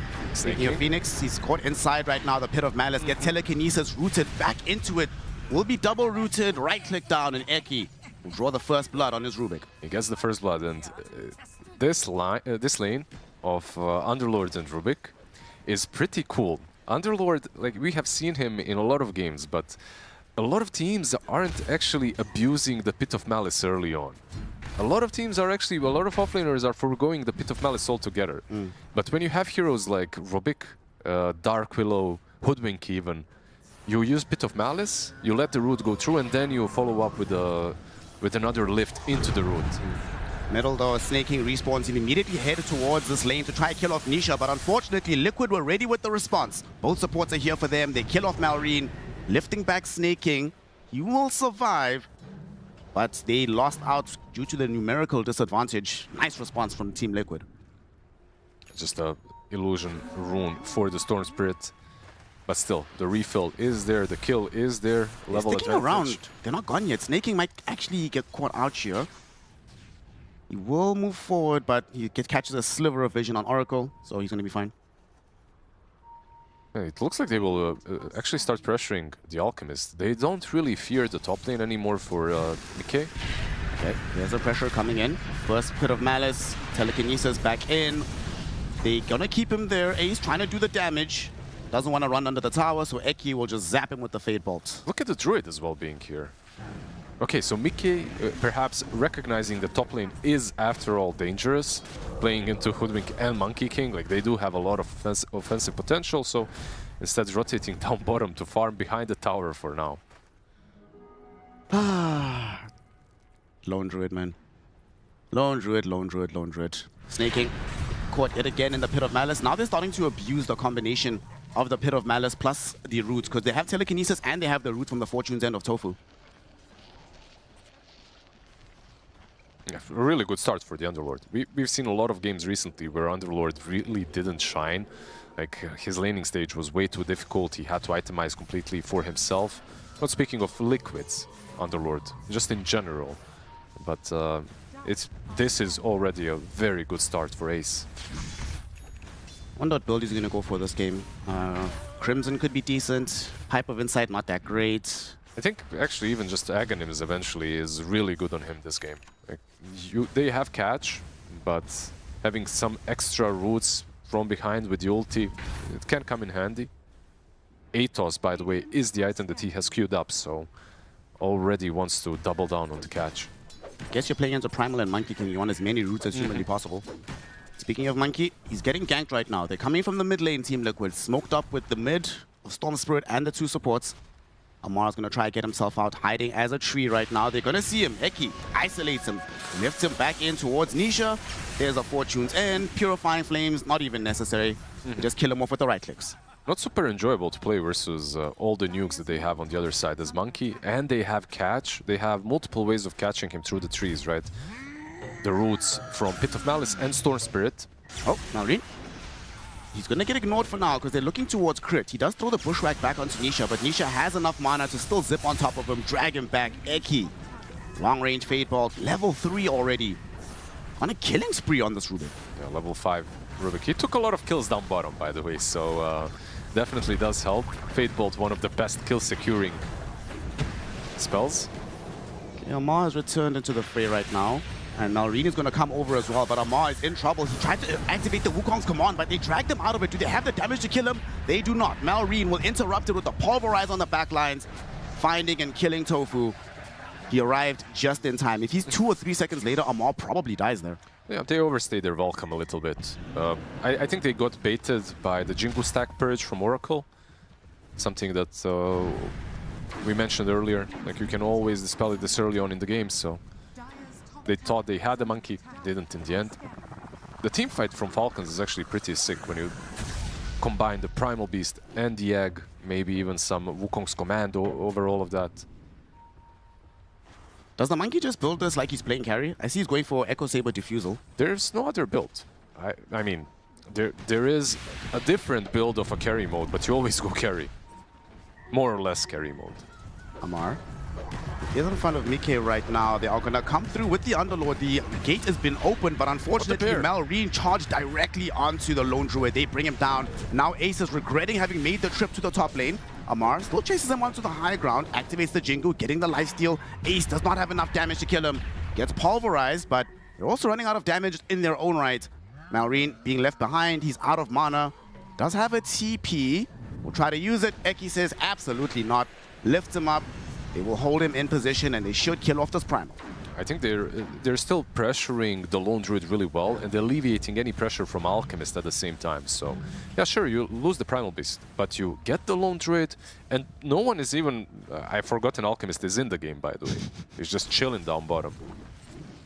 It's like that game yesterday where Vitz was just like quiet, doing absolutely nothing, hidden in the jungle for like 20 minutes. I mean, it's every carry's dream. Right, he's sitting on 3.3k gold, 100 gold away from Sacred Relic, Radiance is coming up. And I really like the fact that they took something that can use the Aghanims. These 4 heroes that they had, Alchemist included, before the Primal Beast, like every single Aghanims is more or less irrelevant. But the one on Primal, it changes things. Also having that break into an Underlord, a necessary thing to have in the game. Can you break Arcane Supremacy? I think so. I've never... Yeah, you can. You should be able to, right? Yeah, you can. I mean, not really a thing that you usually think about or think of, but... Not the worst thing to break, I suppose.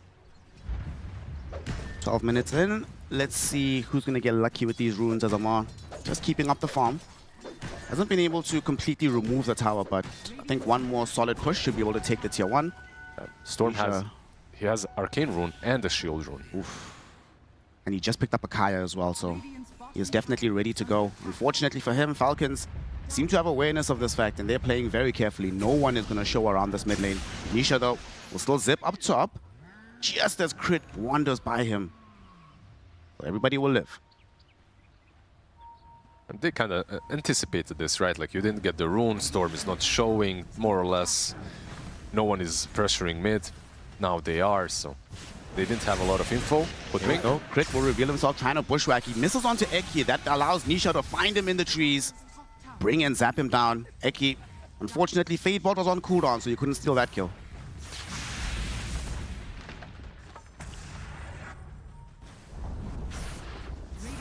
Amar does manage to finish off that tower in the top side of the map.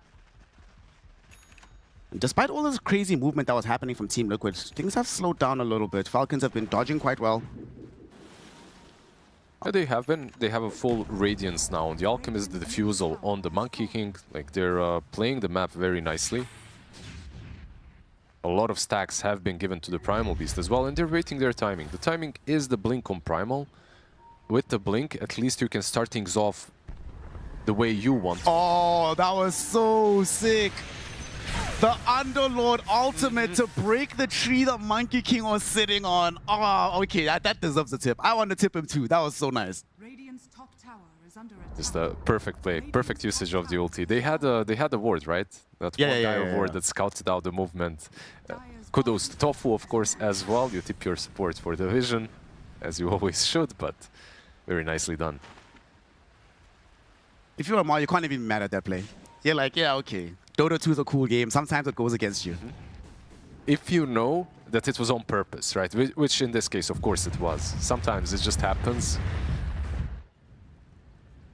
But, okay, so no global presence anymore from Team Liquid. They cannot use the Underlord ulti for the next fight.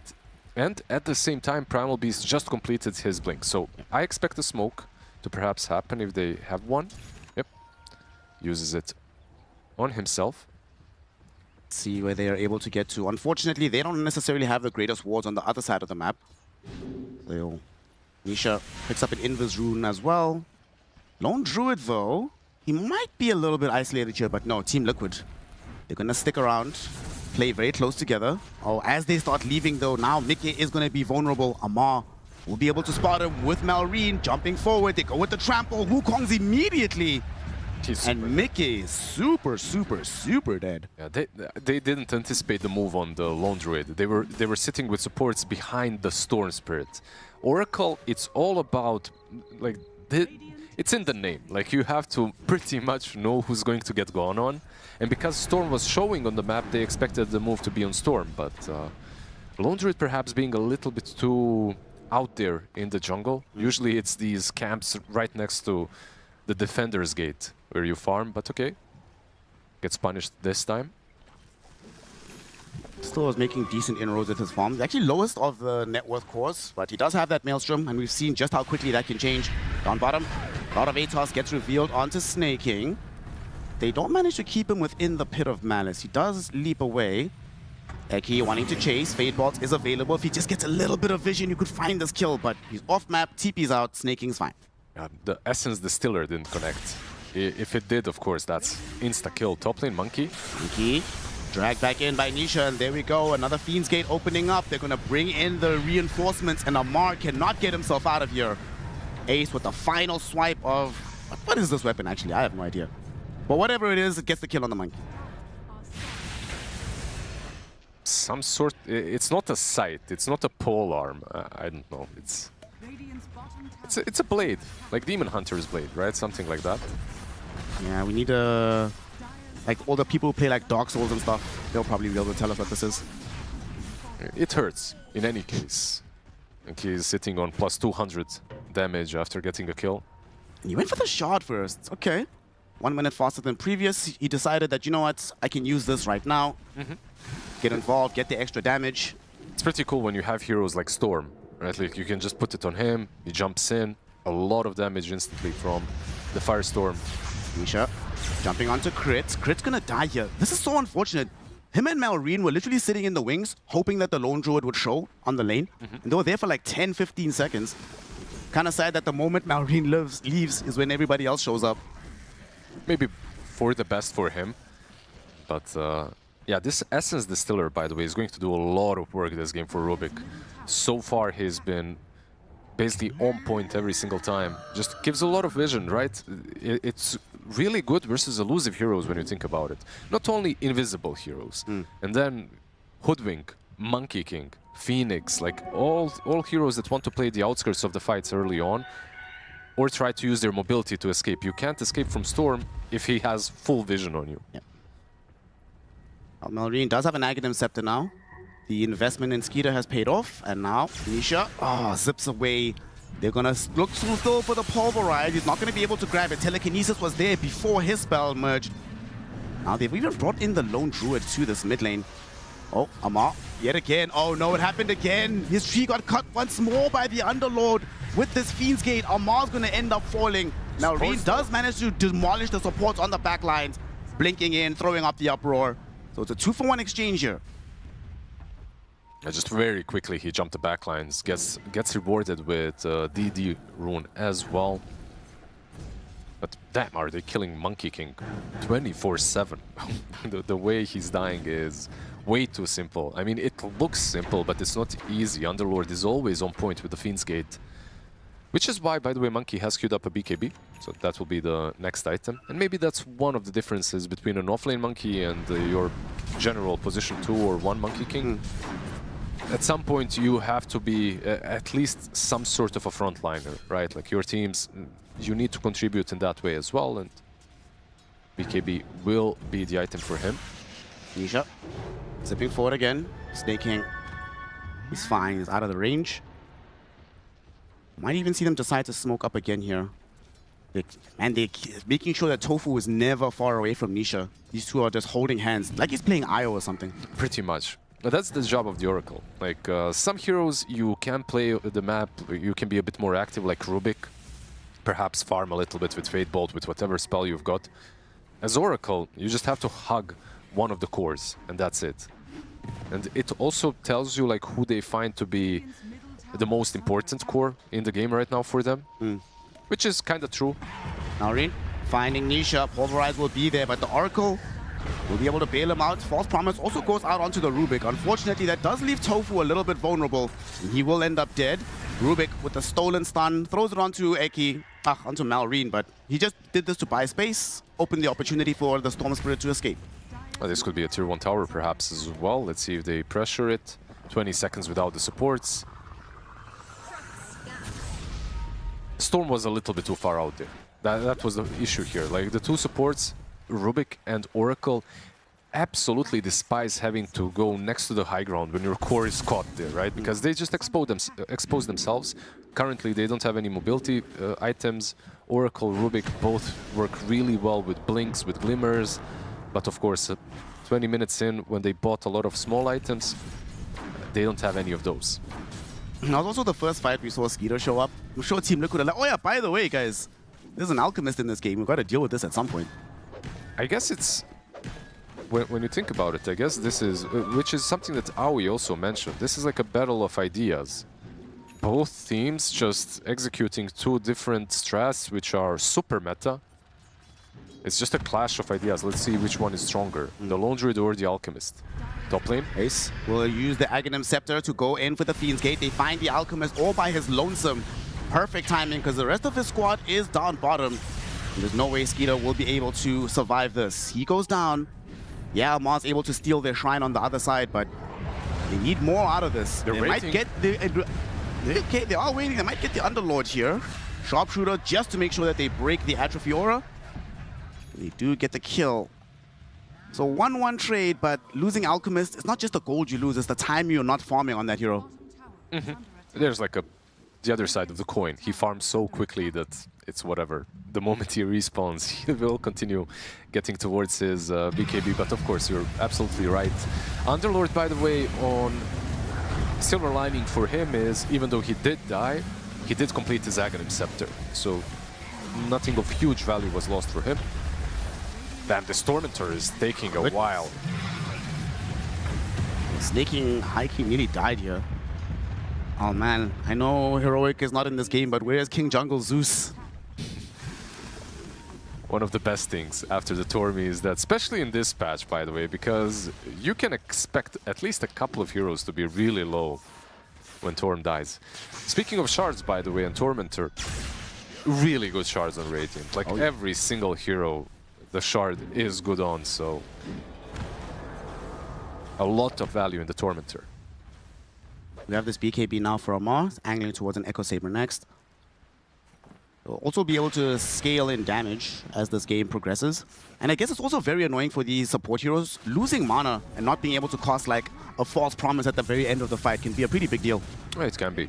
It's all about the positioning for them. They have to find the right items, the right positioning in fights. But I feel like when I look at this game, are we going to get any real fair fights? Because Lone Druid is getting really close to his Aghanim's. And how does a Lone Druid with Aghanim's play? It's only the bear on the other side with Silver Edge hunting targets.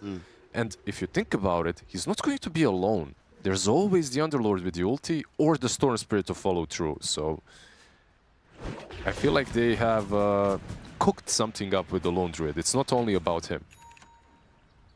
We'll see now a smoke. Storm with his posse, his henchmen, on yet another mission. Unfortunately, nobody will be around for this. Falcons are gearing up for a smoke of their own, so they actually want to play aggressively. They might meet in the middle here if they decide to retreat from Team Liquid. But they're going up the high ground potentially. They have their BKBs. It's up on Monkey, it's up on Alchemist. Monkey. They will bounce around. Ace is the one that's in front of them, but Ace is also very close to the rest of his team. Let's see how this fight's going to unfold. Amar makes the initial jump, inhibit out onto Ace. Beautiful Pit of Malice. They will pop the Wukong's command, rush him through with the onslaught, pulverize as well, but he's still alive, and there's the false promise from Tofu. Will sacrifice his life to keep Ace living a little while longer. Can Ace get the TP out? He can. The bear just showed up, Aghanim's just completed.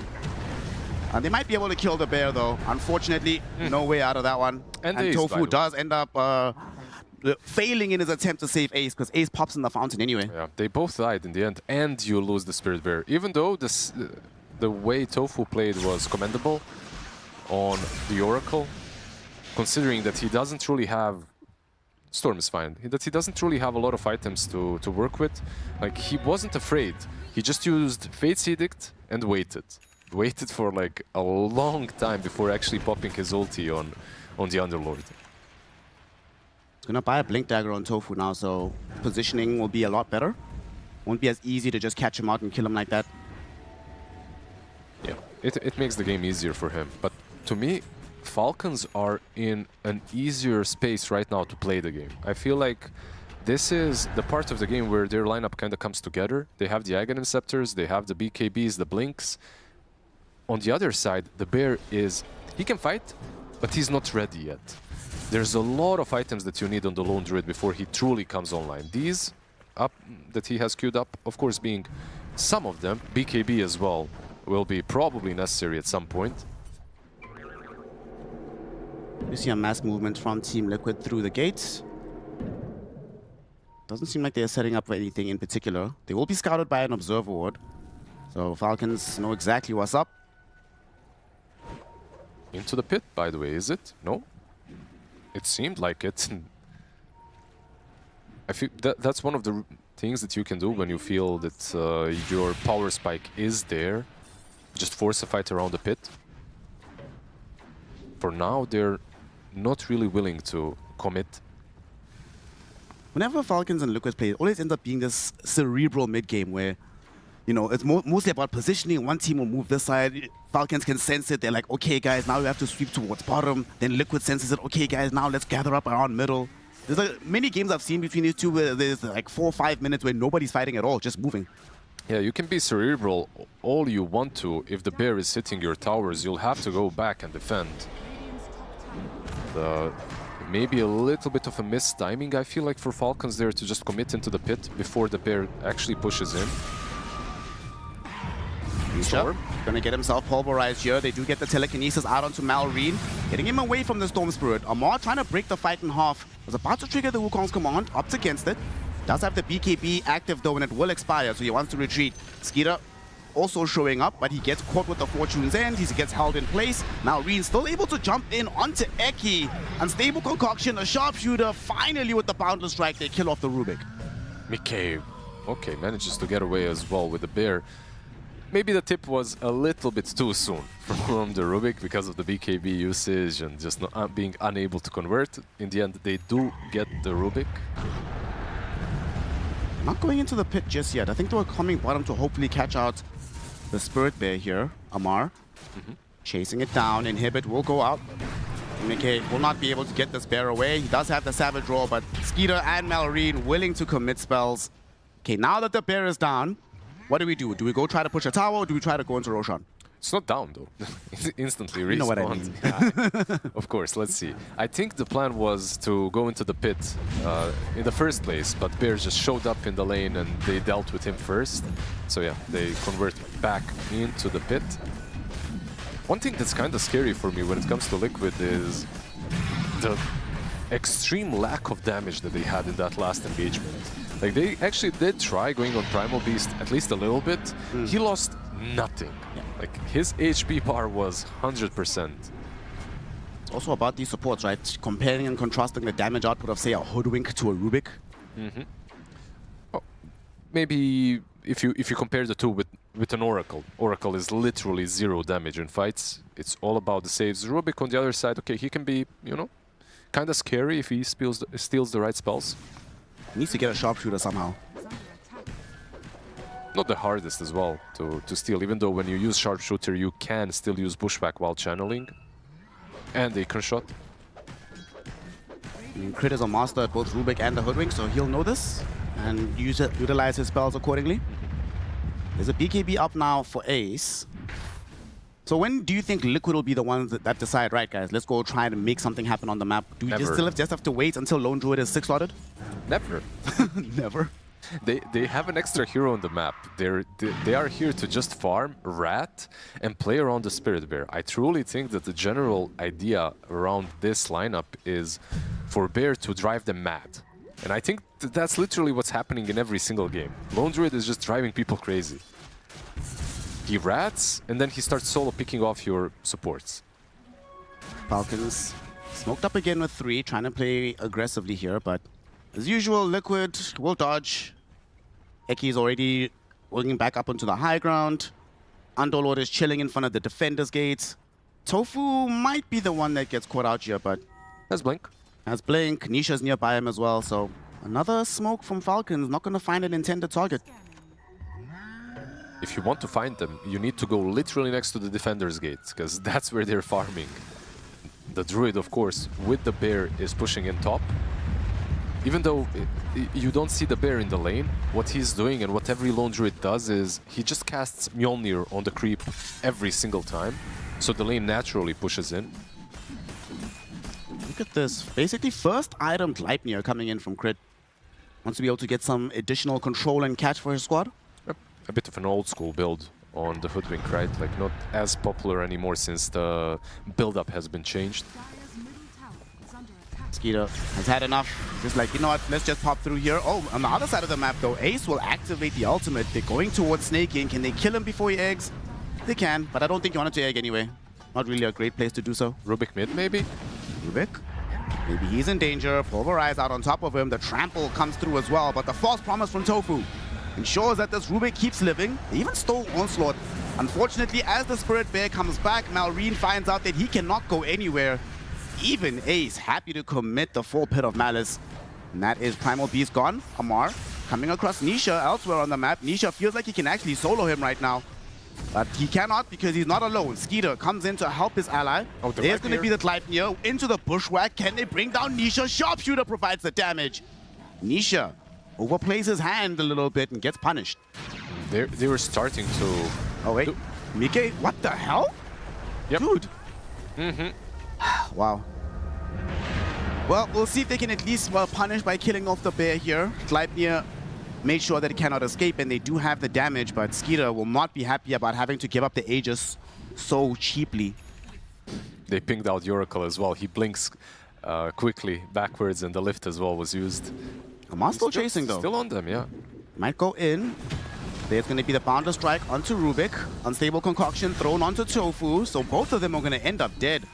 The reach of this Monkey King really cannot be underestimated. Oh, the Save Your Friend syndrome actually kicking in right there. Oracle thought about saving the bear, couldn't. Rubik thought about saving the Oracle, couldn't. All three of them die in the end. But you could see the general idea that Liquid have got with the lineup that they're rocking, right? Like just go pounce on them bottom, then just completely fight on a different side of the map because of the Fiend's Gate. The bear is everywhere as well, huge mobility. Yeah, right now, being scouted. They pop the dust on Amar, so Nikkei probably going to end up losing this bear. At the same time, though, the egg is popped because Nisha jumped in, was hoping to maybe force a fight by killing off his snaking, but the egg came first. Ace doesn't even bother going through the Fiend's Gate at that point. No, not too bad, right? Like you do force out an egg at least, but how's the cooldown stats on the bear? 15 seconds. Killing a resummoned bear hurts. Right? Like killing the first one, whatever. The resummon, if he doesn't have the bear instantly online, it does slow things down. It's not even about the farm. It's just the fact that Lone Druid isn't on the map. The bear isn't pushing in. Falcons now command a 7k gold lead. They're just going to be pressuring the tier 2 tower in the top lane. Should be able to grab it. Only now does the bear resummon come back for the Lone Druid. And Nisha, I think he still wants another defensive item. He has the BKB, wants the Lincoln Sphere as well. Cannot afford to be pulverized in these engagements. There's an Abyssal as well, an Alchemist, by the way, so a lot of offensive items coming through for Falcons. Nisha will break the smoke. Skeeter, though, still playing up on the high ground. He goes aggressively forward. Can't find a stun, though. Will self-stun himself, so this could be a dangerous position. Fortune's in, holds him in place, but where is the damage? Where is the bear? The bear is being held in place by Malrine with the pulverize, so they cannot kill Skeeter. Now Malrine jumps onto the backlines looking for Nisha. Nisha gets saved, though, by Tofu. Should be able to leap out of this fight. Phoenix will end up dead. Amar and the gang, they will corral around Ace. False promise, though. Buys him a little bit more time. Tofu gets lifted back by Eki as Nisha jumps to the backlines looking for crit. Able to bring down this Hoodwink. Both supports are gone. There's a Pit of Malice with Firestorm going out. It will eventually culminate in them losing the bear, however. Amar with his BKB able to beat it down. But overall, Team Liquid fought that very well. It took a while before they got the damage out, but eventually they got there. Firestorm doing a lot of work. Yeah, they definitely did like just a very good kiting from them, from every single hero. It's not over though. Pit of Malice, they have found Malrine coming through the Fiend's Gate. Nisha's out of mana, but they do have a stolen unstable concoction. Malrine forced to pop the BKB. He got off the pulverize onto Ace, and with the trample, almost getting kills, but nobody's dying just yet. Amar is finally respawned, able to lay damage in onto Ace. So he killed the Underlord, but Malrine died for it. The stun connected onto Amar, but perhaps not enough. Telekinesis, though, lifting Snaking during the Icarus dive. They will get him too. Yeah, what a nice rune to get, right? Just a casual region on the Storm Spirit, helping everything out. He's still full mana, full HP almost, so can't continue fighting. You know what? Like this Lone Druid, we've discussed the item build and everything. The shard that he's got, of course, extensively in other games. Savage Roar is, I mean, probably the strongest aspect of this guy right now. Aghanims, of course, is the main thing, but he's getting all these kills because of the Savage Roar. Like, you can't do anything about it, like the moment, unless you have a BKB. Well, do they have reveal right now? They do. Essence Distiller. Essence Distiller is out. Mickey has a BKB, though, activated on the bear. Allows for the escape. At the same time, smoke on the other side. Skeeter could be in trouble. Eki is channeling his own stun against him, throws it towards him. Unfortunately, with these three heroes and they don't have the bear or the Underlord, there's just not enough damage.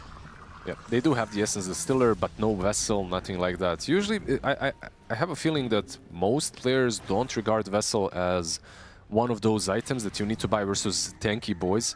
It's still good, but the problem, of course, is the amount of dispels that you have in the game right now. There's just a bunch of things that can dispel the Vessel. But there's not a lot of damage versus Alchemist with ult on. Amar's going to be the one carrying the gem from here on out. He's on bear duty. Always scouting, trying to ensure that they can hold on to the bear.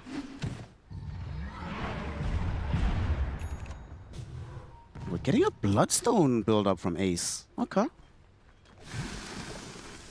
What you thinking? I mean, the spell weakness aura is pretty good, right? Like it's not only the active, it's the passive now, plus the Firestorm. Like if you look at the damage dealt in the previous in the fight recap in the previous couple of fights, Underlord was actually almost always on top, right next to the Storm Spirit, so I like it. Smoke up by Falcons. Let's see where they decide to go. They have an Observer Ward. They just scouted out this Rubik. They know where he's at, but they want a bigger target than that. I mean, they'll settle for it if that's all they get to take. Eki, telekinesis out onto a mob. Pit of Malice prevents the onslaught coming through from Malrine. That's going to open up space for Nisha. Goes in a little bit, but decides not to stay there because Skeeter has found a bigger target. They have found the bear. Savage Row will be there, but it's not good enough. Amar still comes through for the cleanup. Yeah, he tried to be sneaky, but there was a sentry ward for 1 extra minute remaining, used by Phoenix long time ago. It wasn't even the gem, I believe, that scouted him. It was just the sentry. And of course, Skeeter being in the right position at the right time. So far, they are managing to contain the beast. The bear, that is. Yeah, this bear is still getting so scary and farm. He's caught up to Alchemist, bro, in terms of the overall net worth. Well, it's mostly on the bear. when you look at the druid, he's got 5 branches and the fairy fire. Massive impact. Is this better or worse than yesterday's Blightstone with 1 branch? I mean, you have more slots filled at least. That means it's less efficient. You want very few slots filled with extremely high impact items. Eventually. If this game goes long enough, I won't be surprised. But for now, it's only the bear that has items. Roshan has respawned. Falcons will discover him. Decide to snatch another chain for themselves. Get a banner in tow. Liquid, like you say, have no interest in really doing anything at the moment. Just let's keep farming. Do they? Liquid, though, they actually come through the gate. They're going to smoke up. Can they stop this? Tree Dance was stolen by the Rubik, so he goes in. They don't know that he's here. Okay, this could lead into something, but I don't know if they can make it happen. Primal Beast comes through right now. Pulverized onto Tofu, forced to false promise himself.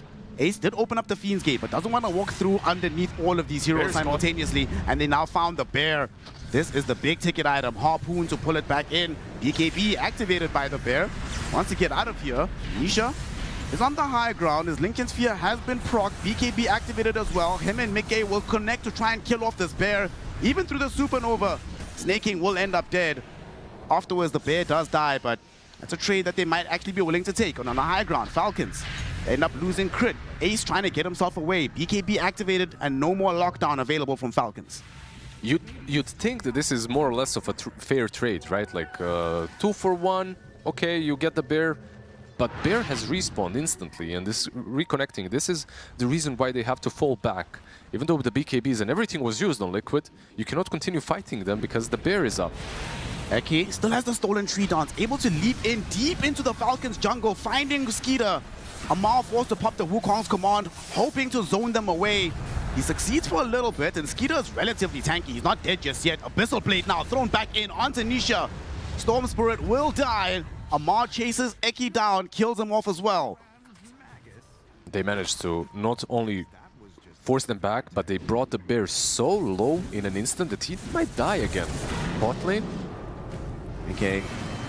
Let's get this bear out of here. Silver Edge has no BKB, remember. It was used in the previous fight. Amar able to chase it, keep pace with this Tree Dance. Eventually, even pops BKB just to make sure he's not going to get Savage Road here. Nicely done by Amar. The main reason why he commits the BKB, of course, and all this chase is because he knows there's no resummon. And it's super important to keep him on 1 bear. Oh, he'll have resummon in 5 seconds. So. Yeah, but he'll have the hook cooldown afterwards, right? So you can still take a fight and know that there is only 1 bear for 90 extra seconds now. He just will go the way of Skeeter. They're really having problems as the game goes longer, like actually killing his Alchemist. They found him so many times by himself. And he manages to keep surviving. Snake, well, he's not Alchemist, so very easy to kill. The bear itself probably wouldn't be able to solo kill him, but there was an Oracle with an additional Purge. It's hard to solo kill targets with mobility until you have Aghanims on the Druid himself as well, because then you can perma-entangle them. Radiant are scanning. He's decided to go for the butterfly. Just arrived right now in the inventory. a very, very scary bear. Do they have MKBs on the other side? Of course not, right? Like, no one is really buying MKB naturally, especially not versus a bear, so... Abyssal AC into a Swift Blink on Alchemist. Might have to reconsider and buy an MKB, we'll see. Disperser on the Monkey King.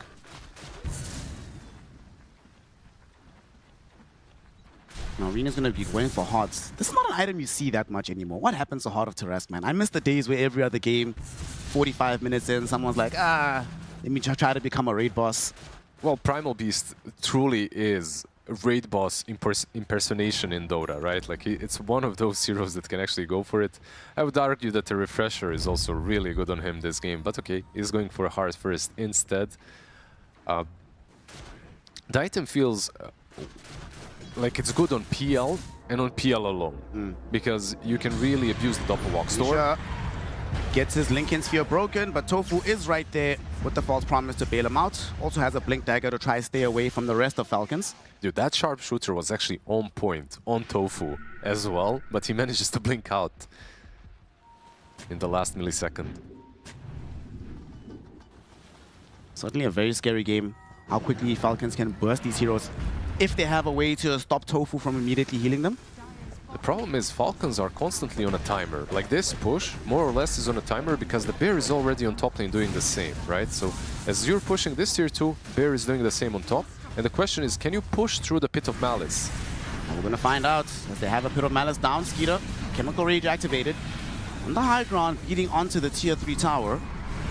And they're trying with this Firestorm to zone him back, but it's just not working just yet. Bushwhack coming out onto Ace. He does get away for a moment. Zip back in from Nisha. Just can't access the backline, so Skeeter is still standing strong. Now Reen is falling lower and lower. The Firestorm is starting to have an impact. The bear is actually coming back. I expected him to continue ratting. He didn't for some reason. This was a long time where the bear was literally just running from the druid to the fight, right? Like, he wasn't really accomplishing a lot. But okay, Pit of Malice, Queensgate. Another one. Snake King able to Icarus dive away. Pops the Ghost Scepter. Nisha will still be on him with the grab. There's a Supernova available to try and buy time, but Mickey says, dog, I'm going to kill you no matter what. At the same time, Ace is caught between Skeeter and Amar right now. Tofu needs to force off him out into safety. False Promise activated on him as well as Skeeter is so low. Goes back in, gets some stuns out onto Nisha. There's a Pulverize on the bear. They're trying to hold this bear back, but the bear pops BKB, rips through Malrine.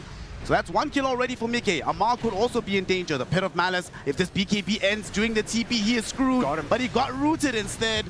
He is down for the count. Double kill for Mickey. The rest of Falcons sent back into the base. You know what, like, this Bloodstone actually with Oracle is doing so much damn work. It's not only about the spell weakness, about the active, it's this combination that they have with False Promise. It allows the Underlord to just stand in the front lines, use Firestorm, force out all the aggression on himself when the high ground push happened.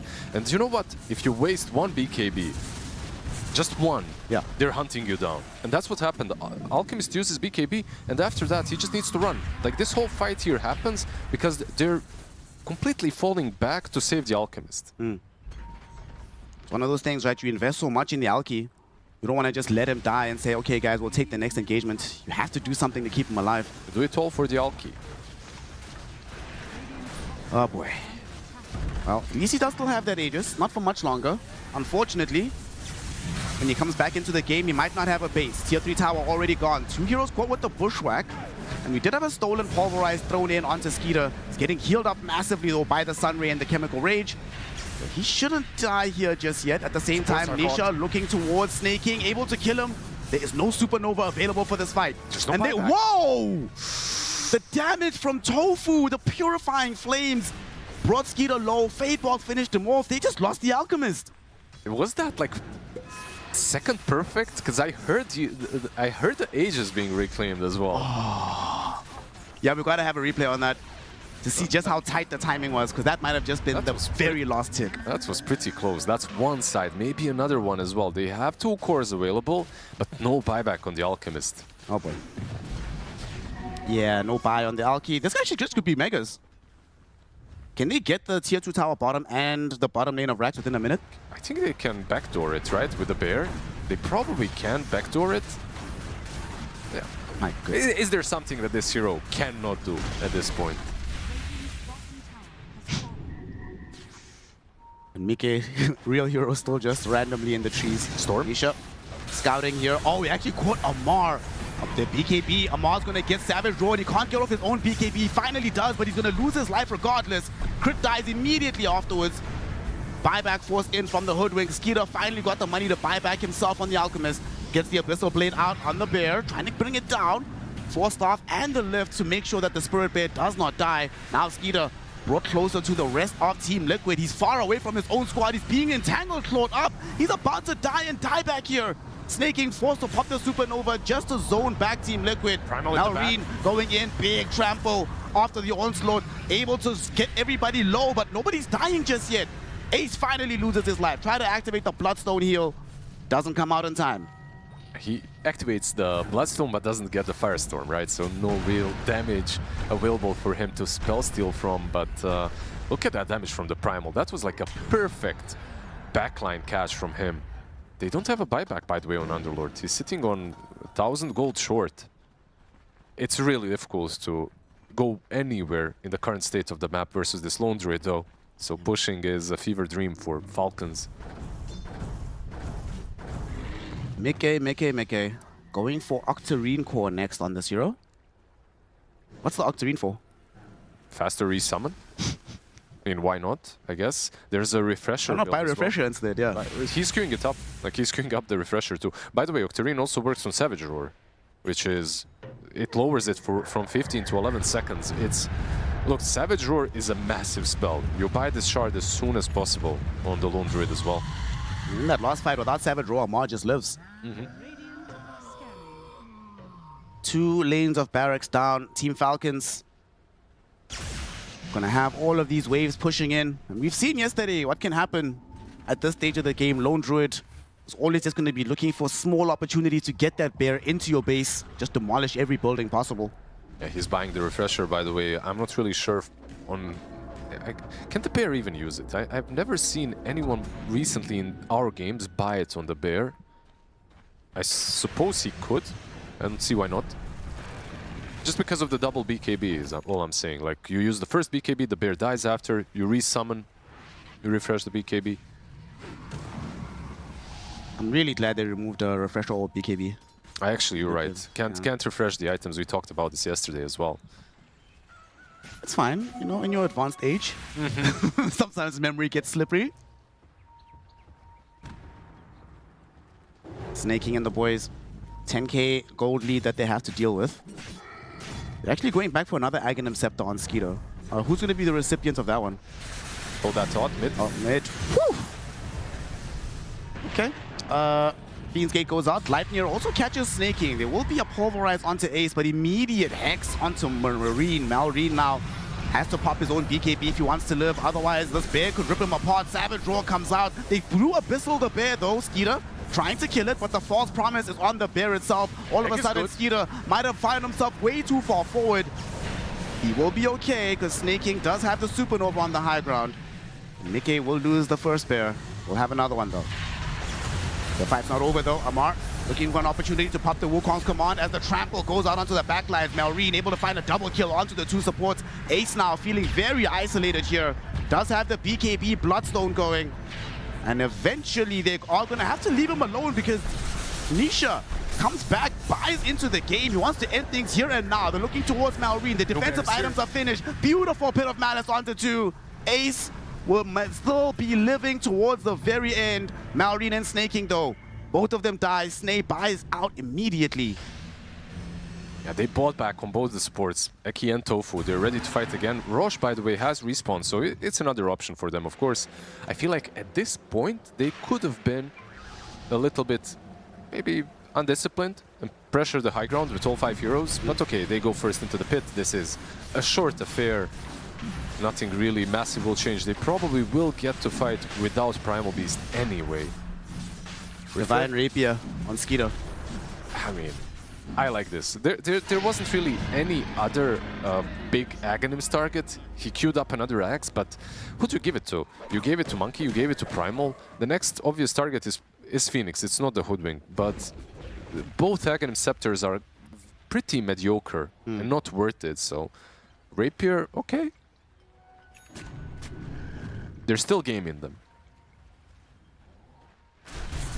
One lane of barracks separates them from being completely megaed. Lone Druid. Lone Druid. Buying Swift Blink for the bear. That's going to be the next item. Even harder to catch out now. I mean, this is... What else does a bear need at this point? Swift Blink as well on top to jump the backlines. 20% demolish bonus on the buildings. Yeah. Let's see what Falcons will do here. So they have all their ultimates. BKBs are at the ready. Divine Rapier, I do not believe was scouted just yet. So this could be a nice big surprise. If Malrine is able to do what he's been doing in terms of getting to the backlines, especially dealing with Tofu, maybe this Rapier can turn the game around. If they could catch the backlines, right, like it would be pretty massive. The problem is it's usually the Storm Spirit's job to jump your own backlines, and he's been doing a fantastic job at that. Constantly catching the Monkey King, the supports. Nisha's almost level 29. Jeez. How many of our last games have gone over 50 minutes? We've had quite a few. You have to ask which ones haven't, gang. I think we had like one game yesterday was 45 minutes and the other one was 48. But almost everything else has been 50 plus. Another shard for the bear, this time around for fetch. Because why not? He can be a little bat rider of his own. Or bear rider. Tofu also bought the Aeon disc here. Lovely item to have in an Oracle. Oh, Amar with the ultimate. The Fiend's Gate was there. Lightyear doesn't arrive in time, though. Yeah, this time around he does have Disperser, of course, so isn't as easy to catch with the root. You have to break the tree. And so it begins. Mickey, this bear is going to be perched around this area for a very long time to come. Are they waiting for their buybacks, I wonder? Because they still have 2 minutes on the Aegis. I'd be surprised if they didn't pressure and use that advantage.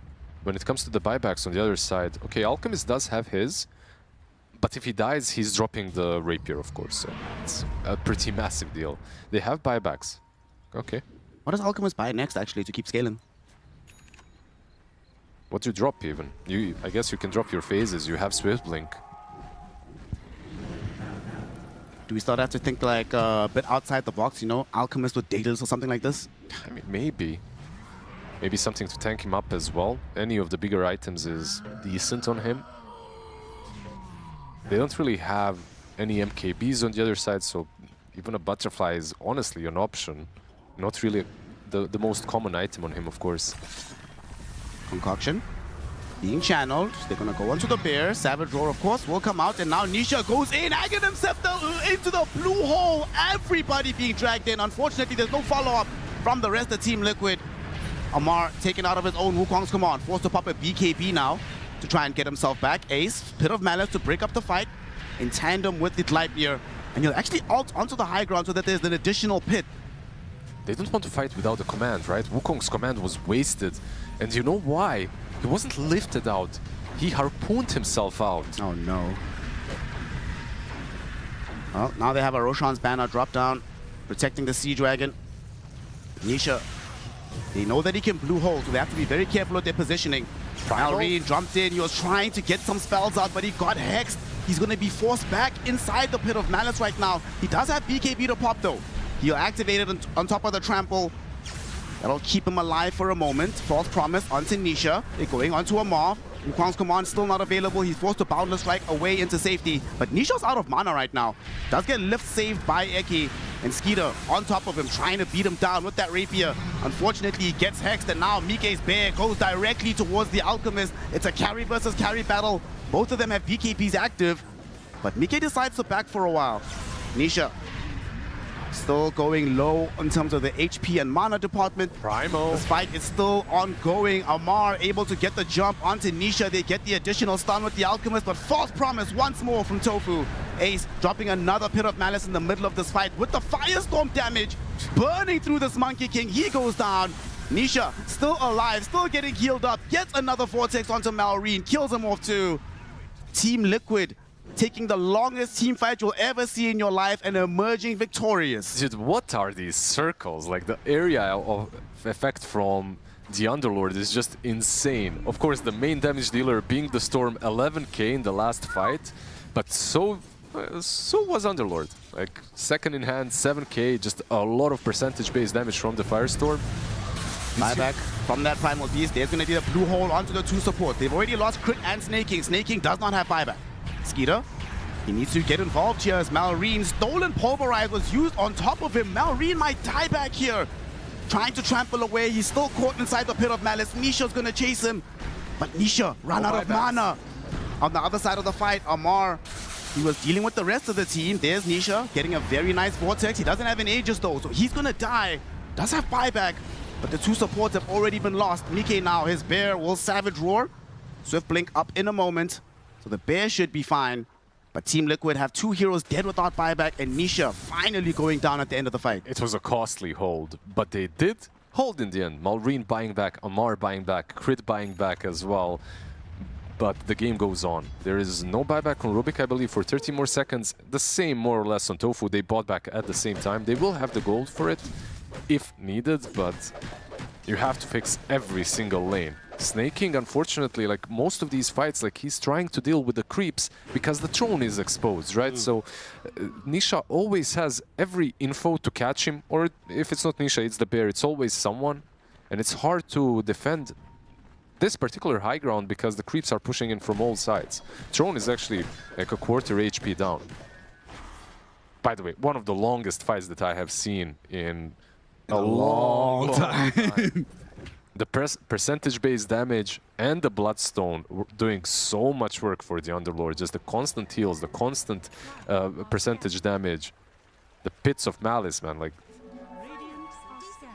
anywhere I move my camera, there's a Pit of Malice on the ground. Yeah.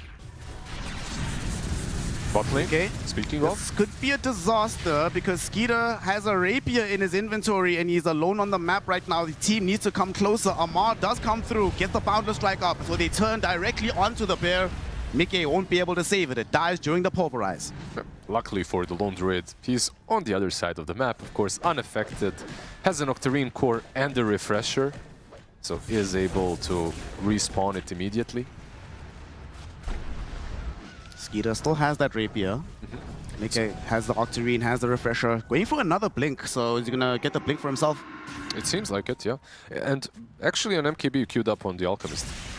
I don't know why they didn't get it a little bit earlier on anyone, because the Butterfly on Bear was very early bought, right? Like it was one of the first items that he got, one of the first bigger items that is. So Skeeter now will have the MKB and the buyback, of course. A 25,000 lead for Team Liquid at the moment. Hex now purchased for this Underlord, so even more control coming from Ace. They're just maxing out on everything. Item maxing at this point. And to item max, you need to get tier 5s, right? Yeah, babe. Here we go. What are we gonna see?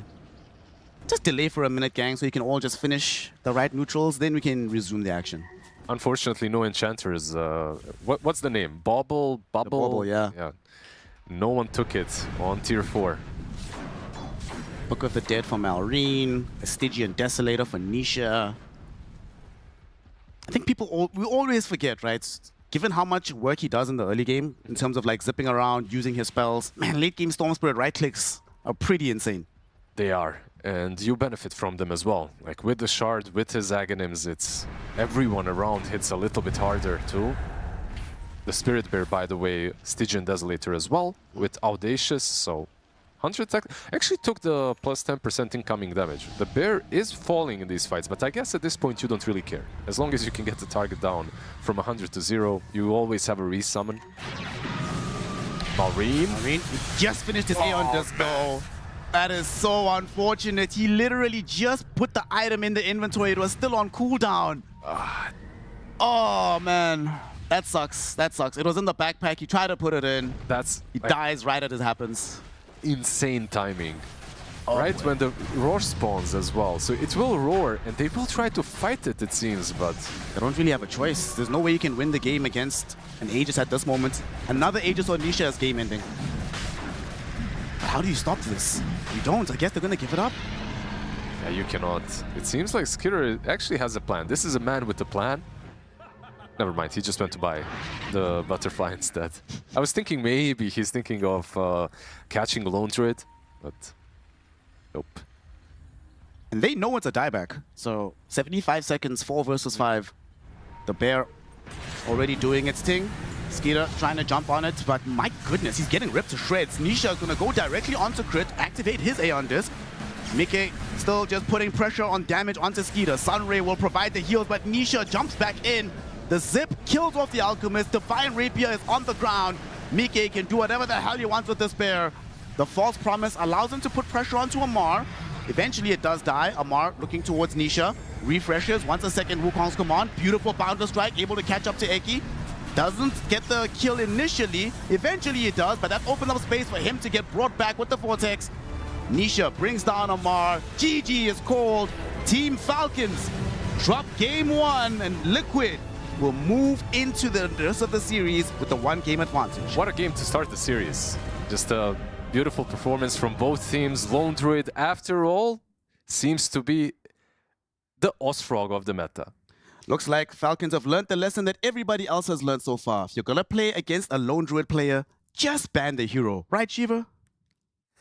Yeah, I would ban the hero myself. I would walk over and do it myself, because I generally love late game Dota. I'll be honest. I like it. You make an investment for the first 45, 50 minutes of the game, and then you get some epic moments. And I feel like I was denied those in this game because the game was so different because of Lone Druid being the bear, man. It's just am I wrong? No. Okay. I think the conclusion to the game I agree with, but the way in which Liquid got to that point was still quite enjoyable. Yes. Right? The way that Nisha was able to find the backline, Underdog constantly getting these little tree cuts or just initiations, the Rubik and Oracle both saving whoever Falcons jumped. There was a lot of discipline and execution required for Liquid to get here. It wasn't the same as maybe the Lone Druid games that we saw, previously, where you have 20,000 building damage at minute 35. You're doing it all by yourself. Main character syndrome. This felt like you needed layers to Liquid fight to be able to do it. But that does allow them to have this a bit of a global presence as well. When you think about it, no commitment whatsoever from the Lone Druid himself. He can send out the bear, Storm Spirit zips in, you're scouting things out, maybe Twin Gate on top of that, or Underworld's Gate to make sure you're outnumbering, that you have enough control and the damage. I like the idea of this offlane Monkey King. It did look good in the first 25-30 minutes of the game. It looked okayish in the lane as well, because you can Jingu off of the bear because he's now a hero, and also allowing you to try to scout at the bear because he's gonna be always on a different side, and then you bring +1 with the Monkey King and try to kill the bear, keep killing him constantly. It was a good idea, but it's just that Team Liquid, they found the opportunities in this game to hold the high ground and make stuff happen on the map, get the kills, and make a comeback in this game. The highlight for me was indeed Tofu. He did make a lot of really cool plays. Yep. I appreciated that. If I wasn't focusing on what the bear was doing, it was Tofu that had my attention. Yeah, Lone Druid very quickly makes the game just a little bit awkward compared to other carries. Even just watching, it's okay, Lone Druid. And for Falcons, we have to comment on, they fumbled this game, right? I feel like they utilized it out quite nicely. They go for 1 Axe for the Primal to break open a bit of the game. He goes back to then rush AC Abyssal. They had the layering of stuns. They picked off Nisha, at the bottom steps to the Roshan area. It was really cool gameplay, but you have a 7,000 gold lead. You go for the bottom racks. You die. You then get picked off multiple times, and you just don't have buybacks when Liquid get, pretty much just chain killing Falcons for a couple minutes. And it's one major mistake, and Liquid go, thank you very much. We now command the entire game. They have one of the best heroes in the game to split push and to defend the high ground as well. You have Pit of Malice, which is just an insane spell by itself. What do you mean? Yeah, and then you have Lift, you have Cons, you're fighting inside your base with the Storm Spirit, Firestorm, Fatebolt. It's just too annoying, and they don't have the sustain. You saw the atomization coming out from snaking, trying to build into pipe, maybe try to reduce some of that damage as well so that they have extra bit of survivability. It wasn't enough, but Tofu, standout player. We saw in the end as well, very cool play where he's using it on the Spirit Bear as well, and then you have a Blink Dagger or a Swift Blink, so he blinks because you can blink away because of the ulti from Oracle. He gets a kill on Alchemist, and it's basically the end of the game. Yeah, he also had 39 39 combined kills and assists. He had more than the Rubik, right? Normally when you think of Rubik, like that's the one who wants to go do things on the map, but Tofu, he was always in these cheap fights, and if his position was a little worse, and maybe the explosiveness of Monkey and Out can come into play, but Tofu, right place, right time. Yeah, he enabled Nisha a lot as well with that. I think that allowed him to get some great moments in as well. Worth highlighting, Nisha? Oh, absolutely. Yeah, I mean, Nisha Storm is just a different beast. I was looking at his damage numbers. It's through the roof. It's like almost 90,000 damage in that game. He was the damage dealer. Oh, fun fact actually, both Primal Beast and Monkey King had 69,000 damage. Yeah, I saw Primal only. That's some good numbers, yeah. Great.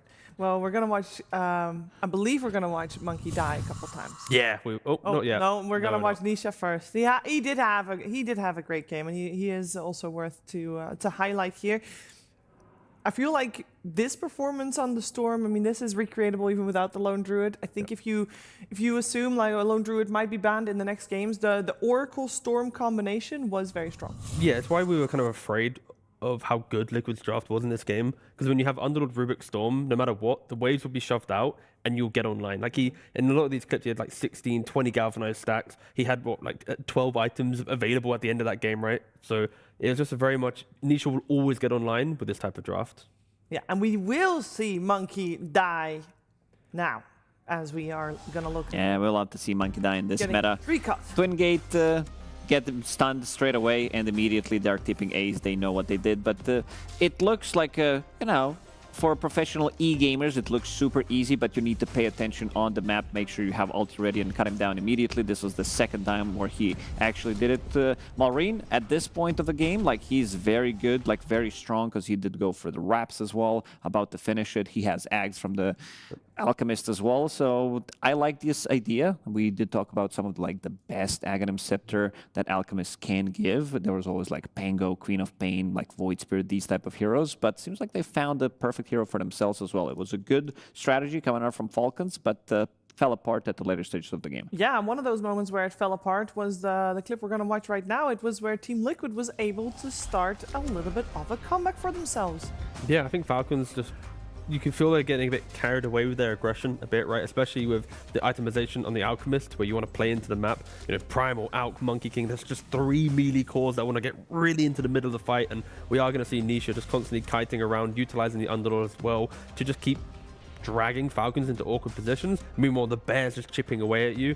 And yeah, for Falcons, this was the first fight of many to come where I feel like they just couldn't really keep Nisha in place. Splitting the fight in the triangle under vision, and also having both of the supports. So Oracle ulti comes out, and Rubik Shard, such an underrated shard as well, where you can actually save others. So basically 2 saving supports at that point of the game where you can just go all in, and knowing that everybody, we saw these late game fights where everybody has 4,000 or 5,000 HP, which gives them just enough time to react. Like, you don't necessarily need to rush anything. Yeah, nobody really rushed anything this game. I mean, it lasted a very long time. I felt like everybody seemed to at some points just be happy. Just farming. We can take a look at how happy the Storm and the Lone Druid were farming around 45 minutes. Yeah, and I just wanted to highlight this because, of course, you were mentioning, Lone Druid, you're not too excited about the late game. And look at Mickey's building damage. 45 minutes into the game, 973. It's not even the Lone Druid game that we've seen before. Look, he was being honest. He was trying to kill heroes. He wasn't trying to kill buildings. Are you sure he wasn't just farming? It's 45 minutes in the game. Yes, that's my point. No, but Mickey also had a pretty impressive game. He did die twice relatively early on, and then didn't die for good 40, 45 minutes pretty much, because the game was 60 plus minutes. So, I mean, it does happen with the Lone Druid, because he can play on the other side. The main guy is the Spirit Bear. Yeah, and of course you talk about farming, Shiva. They just quickly updated it just for you. Yes. There we go. You happy with those numbers? 679 last hits. Yeah, sure. If you're gonna farm, great numbers. Keep it up, make it. That's very wonderful. I love how much like. It's just I'm just used to seeing a different style of Dota, and I recognize that this still was a very let's be honest. game for a lot of people. Sure, but it's also when you take one step back, it's also just boring. Like That's where I'm at. I know. I didn't want to use that word. No, I was trying to do the whole panel thing, but I agree with you. All right, I feel right now Alchemist as a carry giving away Ags. I'm happy Falcons at least tried to be aggressive with it, not farming 3, but Lone Druid. Oh, people were complaining about Alchemist being like dishonest because he's giving away Ags, getting extra bit of gold, and then we get hit by Lone Druid, and then Alchemist seems like a normal hero compared to the other guy, or other 2 guys. I have a worry that this game, we talked about it, it was Falcons slipping up a couple times, and if they didn't, they probably would have been able to close the game, like 40 minutes or so. Are they going to draw the same conclusion and think, oh, we can give them Lone Druid again, we'll go Alchemist again, but this time we won't slip up? Gonna do the nope. Well, we're going to find out because we're going to have a second game of this best of 3 coming your way after a break. The new breakthrough, an innovative phone with 1xBet app. With 1xBet app, you can register and start betting in just 1 click. Intuitive interface and thousands of sports events every day. User-friendly app. Big wins, fast payouts.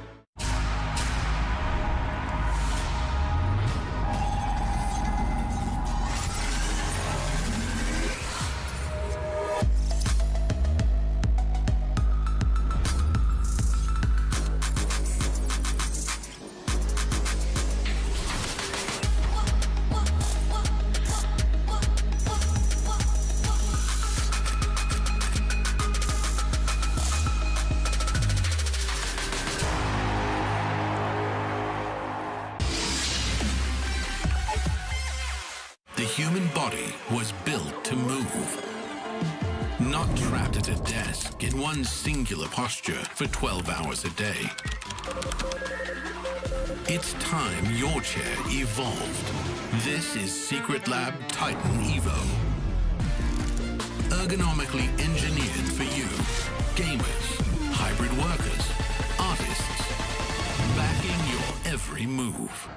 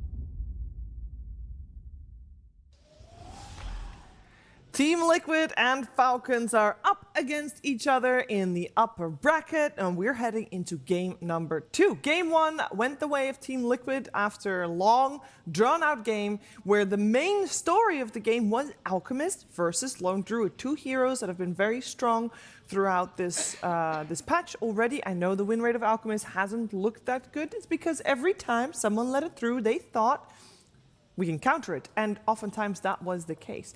We're going to find out where the teams are going to take the draft in game number 2, because I think everybody's very curious if the same thing will happen again. Lacoste gave it a big fat no. Won't happen again. Let's see it banned out. Teagup, where do you stand on this? If it's the same pick order, I don't think draft really played into the last game. I think, of course, there was a lot of moments both teams could have won the game. Of course, Liquid eventually winning it. But if we was to adjust draft slightly, I feel like on pick 9, taking the Tidehunter when you see the Lone Druid would have been a really strong option. Not because of the meme stat of 80th only wins on 2 heroes, but I really feel like in regards to the draft, picking that Tidehunter maybe the Alchemist wouldn't get banned. You still can pick Alch later in the draft, give an Axe to the Tidehunter, and then you just have Gush. You get to play the game that Falcons have shown to be really strong with.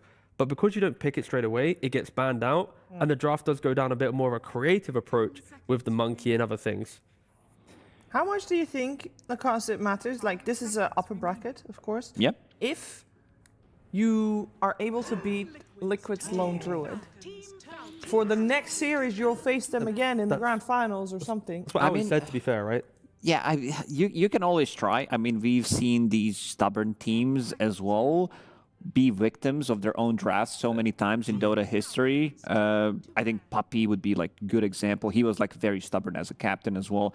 Most of the time it did work out for him, but sometimes it just didn't. But let's see if they're going to decide to do the same thing.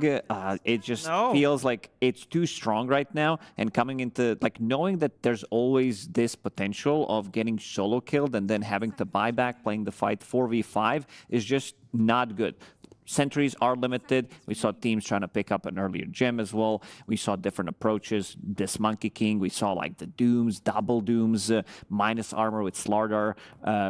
Seems like nothing really works against this. I think also in that last game, it might have been a record, right? Amar, with the gem, got a kill on the bear, tipped Mickey. It felt like within 10 minutes, game disappeared, he gets tipped, game's over. Like, at least in regards to pacing. So Amar might want to tip in the next game. Kind of fueled Liquid a little bit.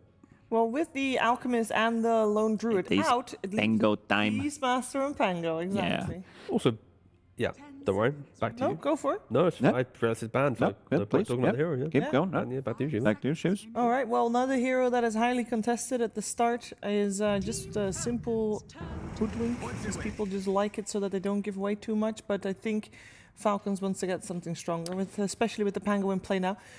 Queen of Pain lanes well against She does. I think they have multiple options. We've seen good amount of Grimstrokes as a response to Pango straight away, because later down the line, this is something you talked about, T. Doom. This is something that Amar did play in the pubs. So it's still going to be Monkey King. They still believe in this hero. They believe it as a flex. I don't think they're going to be flexing it to position 4. This doesn't sound to me like something what Crit would play. I have a question. Is there a lot of flex potential for the Pango? Does Ace really play it? I don't know if I've ever... He plays it. Yeah, he does. He's played a couple times in this tournament, so they can dabble with it. It is one of his more aggressive there we go. offlaners that he plays, where he, of course, joins the fight. But like when I see him on Pango, it's the same idea as like Batrider. It's Batrider, Pango, same player style. Try to get a couple kills in the lane, get one item, go into the map, go crazy. So they have only one ban on side of Falcons. So if they ban techies again, which is very annoying for Monkey to play against, now they've also shown, because of the taser, of course, it's a Dispel plus Disarm. I don't think as an offlane Monkey you want to be playing into anything. I mean, they could also run it as a position 4 or just play it as a 5 from the offlane if necessary. But they've also shown that they can play different heroes, different way of dispelling things. So I want to see how Falcons are going to be approaching this problem, knowing that there are multiple ways of dealing with this Monkey in the lane. Yeah, it's also in regards to the flex. Like, Skidder's only played it 8 times in his career, last played in 2024. Maureen has played it a lot more, playing it 19 days ago, 37 games played, 76 win rate, sorry. So most likely, when you look at Monkey, I'm looking at offlane to mid flex, rather than mid to carry flex that we often see other teams do. But again, I feel like it had some logic behind it, especially because he goes like Diffu into BKB. Like the way he was playing Bristleback, even the Tidehunter, he wants to get like Bristle, he's rushing BKB to be in the middle of the fight, be annoying. Tidehunter is going consecrated wraps to be in the middle of the fight. If you're able to farm the diffusal from laning phase and then fight into a BKB, like you could argue it's the same type of logic. Very different in regards to the toolkit of spells, but at least in regards to tankiness, it is going to be the same. I'd be okay if they just like open up straight up with Silencer. The stonks for this hero are through the roof right now. The hero feels really strong because it doesn't allow Pango to like play the game when he wants to get to roll, especially at these early levels. So they will remove the Phoenix Beastmaster. So they went with the other thing that we did mention during the previous draft, where Underlord is still available, and picking up Rubik on 13 doesn't allow Team Liquid to pick Underlord for themselves, but this opens up potential Underlord for Falcons if they want to pick it. No, for sure. So it's a really nice way to just respect that you don't have enough bans in your draft. Should we be still having on our radar the Tidehunter? I think yes, no? Or is there something that sways either team away from it? I think it depends on the support combination from Liquid. If they have really strong laning supports, then of course Ursa could be an option on 18 to threaten it. If they have weaker laning supports, Falcons might be able to call the bluff and go, yeah, we can get through it. We have Rubik as well for Fade Bolt and Lift. I think it really just depends on what Liquid show here. Both teams just keeping their draft very alive, right? It's like the Hoodwink, generic support, Rubik, generic support, Pango 2 lanes, Monkey 2 lanes. Both lineups. Also, if you get good start to the game, you buy one item and you break into the map. I feel like I'm watching like a mirror draft happen. Yeah. In regards to like the pacing, the laning, everything just feels very similar right now between the two teams. Ooh, well, this is a bit more niche. It is, and it is most likely going to be the carry, right? Yeah. You're probably locking in there with Mickey. Support has been nerfed. You don't have the kill shot facet anymore. You don't have facet at all, but this is not a thing up until you hit level 25. You're also forcing the Monkey King to go, are you really going to be the offlaner here? Like, you're going to lane into a Wind Ranger. You can never step up close to me. I'm a ranged hero. I also have Wind Run to be able to disengage from you. So it's a nice way for Liquid respecting how Falcons are currently utilizing Monkey King in the draft. And then on 18, you potentially can still take like, you know, a Queen of Pain or like a ranged hero that threatens the Monkey King. And now Monkey's like, 2 lanes I don't really want to play. Where do I go? If that's, of course, Pango going to offlane in that scenario. Yeah, at least with the Wind Ranger, they keep that Pango flex open. Falcons kind of has to close it a little bit now with 2 picks of their own. I mean, Skidder can find a carry if he can. And that then puts a bit more pressure on Liquid in that regards. Skitter's hero pool has been very limited. They have no catch. He likes to play Weaver when there's not many things that can stop him. But there's the silencer that we talked about. This looks too good. Like, it's very good against Wind Ranger as well, where if you have a good catch. I'm already seeing potential damage problems though for Falcons. No? Right? Tiny solves a lot of these issues. True. Yeah. And it actually keeps the draft very kind of dynamic, right? With the lanes where they're going to go. Yeah, I wouldn't mind that. If Falcons do pick a low damage hero here, I am concerned Liquid are going to be able to create their game. And they do go for the Tidehunter. So, yeah. It will push the Monkey to just a different lane. But ATF, 3-0 on the hero, 100% win rate. Will free farm in the Wind Ranger lane. Just doesn't really care. Sure, there's a break from the Hoodwink. Eventual ways to kill him down the line. But in regards to the early game, I think Amar's going to be pretty happy. Would you rather see the Monkey safe lane, which is already, we said, might be difficult, or mid? Which is going to be the easiest? I mean, it can just follow the Pango into the end of the draft. Yeah. And then wherever the Pango goes, just slap the Monkey there and go, yeah, lane should be pretty good for Monkey. That's probably the simplest answer. It is overall last pick for Falcons, so they could do that. I mean, if they want something like a Tusk would be okay-ish. It's like very good with Wind Ranger, always with the tag team, gives you extra bit of a damage to kill Tidehunter. I think Marcy, if they're looking for another melee position 4/5, because you can always like Hoodwink 4 Liquid at least is also potentially a flex. They could run it from 4 or 5. But they do take the Queen of Pain. That is also Liquid's way of going. Put the Monkey in the safe lane. Yeah. We don't think Skidder can play it. 8 games competitive, 2024. Please, don't put it mid. And we did expect the Queen of Pain on 18, so it wasn't too much of a surprise, and it really just enables Liquid's lineup for the type of aggression that they have, right? It's Queen of Pain with Ags, you fight, and then Mickey's going to get in and out of the fight. Pango is going to open up the initiation, so it's very, very skirmish and very scary. Of course, eventually fighting into Globals and Ravages, it can get a bit awkward, but... Yeah, they have overwhelming team fight on Falcons. I don't think Team Liquid can match it. They're very single target oriented, at least early on. Pango does some, of course. You have AoE from Queen of Pain, but we're also talking about the Global Silence, Tidehunter Ravage, another circle that you can throw on top of Ravage. So not the easiest way for Liquid to take some of these early engagements unless they're the ones initiating. But then again, there's this global silence that has been working out amazingly so far at Wallachia. I mean, Liquid just needs to play with a lot of conviction, right? Like when you find a hero, it's like you already want the Rolling Thunder in play. Yes, yeah. So silence global doesn't matter. You want the Queen of Pain to initiate with Sonic. So when you get global, it's like my damage is kind of Focus done. Fire, Rolling Thunder, Yeah. like the hero's already dying. Exactly, And then like it's going to be 4v5 even during the global. So you want the initiation to be Queen of Pain Sonic Waving? Because at the moment they don't have. Whoa. Let's take a step back for a sec. Yes, that is one way to do it, of course. I think Liquid naturally itemizes to deal with Silencer and Tidehunter. They're not afraid of buying BKBs or Lotuses across their cores, even Mantas. So it's more of a, in the early game, be aggressive. Punish the fact Falcons don't have damage. And as the game progresses, whoever has the item in play to keep themselves alive after the jump can do it. Queen of Pain, potentially with the BKB, can be that hero. What do we make of the Tiny ban? They are still respecting the Wind Ranger support? Yeah, like technically, yeah. Okay. That's good to know. Because at the moment, I feel like the team fight on the side of Falcons is so overwhelmingly strong, and then on the side of Liquid, they just don't have much, and especially not assuming that there's going to be global silence. It's also the Queen of Pain can be played carry by Meepo.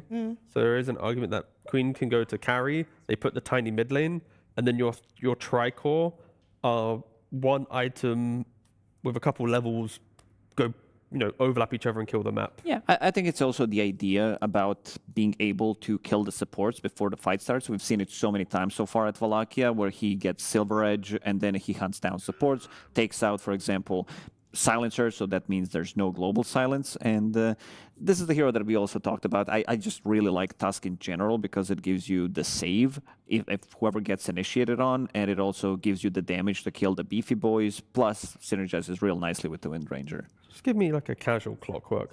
Just a chill dude. You jump in. I'm pretty sure Eki won't mind being the one if it's him playing. Even Tofu, you might even bait out a global if your initiation is clear. But okay, they go for Tree. Much more just gives them team fight. Good team fight. It punishes the damage of Falcons. Living armor into these heroes might just make you unkillable in the early game. And when Queen blinks in, if she is the initiator pre-BKB, living armor, very, very helpful. Well, that means Falcons need to reveal where that monkey's going, although Liquid kind of already forced the monkey to the safe lane. So what will they play up against Queen of Pain? I mean, Malrine potentially might just go, you know what, I'll play it, but I feel like it's such a losing lane that it won't be good. I would like to see Monkey just go carry. Malrine's also kind of talking right now. But most of his heroes are countered by Queen of Pain. Like, he is the melee guy. Sand King. So he opts Just don't overcomplicate things. But also, to be fair, they are one of the best, if not the best, Sand team, I would say. It just looks completely different whenever they play it compared to some other teams. This is a hero that plays off of stacks. They have, again, insane amount of team fight on their side. In terms of spells that Rubik can steal in this game, there are some like decent ones, especially if you steal stuff from Queen of Pain, like Shackle, Rolling Thunder, Twin Protector ulti, some cheaper spells on top of that as well. This time around, they don't have ways on side of Liquid to just play the type of a game that they did play in game number 1, and eventually they will need to fight into Team Falcon's overwhelming draft with all these big AoE spells. Yeah, I'm looking at Falcons who they invite the aggression, and they'll be the ones turning around the fights, like Lacoste is mentioning. So I think the narrative is a little bit more switched, right? I'm looking at Liquid. They have to play on the active runes, make sure Nisha gets the the random amp damage or the regen to go break into the map. Ace needs to overlap. At some point, things will get difficult. It's more on item usage rather than spell usage, I think, for Liquid. But yeah, I'm happy that we have seen a shift of pacing from both teams. Yeah, I mean, we've got the 100% win rate Malrine Sand King, the 100% win rate Tidehunter. First time for Skeeter on the Monkey King this event? Well, if we're following the stats, he didn't pick, Tide or Bristle game 1. He lost. He now picks Tide. So unfortunately, we already know the result of the game. I'll start prepping for a game 3 draft. Oh, I know that there's definitely one person that would like to see this one go a 2-0. And that's, of course, Coach Blitz, who's talking to Slacks right now. Thank you so much, Sheever. Absolutely. What a great throw, Sheever. Appreciate you, Sheever. Ladies and gentlemen, we are here with Blitz, the big brains behind Team Liquid. Hey, back again, my friend. Game 1 draft. Pretty standard stuff. Eyes are up here. Don't look at yourself, all right? standard draft, you know, a lot of heroes we've been seeing all day, every day. You guys clearly had a plan, went in against it. Game 2, a little bit wily here. Is that how you felt as a drafter, or do I have it wrong? I think we just have like a really good read on each other as teams. Like I think, like last game, I think they had a really smart plan that we knew was coming. Actually, they banned a bunch of heroes that we wanted to pick, and probably we did the same to them. So I think we have like good understanding of each other. Evenly matched with Aui 2000, of course, as he walks by. What a piece of garbage. He flipped you off, actually. That's crazy. Insane. Yeah. Wild. I was not expecting that. However, I want to talk to you a little bit about your substitute as well. This is my first chance to be able to talk to you with a little bit of time in. I know no one can replace Darth Boxy, but how's this guy holding up? Eki's been wonderful, actually. I think he works really hard. He has a lot of ideas. He is relentlessly positive. Yeah, I like him a lot. I think he's been a really cool addition. Is there anyone that you've had substitute that you did not like? And you don't have to name them, but you're a very positive guy. Every time that you guys do have a sub, you're very nice to them. Have you had anyone that you're like, wow, never working with that guy again? You don't have to say their name. No. I think as a whole, I personally liked all of our subs. Like, Brow was great. He worked really hard. VTune is so cool. Like, has a lot of energy. Saber, when he stood in for us, we ended up playing with him the year after, so really liked him. I think that's all of our subs so far that we've had, and I've liked all of them, yeah. Oh, okay. Toby. We had Toby, too, and I like Toby a lot, so. Okay, great. Good to hear. I mean, you guys have a pretty good vibes environment from what I've been hearing from him. I've had a chance to talk to Eki a lot, and he's like, I just like the feel of this team. Like, they are positive, they are fun, they are able to listen to you. Is that kind of what most of your subs have said? I don't know if every one of them said. Can I also flame Skeeter, by the way? Please do. So Skeeter is really worried that he's going to lose his twink status. He said it's really important to him. It said somebody on Reddit said that he suffered twink death when he grew out his mustache, and he said that comment bothered him for about 3 weeks. Okay. And so I'm here to tell Skeeter he no longer looks like a twink. Well, what can a guy do to continue that twink status? Is that something that he yearns for? I mean, he's going for that, like, Dune guy, right? I forget his name. You remember that guy? Yeah, Timothy Chalamet. Yeah, he's going for the Chalamet. Personally, like, I think I'm a little bit too fat and unattractive to be a twink, but, like, Skeeter can pull it off, so, you know, Godspeed to him. Fantastic. Thank you so much for that innovative one. We're about to see a fight here. We could see first blood. Is it important if they get this first blood? It's us getting first blood. Is it important? Yeah, I think so. I don't think we're going to get it, actually. Well, too bad. They're turning it around. Ah! Looks like they killed Tofu. How does that make you feel? Not incredible. Like, bad. Actively bad. Well, as an empath, I can tell that you're having a very good time right now. So let me go ahead and let you get to your team. Big old smiles. We'll be back with you guys. Let's head it over to our caster, Snare, and Mr. Lizard. Well, now we know, Mr. Lizard, that we need to explore the twink meta. Both of us need to shave. You know, in honor of Skeeter, we need to get back to the Twinkie days. The twink maxing era, yeah. We need to lose a lot of weight, though. Both of us. You know, game 1 was an exploration between these two teams of what is the cheesiest strat in Dota. This, much more honest. This is a nice, fair game. Who do you favor just looking at the drafts at first hand? At first hand, I gotta say Falcons. I completely agree with the panel. I feel like their teamfight eventually, when it does come online, is really strong. But you know what? Maybe Liquid, like Blitz said, they know them. They know them real well, and they did allow them to have this position 1 Monkey King that isn't truly Skitter's best hero out there. So maybe there's a method behind the madness. Who's twink maxing the most in this game of all these players? Skitter for sure. No way, dude. Imagine if Tofu shaved. Okay. It's not the same, though, is it? Of course it's the same. Tofu's like a real pretty boy. Tofu is pretty, for sure, handsome, but Skitter is like a twink. All right, y'all will let us know in chat. You have to choose one twink, Tofu or Skitter. Who's Tofu or Skitter. 1 for Tofu, 2 for Skitter. There we go, there we go. Well, Tofu, the man himself, right now playing on this Treant Protector. Should be able to keep this Wind Ranger in pretty good stead, keep her farming. Not really too much that I'm expecting to happen to him. I mean, there is some kill potential, but Tree is always just so annoying, especially when he starts with these boots. Yep. He's playing another one of these protection-esque heroes, right? Like this time around a little bit more active in the lane, of course, because he can actually right-click as well. Last game with the Oracle was mostly defensive bot lane. Hoodwink. A lot of damage onto Eki. should end up falling here. Skeeter will be the one to collect that kill, and an additional stack of intelligence for snaking. And it was living armor, by the way, as well used to try and save the Hoodwink, but didn't work out in the end. So another thing that you can't maybe use mid or top if needed now. Speaking of this lane, you're not really a fan, I know, of the off-lane Pangolier. How do you expect them to fare in this situation? I mean, on paper, this is a pretty good lane for Silencer and Monkey King. And there is some strength, of course, in the Hoodwink hero. But a lot of teams are just destroying all the trees, by the way. The same thing that they did versus Treant in the previous patch when he was absolutely busted, they're also doing now to the Hoodwink. So there isn't really a lot of opportunities to use the Bushwhack without Acorn Shot, making the hero a bit worse in the laning stage. Overall, I expect Monkey and Silencer to do pretty well down bottom. Tofu had made a twin gate rotation, was maybe hoping that Skeeter would advance further in the lane, could come in for the pincer maneuver, but it's Monkey playing very carefully, very safe. Yep. Because of that first kill on the Hoodwink, the hard camp is blocked, so you couldn't really mess with the lane equilibrium, and instead it's sneaking that hits level 3 and gets the pull off. Ricky will be able to get a D-ward here, blocking off the small camp. So another sentry will need to be ferried out for snaking. Okay, can someone in the chat do the quick maths? Like, this is a binary number in his nickname. I did it for the previous time he had it, and it was pretty dumb. He just had it was also more or less in binary, but he had 67.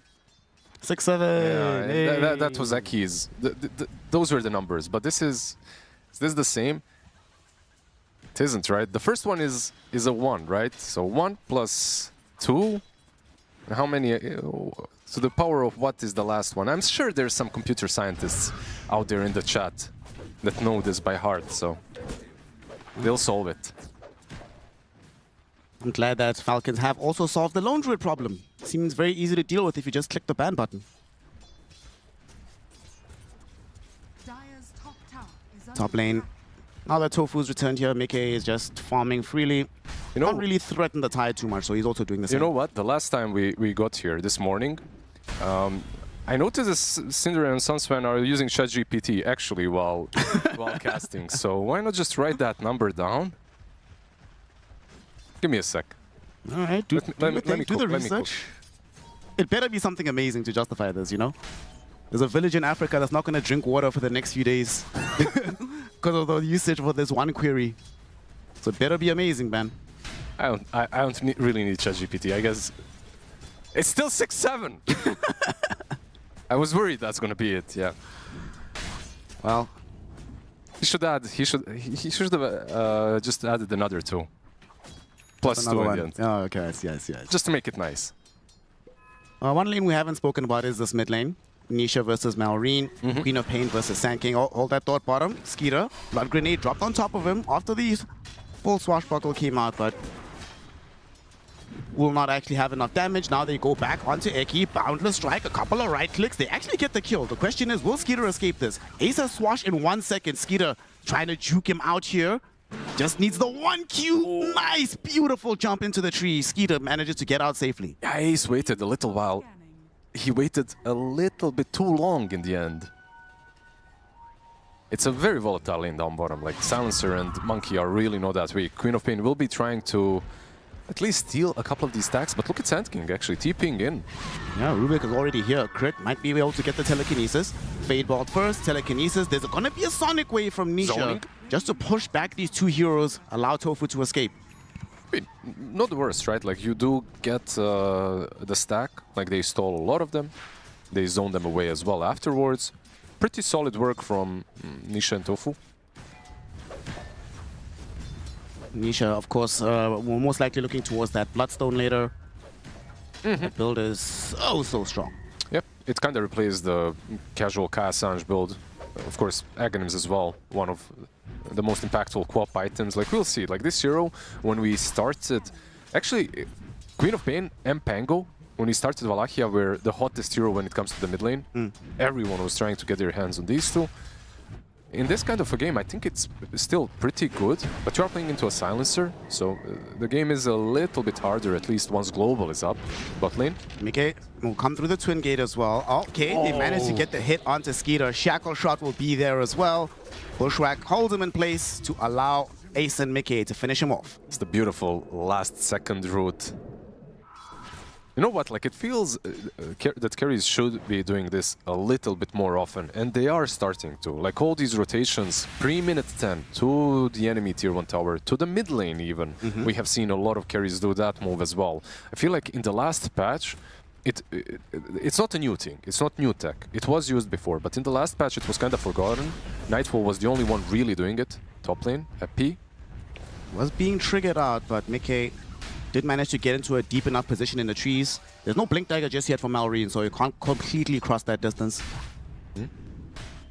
By being top though, he is giving away, relinquishing the rune control, right? Queen of Pain should be getting the next one as well, so Arcane Rune for Quap. She might actually decide to make a move towards that side of the map. Right, because this Sandstorm isn't as effective at taking towers as it used to be. Remember the patch where you had the mischance from the tower. It was pretty silly for Sand King players. And they're actually bringing in more resources, even TPing, snaking to the top lane. They really want to get this tower and force Mickey away from here. Omar has the Ravage, and they know this. We'll see if Liquid want to respond in numbers.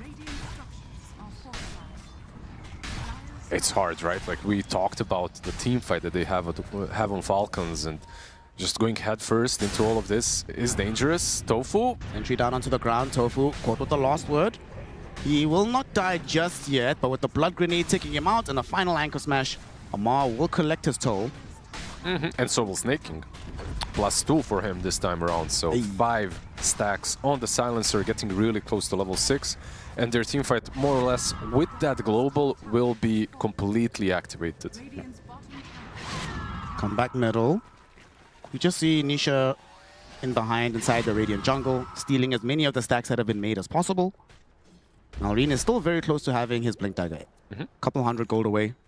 Not too far at all. Of course, when you're playing this mid Sand King, it's all about the Aghanim's timing as well. It's not only about the blink, so we might see him farm a little while longer, even after the blink is done.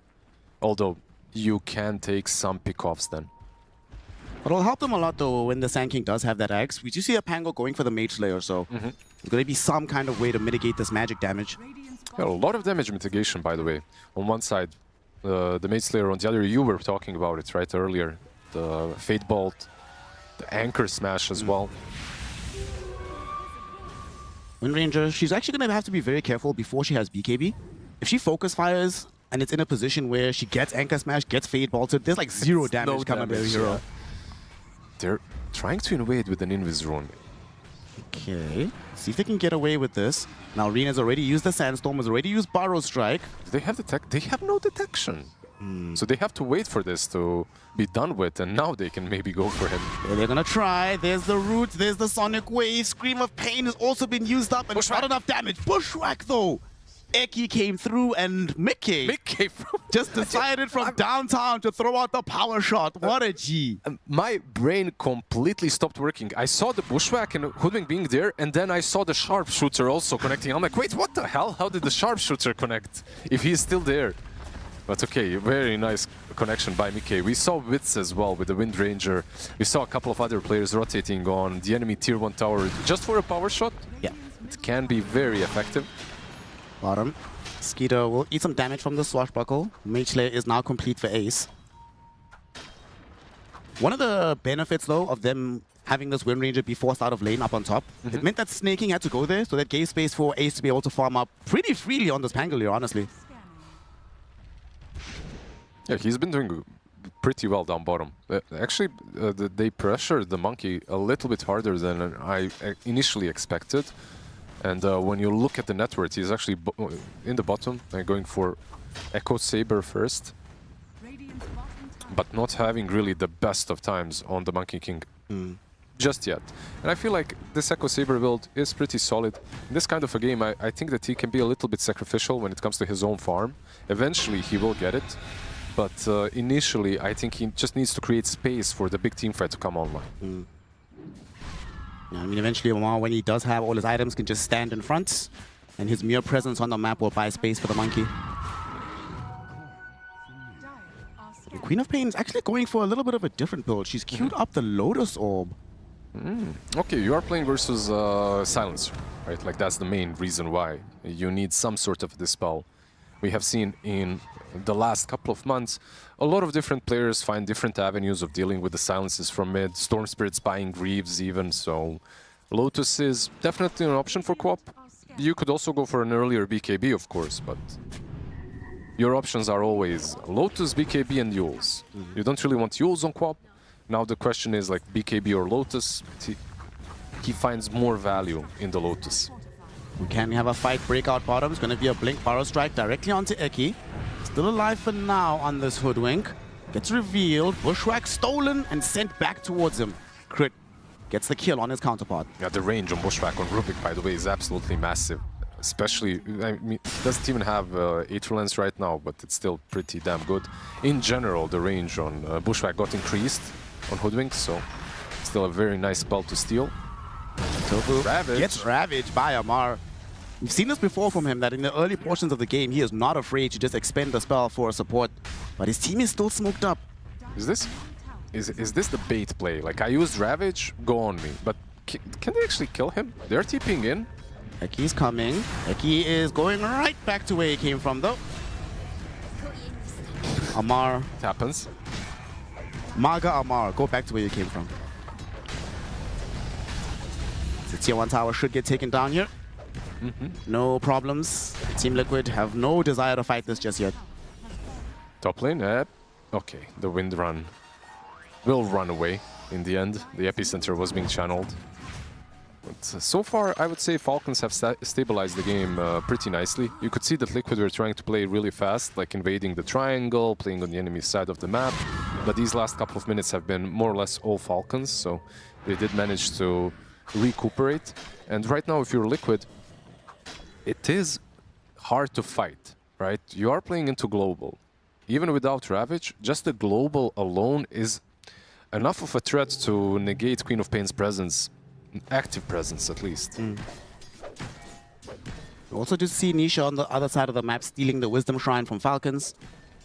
Eki picked up the one for his own team, so Liquid be feeling very good about themselves in the experience department and in the farm department. Halfway towards Aghanim Scepter for Ace. Mjolnir pretty much finished for Mickey. We're about to have this Lotus Orb a couple minutes for Nisha. They have Blink though. Blink on Sand King, Global on Silencer. Like, I would still say that for Falcons, this is the time to not necessarily close out the map, but take a couple of towers. They took the tier 1 top, tier 1 mid, tier 1 bottom is left remaining. They're in no rush though. I feel like that's the power of Falcons lineup. I don't think they're playing necessarily versus something that pressures them early, and the late game, on paper at least, if executed properly, seems really damn strong. There's the Mjolnir for Mickey.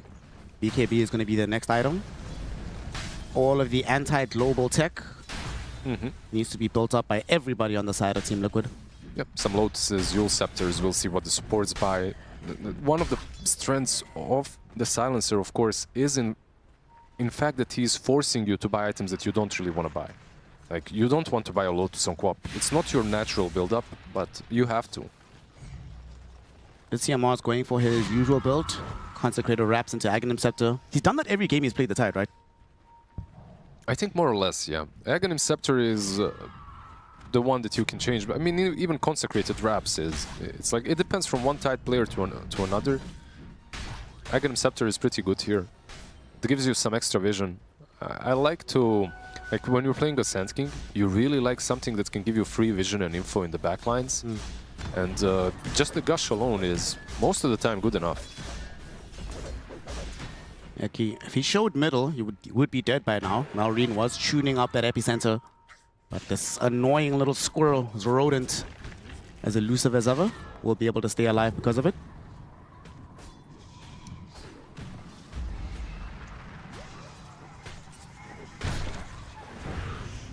Everybody's just farming.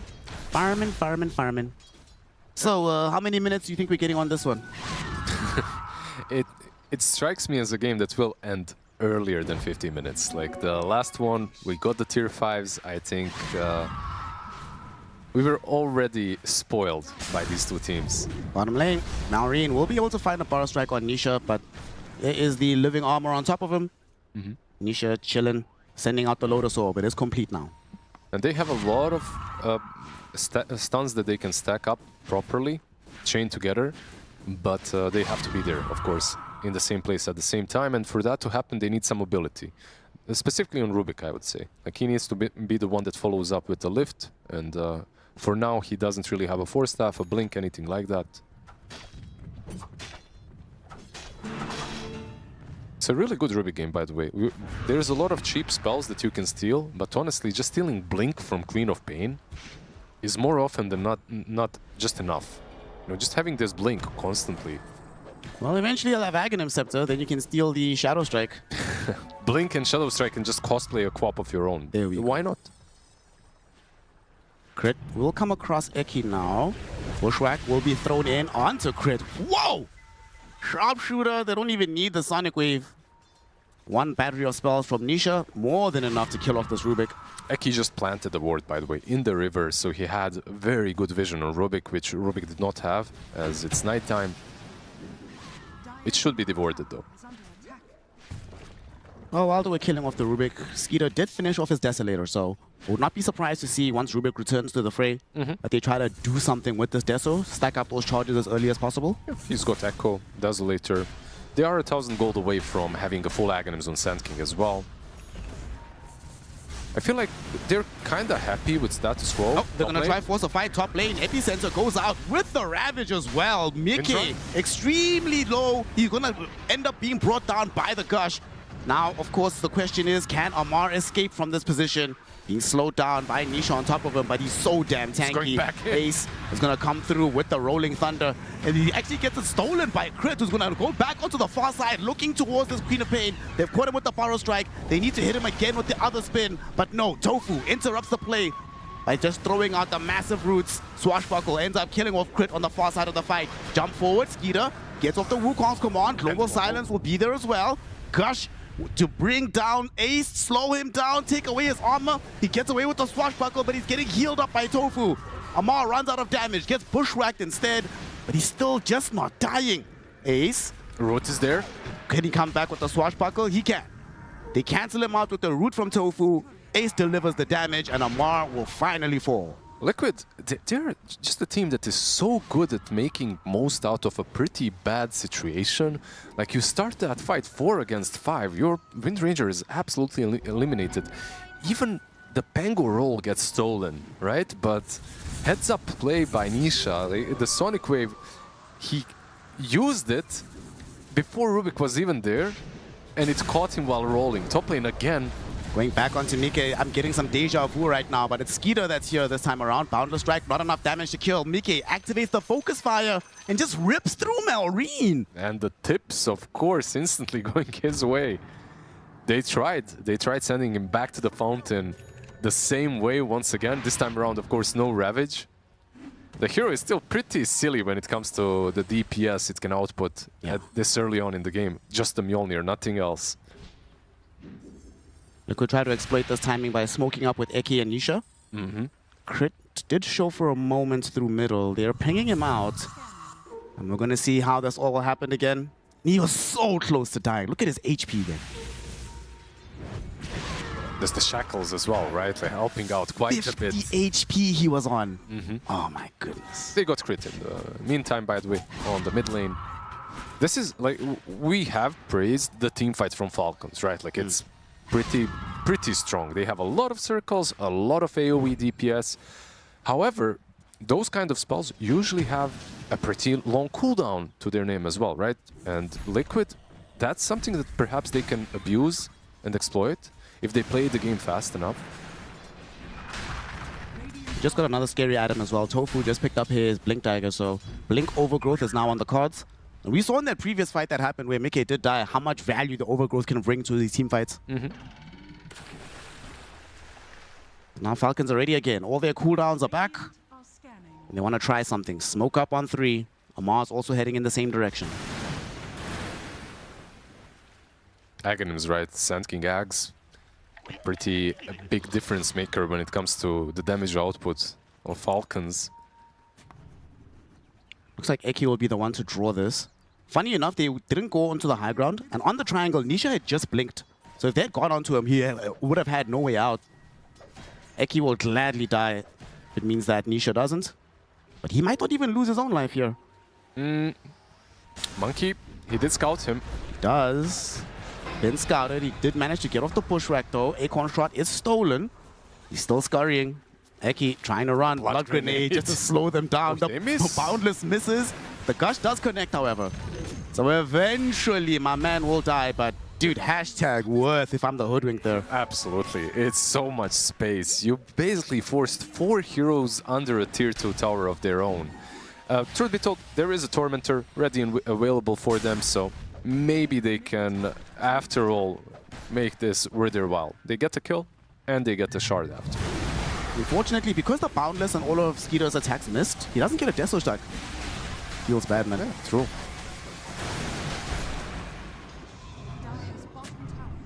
They will get the Snaking Shard, so bouncing glaives. Yeah, Pretty I mean, bad. out of the 2 shards, probably that 100% they didn't luck out.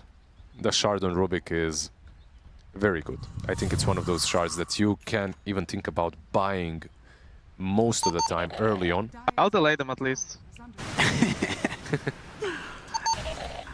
Eki knew exactly what he was doing. You could hear he had a smile on his face as you were saying that. Absolutely. I mean, Hoodwink is that kind of a hero, right? Like, most of the time, if you are dying, you will be wasting a lot of time. Scurry is a pretty neat spell to have. Smoke up on Liquid. Mike, part of this as well, has a full BKB complete with the Crystallis. Love to be able to find somebody, but Falcons staying disciplined, staying on their part of the map, playing underneath their own vision. At this point, they can probably blow a target up, right? Like with Wind Ranger, with Crystallis, with Focus Fire. If you smoke up and go for a fight and initiate first, I think that's a very big, important aspect of the fight. You can get kills, but Falcons are smoking. Yeah. Let's see if they can find anybody. Nisha is ahead of them, but they're going to go towards where Eki is. No way, dude. If he dies again, wasting a lot of their time, that'll be the best thing for him.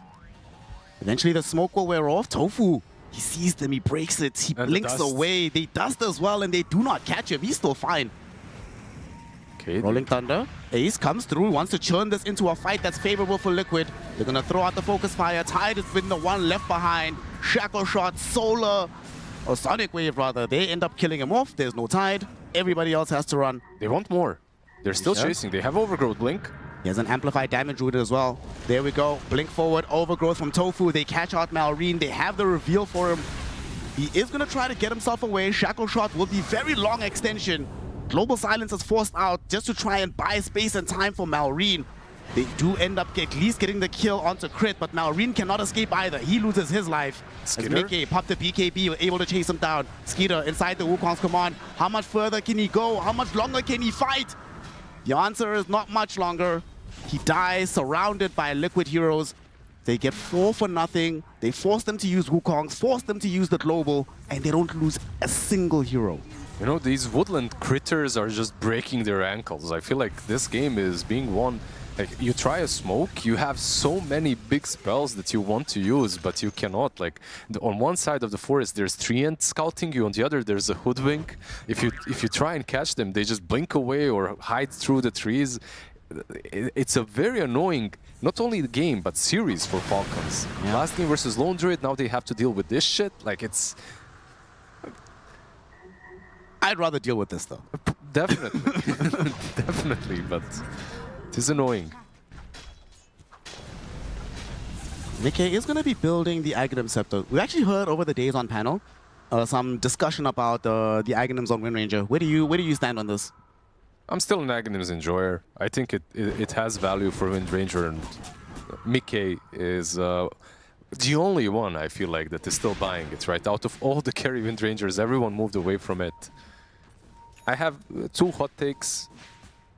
The other one isn't as hot. I think the Aghanims is good on her, and even though Largo is picked, I still think it's a garbage hero right now.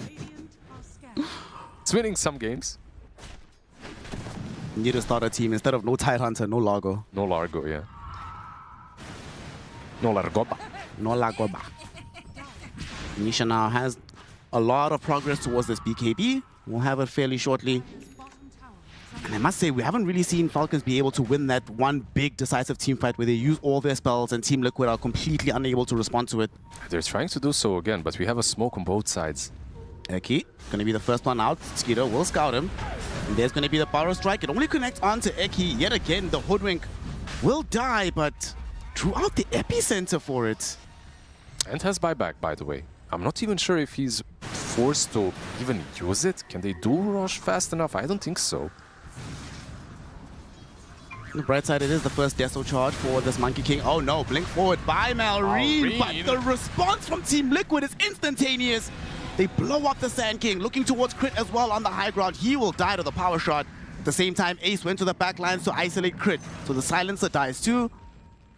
What happened with that? My goodness, that was a quick response from Liquid. It was, but the stun missed. And even if you connect on the stun, I feel like that fight isn't really yours to take. You're breaching high ground, you don't really have a lot of vision, so it's super hard to initiate. And after all, you don't have epicenter, right? Like, you just wasted one of your biggest ultis. Okay, one thing needs to be said. They need a blink on Tide. And I clicked him, he is queuing it up. It's obvious that they need some extra follow-up or some extra initiation, because the way that they're playing right now just isn't working. Getting a Hoodwink or getting a Treant, it's never satisfying when you use a big ult. Yeah. Definitely not good enough. Aegis now in the hands of Mickey. So Aegis, BKB, Aghanims, which just got completed, building into the Daedalus. We also just got the BKB for the Queen of Pain. Okay, so you have two ways now. Like, you can deal with the global even if you use the BKB or Lotus, vice versa. Disperser eventually will come on the Pangolier, by the way. He only needs around 1,500 gold more, and he will have it. Everything coming together, like every single hero is getting something to deal with it, right? The only Hoodwink isn't. You have Greaves on Treant, by the way. Pretty rich boy. Money bag tofu. See, this is the bonus and gold you get when you're a Twink. Yeah, Twink Max Money. Twink Max Money, here we go. That's his rapper name. Twink Max Money. Misha. Just letting Mallory know, hey man, it's not going to be easy. Down bottom, they do lift back Mickey. Gets a shackle shot out. Well. They're going to focus fire out onto this Rubik. But like you said, at the same time, they are going in and they bring down Malrine. Eki does die, but bottom, Ace now able to get off the Rolling Thunder. They're turning towards Amar. He does have Ravage, but who do they even go on? Where's the bonus damage? Mickey still just throwing in these right clicks. Amar will eventually Ravage, but the Swashbuckle still dealt so much damage. He's still gonna die here. Amar goes down, Malrine TP's in, does have the epicenter available, only able to get it onto Tofu. And even Tofu might not die for this. Eventually he does. Bounder strike from Skeeter will remove the Aegis from play, as Ace does kill off Snaking. But can he escape from this? Well, he doesn't have to worry about escaping. It's actually Skeeter. His BKB will not protect him. Mickey just does so much right-click damage. Team Liquid, they have to give up an Aegis, but across the map, they still end up wiping 4. Now keep in mind that they fought 2 fights, right? They fought one on top and one on bot lane. On the top lane fight, one of the bigger reasons why they couldn't clean up from Falcons is they didn't have Wukong's command. It was already used on top. Well, when Sand King was dying, that's a buyback. Keep that in mind as well. Oh, yeah, he had to buy back because he died on the tier 2 on top lane, and now he's hunted again. Nisha. They're falling apart on Falcons. Right on top of him.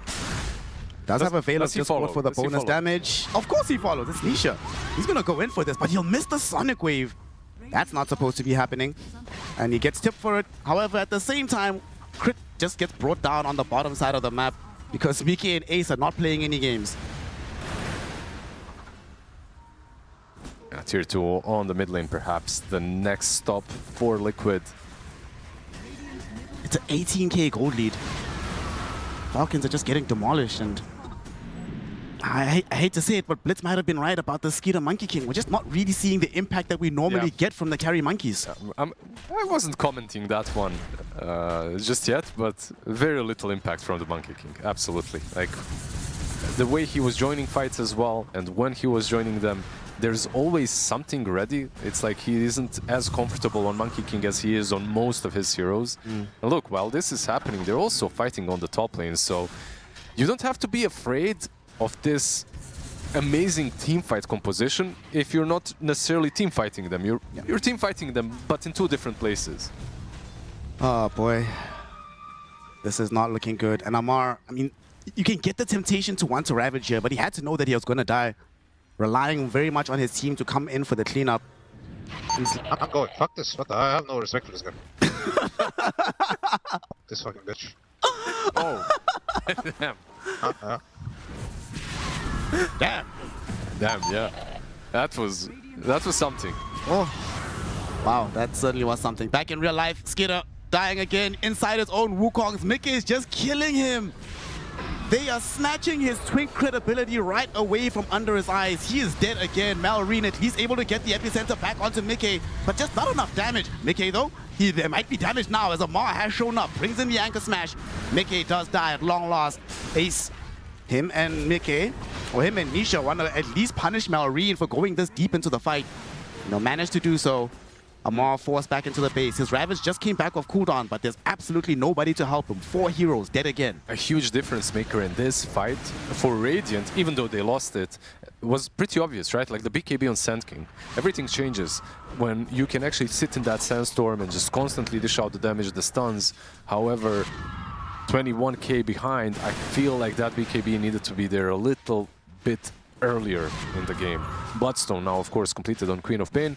Like, out of all the additions to Quab's builds, these are the two that I like the most. The Bloodstone that is being added to the casual build, and sometimes, not in every game, the Aeon Disc. Like a very early Aeon Disc is also really nice. In this game, you don't really need it, and you don't want it because you have BKB and Lotus as well. It would be way too defensive, but Nisha is doing a lot of work. We haven't really spoken that much about Ace, but he's also having like an incredible game for himself. Might be able to bring down Snake King here. Tofu will help him out. Well, Tofu will steal the kill, but as long as Snake King is dead, he's 7-0 and 10 on the Pango. Nisha's 7-0 and 11. What the hell is happening? On the Pangolier, I feel like the whole game he was pretty chill. You know, he didn't show face way too many times, but when he did, it was impactful. And he didn't lose the lane. I think that's one of the reasons why you want to pick Monkey is because he is one of those heroes that can dominate a lot of lanes. Speaking of Monkey... Oh no, Monkey needs to get out of here, trying to TP out, but Mickey is on the other side with the shackle shot. Damn, Mickey must have really meant it when he said he doesn't respect this guy. Always just finding him in the most awkward positions. The wording might have been a little bit different, a little bit harsher, but I agree, yeah. He's 25, by the way, already on the Wind Ranger. He's got Daedalus and almost the Satanic completed as well. Like, how do you even kill him after the Satanic? By the way, you know when the Monkey was moving towards top? You know what happened just before he died? He lost his courier with his Demon Edge and he was trying to finish the MKB. So everything that could possibly go wrong is going wrong for Skeeter in this game.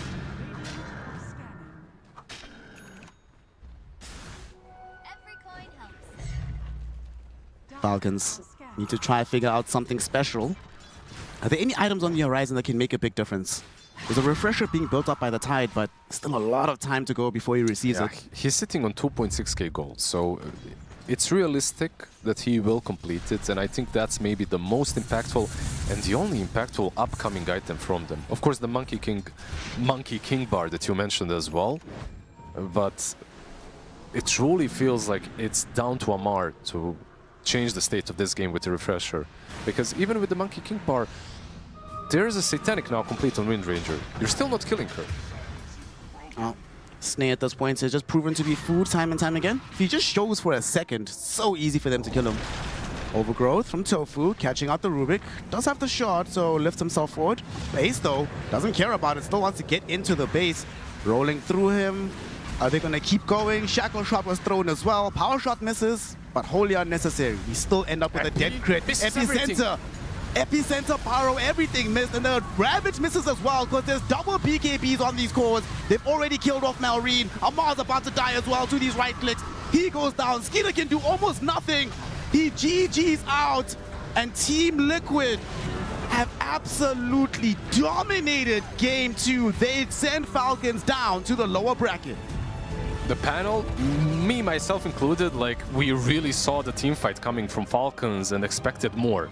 But the way that Liquid played was fantastic versus a big team fight composition. Yeah. And one thing that they did is they kept their line very thin. Like, they were all over the map, never really connected completely together, but ready to help each other out if a big team fight spell was used. Every single time Epi or Ravage were wasted, they pounced back. They bounced back in incredible fashion. Team Liquid dominating here in Game 2. Shiva, what do you and the gang think about this game? This was quite the difference from game number 1, and towards the end, very dominant, of course, from Team Liquid, with some strong words from Mickey, but it kind of summarized how he was able to play this game, I think, Lacoste. Mickey was locked in. Yeah, That's a Dota player right there, you know. Being a bit vocal, leading the team.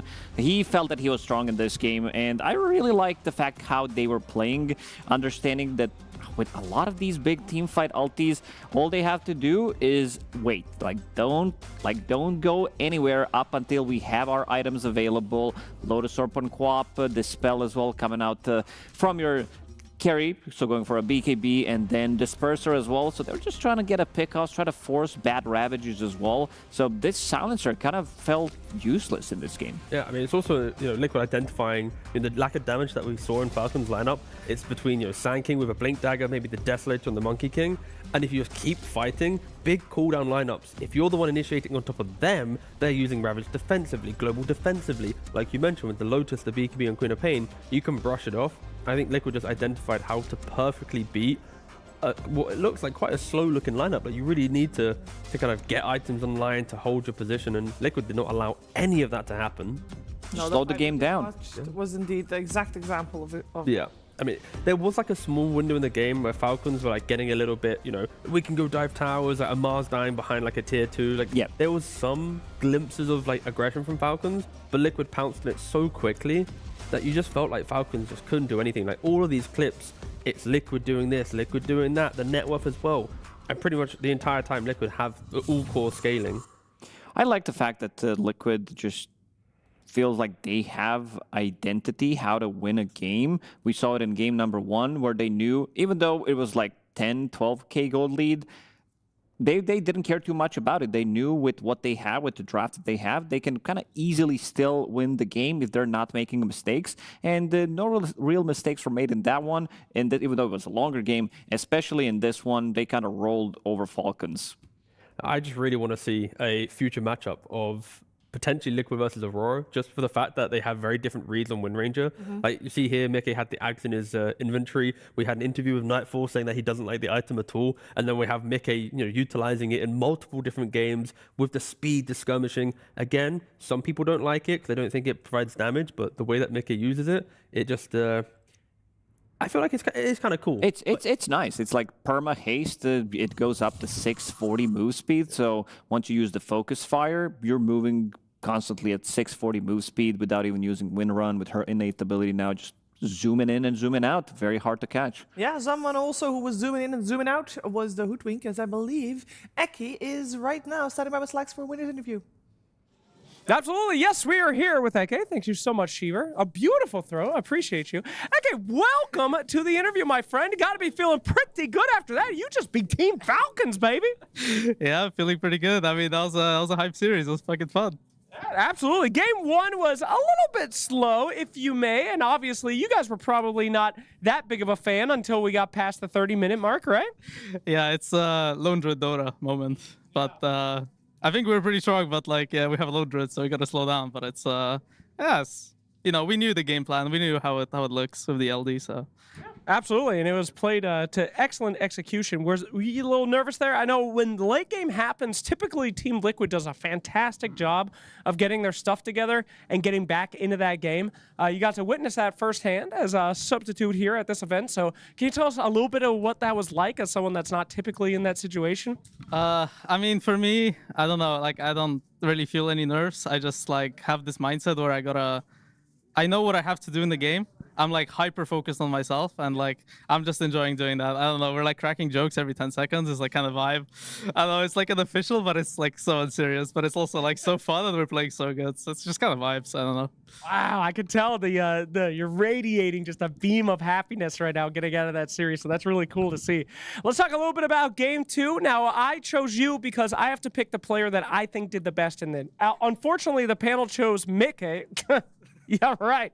But he did have some really interesting comms in that one. We got a chance to pop into some of your team comms, and I believe the quote was, "I don't respect this effing guy. I'm going in on him. I'm going to kill this guy." Is this a weird comm out of the game, or was that mostly the comms? That is like the most average Mickey comm I think I've ever heard in my life. But yeah, I mean, I don't know. It's like it brings your energy up. You know, you're like, yeah, let's fuck this guy up. You know, so it's kind of like I respect that. Okay, well, good. But let's talk a little bit about your performance. That was really, really fun to see you on the Hoodwink. A very popular hero, but you seem to play it very well, especially against a guy like Crit. That's a signature hero. So can you tell me a little bit about that pick? Was that you saying, I want to play Hoodwink? Was that them saying, can you play Hoodwink? How'd that come to be? I mean, it's Dota. It's like you had Jakiro Warlock last patch, now you have Hoodwink Rubik on post 4. It's like you just kind of exchange them, trade them for how it is. Sometimes there's some differences between them. I can't really get into it. It's trade secrets, but you know. But I think, yeah, Hoodwink Rubik, super focused, super good on me. It's just like, probably played better in the Rubik game than the Hoodwink game, but you know, it is what it is. I feel like Hoodwink is the type of hero, you just do your job, you press the stun, you make the calls. Like I'm just like with Nisha on the sidelines doing some bullshit. It's like, that's all you gotta do. It's a simple hero. Well, it's absolutely fantastic to see an esports player that's so happy, so thankful for being here, and just seems like they're having a hell of a time. So I appreciate you taking the time, man. Any words out there? You have a lot of new fans coming out from this tournament. You know, you're one of the Liquid crew. What would you like to say over there to all the new Eke fans? I don't know, go ham, go support us. We're fucking owning. We're making it, guys. Finals. Hell yeah, the prediction, all right, we're making it to finals. That is the Team Liquid shit that they would never say on the main team. They're cowards, but this guy's a Giga Chad. We're going to see more from you and from Team Liquid coming up. Back to you guys on the panel. Full positive energy from Eki, well deserved. This was a nice 2-0, of course, and coming in as a stand-in for Team Liquid. I'm sure the pressure is on Lacoste, but he's taking it like champ. Oh yeah, he's a real champ. Every single time we see him on camera, I just love the energy. And Boxy probably out there, maybe it was not that good of an idea to take the break, considering how well Eki's playing. Oh, poor. No, I think the good thing with Eki is, you know, you can see he just loves the game. Yes. And like he's been one of those players where it's like he's been on teams, off teams, and Liquid when they need a stand-in, they always give it to the guy who like should be shining, who should be on a team. And I think Eki is like, he's doing his job now, that when he does, you know, get Boxy back on the roster, I think some teams might be looking at him going, we want this aggressive little 4-player that runs around the map and is vocal. That's some teams need that, right? Yeah, I mean, well, when you have a guy who's doing every single interview. That's what Dota players don't like to do as well. Just throw him in, take him as a media guy on top of that. Yeah, that will work wonders. Of course, Eki can rest a little while, and he doesn't know yet who he has a chance to beat tomorrow because that's still up for debate. We have one more series left to be played out. Stay tuned. It's BetBoom versus Spirit. I'm going to deep, maybe. We're going. Kinda like it. I think this guy does die, guys. He should die. I have him. Yeah, of course. Watch me, they might AP me. Crimson shit. No, they fucked up. I kill him, guys. Oh, don't do first. I got that. They fucked up. They cannot fight, guys. They cannot take this fight. I might take a damage on, you know. Fucking hitting me for some reason. I can do. I can do. I don't know what it's full fucking done. I backed out at the perfect timing, so feels so bad. I was like unlucky for him. Did you? Good shit. Let's go, baby.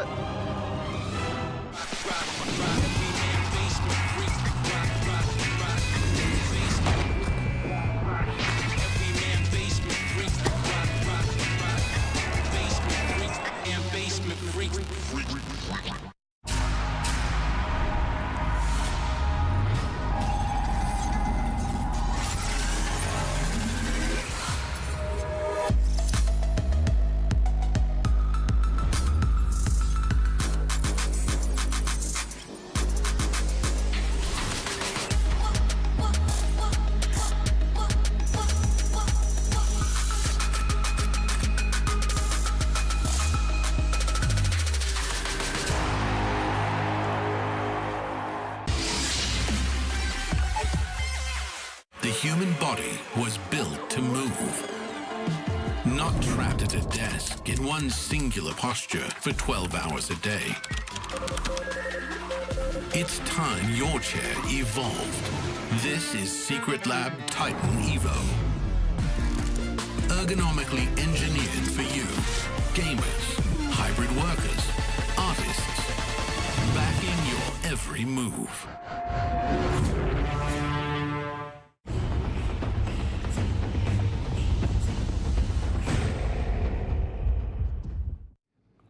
BetBoom and Team Spirit waiting to go head-to-head in a best-of-3 to decide which one of these two teams will continue in the upper bracket and which team will drop down to the lower bracket. And the reason these two teams are up against each other is because on one side you got Team Spirit. They played all 5 days of the group stage with a 3-2 record. BetBoom, they have a little bit more of a luxurious position. They came through the group stages 3-0, and Tigov, that is highly unusual. Yeah, we had a little bit of a deep dive into the history of BB because them at Wallachia, it's normally like, oh, they barely made it through their groups, right? Look at Wallachia 1. They went 2-3 in the Swiss. They didn't make it. They didn't participate in 2, 3, or 4. But then when you look at season 5, 6, and 7, they had to go all the distance in the Swiss stage. They did win. Wallachia 5. They got top 4 and 3rd place in the following Wallachia. So they've had really impressive results when they do get out the Swiss stage. But to see them 3-0, like, that is not meant to happen. No, I mean, they only played 7 matches so far, and they're sitting at 86% win rate, so they dropped only 1 game. I would say that this is the best-looking team for me so far in the tournament. We haven't seen, like, the most, all because they played very low amount of games, but they looked rock solid in pretty much every single match. Drafts are on point. I also liked the interview with Heritage that he did have, like, just showing a lot of personality as well, and also, you know, comparing it to some other carry players that they did have on the team. Joyful fella. Yeah. I feel like he's got the energy that you want to see from a carry player. And, you know, we'll see if he can become, you know, the best. What was it? He said Nightfall was the best carry, but not at this event. Yes, that's what he said. And he didn't put himself in the top. We don't know if he meant it's because he is or it's because Satanic is. Because we asked him about Satanic versus Nightfall, and he left it ambiguous whether it was him that's at the top today or whether it is Satanic. I guess the good thing for him is you have PVision Aurora already in the upper bracket semifinals. Yes. If he wins today, then all 3 of them are progressing further into the tournament. So at some point, we will very quickly get an answer as they fight up against each other. They will go up against each other. And the man on your screen right here, we should talk about Save for a second, because one hero in particular stands out, Lacoste. Yeah, Save Rubik for a good reason. This is one of his most played heroes as well, and it's fitting in nicely. We just heard Eki talk about Rubik Hoodwink. He's owning, and you can see some of the builds. He did win every single match on Rubik as well. But the Essence Distiller, this is the item of the patch pretty much when it comes down to Rubik, because it does allow you to track someone. Basically, you have true sight of an enemy for 8 seconds, and it does allow you to steal better spells in the fight, plus also getting the Ether Lens on top of that, which doesn't upgrade into anything, but still feels good on Rubik as a like 2nd, 3rd item, just to keep the distance and get the good spells stolen. Yeah, definitely a hero I think that we'll see in high contention in the series, and to be honest, especially also the way Eki talked about it, probably a lot of other series to come as well. Save often regarded as one of the best position 4s, but Rue is in the top there as well. Tigov, how do we feel about Team Spirit's form? Because they are not just playing with their full roster, they have a stand-in, they have Bachuk, and he has shown. Yeah, that's past tense. Yeah, I thought I'd just leave you hanging for a second. Don't know why. And he has also shown good performance. Yeah, and he has shown good performance, and he shined and shown. Anyways, no, I feel like you can see the kind of the growing pains, right, with adding Batyuk to the roster from the offlane. I think in the online tournament they played, it was kind of average. Coming into Wallachia, they won, against Vici Gaming 2-1. They then lost to Falcons 2-1. They lost to GamerLegion. Like, sure, they had the glow up later down the line against Na'Vi and XG to escape the Swiss stage, but you can really feel that they are kind of still understanding like how to integrate Batyuk to roster. But luckily, I feel like, as you mentioned, Rue, he is always such a consistent 4 position. The lanes have been a bit volatile, but at least Rue's hero pool is simplifying, I think, Batchuk's addition to Spirit. Yeah, that is for sure. And we have got maybe a limited hero pool, but it doesn't stop us from letting you guys know what the most effective picks Yeah, for BetBoom Team, it's going to be a lot of 100%ers because they dropped only one match, but you can definitely tell the way they want to be playing. They are forcing out this Lich pick. So far at Wallachia, they picked it twice, but also in the previous tournaments, they are understanding that this hero gives them a very good laning. You are denying the gold creep, the bounty creep as well, and Silencer. I think this is going to be the key hero of the series as well, even though we saw it lose just now. 5 matches coming out from Team Spirit, and also a bit of a different mix coming out from them. Yatoro playing these late game carries, going for the Terror Blade as well. I know you're a big fan of Queen of Pain. You want to be seeing that hero quite often, which... Love it, yeah. Just the new build. I actually do. I know you say it in somewhat of a sarcastic way. No. I'm big Queen of Pain enjoyer. Yeah. I am usually sarcastic as well, but no, I love Quap. Okay. You guys are looking at each other like I'm missing something. Yeah, it's a good hero. Right, yeah. I think you're overcomplicating it, Shiva. Yeah, we Quap good. Yeah, we made a statement. We agreed with it. That's paddling. Like, come on. Let's move on then. We got Spirit on the Radiant side, BetBoom on the Fire side. We already have Slardar, Lone Druid out. Of course, Alchemist out as well. The Rubik we talked about also out. With Bad Rider being usual, Shadow Demon as a first phase ban, not so usual. Talk to me about that one. Yeah, it's of course a respect towards, Save, the lad that we have just spoke about. The win rate not looking too good, but the way that BB utilizes their supports, when you have one Save in the team to prolong fights, to skirmish, to run towards runes, to contest wisdoms, it helps quite a lot. I think that's what SD can excel at in the right hands. BB have shown that. And I am a little worried for Spirit because Panther has played 5 Silencer games in a row. Like, does he know how to play other heroes now? Has he just got used to pressing, 2.5 buttons throughout a game? It's still in the pool. That's my fear. Like, what if BB takes it? Like, Panther, he's been pressing global for 5 games in a row. Like, I hope he's been playing some other heroes in his pubs just to make sure. Yeah, compared to Kataomi, who has, different heroes, like Kataomi Bane always was good. He played it as a position 4. His Winter Wyvern is a menace as well. He did play it once. He did bring out the Crystal Maiden as well. So a bit of a different heroes that he's bringing to the table, and want to see how Spirit is going to be responding to this. There's still Pango available, but Pango also a lot of the times into Beast doesn't feel as good, but sometimes you might need to take an L. So for now, it's just going to be tiny for Spirit. Yeah, the main thing, and I will repeat it on any series that I cover for BB, is respect the fact that mid lane is a major focus for GPK, and you are going to have these rotations. It means that you have strong side lane supports that will go for the fight. You already mentioned Lich, Crystal Maiden, even Wyvern with Arctic Burn, relatively strong in the lane. When the 5 to 6 minute window of the game opens, it will just be a major heat map on the mid lane. So be ready for that. This is how BetBoom plays. They love to bring the numbers. I did mention it the other day where they kind of bring 3 heroes to the mid lane every single time. Sometimes you'll see Miero being the 4th hero as well, 6-7 minutes in, ready to rotate, ready to just outnumber the opponents. And I've been enjoying the type of Dota that they've been playing. They're back to their own roots, playing super aggressive Dota as well, with not too many mistakes in the mid game. You've always seen them have an amazing time. I also gotta mention GPK. I was checking some of the numbers. He's not in top 5 for any of the KDAs or anything, which is a bit of an odd one considering how well he was playing every single Wallachia so far. He was always breaking records, always being in that top 3. When we talk about how good he was, there was a good puck patch where he just broke pretty much every single record. Yeah. He's having a, I guess, quieter. Yeah, even though, even though the stat line is good with a 3-0, it's kind of more muted. Maybe it's more because other players on the team are stepping they're up, shining, exactly. So then it kind of equals out, right?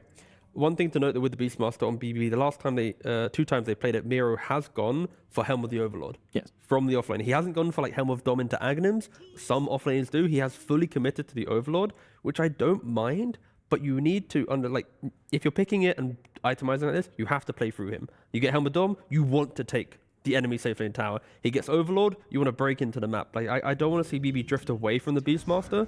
I want to see them play through it as Spirit You know, they do pick the Silencer. Now it's the 6th game in a row for Panto that he has to press R. Yeah, it's not a first pick material hero, but it feels good on 13-14 to pick it up out of the phase.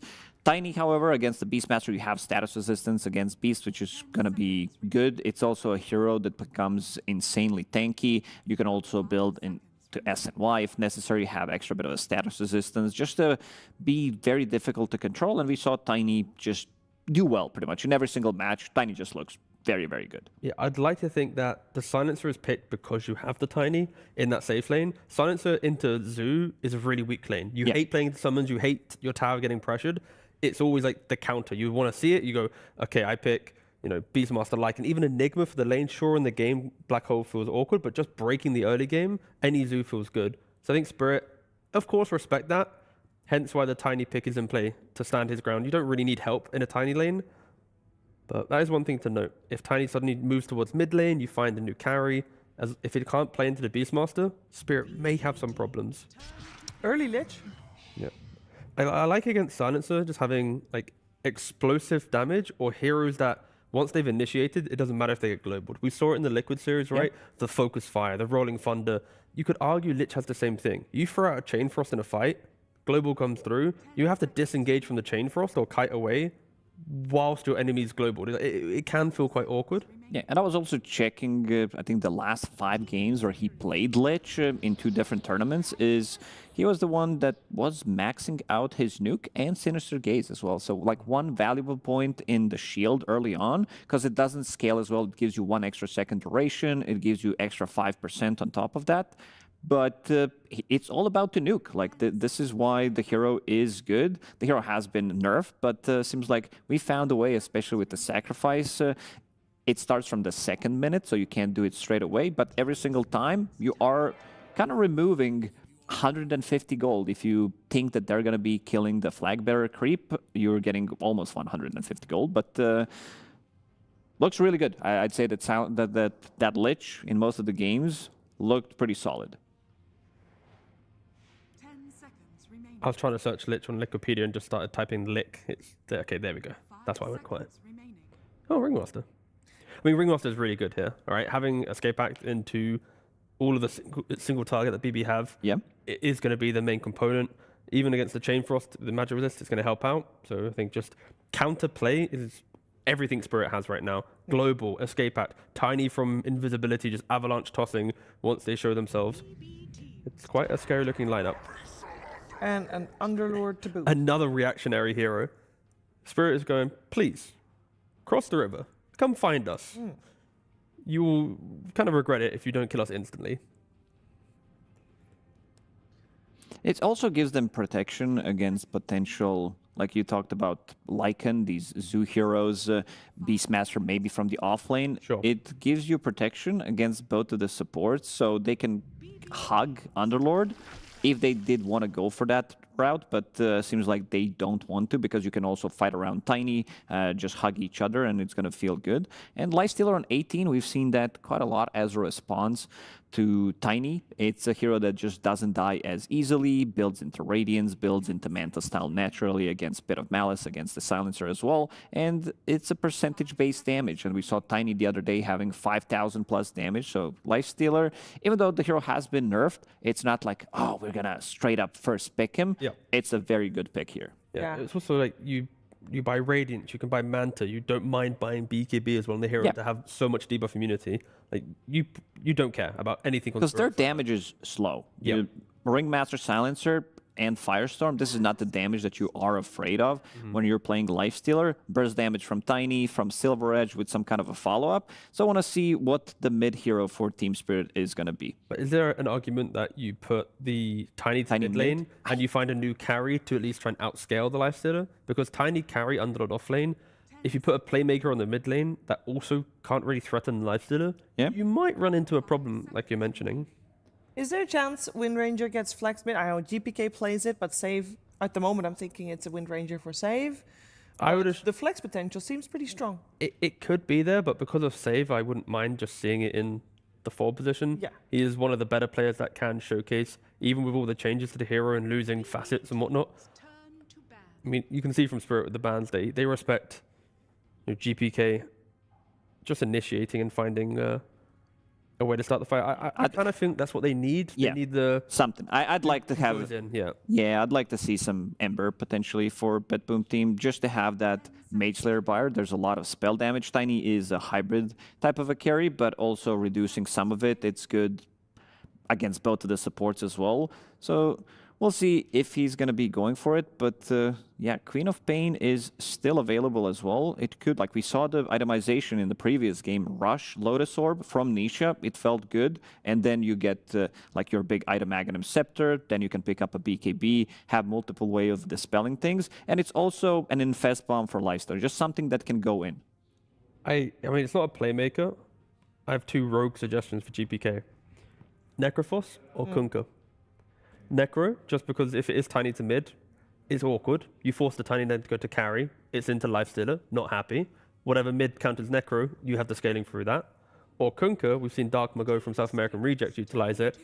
There's not much damage on Spirit. Yeah, I'm fine with Kunkka. I think this hero is slightly underrated. We haven't been picked much, but yeah, slow damage allows you always to get the spells and a new type of a build as well with BKB Rush. I mean, it's not new, but straight into Silver Edge. This is like built from a long time ago. People have been building differently, but yeah, I could see Kunkka. I feel like BB already have shown that they have greed through their carry wanting a Radiance, the off-lane wanting the Helm of Dom into Overlord to take tower, but you're going to play through the Beastmaster, so you just want like a mid guy who's independent. Yeah. Just, you know, I play my lane, I'm chill, they're banning out Huskar Primals from the counters. They just get the puck. Fair enough, they go for a puck. Little bit of a playmaker, nothing too crazy. How is the puck still in the pool when GPK is here? I'm a bit surprised that they managed to get that. Or why do we think Spirit is prepared for it? They have Tiny Silencer throughout the whole game before he gets dispelled, before he gets a BKB. You're going to feel threatened. They have no saves whatsoever on BetBoom Team. So if you get Initiator before, you know, any kind of a save item coming out from the 2 supports, you're susceptible to dying. I mean, there isn't an argument where the puck can just go like Witchblade into like Blink BKB, right? Yeah. And then you have a game to play. But I think, yeah, Spirit respected the melee mid laners that can just be tankier. Like, Puck needs time and items, and I think Spirit maybe don't respect that. They're like, you know what, we can deal with it, like Lakos was mentioning, with the heroes they have. Well, normally it's banned out against BetBoom, so this is the first time he gets the chance to play it here in Wallachia. I'm excited for it, because if he picks it even with all the things you guys are mentioning that makes it not the ideal Puck game, I mean, he must be very confident to still go for it. I mean, the entire lineup of BB is like individual players that with items will shine, and they eventually just don't care about the damage of Spirit. Like, the Tiny to Lifesteal, you don't care. Underlord won't really threaten a Puck or the Beastmaster, the Lifesteal in the later portions of the game. The supports enable others to shine, but we already mentioned the cores aren't going to scale into the late game. So for BB, the Puck also enables the map play. You pick it to skip waves. If you are getting caught off by a global, then the globals are available elsewhere. That's a Terrorblade. Yeah, they do put the Tiny to mid and find the carry to try and take them away from that timer that we were mentioning. If they picked a mid laner here, I would have been going like 95% win rate to BB. I'm really struggling to see how Spirit win. But the Terrorblade, it sways the matchup. Yeah, most definitely. It's something that gives them the damage as well, because they were lacking some, and we did point out some of the issues. So now, after seeing the Puck on 23, they decided to put Tiny in the mid lane, which has always been a good, like, you're building slightly differently as well. So you will have your combo ready earlier, so you will have that extra bit of a damage. You're building into Blink Dagger early as your first item, and this gives you a hero that can play with both of the supports. I thought that maybe if they don't get that hero that can play with both of the supports, these are like saving supports, but they can also play aggressively. So want to have those 2 supports moving and trying to match the aggression that we've seen so far from BetBoom Team that they do bring to the mid lane. Yeah, I mean, for Spirit, it's a very simple game. It's keep the map alive as long as possible for Yatoro to get to his Manta, Butterfly, Manta Skadi, whatever build he wants to go for. But once he has like 3 items in Terrorblade, every meta is, we meta for the Roshan, we meta for like tier 3, we have to play around that. It's pretty much 4 guys protecting Yatoro. Whilst BB, they have a lot more layering to opening the map, the play, the skirmish, the fight, and the discipline of making sure you don't enable Yatoro to find that farm. Yeah, the way that BetBoom has been able to make it out of the group stage with 3-0 record, we've been constantly praising them. They have been doing it in their own style, with their own style of picks, identity picks. We feel that's the same for this game, I would imagine. How do we feel about that for Team Spirit? Do we feel like they are showing an identity through this draft? No, for sure. It's planted back on the silencer. It's the undefeated Yatoro Terrorblade of the group stage. Like, they are picking their own comfort as well. Yeah, for sure. Tiny as a playmaker as well. But he showed some really nice performances so far. I'm not sure if he played Underlord yet, but his hero pool, now this is going to be the first showing of Underlord for him. His hero pool is massive, and this guy fits in nicely. So I want to see if Team Spirit can still utilize him to maybe get a dub in this first game. Yeah, how do we feel if this game goes late?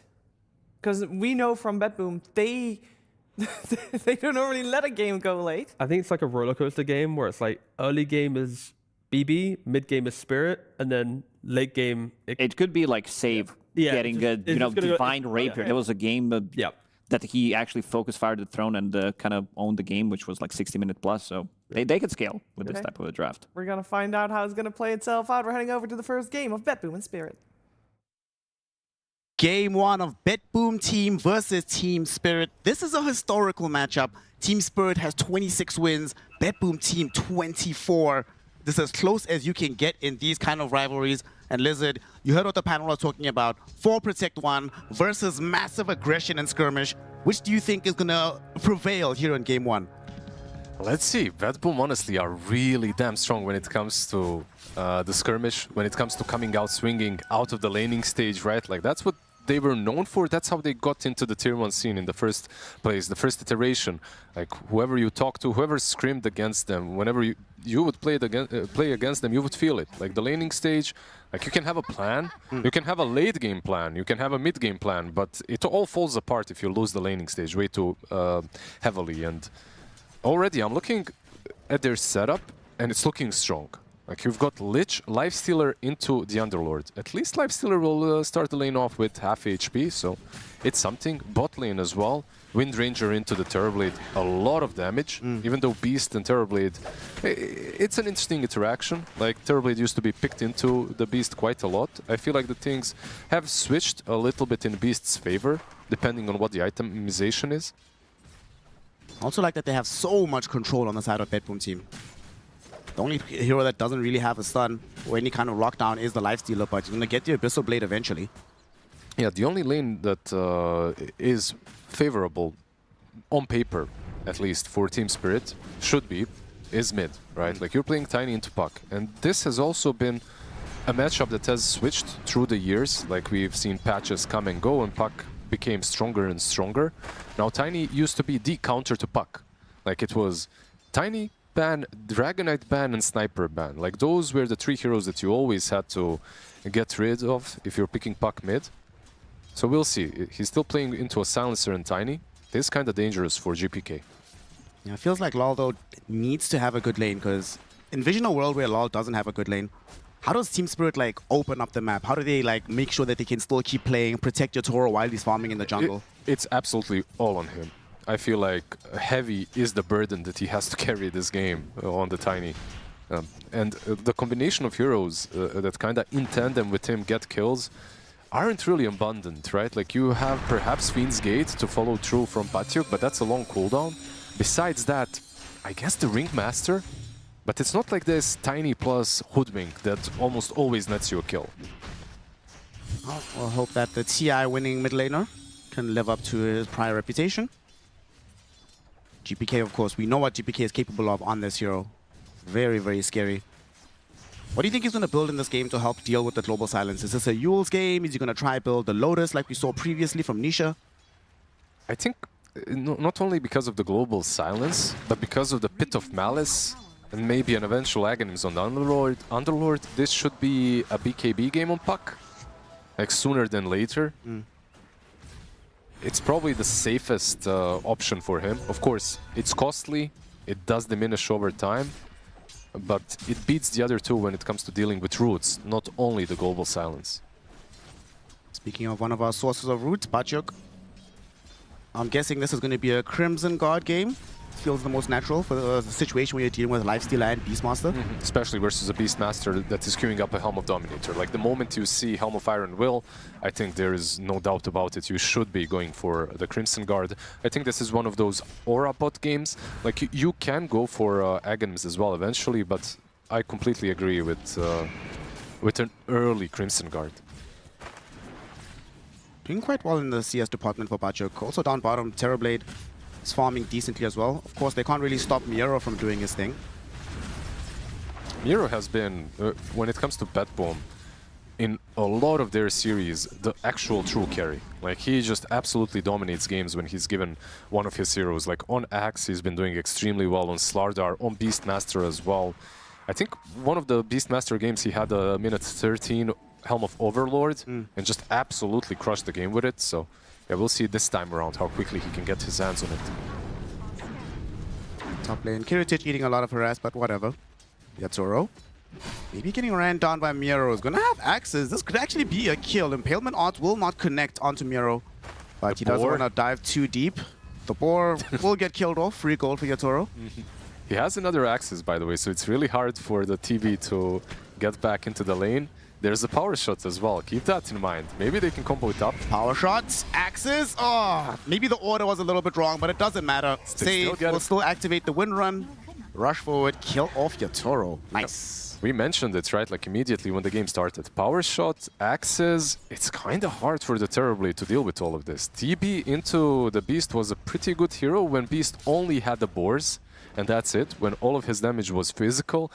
But it's been quite some time now, especially in this last patch. Beastmasters have been just doing the axes and boars. So, hard to sustain yourself against all of that spam when he has a null talisman on the Beastmaster as well. Things are going very well. Ru might also end up dying here. Crackle shot will latch. I think that's like max range. Ru will almost certainly die here, and Yatsuro won't be able to bail him out. Miro participating in his second kill of the game. Look at Tiny, actually recognizing just how devastated they are on bot lane. He's actually going to make this rotation. Avalanche goes out onto Miro. You want to bring him down. Save. Beautiful shackle onto Lord. And Yatsuro dies. Ooh. That's tough. That's tough, buddy. And he doesn't have a TP. And Lich is here now as well. Lich just showed up. Sinister Gaze going out onto Ru. Shackle shot connects in onto this Ringmaster. Save with a double kill down bottom. Oh man, this bot lane couldn't have went any better. And keep in mind, like you're rotating down bottom. Lifestealer is chilling. Like he's playing versus Underlord. One of the best matchups for him that he can have in the laning stage. Oh boy.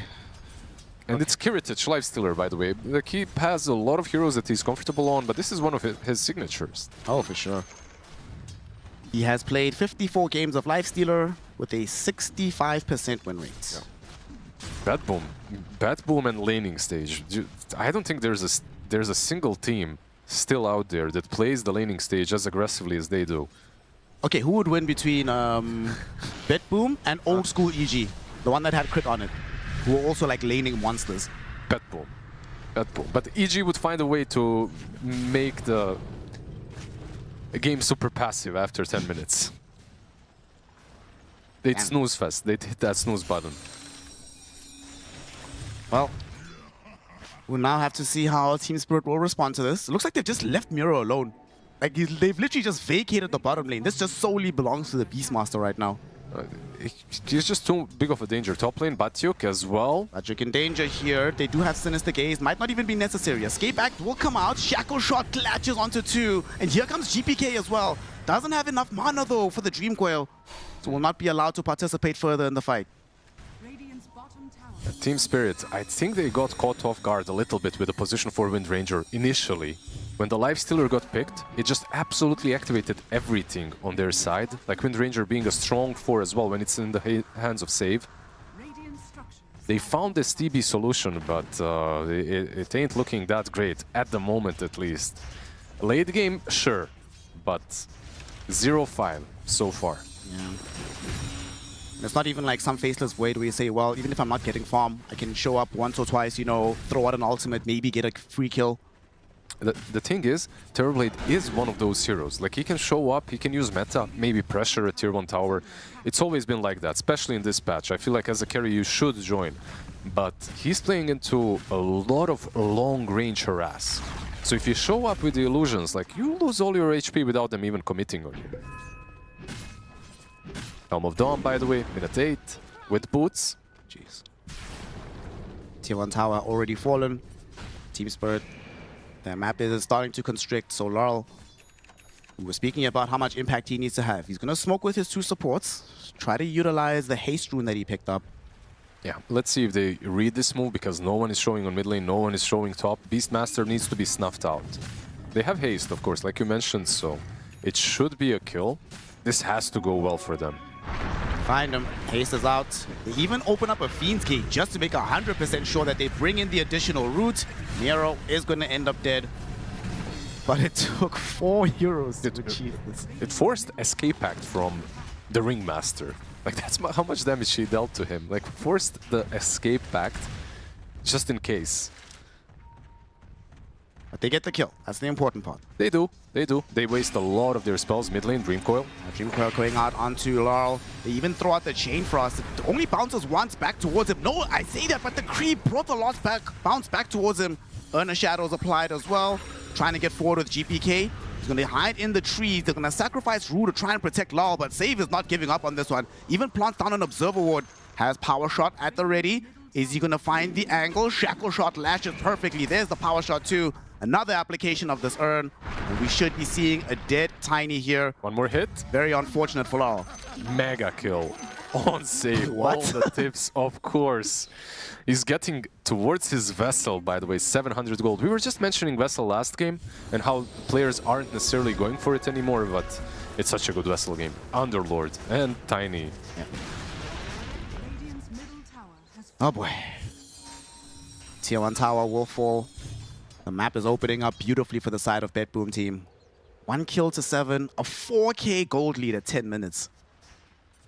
And you know, like, if the Tiny is not really having a good game, like, how exactly do you open up these fights, these upcoming fights? Yeah. And I'm looking at his inventory, and he actually has an Echo Saber queued up. This is not something that you expect from your mid lane Tiny. But you know what this is telling me? This is telling me that he expects not to be able to actually make any plays early on. So just doubling down and committing for later portions of the game with the Echo Saber, perhaps. Let's see, maybe he'll buy Blink, but if he does not, how exactly do you start things off? That was my concern at the beginning, right? Laurel needs to do well. That rotation that he made bottom seems to have backfired in a way. Now, we do see a rotation coming from GPK and the boys. They are smoked up, heading top. They come across a Silencer and a free kill. This will zone back the rest of Team Spirit, so it should be an easy grab on the Tier 1 tower as well. Good positioning by the Silencer, by the way. Tiny was moving towards the triangle as well, so by dying, he does save his life. Good position 5 gameplay right there.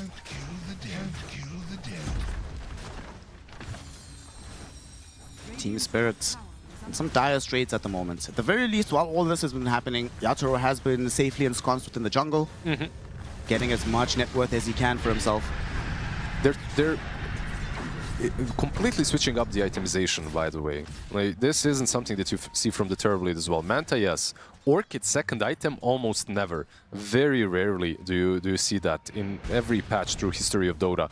However, if you combine the Orchid on him with the Atos that's coming on Underlord, maybe you have what it takes to take down Puck. Bottom lane, they're going to be able to take down this Ringmaster without too much difficulty. No, not even Roar. Save is 6-0-2 on Wind Ranger, minute 12. Power Shot and Fate Bolt, the two spells that can kill steal quite often, or secure kills. At this point, I don't think anyone can be mad at him. He made a lot of these skills happen. Oh, for sure. Top lane. They're actually going to go top. They're chasing with this infested Centaur. You can get this. Oh, he moved back. Okay. He actually had more movement speed, so eventually he could have gotten in position to stun. GPK, though, is going to come through for the pincer. Moving in, invis through the triangle. Bachuk has not shown himself just yet, though, so they're going to have to give up that chase. There's a sentry here. I'm not sure if Puck actually walked over it when he was in vision, at least. They still don't have global. Spanto is still not level 6, 13 minutes in. Damn.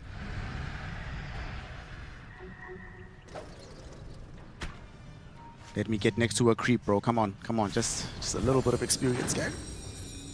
There we go. Level 6 achieved now. Does have global silence. By the way, check the timer. What did we say? Minutes 13-ish. Helm of Overlord. Oh, wow. It's done. He has it. Once again. I think it was him in the last game that got it around the 13-minute mark as well. This is extremely fast. They're going to try to do something about this on the side of Team Spirit. They smoke up. They want to utilize this global silence. They see Kiritich. If they can catch him before he can rage, this could be huge. Lal, though, the smoke will break. He can't catch up. He still doesn't have the Blink Dagger. He's committing for this Echo Saber. They go towards Kataomi instead, but Kataomi will take it. But no, will they even get it is the question. Chain Frost expended. He is caught by the shackle shot of Save, because of course Save is there to interrupt the play. Look, this Echo Saber, I think it's a bit of a grief for their current state of the game.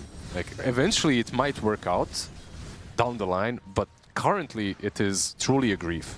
Like, without the Blink Dagger, the only way you make this play is with global first, and then you hit him somewhere from the trees with the Avalanche. It's daytime after all. Like, of course, the Lifestealer will either rage or just phase boots away, so an extremely hard move to make until you have a blink on someone. Well, doesn't seem like that's going to be happening anytime soon. We do have a Manta out on the Terrorblade at least. Yatoro, this is going to be the ultimate 4 Protect 1 versus 9 carry game if they come out on top. GPK, of course, not letting up on the aggression. They're keeping the momentum going. They find another grab onto Rue. GPK on a killing spree. Yeah, no Dream Coil was used, by the way, and he has Arcane Runes, so the map is his playground. You can pick and choose on who to go to next. Maybe Rosh as well, Helm of Overlord, right? Like, it's one of those things that you can, when you're this far ahead and in control. 7k ahead, by the way, 15 minutes in. Yatoro wise enough to leave the top part of the map.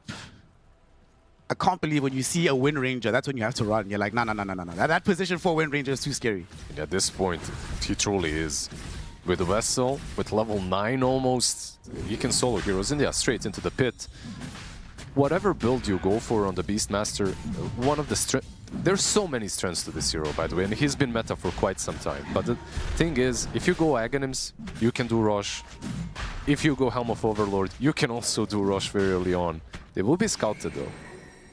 Yeah, but what can they really do? Still don't have a Blink Dagger on Laurel. Okay, that's something. Kiritich lost his Radiance, so that's going to delay it somewhat. A lot of couriers are dying recently with pretty important items. Yeah, they're dying with like BKBs, Mantas, Silver Edges, Yep. Yeah. Need a courier protection plan. They're thinking about mid. They have a DD on Puck. This Tiny's kind of tanky, though. Let's see how tanky he really is. They're going to show on top of him. There's the Vessel. Escape back will be utilized. Global Silence will also come out with the Wheel of Wonder. So they go back onto Kataomi. That took a lot longer than they thought it would. Laurel barely survives. Had like 90 HP. Baccio comes through the Fiend's Gate. They're looking towards Save, who's able to wind run away. He's going to stay living. GPK still has this amplified damage rune. It's not the easiest fight in the world. Yatoro took a lot of damage from that power shot. And GPK was really thinking about re-engaging here. But there is a Sunder. Yatoro pops it. He'll be fine. Yeah, you could see the idea behind that, right? And it was very nicely executed. They knew what they were doing. Putting Tiny up front, he has this Ogre Axe, now Echo Saber. So he's a bit tankier than you expect him to be. Plus the Escape Act. Oh, Yatoro. Look at this big power shot onto Yatoro. No Sunder. They do not have access to the Dream Coil, but they won't need it. Kiritich is here as well, throughout the open wounds. Now we have a dead Terrorblade, no Sunder, like you said. And Tiny mid also got caught. Miro's there, Primal Roar onto this Beastmaster. He's dead too on Laurel. 2 huge cores removed from the game. And if you couldn't go into the pit earlier, now you definitely can. And they're making it look so damn easy. Like, this lineup of Team Spirit currently in this state, it feels like it's unplayable. Yeah. Aegis will now go into their hands. Team Spirit can do absolutely nothing about this. And Kiritich, been largely left alone. Still just farming away. He's actually going to port to help out with this one. Or not. just hit some creeps or hit some Roche, whatever. Aegis can be given to him, it can be given to Puck as well, even Beast at this point. I mean, he makes a pretty good case when it comes to taking that first Aegis, but by the way, Puck didn't even itemize defensively. Like this whole game, he's playing into Global Silence, into Tiny, but when you get crushed in the lane as hard as they have been, like you just don't come online fast enough, and instead it completely flips around. It's Puck, he's the one that's hunting the silencer, not the other way around. Gonna go for the shot next up. Laurel is nearby here in the mid lane. GPK does have Dream Coil, but probably not gonna overextend. It's just buying time, right? Like if you're Team Spirit right now, you kind of realize that long time ago. They're all in on buying time. Interestingly, just the Atos on Underlord without going for Crimson, by the way. I think he did this maybe some other time as well. I've seen the Atos build instead of like a clearly good Crimson pickup. And he wants to go Atos into a pipe for this one. Also good. You're playing versus Puck, versus Lich. A lot of magic damage on the other side. Would have been nicer if the Miro Beastmaster had both Aghanims. Would have been even more effective, but what can you do? They want to fight around this ward, perhaps. Like, they have decent vision, but not for long. Alright, if BetBoom win, we agree save MVP, right? No, absolutely. Like, so far, he has already made a very strong case.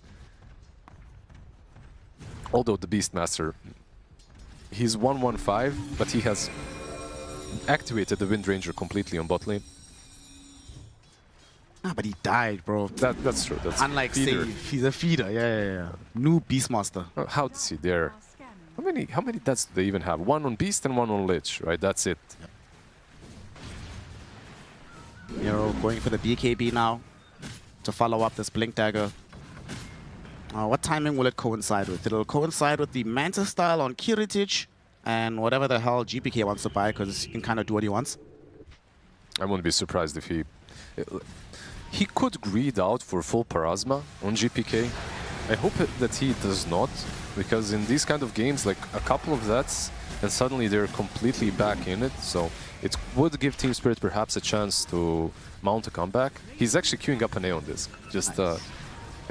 Aeon Disc became a very popular early mid-game item. Turo, no! There's gonna be a Global Silence, but they have so many Dispels that comes out of the Illusion Rune from the Puck.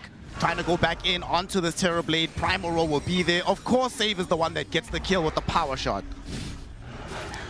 You know, he picked up the Illusion Rune, and I expected them to maybe even make a play because of it. Like, usually, we trash talk the Illusion Rune, right? Like, worthless, just you don't get a lot out of it. But in this game, it's massive. Ru did manage to pick up the Shrine of Wisdom. Probably dies for this. Focus Fire coming in from Save. He has a shot as well, so he brings him back with the Gale Force. 2 heroes brought down. I mean, why not just push this tier 2 tower? You still have an Aegis, the Beastmaster's right here. Let's go, boys. More real estate to be taken. 2 more minutes on the Aegis. You get the nice little Rage buff from Ancient Thunderhide. Oh, Frenzy. You get the Rage and the Frenzy now.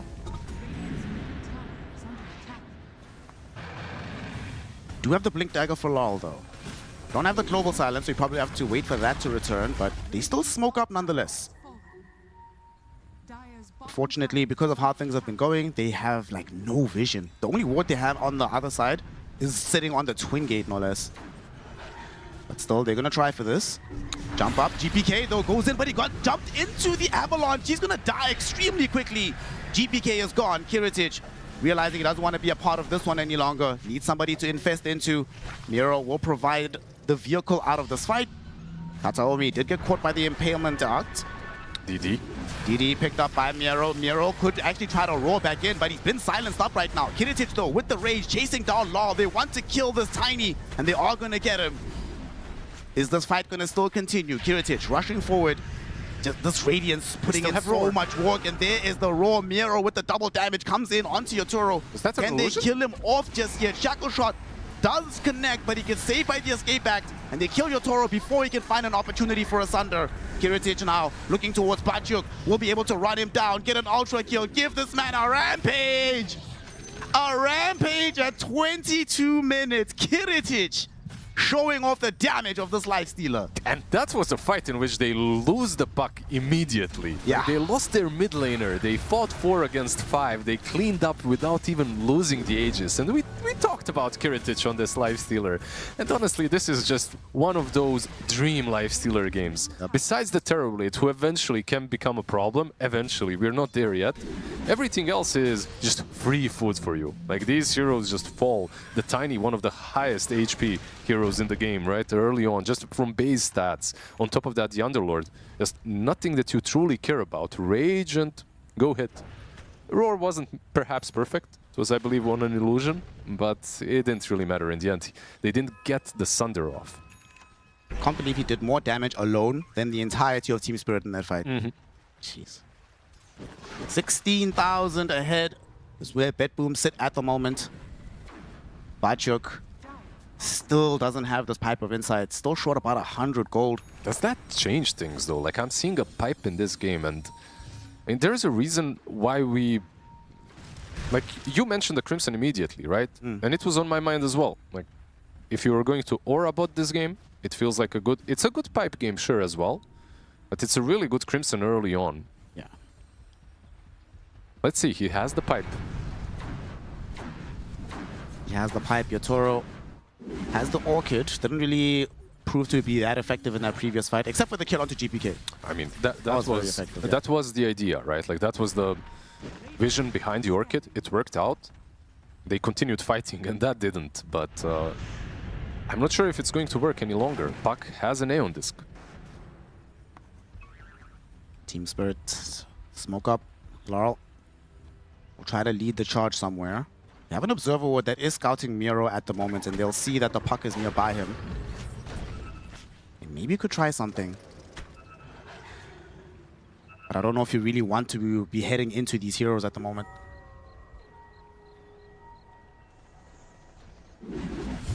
Where is he going, Laurel? Because they actually deviated paths. Rue's going bottom. I feel like he's just finding the safest spot to farm in. Is he buying a point? There is no way he's buying a point booster, right? Like, he has a BKB queued up, yeah. He's just going to farm. That's it. Like, he knows that his own jungle is completely enemy infested, so he needs to find a different spot to farm in.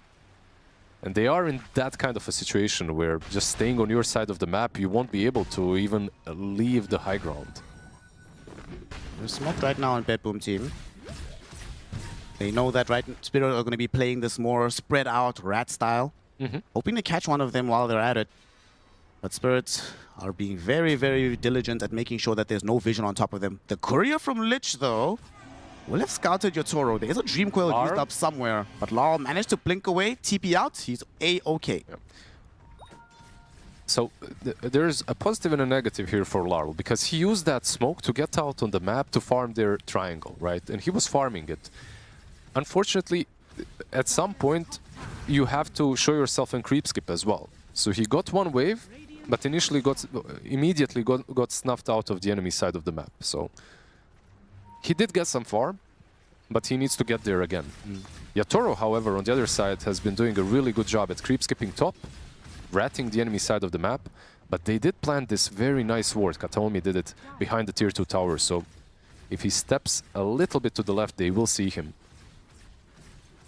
Doing his best to just keep this game going. Also keeps cutting these waves up on top, so alleviating the pressure from this lane. He's under vision, though. You see the pings immediately. Okay, Yatoro. Insta TPs. What's your game sense like, my friend? You got this? Nope, he does not got this. He's out, he's dead, he's dead. He's super dead. Of course, Save is going to be the first one to initiate on top of him. Trackle out, Spirit Vessel out, and you get burned away by the Radiance. They even used the global, attempting maybe to help him Manta, Sunder, and TP out. It was like a nice plan. They don't have any... Do they have a Eul's, actually? They do. Oh, they do. Wind Ranger, it's on Wind Ranger, so it wouldn't even work. They have a Eul's on Wind Ranger, a Manta on the Lifestealer. It's like, okay, this is definitely going to be very easy for us to get rid of the global, easily kill the TB. And now we're back in the Roshan pit. Without your biggest carry, absolutely no way you try to contest this. Yeah, they cannot. AC, by the way, 600 gold away on the Beast. The courier already, I believe, most likely has the recipe right now. Actually not yet. A bit further away than I initially expected, but still pretty damn close. Second Aegis goes back to Kiritich, who now has a full nullifier and is deciding to go into the Aghanim Scepter as the route of progress. He's 6,000 gold ahead of Yatoro. Very rarely do you see a lifestealer farmed as well as a Terrorblade, yet alone being this far ahead. So he's having a fantastic game on Nyx. Lal still searching for some extra items. He does have his BKB, disassemble his Echo Saber to make it happen a little bit faster. Kiritich doesn't get Tame the Beast.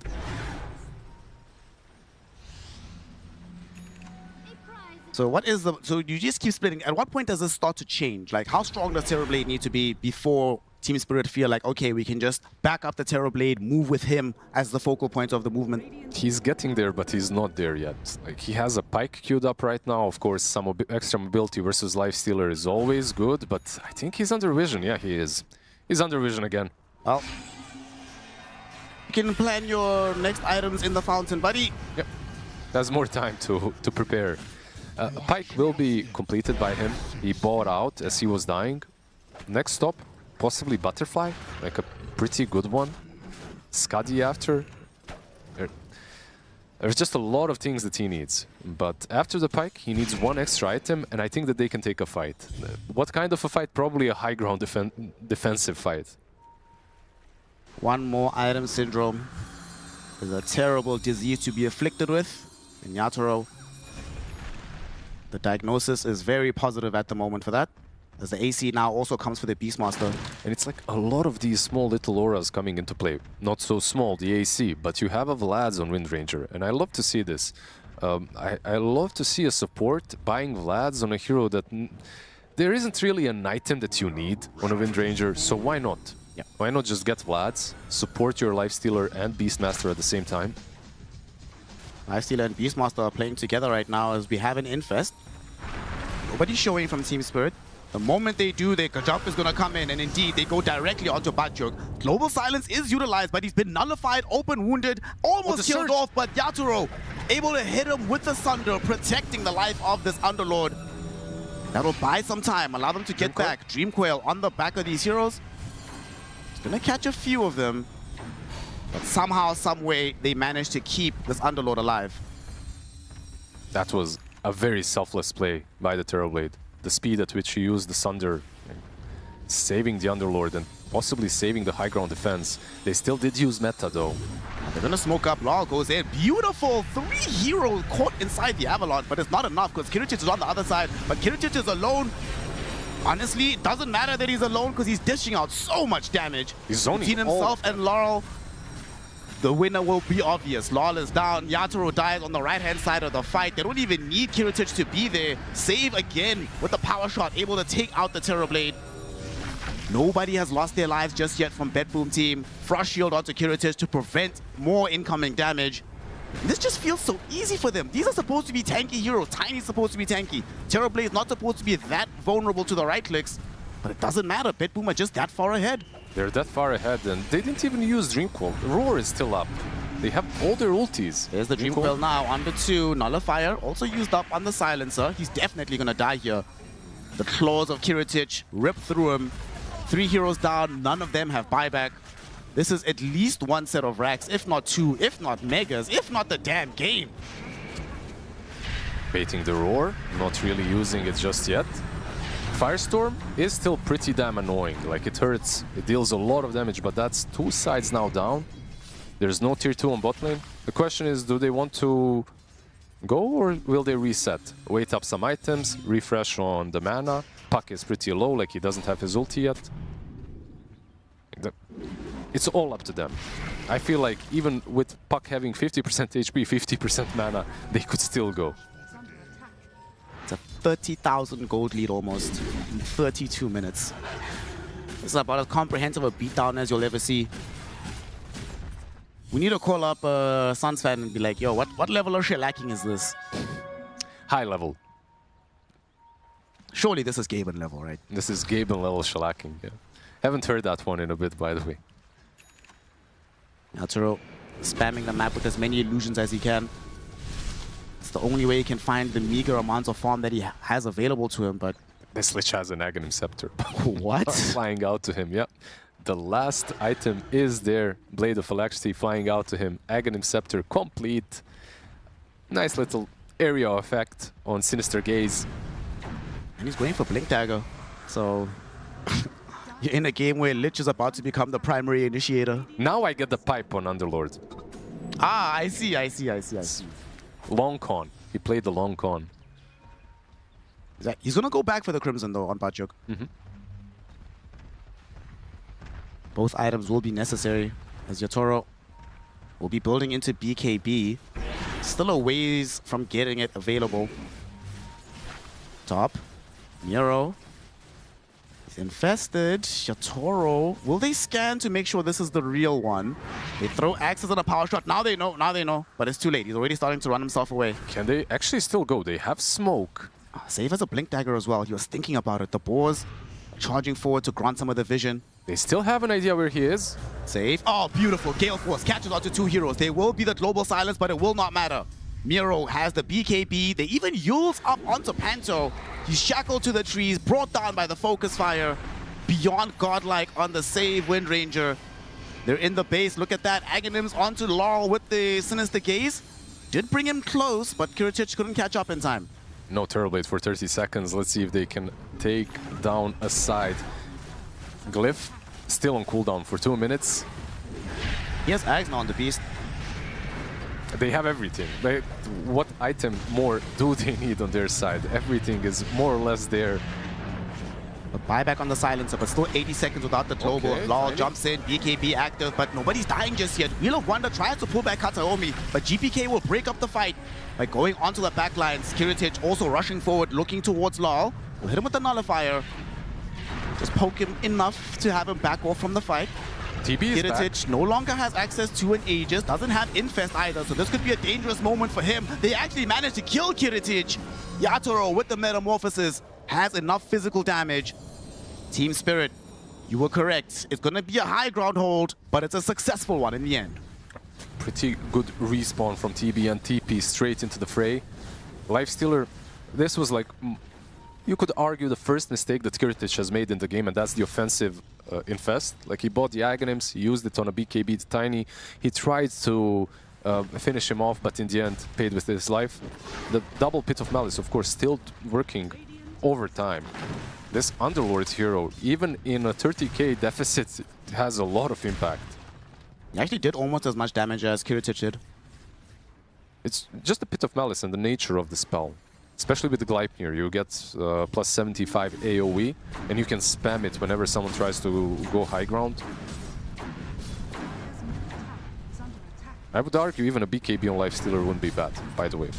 When you see how many roots they're playing with, the silence, like, he does have Manta as a defensive item already, but it's truly not a bad BKB game. And speaking of BKB, that's what TB is queuing up, I believe. With that Lifestealer kill, he has it. Oh yeah, it's flying out as we speak. So more protection available for Yatoro. Unfortunately, Roshan has just now come back, so Team Spirit will be contesting to stop BetBoom from getting yet another Aegis. Like, if they had an Aegis in that fight on Kiritich, the game's just over. Let's see, this deficit feels insanely hard to defeat, but Team Spirit, you know, they've been around for a bit. I mean, we have seen some insane comebacks from Spirit. They did have some comebacks. Especially when you give your Toro like a proper hard carry like a Terrorblade. And I like the itemization post Pike, by the way. I was wondering if he's going to go for something bigger. I think with the BKB and now the Bloodthorn that he has queued up, it's like cheapest bang for the buck. You know, like the BKB will allow him to actually survive. In most of these fights, they kill him because he can't get Sunder on time. Team Spirit making an aggressive smoke. They realize that they cannot give away this Aegis. They have to prevent it somehow. But GPK is right in front of them with a passenger. A surprise that they might not want to see. The first person they reveal upon is on the silencer. He's dead. No buyback available. Now they also get the Sinister Gaze out onto Laurel into the Chain Frost. Tiny dies in the blink of an eye. Kiritich now rushing forward, looking towards the Terrorblade. Yatoro with the BKB active, meta going. He's trying his best. What can he do here? Gets the Sunder out onto this Kataomi Lich. That'll keep him alive for now. Throwing the damage onto this puck.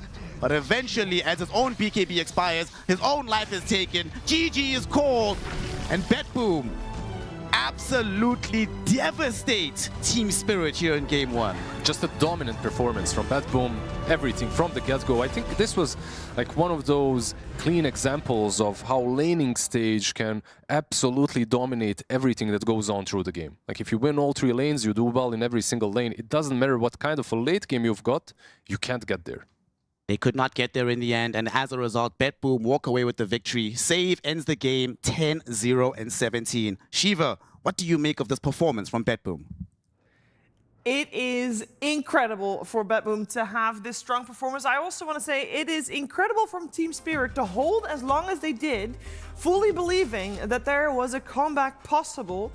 Whereas from a viewer perspective, it seemed very unlikely. But I respect the attempt either way. This was just such dominance from BetBoom, though. That was a very polite way of wording it, Shiva. That was really nice. This was awful from Spirit, all right? The draft was just, like, miserable, right? You're playing against BB. You know he's one of the most, powerful lifestealer players in the scene. You're picking a tiny silencer. You're then offering up an Underlord, giving the 18 pick to BB. It feels like the prep just wasn't brought to the drafting room for this game, because unfortunately for Spirit, it's how some of their tournaments in the last couple of runs have gone. Like, just the drafting has let them down immensely. At least in Birmingham against XG, they faltered immensely against Zhao Wei. In Game 1 here, I look at these heroes in combination, it's like, rewind the clock a year, if not 2, you wouldn't see this type of draft from them.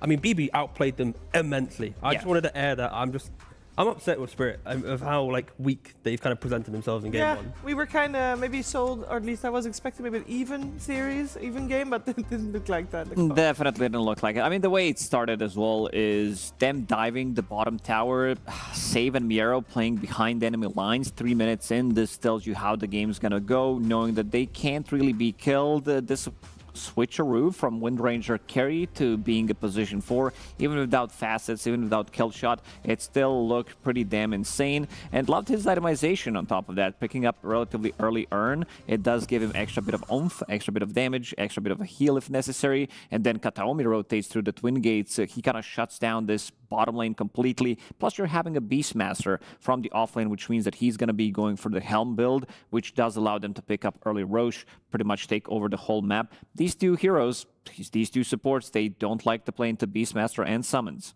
Yeah, and that's the other thing, right? You half on the draft again, you see the Beastmaster, you know Miro is the guy that likes to he loves to play it. So you pick Silencer. If Tiny's the carry, then I can see some logic behind it. But then you take the Terrorblade, he gets axe spammed out of lane. There's no game to play, right? So yeah, I think BB just showed a really strong understanding of the heroes they wanted and save 10-0-17 on the Wind Ranger. Like, you just couldn't ask for just a better Game 1. I mean, it's just ridiculous at this point. Like, you could go through every single player on BB and their stats would just look impressive, right? 11-1-10 on the Lifestealer. Oh yeah, Kataomi died twice though. I do think, that's bringing the team down a little bit. Yeah, for sure. And you know who died the most in that game? Yatoro. He died 10 times. Nobody else was even close. Ru died 8 times. I don't think, if we could check the stats, I don't think we would be able to find a game where Yatoro died the most Why didn't you ask me that 10 minutes ago? Because I didn't know the score of the game that ended 3 minutes you predicted ago. the playoff bracket. You should have been on the board. No, but that's the thing. I feel like Yatoro, he has 10 deaths, but the reason why you were praising Spirit's ability to keep the game alive, he was utilizing the fog really nicely, right? Yeah. That is my one positive from this game for Spirit, is Yatoro with Terrorblade, keeping his hero close to the illusions, cutting the waves, knowing where the vision at nighttime is between the tier 2, tier 3s. Like, he was doing everything in his power in the hope just to keep the macro game alive. But then everything else was just obsolete. It was just, nothing. Yeah, we're gonna relive a moment where, for example, Laurel had a little bit of a rough time here, Lacoste. Yeah, I mean, look at this hero. He's sitting at 1800 plus HP with basically 2 items, and he's super tanky. Like, he's very difficult to be killed, but this is just save, using that urn that we talked about early on that he did pick up, and he has an observer ward as well in his inventory, so he's gonna plant it down, provide extra bit of a vision. You see Laurel, he's trying to juke him, and they're playing like very aggressive at the moment, but the save, he does not want to let go. He lands the shackle and he's like, he's dead, but he's not actually dead because you see this insane amount of HP. In the end, he's still going to be able to get the kill. And also, gotta say, I'm not the biggest fan of the item that Laurel did go for first, because your safe lane's getting destroyed. He's going for Echo Saber as his first item. Instead, maybe a Blink Dagger would have been a better choice, because you still want to pick up the Blink Dagger. But I guess also it comes down to changes that did happen to Toss, where it's now like the slow is now tied to your shard. So it feels kind of but still. I mean, we've seen this build from at least Nisha on the mid lane from the Tiny, where it's like you go Echo Saber, you then run through the map, get a couple kills, then you go back for like the utility. So maybe he envisioned the game to be different, but it you need to adjust. Like having Tiny, having Ogre Axe and Power Treads running around the map, not being able to like initiate, just kind of feels awkward. I think the whole game felt a little awkward from Team Spirit, and here's to hoping that Game 2 will be a little more competitive. We'll find out after a break. The new breakthrough and innovative phone with 1xBet app. With 1xBet app, you can register and start betting in just one click. Intuitive interface and thousands of sports events every day. User-friendly app. Big wins, fast payouts.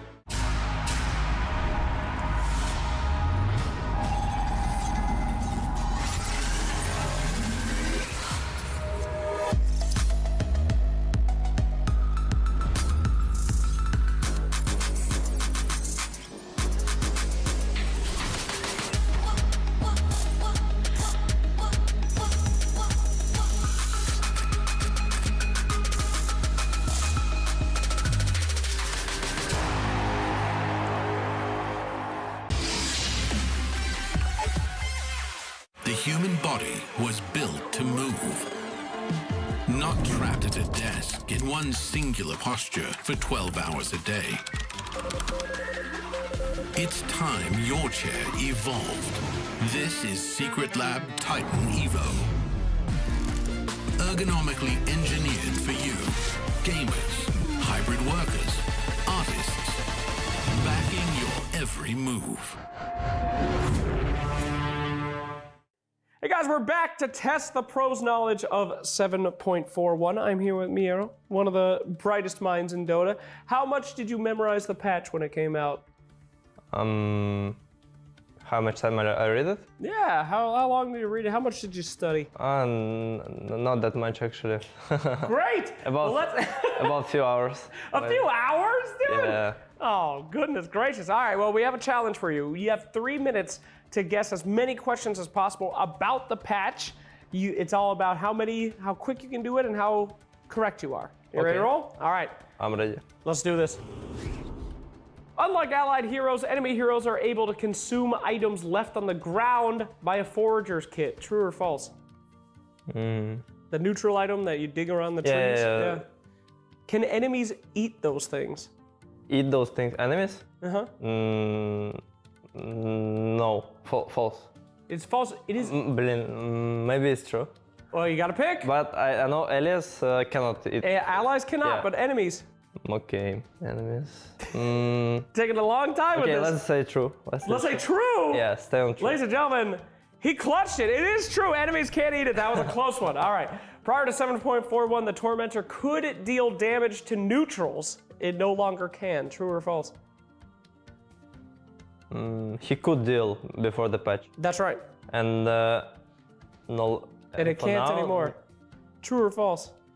False. False? Yeah. It actually was true, actually. Yes, it could do that. They changed it, but all right. We'll move on. Which one of the heroes did not have their base armor increased by 1? Terrorblade, Anti-Mage, Legion, or Death Prophet? All of them did except for 1. No, I think Anti-Mage for sure. Terrorblade. Terrorblade? You think it's Terrorblade? Yeah, on Terrorblade, yes. A lot of people saying that. No, it's Legion. He has so much armor already. Okay. All right, moving on. Which of the following heroes has the most words on the original update page? Tinker, Chen, Rubik, or Dragon Knight? The longest description. Wow, description. Yep, just the most words. I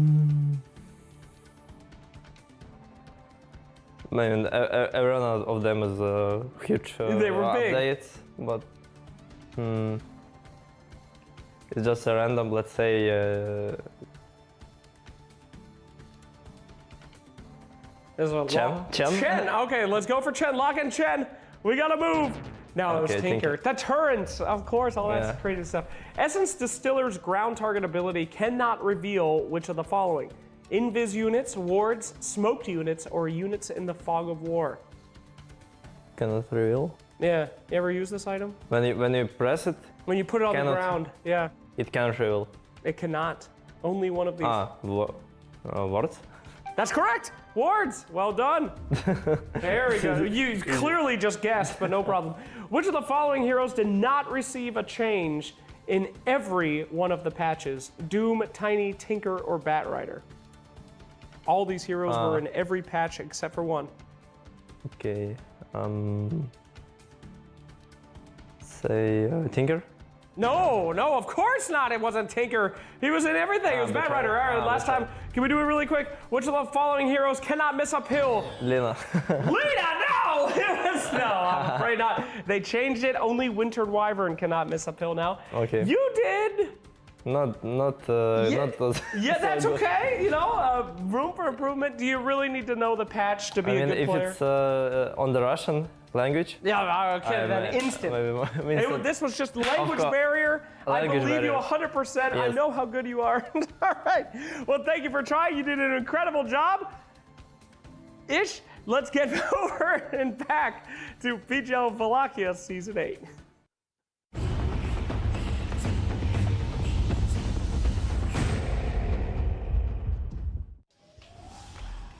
He did do an incredible job in Game 1, of course, together with the rest of his squad. BetBoom had a fantastic Game 1 to this series against Team Spirit. This is, of course, a series in the upper bracket. Winning here will be guaranteeing you top 6 and also continuing on in the upper bracket, which is fantastic. Loser will go to the lower bracket tomorrow.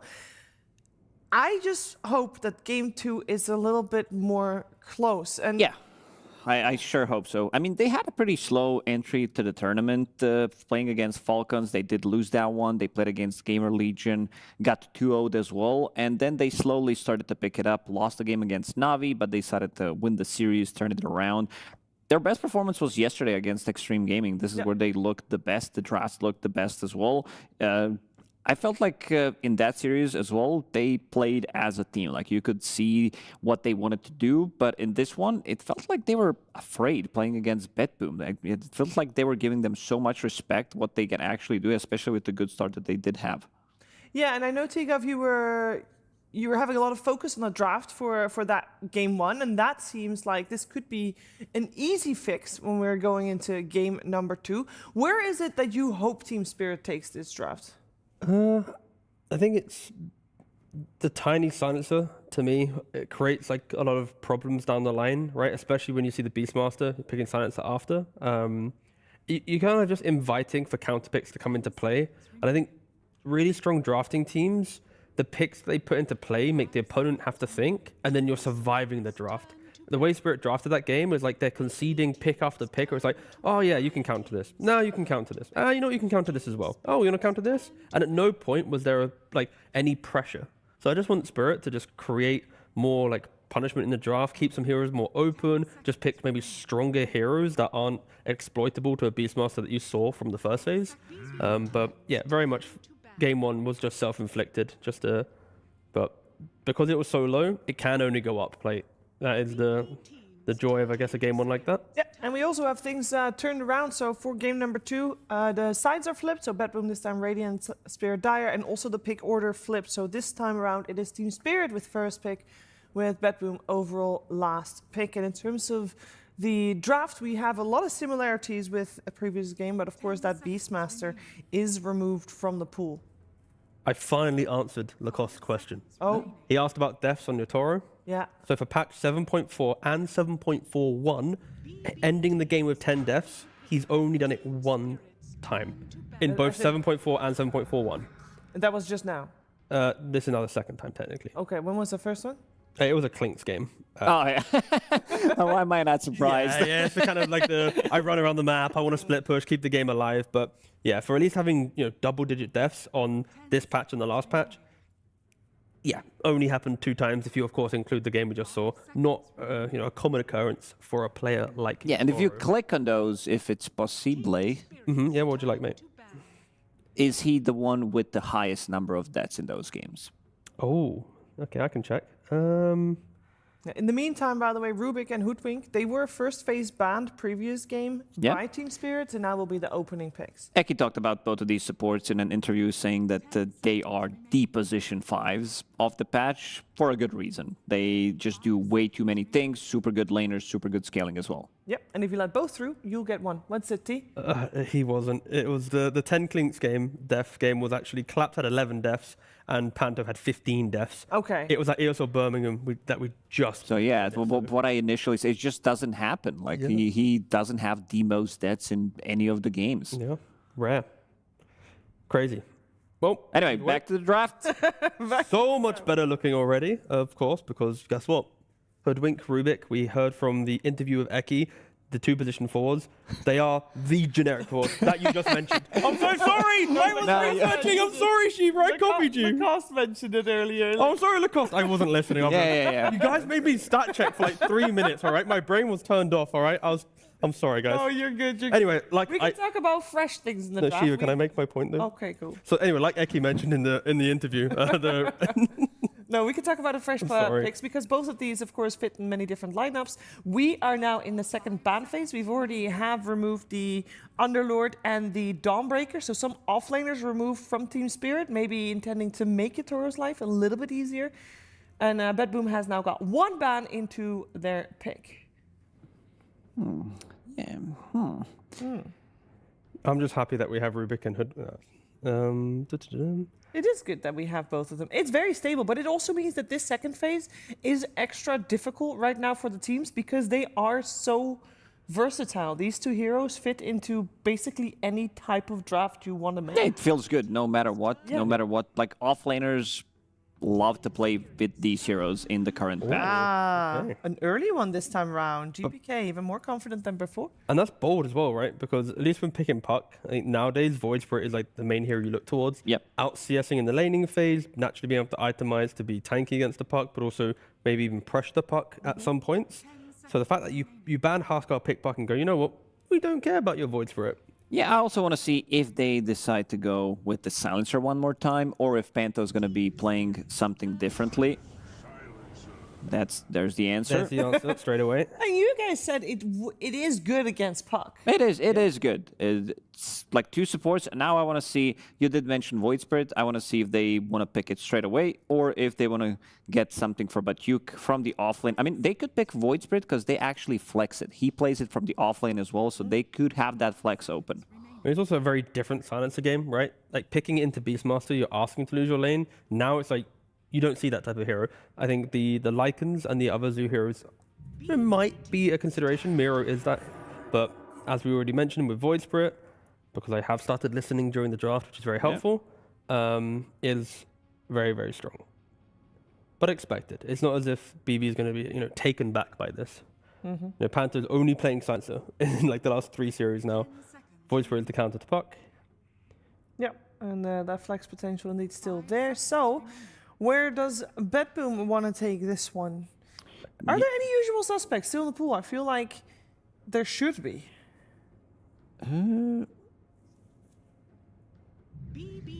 Off the top of my head. Muerta. That's not where I was expecting. And a Treant Protector, so that's your safe lane right there. That's kind of a cool way to draft it as well. As like, they know they can punish the Silencer in lane with like an Axe, a Lycan, like a really strong like either Zoo or laning hero. But if they pick it now, your Toro counters it. Yes. If you don't pick it now, obviously you get to eat 2 more bans, your Toro has to pick his carry, and you can find a way to punish a weaker laner like the Silencer. Muerta, a hero that we've only really seen, I think Tomato liked it a lot. European qualifiers, they liked it was like first phase pick and ban in the qualifiers, but just very, very formidable. You naturally itemize to deal with Silencer, you don't really care. It's another hero that we've mentioned. You pop your ult, Global's in play, you don't care. You're already getting your right clicks out, right? Same kind of logic as like a carry Wind Ranger.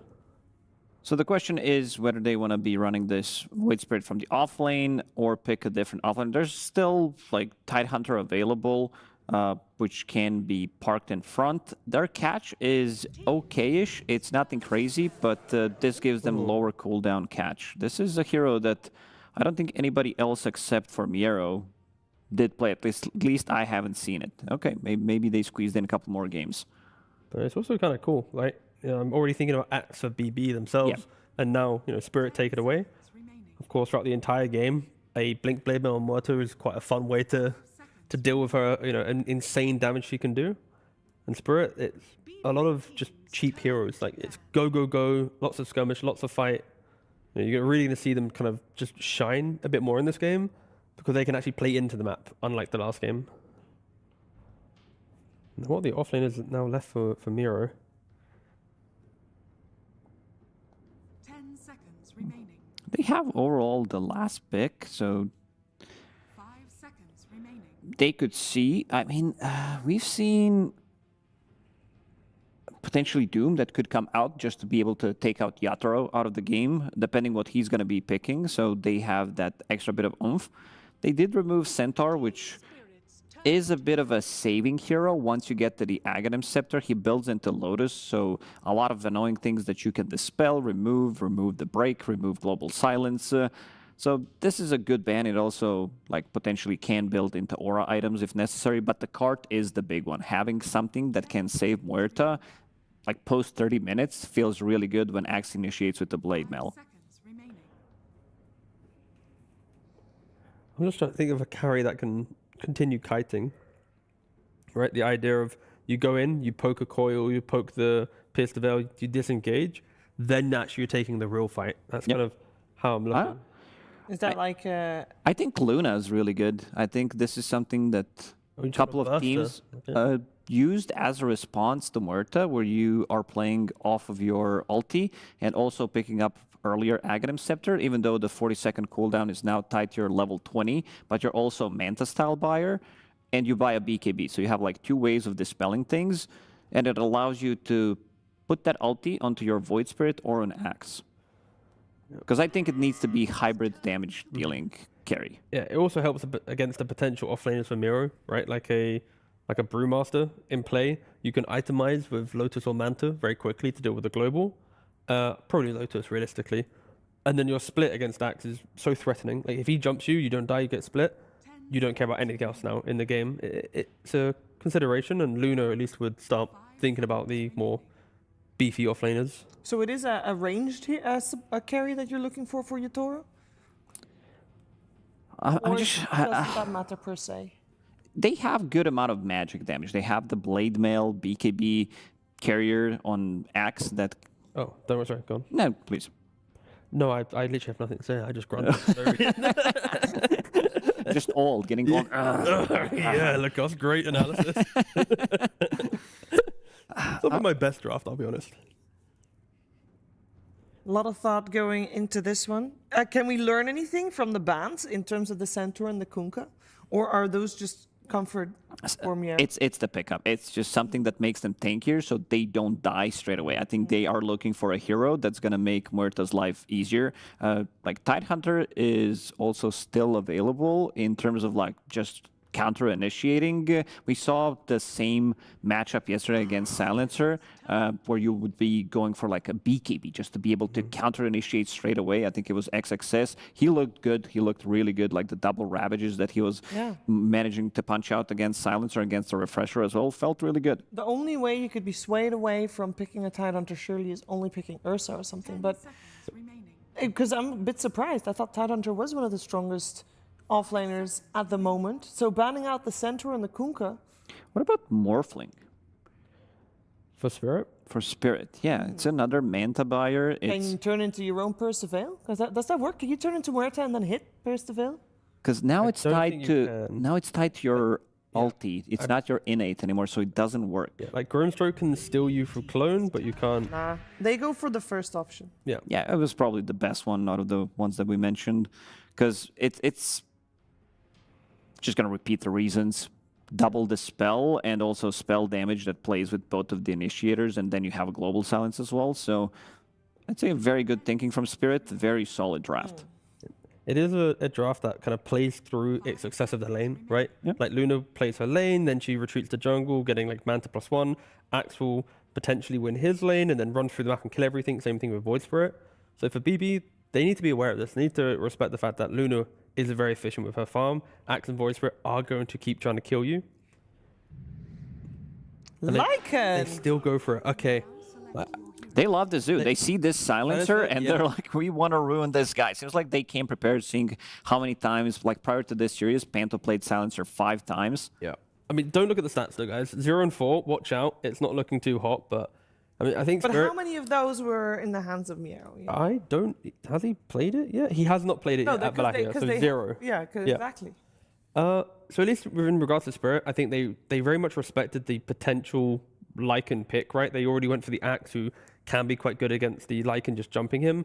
They have a Luna as well that is a carry that can stand her ground. She's not as squishy as she was in the past. Naturally itemizes for it. I think Spirit was always considering Lycan as an option. But for BB, they just got a very kind of clean looking draft. Lycan should be able to farm his lane. Muerta will always be able to scale. It kind of feels like a battle of kind of execution in the mid game with these two lineups, rather than really looking at either one just breaking. Yeah. I like their draft in this game number 2 on side of Spirit so much more. It's a very good scaling draft. Supports can move around, play with the mid lane as well, and also carry the carry matchup. This Aghanim Scepter, want to see when Yatoro is going to be buying it, because Luna, she gets a lot of levels, and you have pretty much 2 perfect heroes to jump in and get that Eclipse going. And we saw them laughing at the end there. You know, they seem to be in good Always in a good spirits, yeah. Very good, great minds think alike and all that. No, but do you think then this game, you're a lot happier with the draft as well? Obviously, critical on game 1, this is better. Again, the game was so that everything's better now. Everything is better now. That's what we want to hear. We also want to hear from Coach Milan with Slacks. Thank you so much, Shiver. Yep, I am here with Coach Milan. I got to ask you, before you guys went into that game, after the draft, lots of smiling, lots of laughing. What's going on? You guys ready to recover from game 1 pretty easy, huh? I mean, they just had a first pick. I think it's like we throw our idea at them. It didn't work. Like, some things are maybe not so close, but now they throw their idea at us, and we'll see how it goes. But I think, like, we don't have any pressure. Yeah. We're just trying to do best we can and like going game by game. So like I think it's very important to just reset no matter what happened game 1. And I think we do. Great. I'm glad to hear that. Yeah, we're looking for a much more competitive game 2 here. So I will ask you though, we did get the GPK puck again, and now we see the save Rubik. Kind of scary picks to be giving them. Obviously, you know this team super, super well. You played against them a billion times. How confident are you after giving them those picks? I mean, it's just like they're great players, like Save and GPK. Like if you ban like 4 Save heroes, like 5th Wind Ranger come out, etc. It's just like a lot of these premier players, like tier S players, like 2 of them that won a bunch of tournaments, they just have like a lot of heroes. So you cannot ban them all. And, you know, we choose to play against these. They choose to play against some of our good heroes, so we'll see what's up. All right, fantastic. Last question for you then. So we had Yatoro coming out, obviously, on the Luna. Kind of exciting. Luna has not won a game yet. Can you reveal what made her a special pick in this one? I mean, Luna is just one of the good carries versus Muerta. There's very limited pool versus Muerta, and Luna is just one of them. She has like a combination of magical and like right click, so, and it's like last pick, so you're gonna get countered, and she's one of the heroes that like has least counter. So I think it's pretty simple. All right, well, thanks for fantastic answers here. Very informative. Why are you laughing? I thought they were good. He just now I know that he had actual answers. Maybe I gave out too much, but I think it's common knowledge. All right. Well, hopefully it is common knowledge. Thank you so much. I know you're itching to get back into the game, so let's go ahead and see that game with my boy Lizard and Mr. Snare. Thank you very much, Slacks. Of course, Team Spirit, Liz, they are not falling into despair. They are living up to their name, maintaining optimism. When you look at this draft, do they have a reason to feel confident about Game 2? I feel like they do. Nice to see Milan on a grand stage, by the way, as well, coaching a big team. I think he coached them into a good position right now when it comes to the draft. You have a Void Spirit versus a Puck, plus a Silencer, so the mid lane overall should be in a much better state. Last game, Larl had just too much on his back that he couldn't carry out on his own. This time around, I feel like he has good supports and he's a Void Spirit in a pretty decent matchup on the mid lane. Speaking of lane, this is interesting. They decided to put Panto down bottom instead of the Hoodwink. What do you think the rationale is behind this decision? Well, you're not going to have any trees down bottom. It could be one of the reasons, right? Like you're playing versus Treant, you are cutting down all the trees because of that, so it's a little bit harder to use the bushwhack, and it's a little bit harder for Hoodwink to play around the trees against the support that can usually walk over them. So it does make a lane a little bit weaker on the bot side, but it makes the lane on top a lot better. Mid lane, LoL versus GPK. As it stands at the moment, GPK does have this CS advantage. Also has access to this living armor, so some of the sustain and the regeneration will always be ahead of this Void Spirit. I wonder if the living armor is actually the difference maker here, because so far GPK is doing really well in the part of the game where it's actually Larl who's generally supposed to do better. Like this early on, you're melee, you have a lot of attack speed, your attack damage is nice on Void Spirit. CSing should not be a problem. Other side of the map, we have Miro on his Lycan. My god, 46 games historically on this hero, 65% win rate. What doesn't he have 65% win rate on? Yeah, it's like, he's a pretty mean offlaner. In all scopes, if he's playing your Blink Initiators, Axe, Lardars, whatever, he does well. The summons as well, he can play in a pretty high fashion. So Lycan will be the hero for him here. I was calling for, in the last game as well, if you remember, I was calling for a hero with summons, even though they couldn't really fit it in.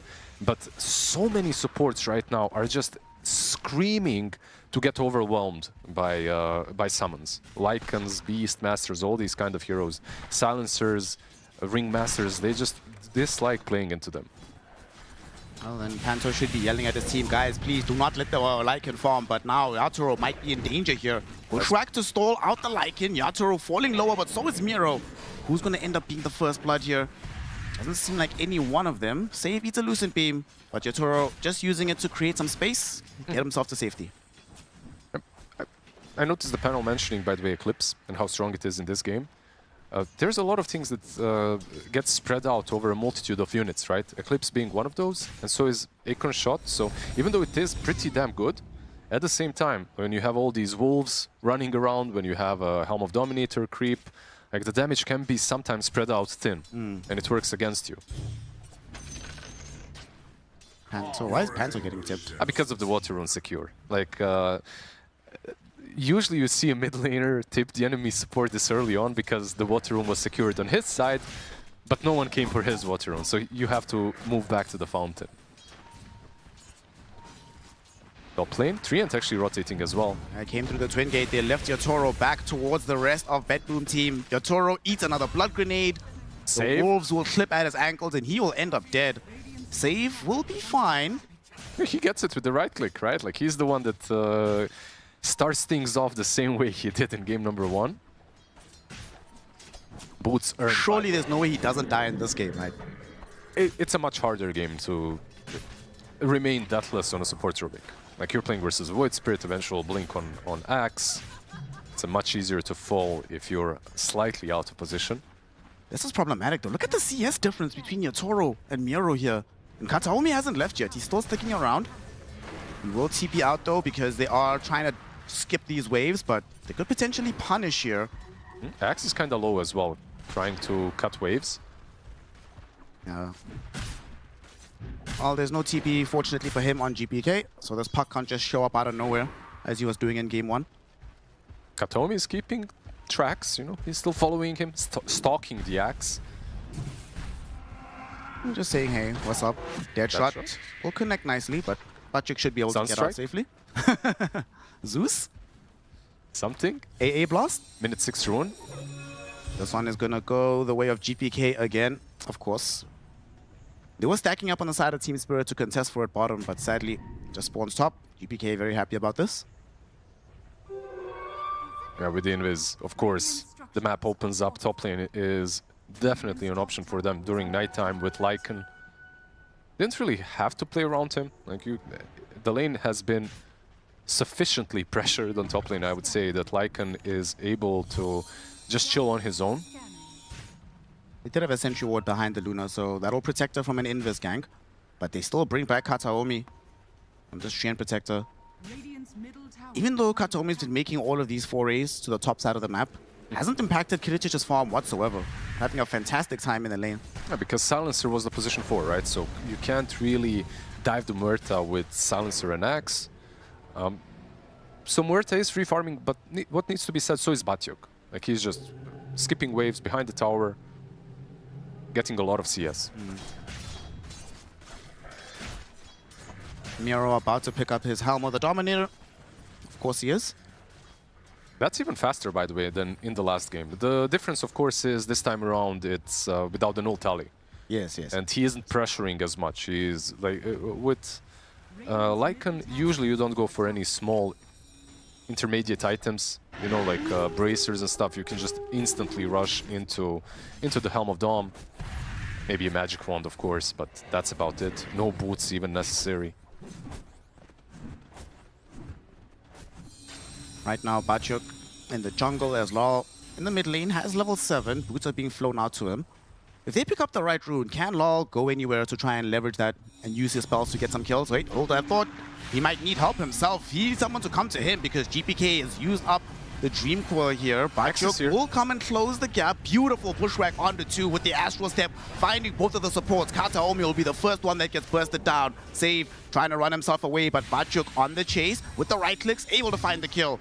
Ru, though, might not survive this, as GPK will kill him with the help of the units spawning from Miro across the map. Yeah, it's pretty cool. Like this has become this became a standard, by the way, from Lycan players to just constantly send their units across the map.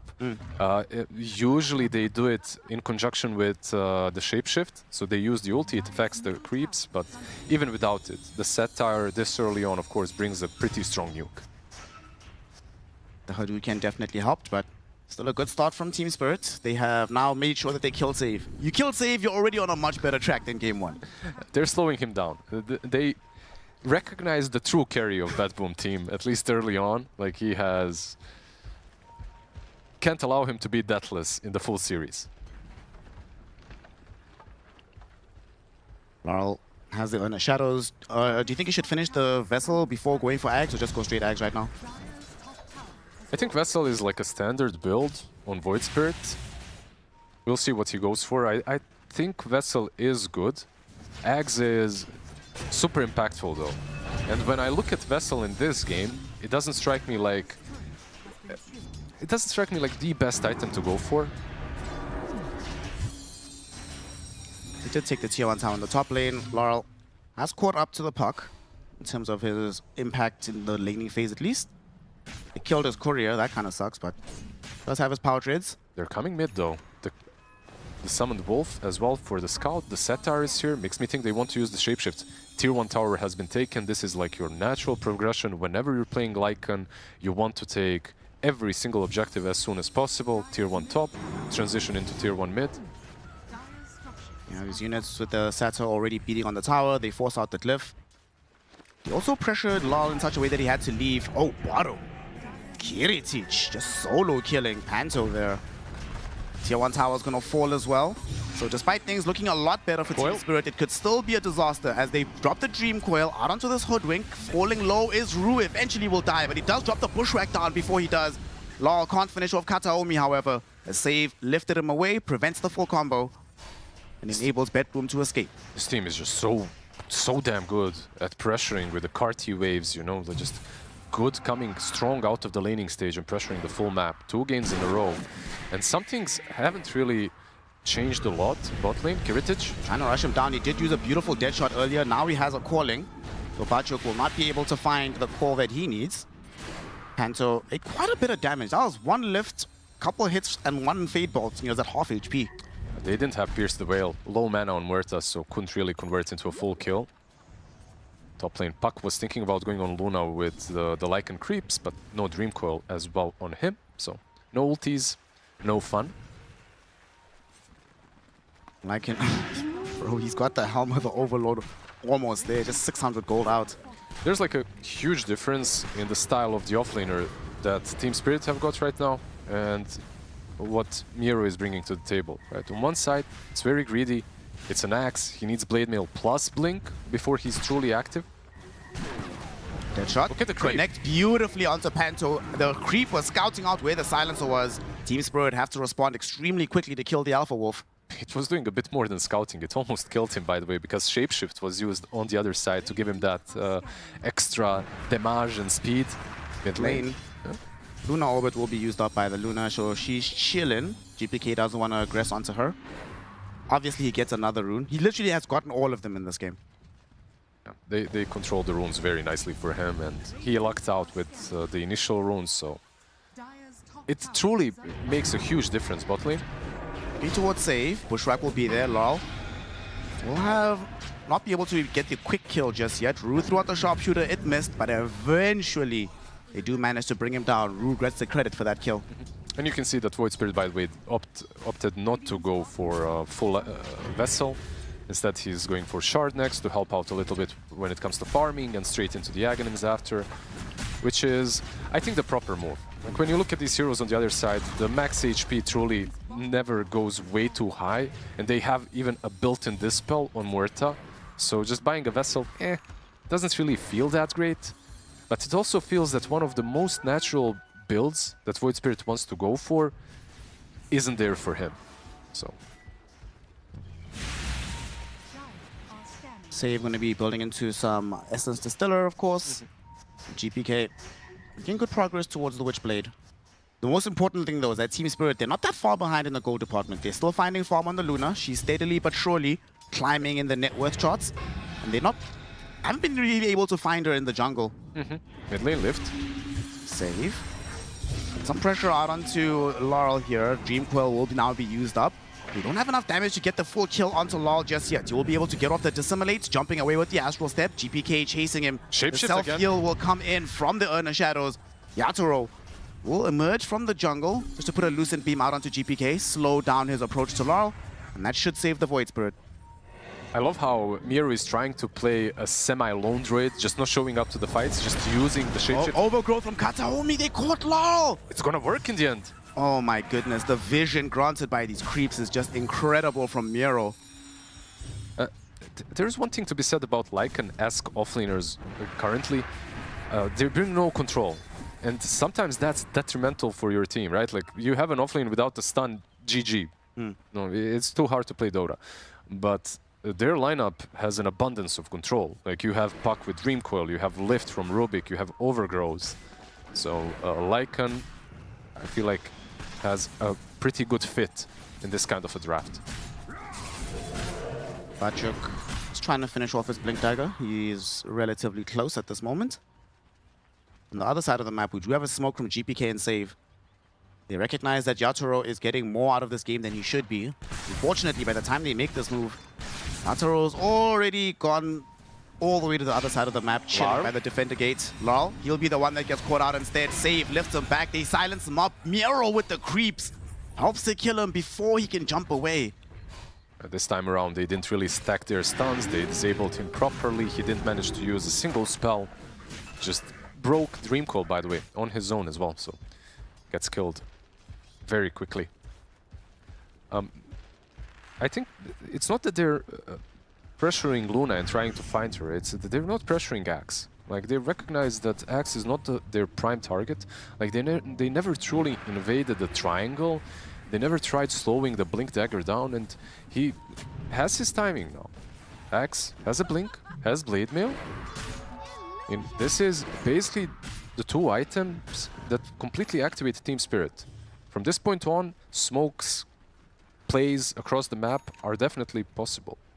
Rue literally just bought a smoke as you were speaking. It's flying out to this Hoodwink. Hoodwink Axe is a very strong duo. They're gonna group up the smoke. Let's see what they can find. The scan from Radiant will catch all of them, actually. He's in vision. The Distiller. My goodness, the Distiller. There's go the creeps as well to find extra vision. They will not get caught out by this. Even forced to drop a Bushwhack just to hold back the wolves of the Lycan. Keep in mind, I believe that if you use Distiller on a smoke target, you still get vision of it. You know, so it's not only visual debuff. You know where he's at. They're not done with this though. They're going to continue with this movement. They're going to come across Kiricic. What a calling! He manages to ensure that there is no possibility of them calling him. Rue trying to escape right now. Will have the Scurry stolen away. GPK hits him with the Dream Coil. He'll snap it, but his life is forfeit in the back. Like you said, Treant finds the overgrowth onto Bachuk. They need the rest of the team to come through. Miro's Dragon is going to be here, disabling the Blink Dagger of Bachuk. Trying to just hold him and slow him down. There's a tier 1 tower, so it's a dangerous dive to go for. Panto, though, will just offer himself up as a sacrifice, giving Bachuk the way out. Dude, that Dragon dealt so much damage to the Silencer. The reason why Silencer hates playing into summons is demonstrated quickly to us. They had global, by the way. They just didn't want to use it after a failed attempt. Oh, Bachuk! Dude, Kataomi, let the brother live. Let him leave. Miro shows up with the Dragon and they kill him off. Even if Kataomi dies, this is well worth it. Kataomi getting in the trees. The dust is used, but he gets out. No It's actually way. fine, and now they're thinking about re-engaging. They have save here. GPK, 15 seconds away from having Dream Coil. Miro already taking a solid chunk of Law's HP just with this Black Dragon. He actually killed Axe with Fireball from the Dragon. He was in the right position just with the Dragon to use the Fireball to eliminate Axe under the tower. They're creating so much space for Muerta. Oh, you gave away Astral Step. That's an amazing spell for a Rubik. Mobility before you can...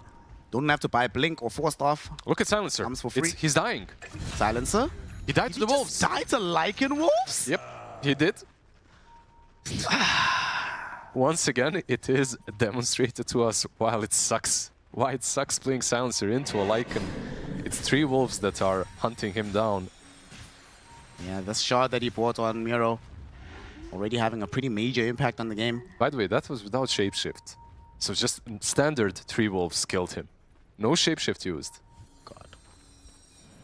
Oh, we might have Shapeshift used now because he's smoked up with GPK and them. Kataomi gets an overgrowth on the 3. Axe does still manage to find the call. They do blow up Kataomi, but they're gonna fight this. Deadshot goes forward. Bachuk left behind to fail for himself against Kiricic, and Kiricic rips him apart. Luna caught with the Dream Coil, unable to escape. She is gonna die, granting a double kill to Kiricic. Rue, will he be able to get out of here himself? The Shadow Amulets will provide some cover, but no, my goodness, save! Level 4 Fade Bolt and the Lucent Beam to cancel out the TP. Rubik playing some really good Dota here. Yeah, these heroes are just melting, and the Dota and the tips, why they're even tipping him, is actually the Essence Distiller. Like, he's constantly applying it on all the right targets. No one can escape. You can't juke all of these wolves, all of these heroes when you're under vision. And keep in mind that the Essence Distiller, because of Curiosity, lasts longer. It's a debuff duration applied to him, so you can't even get rid of it without a Dispel.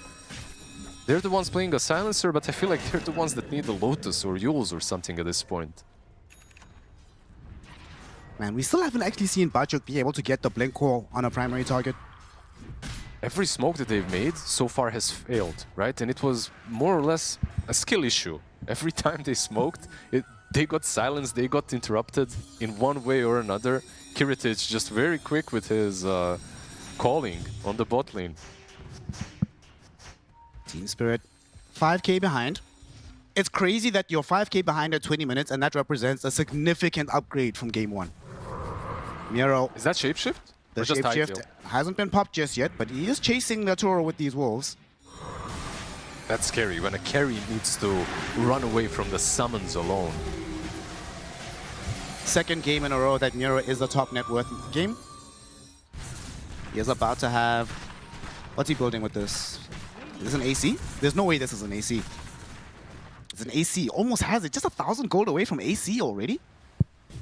He's been farming for quite some time now. Rue, go with the Dream Coil. They have the vision. No way out of this one. GPK nets yet another kill. Look at Silencer. He's dead. Silencer gonna die yet again to wolves. Yep, can't even TP out. I feel bad for the observers because you see a hero, he's running around alone and still somehow dying without a hero being nearby.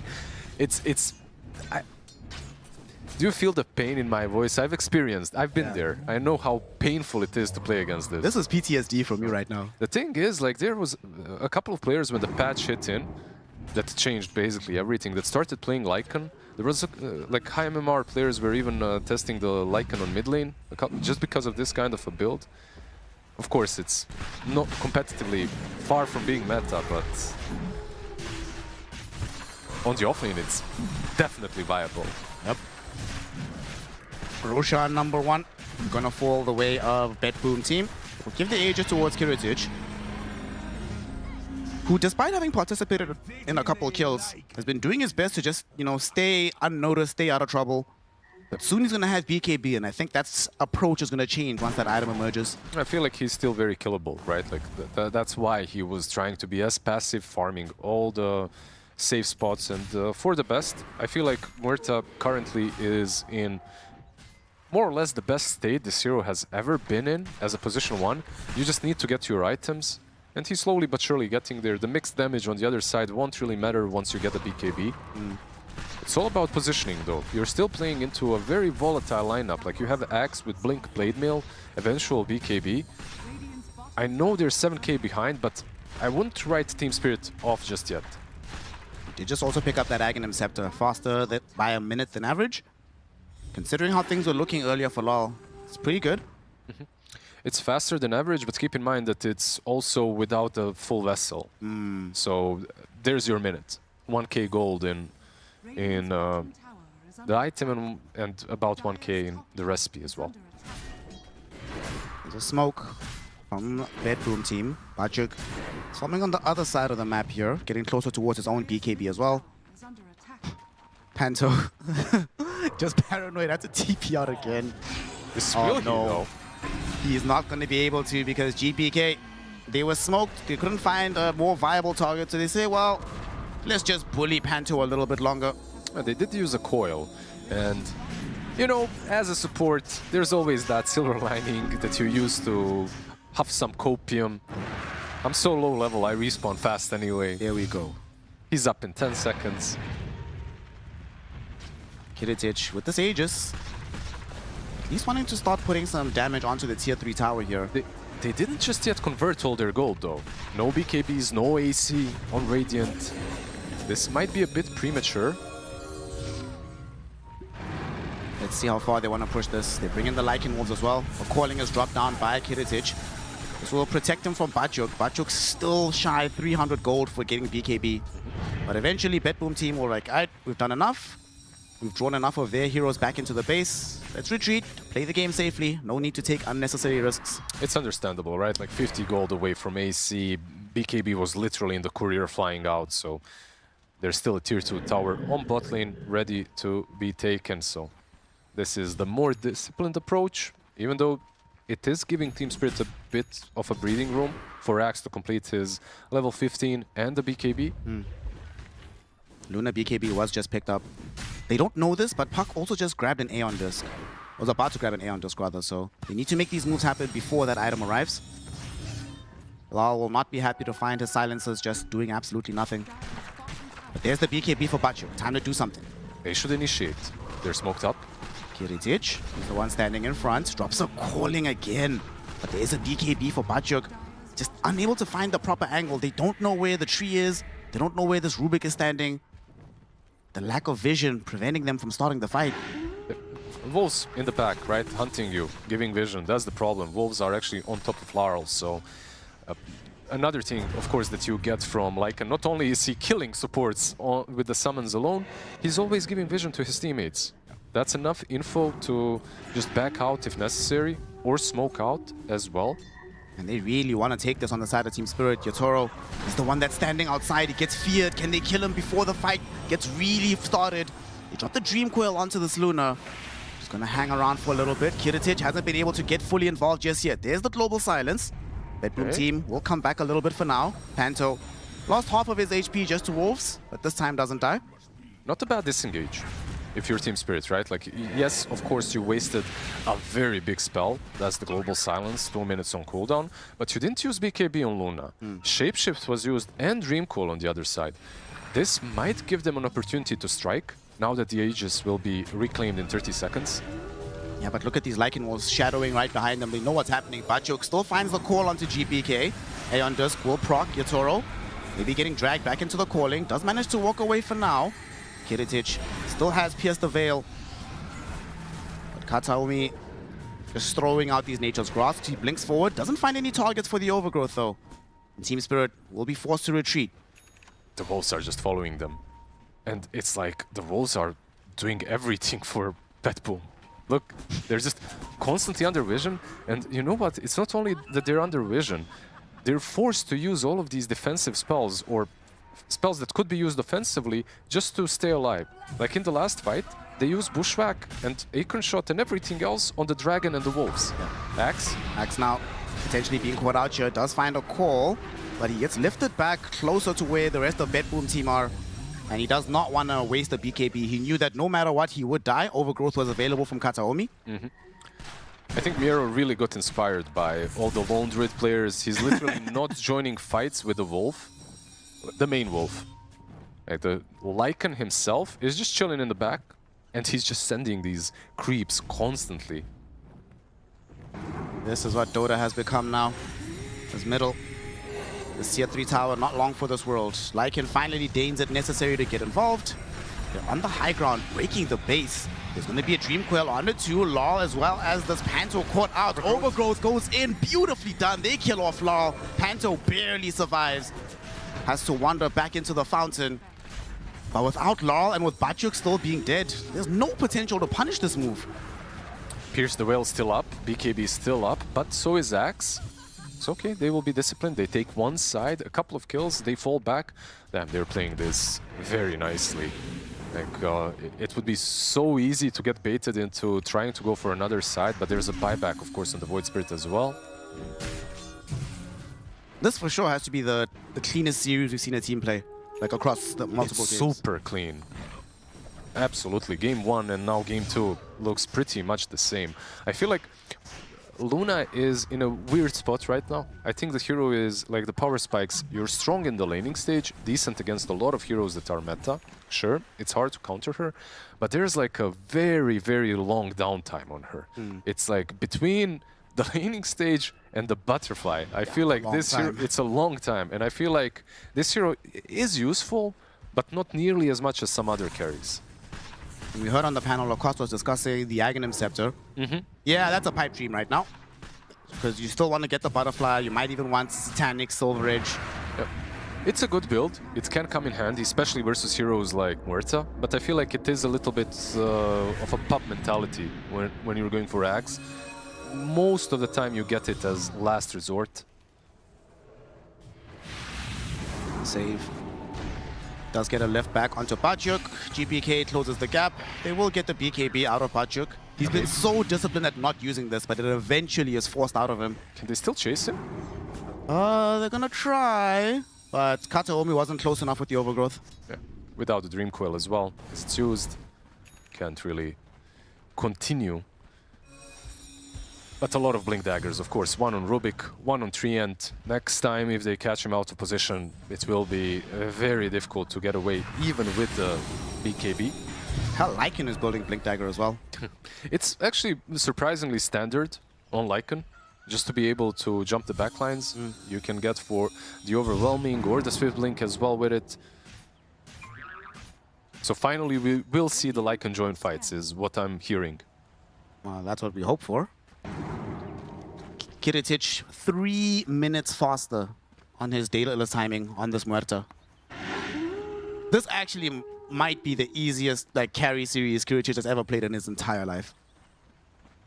It seems that way, for sure. He's 4-0, like he got a couple of really nice kills, but I feel the bot lane tier 2 save with the calling was actually instrumental to the state of the game.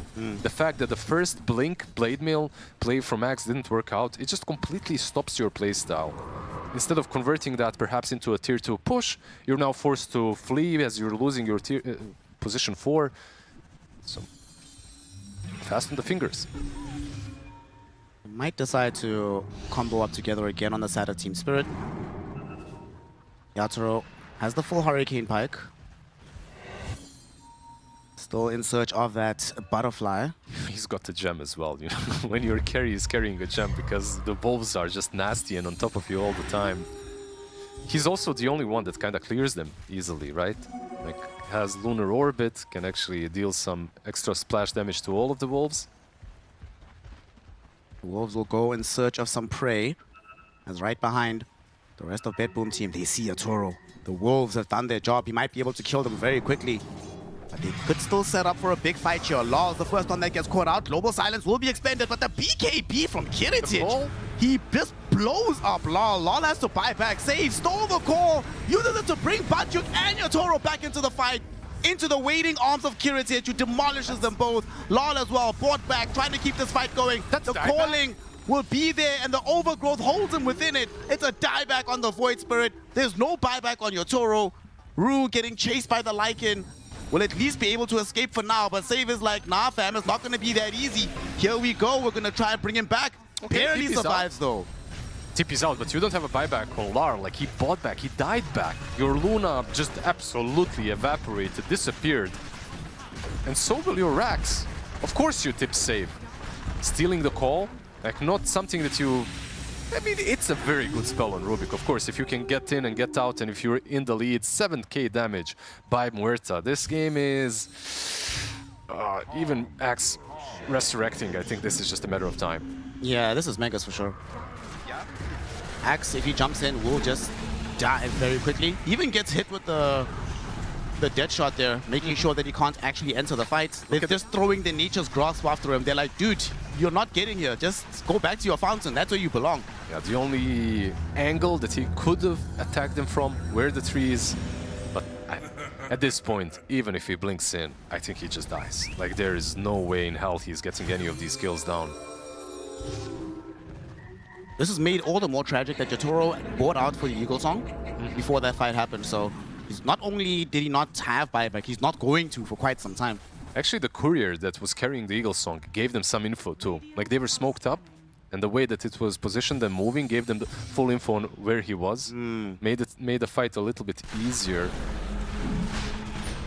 Well, Roshan... Oh, the Wolves, they just scouted smoke. GPK goes to break said smokes. We'll be able to get back. Lal has jumped very far forward here. Lal is not close to his team. The jump forward from Kiritic with this Blink Dagger, they just blow up this Void Spirit. Yotoro now as well. One shot from the Muerta takes away a third of his HP. He's gonna try to stand his ground, but there's absolutely no way he can do it. Even with the BKB Eclipse, it makes no difference. They make sure that they kill off Batyuk as well. The call did absolutely nothing. GG, well played is called. BetBoom Team leaving absolutely no doubt as who is the superior Eastern European pros right now. Oh, absolutely. It's hard to even argue. Yotoro, in the end, at least he managed to use one ulti before dying, by the way. I believe that was the first ulti of the game that I have seen from him. Yes. Most likely. Just masterclass of BetBoom. In every single lane, but more than anything else, the Lycan. More than anything else, Miro today had a standout performance. So did Save, so did Kiritic, so did Kataomi. Shiva, can y'all break down what on earth is the recipe to defeat BetBoom Team?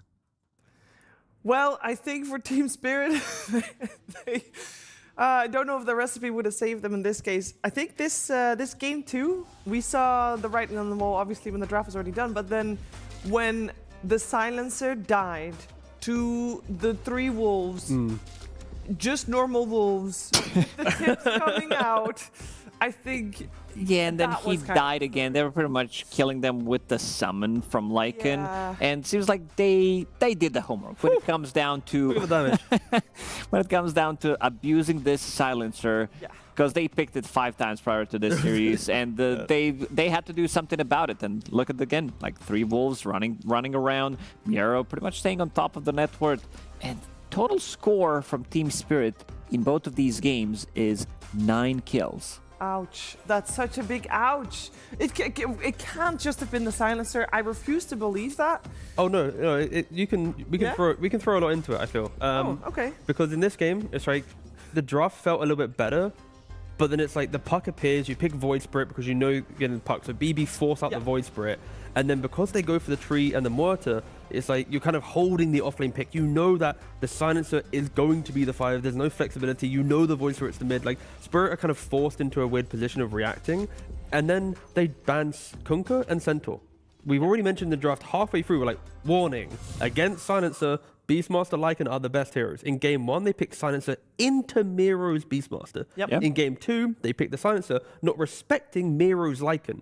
Both games, Miro has complete freedom. Both games, Spirit had the chance to protect Panto's obsession with playing Silencer.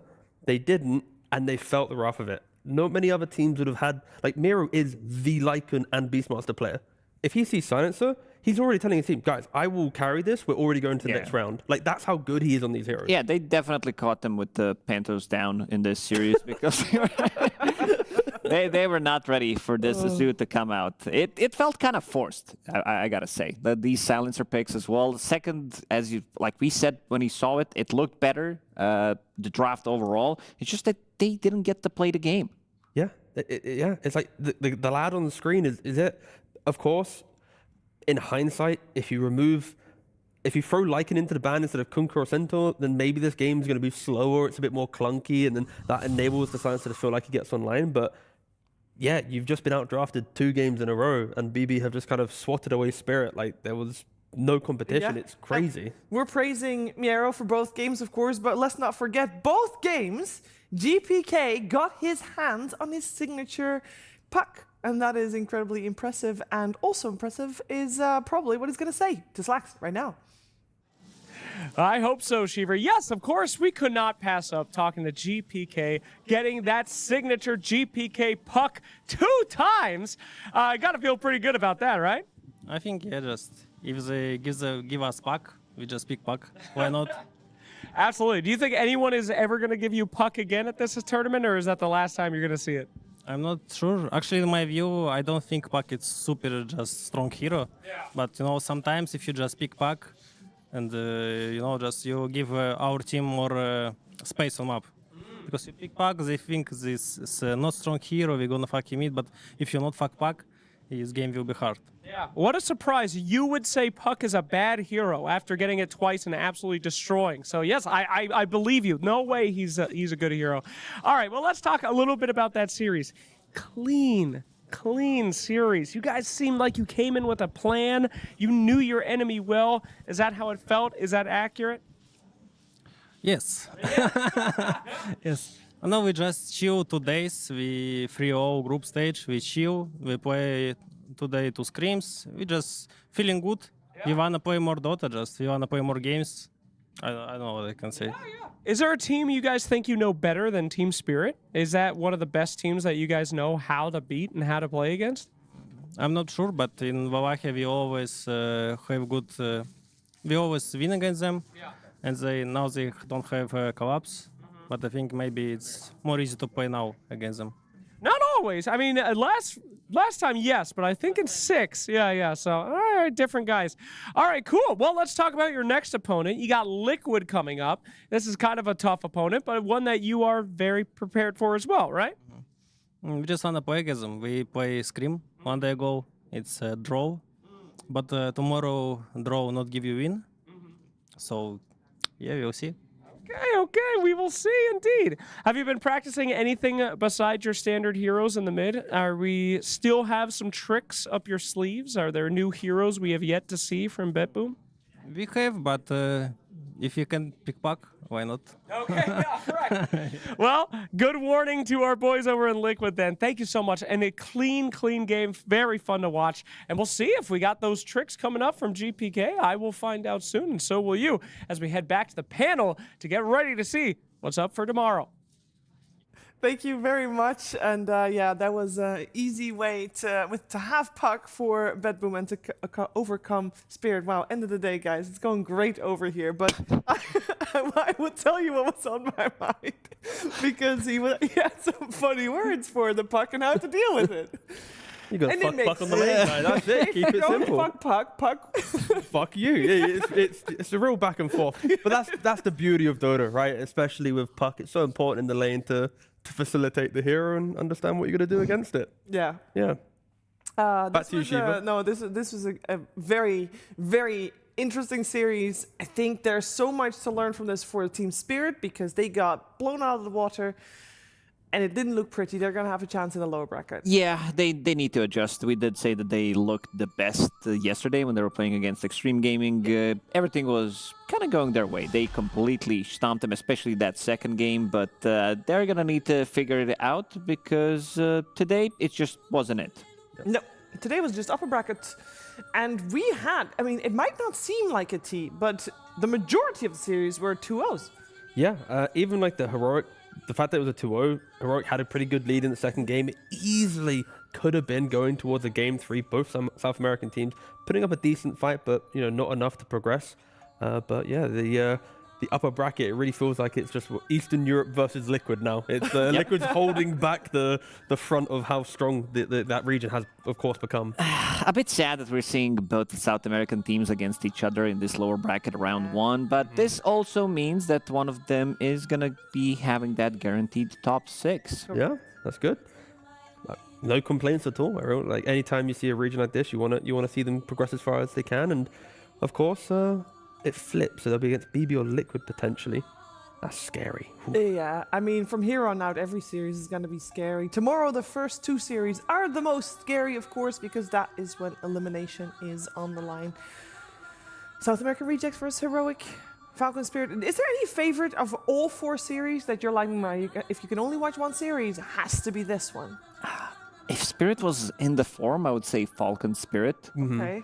But I'm not sure if it's going to be as competitive, so gonna go with Liquid BB. These 2 teams did look the strongest so far for me, and BB, they just look unstoppable at the moment. They dropped only 1 game, and want to see if Liquid's going to be able to match up this aggression that they're showing. Yeah, I mean, I think maybe even the first series, double South America, it's just scary to think that if Heroic loses South American Rejects, it kind of throws more kind of turmoil in the region, like who's the strongest team. Normally it's Heroic, and then if the Orgless South American lads overtake, the org team for the region, it's just spooky. So that's just a big, inter-regional mess. They lose this match, suddenly they are Heroic. Yeah, that's true. Heroic makes it through regardless who wins. Yay! That's how that goes. The contracts are ready. Ready to be signed. Good. Keep spreading the rumors. Excellent work, guys. Excellent work. I do think that first series is going to just be a hell of a watch, regardless who wins, because both of those teams are playing very entertaining Dota to watch. So make sure you tune back in very early tomorrow, because that was it for today. The upper bracket, everybody in the upper bracket starting out is done. Now we have teams split. We got upper bracket teams, we got lower bracket teams, and our first 2 eliminations of the playoffs happening tomorrow, of course. So make sure you don't miss out on any of the action. Thank you for today, and we'll see you back bright and early tomorrow for more Dota 2 here at PGL Wallachia Season 8.